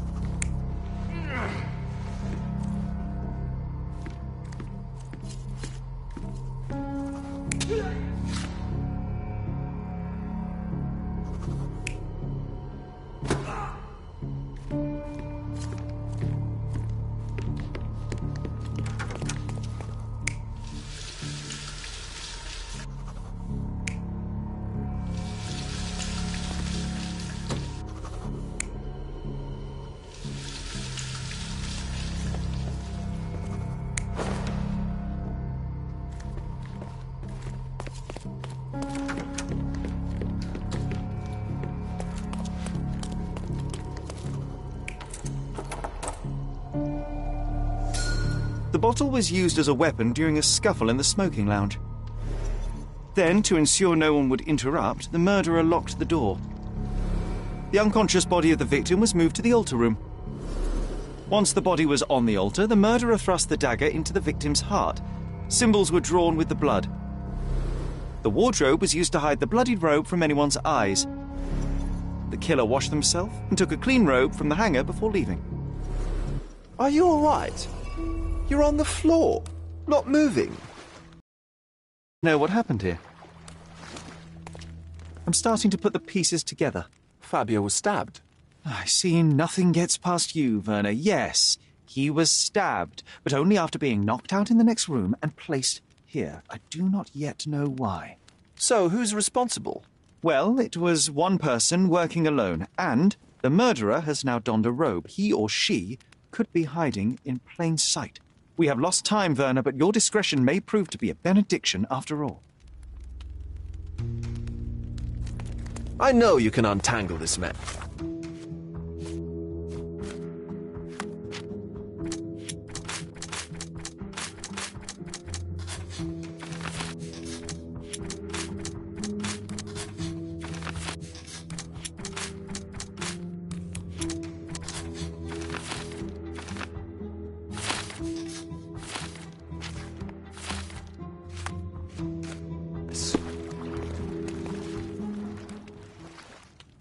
The murderer had to have access to this room. After the crime, he used his own key to lock the door. So, who had the key to the altar room? I'm not sure. As a special guest, I was provided one by Mr. Manchios. He should be able to tell you of any others. Where can I find him? Most likely in the main hall, entertaining his guests. He has a mask with golden stars. You can't miss him. But please be discreet. We don't want to risk disturbing the revelry.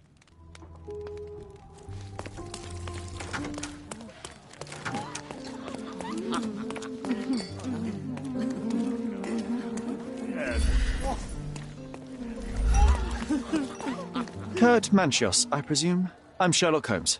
Oh, you must be the one Werner told me about. What a sweet voice you have. It must belong to a handsome young man. Can I call you Sherlock? As you wish, Mr. Manchios. Mr. Vogel asked me to help you. The body in the altar room requires answers, and quickly. I suspect the murderer to still be here. What? Lower your voice. I don't want anyone to hear us. Did you know Fabio well? People are starting to look at us, Sherlock. Change the subject. I can't believe what happened to him.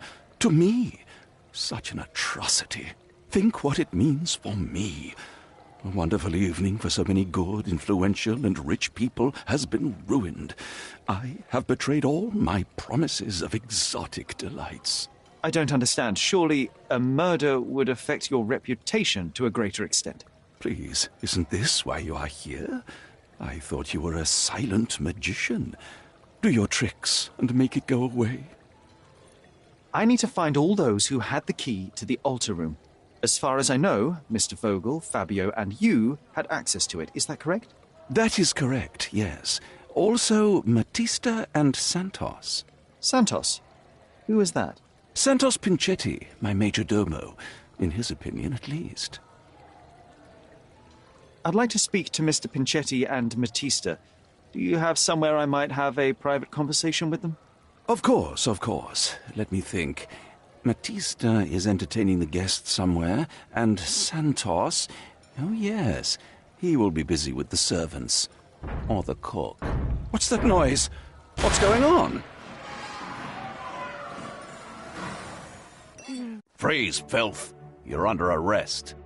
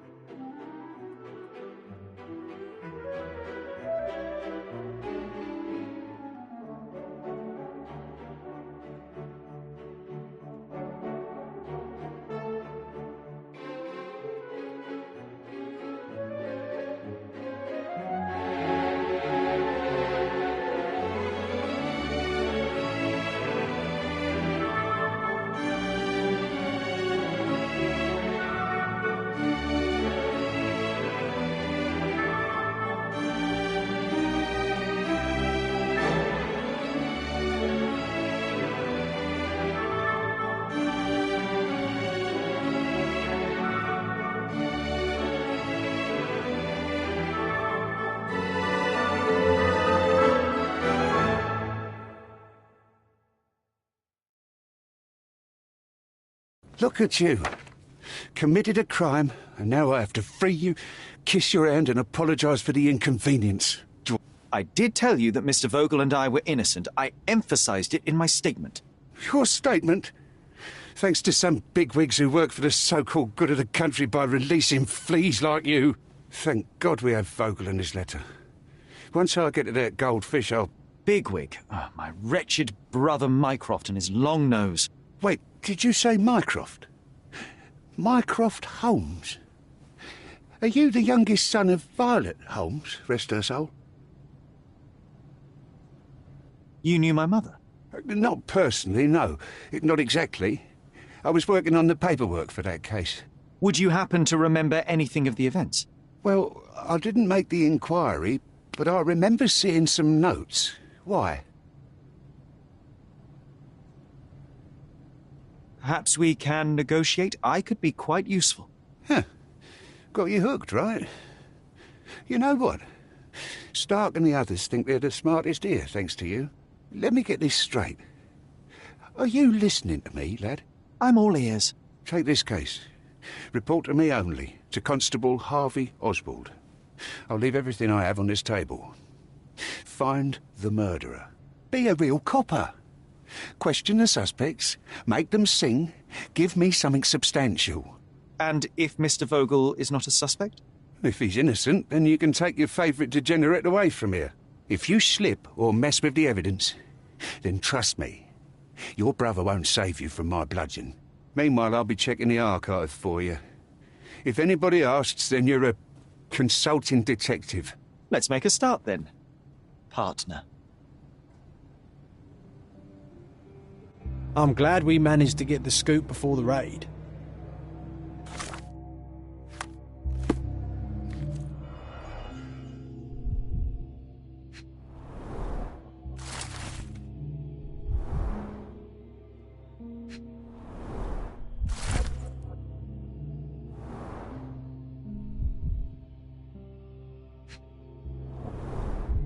Back on track to solve the case.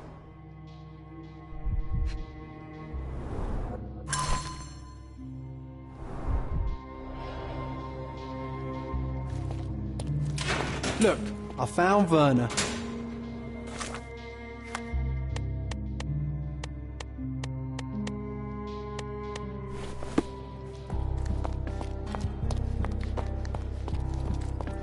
Werner, are you all right? Oh, yes. Everything's fine. In fact, it's something of a family reunion. My brother spent quite some time in this place himself. You should not be here. I told the police everything I knew, but they refused to let you go. They require proof to free you. Ha! What did you expect? The mighty Sherlock Holmes swans in, tells the officers what to think, and the world obeys? Of course not. Anyway, I struck a deal with the constable, and I've got a free hand in the investigation.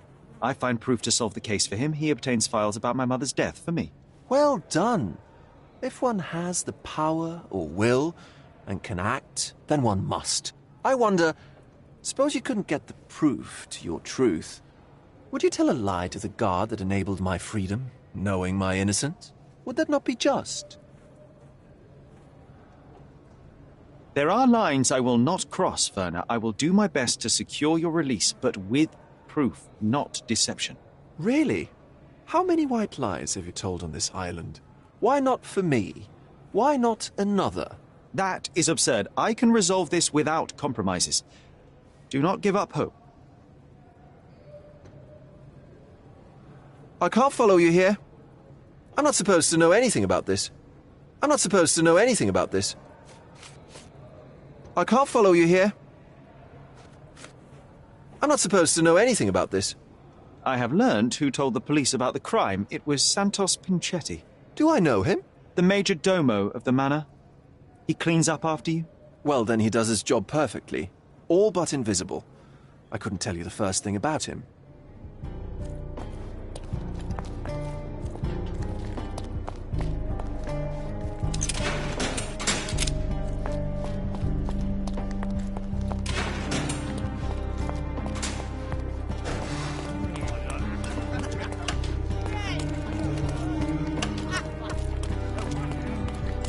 Good day. Your ticket, please, if you want me to help you. I'd like to check the evidence from this case. And who are you? Oswald sent me. I'm a consulting detective. His partner, then? Let me see. Ah, a ritual murder. What a bunch of degenerates. Wait a second, I'll bring it to the table.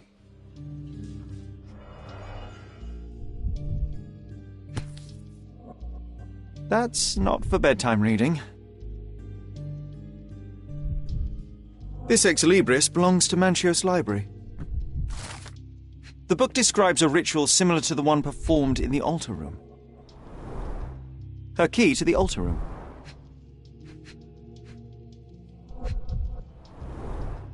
A handcrafted charm that contains hair and nail clippings.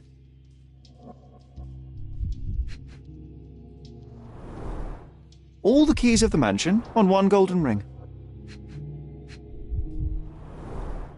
It's a miracle this ruby hasn't tempted anyone. A heavily perfumed handkerchief with the initials KM in the corner. Not the time for privacy. An emergency kit for boredom. Werner's personal sketchbook. Thank you, officer.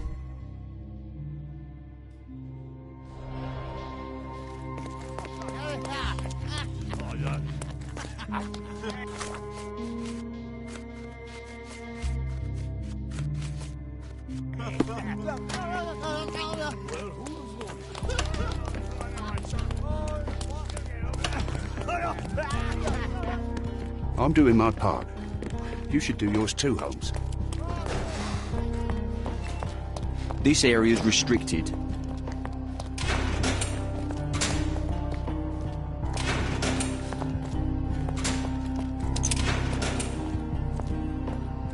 I'm Sherlock Holmes. I'm helping Constable Oswald.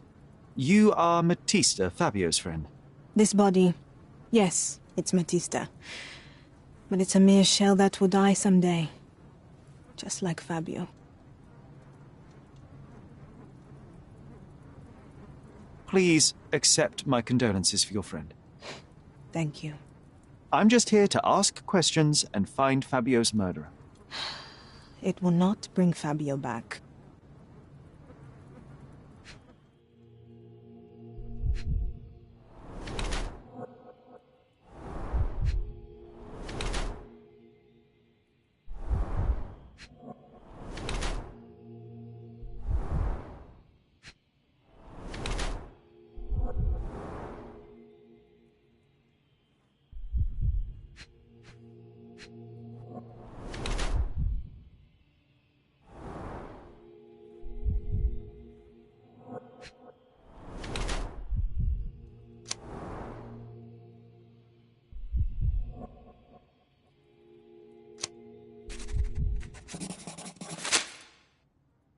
Fabio and yourself were slaves, am I correct? You have a similar branding on your body. Yes. It was a long time ago. Couldn't help but also notice fresh cuts upon your forearms. The cuts helped me to forget my past, to cover the old wounds and hide them. How did you escape? Something happened. One night the master fell down the stairs. I made him fall, and he died. We ran away that day. We managed to get on a ship and traveled here, to Cordona. Fabio and I started a new life here. It was very hard at first, but it became better with time. Until today. The bruises on your neck are not self-inflicted. Someone else made them. Some guests can't contain themselves. They even bite, sometimes.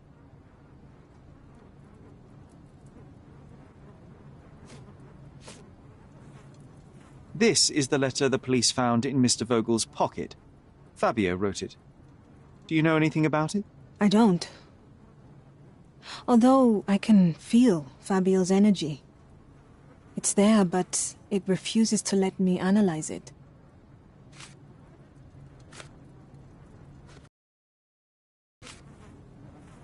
I've nothing to say. I don't know what to say. I don't know what to say. I've nothing to add. I don't know what to say. I don't know what to say. This book, The Power of Love, Blood and Mandrake, what do you hope to achieve? To learn more about the invisible strengths that govern us. Occultism is real. The master who fell that night when Fabio and I escaped, I made him fall. I cast a spell on him and it worked. Or was it a coincidence? The universe is rarely so lazy. If you say so. Do you practice occult rituals? For protection? For fortune? To wash away the ugliness of the world? Sometimes to survive. I have the gift, and I'm learning to use it better. Did you use your gift on Fabio? I only used white magic. Love charms lately. Fabio became so distant. I just wanted him to be with me, but I suppose I'm not as skilled as I thought.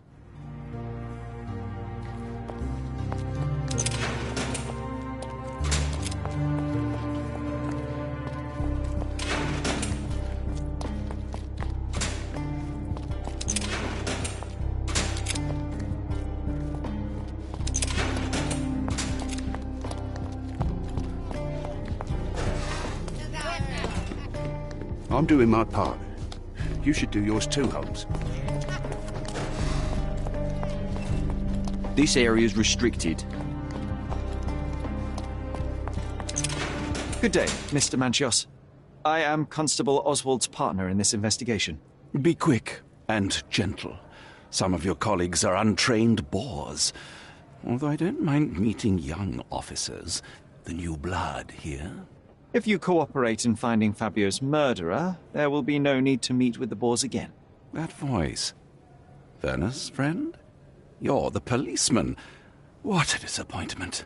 Only an undercover agent can scour a ditch full of deviants. I am a consulting detective, although I'm capable of replacing the entire department through my consultations. Sharp-tongued, I like it. May I presume this tongue will get us out of this trouble? I would be so indebted and glad to repay you. Nothing's changed. I'm looking for the murderer.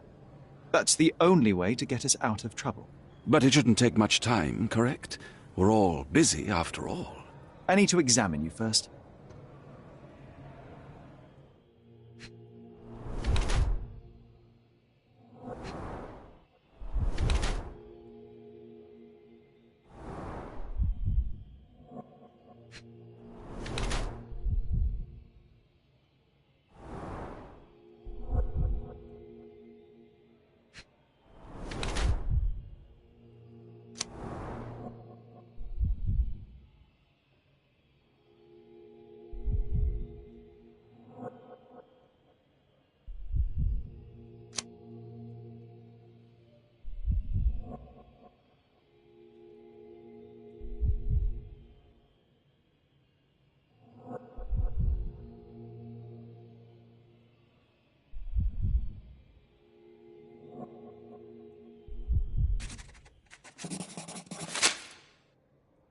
You are a little over the top with your use of makeup, Mr. Manchios.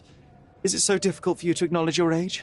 Well, Sherlock, that's easy for you to say to an old man when you look as though you are barely 15. But still, it shouldn't be an issue for someone of your status. For people of my age, it isn't an issue, no. But the younger ones can be so afraid of wrinkles and grey flecks. I have to adapt. Such a methodical man who cares for his body but misses the soap under his fingernails. Are you so impatient, or perhaps even impulsive? I wouldn't call myself that. Silly little details. If I missed it, it wasn't important. Or rather, it was less important than who or what I was focused on. What was Fabio like? His personality, his habits? Anything you can tell me? He was the brightest star of my parties. Young, magnetic, and full of energy. I don't even want to mention his beauty. Otherwise, I'll be sobbing. An expensive champion, I imagine. His performances were flawless. He deserved his payment. Do you think he was murdered because of money? Possibly. What about the other guests? Were they used to opening their wallets as well? I wouldn't restrict my guests from anything. I'm sure Fabio received a few coins from others for his services. Mr. Vogel told me a little about your parties, but I would like to know more directly from you. I'm all yours, Sherlock. You have me arrested and locked here with you alone.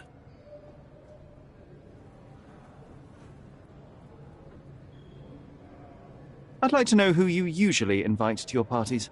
Free minds who are able to leave reality for an evening, who can taste forbidden fruit without prejudice.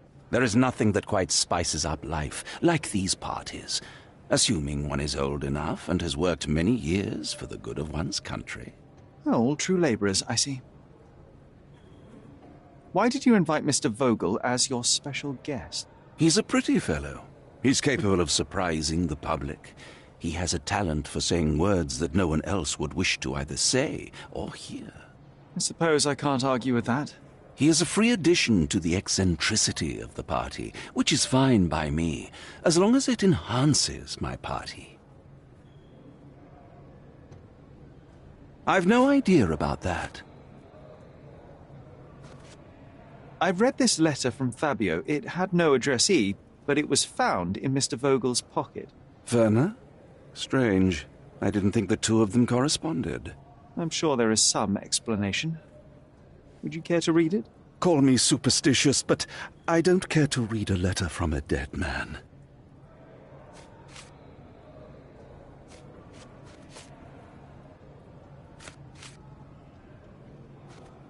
Do you recognize this book? Could Matista have borrowed it from your library? She didn't ask me. How ungrateful. The things described in the book were inspiration for the rituals you performed? Do you really believe that blood, symbols, and incantations can resurrect the dead? They are just eerie tales with a mix of occultism and voodoo. My rituals are a stage to show some of the forbidden pleasures.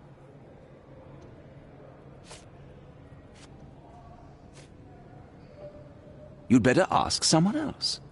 That's not something I know much about. I've no idea about that.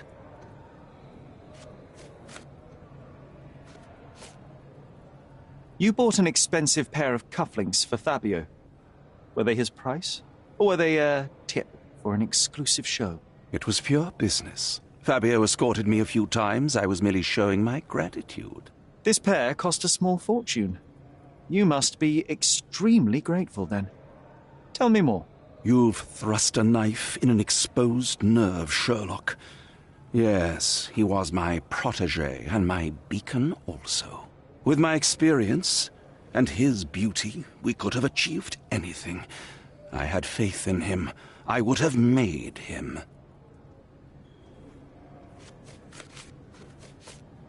That's not something I know much about. You'd better ask someone else. I've no idea about that. I've no idea about that. Do you have any idea who tipped off the police to raid your mansion, Mr. Manchios? Of course. It was you. I could even say you Sherlocked me in here. A good guess, but the wrong one. The fellow who did that was Mr. Pinchetti, your major domo. What? Santos? But how could he even know? If he's not the murderer himself. The ungrateful swine. He has dared to besmirch my reputation. Not a very eloquent choice of words. What should I call him then, since he's a snitch? Make him talk, Sherlock. I'm quite certain he knows more about the murder than he has told the police.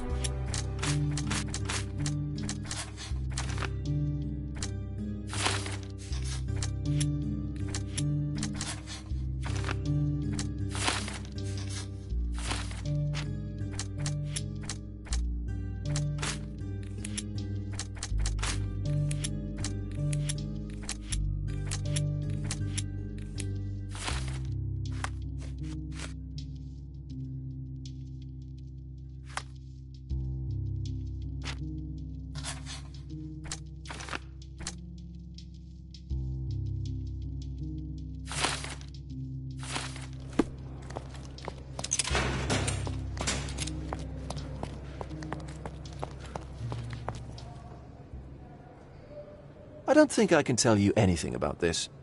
I don't think I can tell you anything about this. So the police found a letter from Fabio in your pocket? I cannot tell if it was truly in my pocket at all. Perhaps it was placed there later. Well, that is one hypothesis. If it were true, then how did it get there? No clue. But this night has been rather eccentric. Such a detail could have easily eluded me. Indeed. Do you recall reading it? I can't remember that either. But I tend to respect privacy. Reading others' personal notes is not one of my perversities.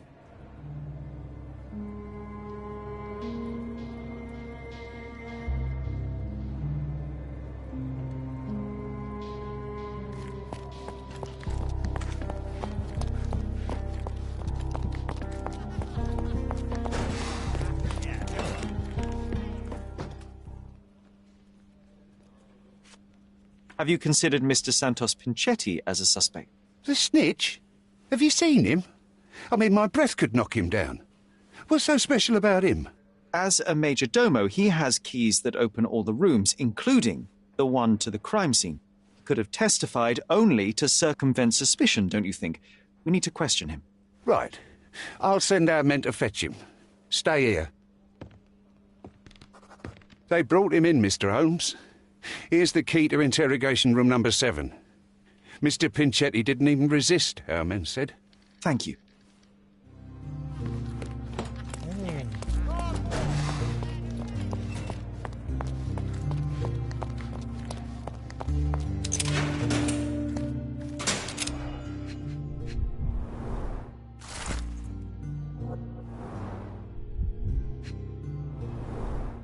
I recognize the key from the altar room among these. Mr. Pinchetti, a pleasure to meet you. I'm Sherlock Holmes. I'm helping Constable Oswald. I've already told him everything I know. I'm only a witness, sir. Everything's in my report. And I've read it. You forgot to mention that you hold the keys to the room where Fabio was found. I need only to find if the crime was intentional. But I need to return to my duties. I doubt the house will fall without you, Mr. Pinchetti. Just be still for a few seconds.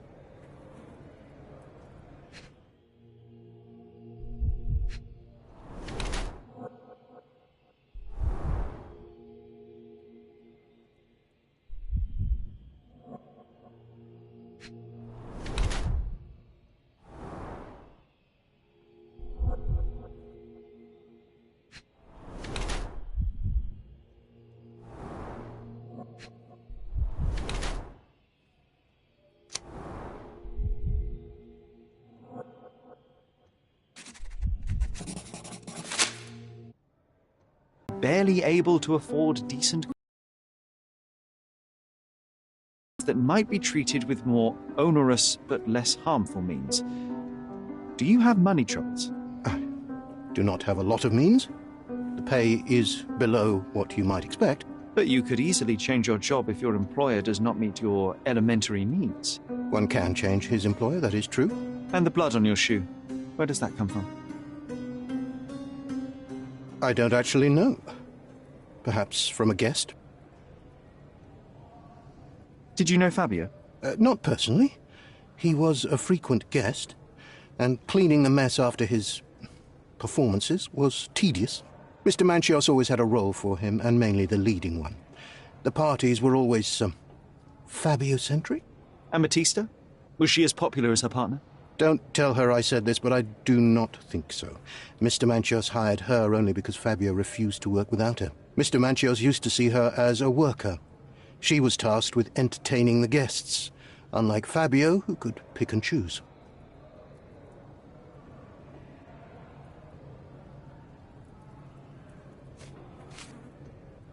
Mr. Manchios says that you begged him to be included in the heritage.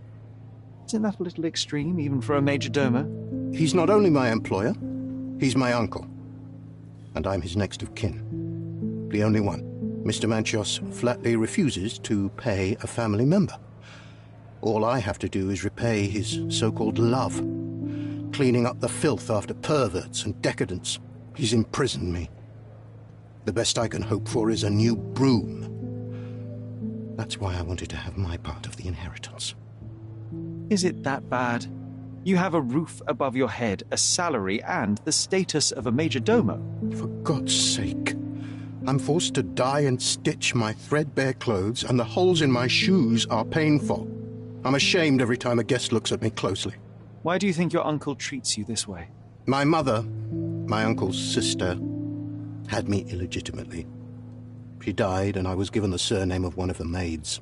But you are entitled to some of the money that belongs to your family. He thinks not.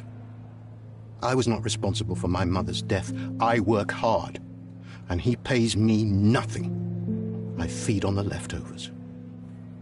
While he wastes our estate's property on decadent parties, he paid Fabio handsomely and showered him with expensive gifts for their disgusting relationship.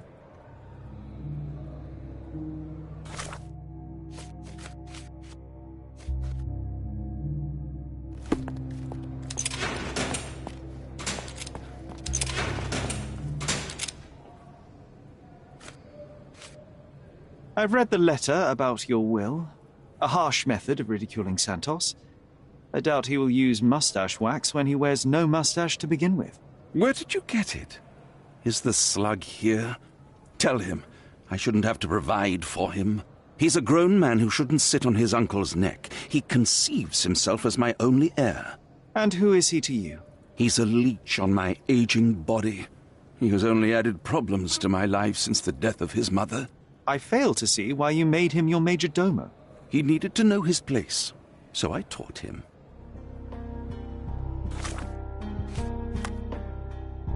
I can't wrap my head around such a tragedy.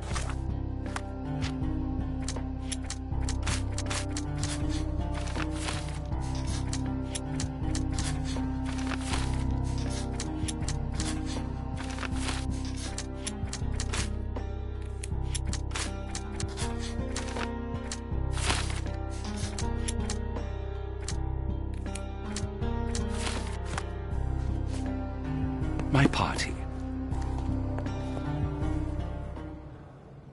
There is undeniable evidence that you were the original recipient of this letter. What are you talking about? Is it addressed to me?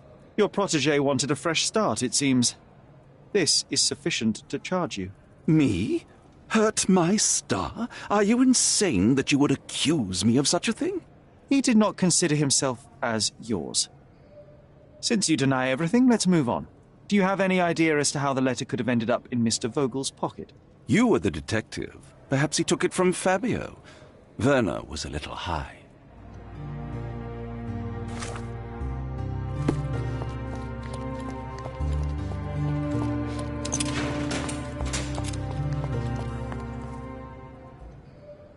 I have reason to believe that the intended recipient of the incriminating letter may have been Kurt Manchos. Well, that makes sense. Too bad I can't remember how I came to possess it.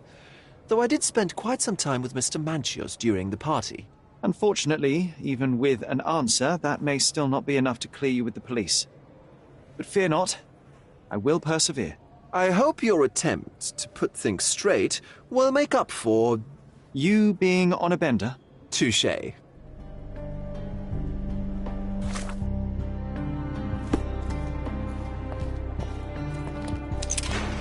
Please let me out.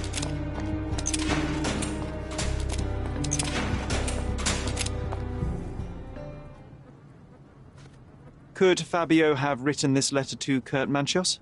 Oh. That could be. I never thought Mr. Manchos could make Fabio that angry, though. What do you mean? Well, Fabio wanted to disassociate from Mr. Manchos. Clients who are in love are both a blessing and a curse. But Fabio was here tonight. Money. In our line of work, we can't afford to turn down clients who pay as well as Kurt Manchos. Was Fabio afraid of Mr. Manchos? Not at all. The old toad wouldn't dare to do more than sweet talk and touching. Talk can be forgotten, and touching washed away.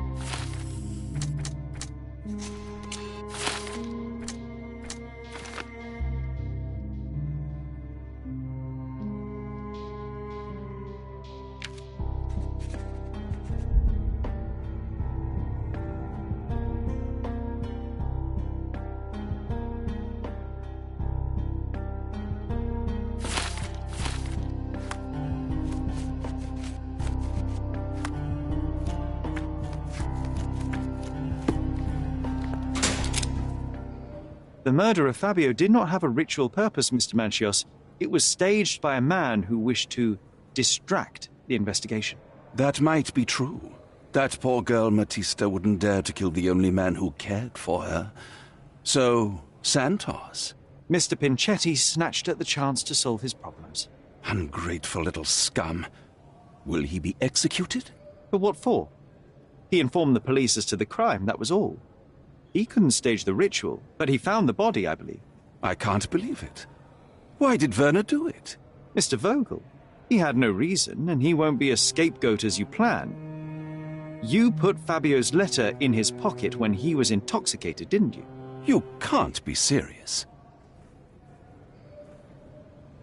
We can very often deduce someone's life by their shoes or their fingernails. You are a meticulous person, but this murder was fairly traumatic and filthy. After you stabbed Fabio, you were covered in blood. You panicked and neglected to rinse the soap from under your fingernails. The devil is in the details, Mr. Manchios. Nonsense. I missed it simply because of the busy schedule of the party. Of course, a staged murder was certainly not planned. You staged the murder as a satanic ritual. It was easy for you since you were the one who wrote the scenarios for the parties. It was your way of avoiding suspicion. A respectable man in his 60s, early 60s, who hosts the cream of Cordona society, cannot possibly be a murderer. But the guests who behave like animals in his mansion, of course, one of them could have killed Fabio. I did oversee a few of the rituals, but I did not stage Fabio's death. You're at the twilight of your life. You have no partner, you have no children. You had feelings, however, for one man. That was Fabio. You loved him. That is, you wished to own him with money and gifts. But he was also a free mind, was he not? He turned his back on you. Quite unjust. Love, so cruel and painful, and Fabio, with his words and deeds, made you feel the more wretched. So you killed him. You must surely perceive that my sensitive nature wouldn't allow me to hurt anyone.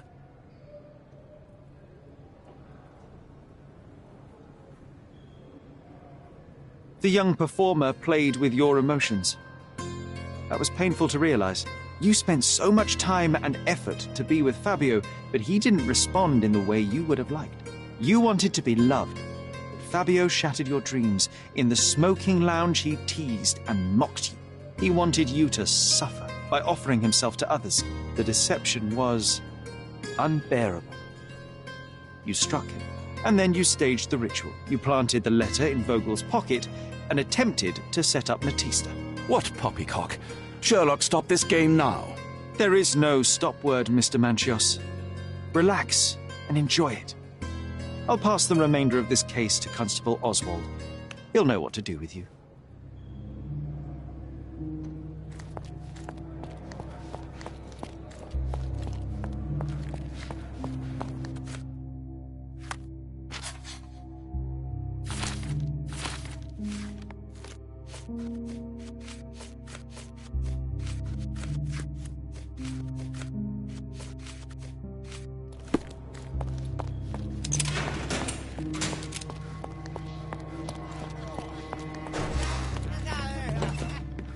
I have a name for you.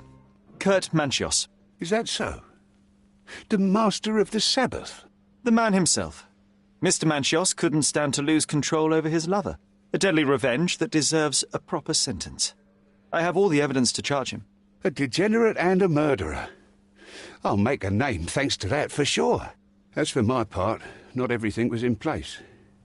Perhaps some documents were transferred somewhere else, but I couldn't find a trace of them. Then I remembered. The discarded document drawers where we put the lost papers or the badly labelled ones. Including the crime scene report of Violet Holmes's case. Everything I've found is on the desk here. Take it. Your persistence has saved me. Yeah, well, we had a deal after all.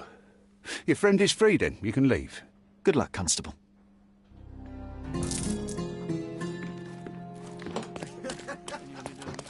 Oh, you did it, Sherlock! The case is closed and all rewards belong to the winner. Bravo!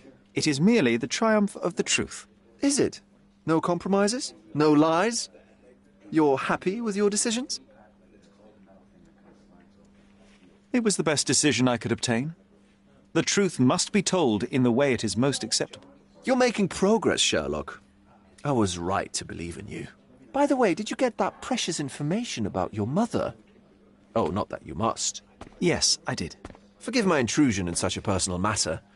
I simply worry I'm failing to be of much help to you. Actually, you were. For some reason, all the archives on the case had disappeared. This was a rare opportunity to obtain the impossible. Outrageous. Perhaps someone found the truth unpleasant. Society usually rejects those who speak with too much honesty, doesn't it? A comfortable lie is often preferred to an uncomfortable truth. Still, I believe that the latter should prevail, and I cannot remain silent. That's quixotism at its best. Your mere truth cannot defeat institutions, systems, and power. Etiquette, religion, marriage, they're all lies told to preserve connections, love, and sanity, and it's all corruptible.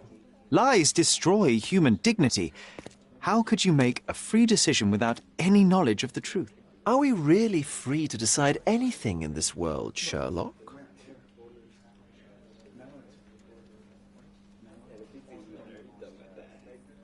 I take your point.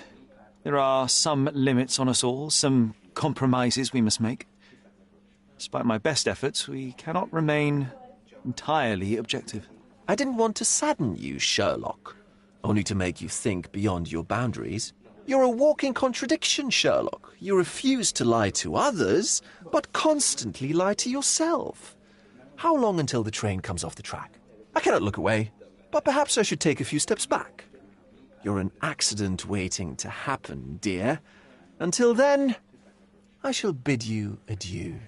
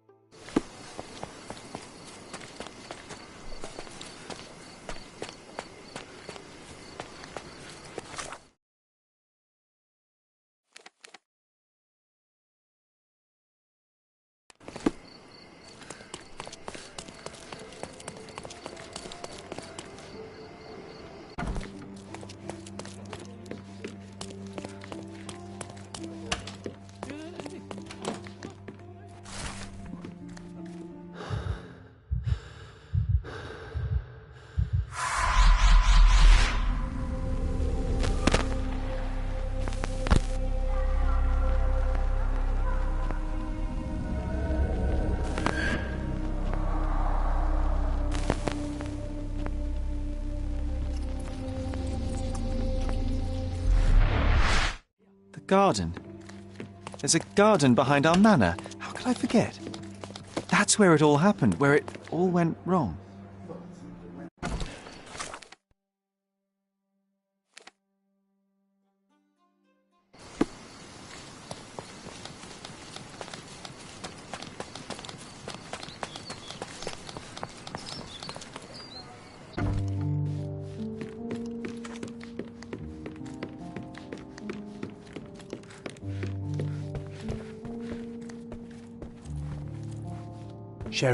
Sherry, please listen to me.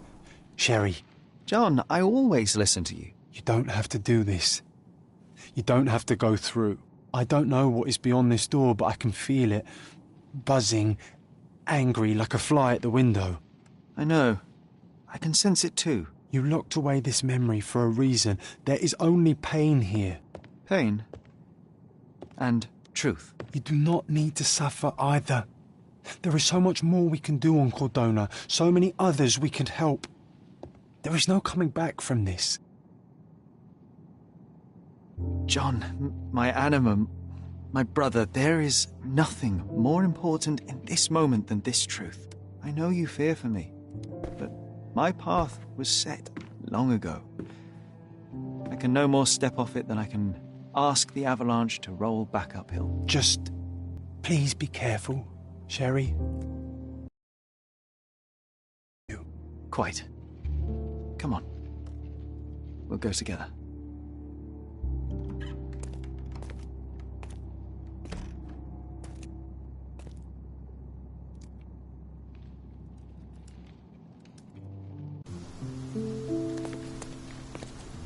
Why didn't I remember we had such a big garden? Maybe you forgot it for your own good.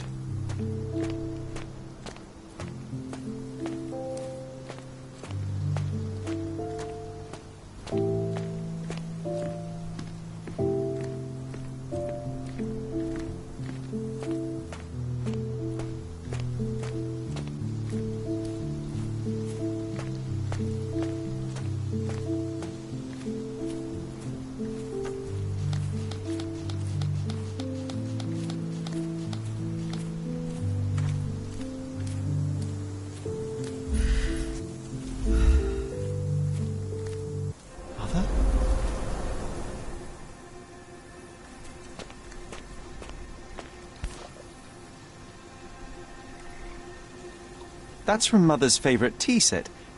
What is it doing in here?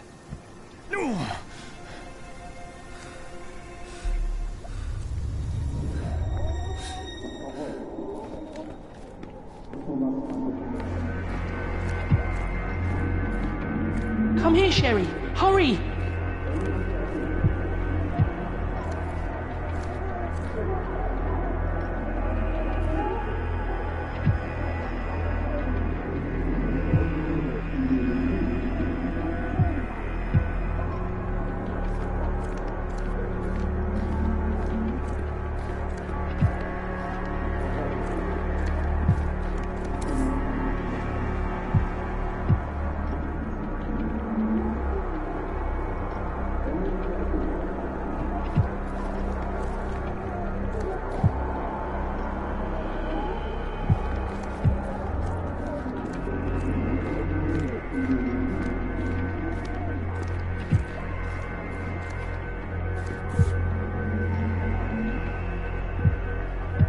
These must help calm her down.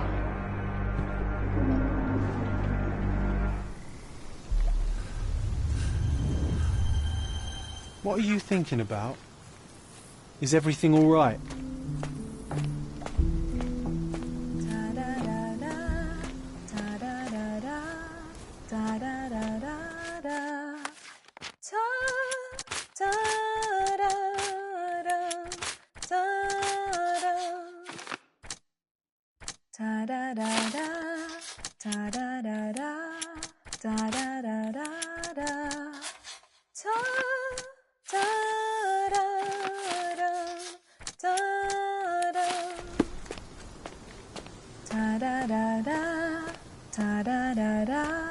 Don't go, Mother, wait!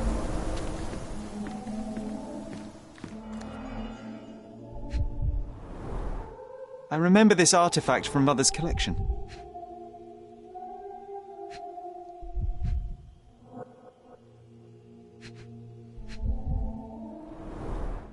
Mother's work journal. I liked poring over the detailed pages and reading about my parents' collection.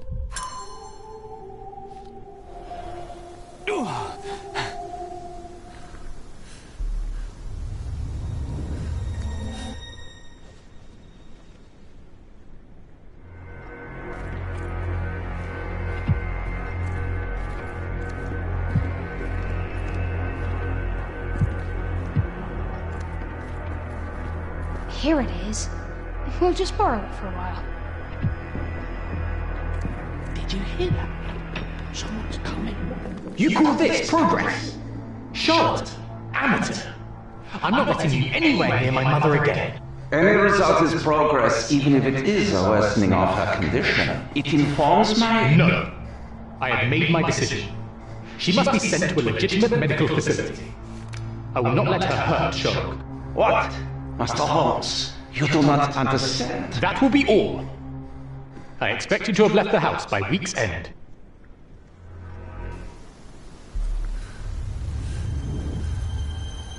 Sherry, say something. Can you hear me? You're scaring me. Sherry, come here, darling.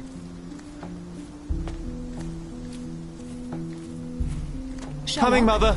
I'm here, come closer. This was from my mother, wasn't it? I remember how we came to the garden for a breath of fresh air.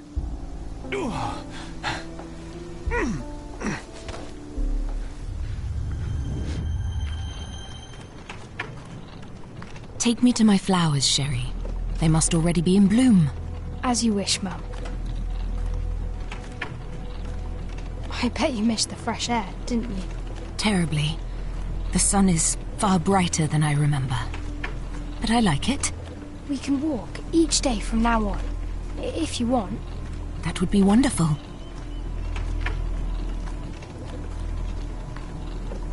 Just look at them. The stars of the earth. Even the sky must be jealous of their beauty. Indeed.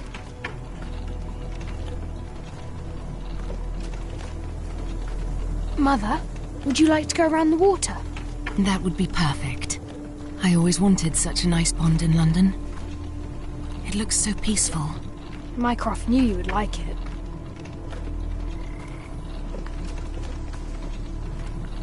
We should put some fish in it, don't you think? How about some carp? That's a nice idea.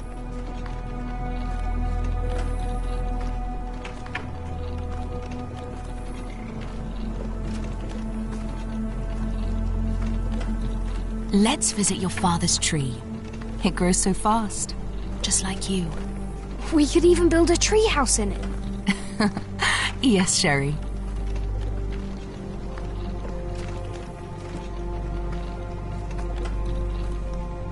Speaking of your father, could you call him out, please? Mom! I'm sorry. He passed away. He's gone. No, he's not. I'm telling the truth. Did you forget again? No! Don't you dare say such things! You are a liar like all the others! Mother! Don't call me that! You aren't fooling me! No! Mum, it hurts! My son would never lie! Mum, stop! Who are you? Reveal yourself! Please, stop! It's me, Sherlock! You are not my Sherry! Give me my stuff or I'll kill you!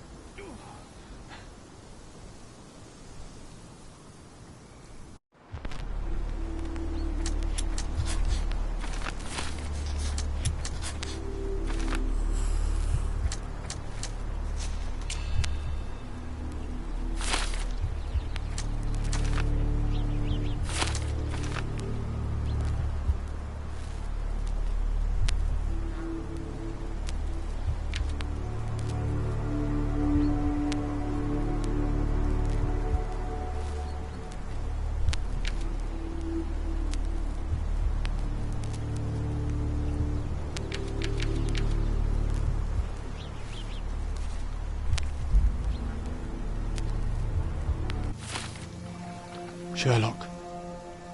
Sherlock. Can you hear me? Come on, wake up.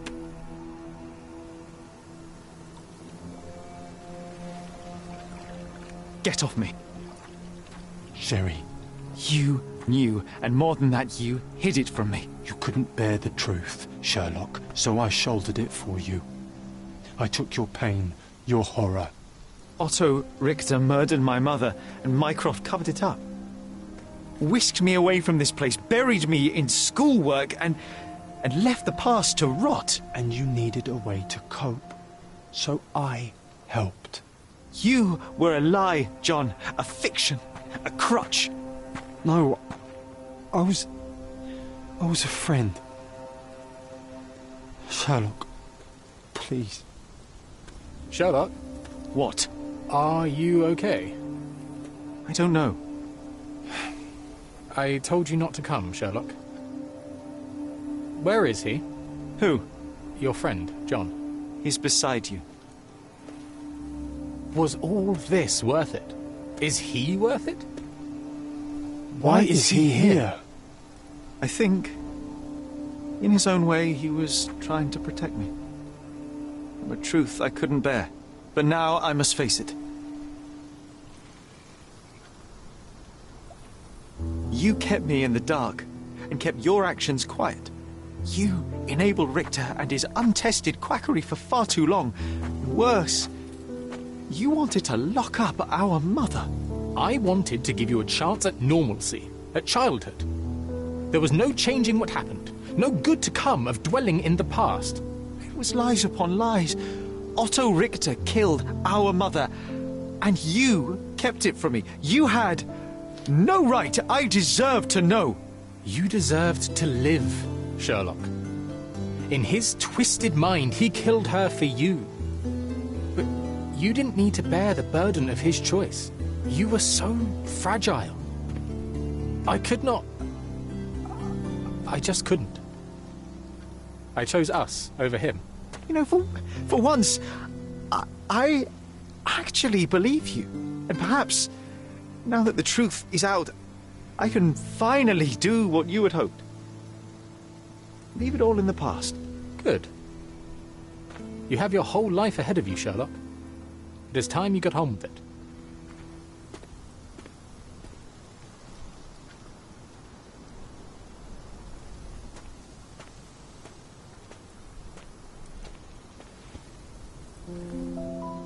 I was worried there for a minute, Sherry. Really worried. I didn't want to hurt you.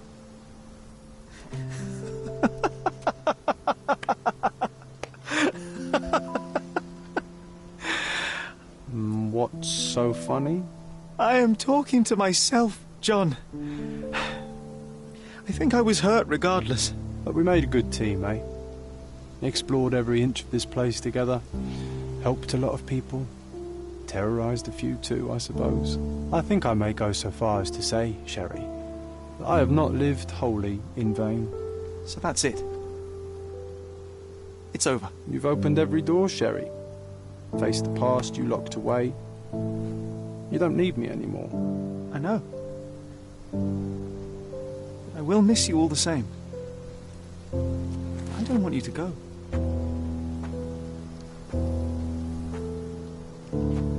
Yes, you do. Goodbye, John.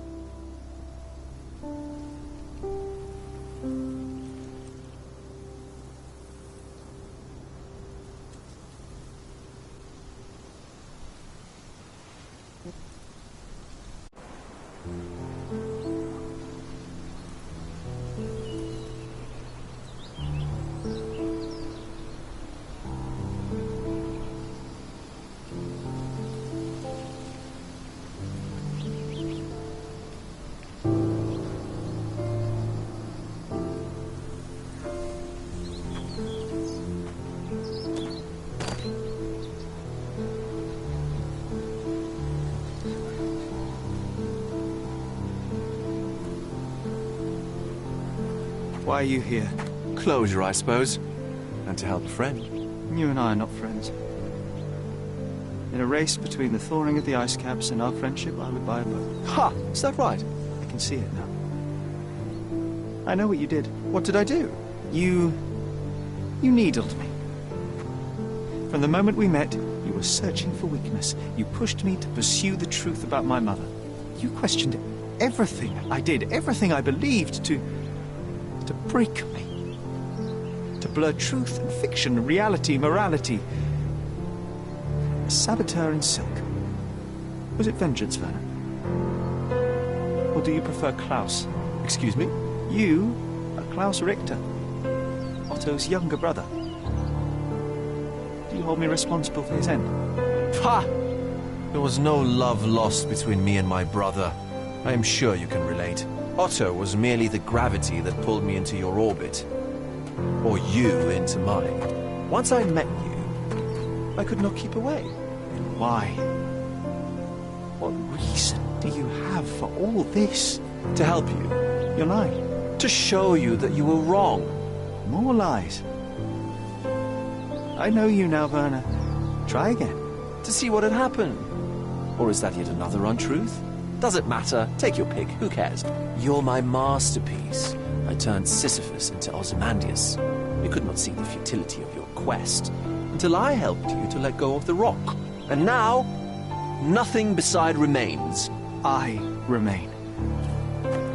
Despite you, and to spite you. It is a matter of will and power now. Will you overcome this, or shall you decay? Oh, on that note, I brought you something. I want nothing more from you. When one wants for nothing, Sherlock, the best thing to get them is something personal. So, here you are. Now, please excuse me, but the gallery calls. I'm already conceiving my next project.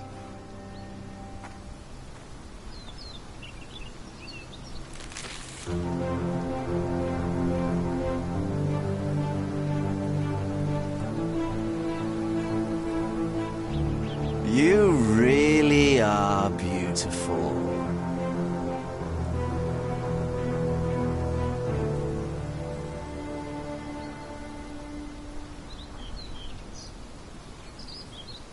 After everything, Cordona felt hollow, cloying. I returned to London and joined Mycroft in his work for the Crown, but soon that too soured. He cannot abide me being right, or perhaps I cannot abide him being wrong. I left after 2 months. I enrolled at Cambridge University, though it proved similarly unsatisfying. The lectures were of limited interest. I am more obsessed with my work in a hospital laboratory, pursuing medical research and devising novel testing methods. At least there I can be confident in the truth. I think about you in the evenings. I helped a woman with a trivial matter, and now others arrive at my door for assistance with their mysteries. We could have spent years on the case together, just like Cordona. But I didn't listen to you, John. And now you're gone.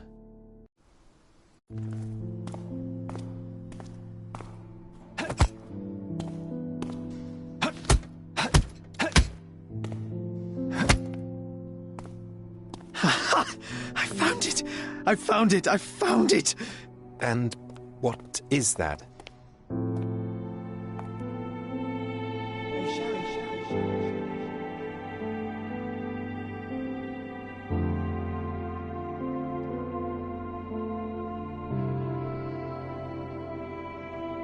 How far, bruises may be produced after death. How are you? You have been in Afghanistan, I perceive. How on earth did you know that? Never mind. The question now is about bruising. No doubt you see the significance of this discovery of mine. It is interesting, no doubt, but practically... Why, it is the most practical medico-legal discovery for years. Had we these data sooner, hundreds of men would have paid the penalty for their crimes. Cases oft hinge upon how a man died. Now, we can know which wounds he suffered alive, which occurred post-mortem, and what instrument was responsible. And ergo, one will soon be utmost precision when and where death occurred, sparing the innocent and damning the guilty. Well, then you are to be congratulated. Indeed. But, you came here on business. Correct again. I am looking for someone with whom to take diggings, and heard you were complaining that you could get no one to go halves with you. I have my eye on a suite in Baker Street, which would suit us down to the ground. You don't mind the smell of strong tobacco, I hope? I smoke ships myself. That's good enough. I get in the dumps at times, and don't open my mouth for days on end. Just let me alone, and I'll soon be right. What have you to confess now? It's best for two fellows to know what bruises each other carries before they begin to live together. My last companion and I... Well, I object to rows because my nerves are shaken, and I get up at all sorts of ungodly hours, and I am extremely lazy. I have another set of vices when I'm well, but those are the principal ones at present. Do you include violin playing in your category for rouse? It depends on the player. A well-played violin is a treat for the gods. A badly played one. Oh, no, that's all right. I think we may consider the thing as settled. Oh, forgive my manners. My attention wavers. Sherlock Holmes. Dr. John Watson. John.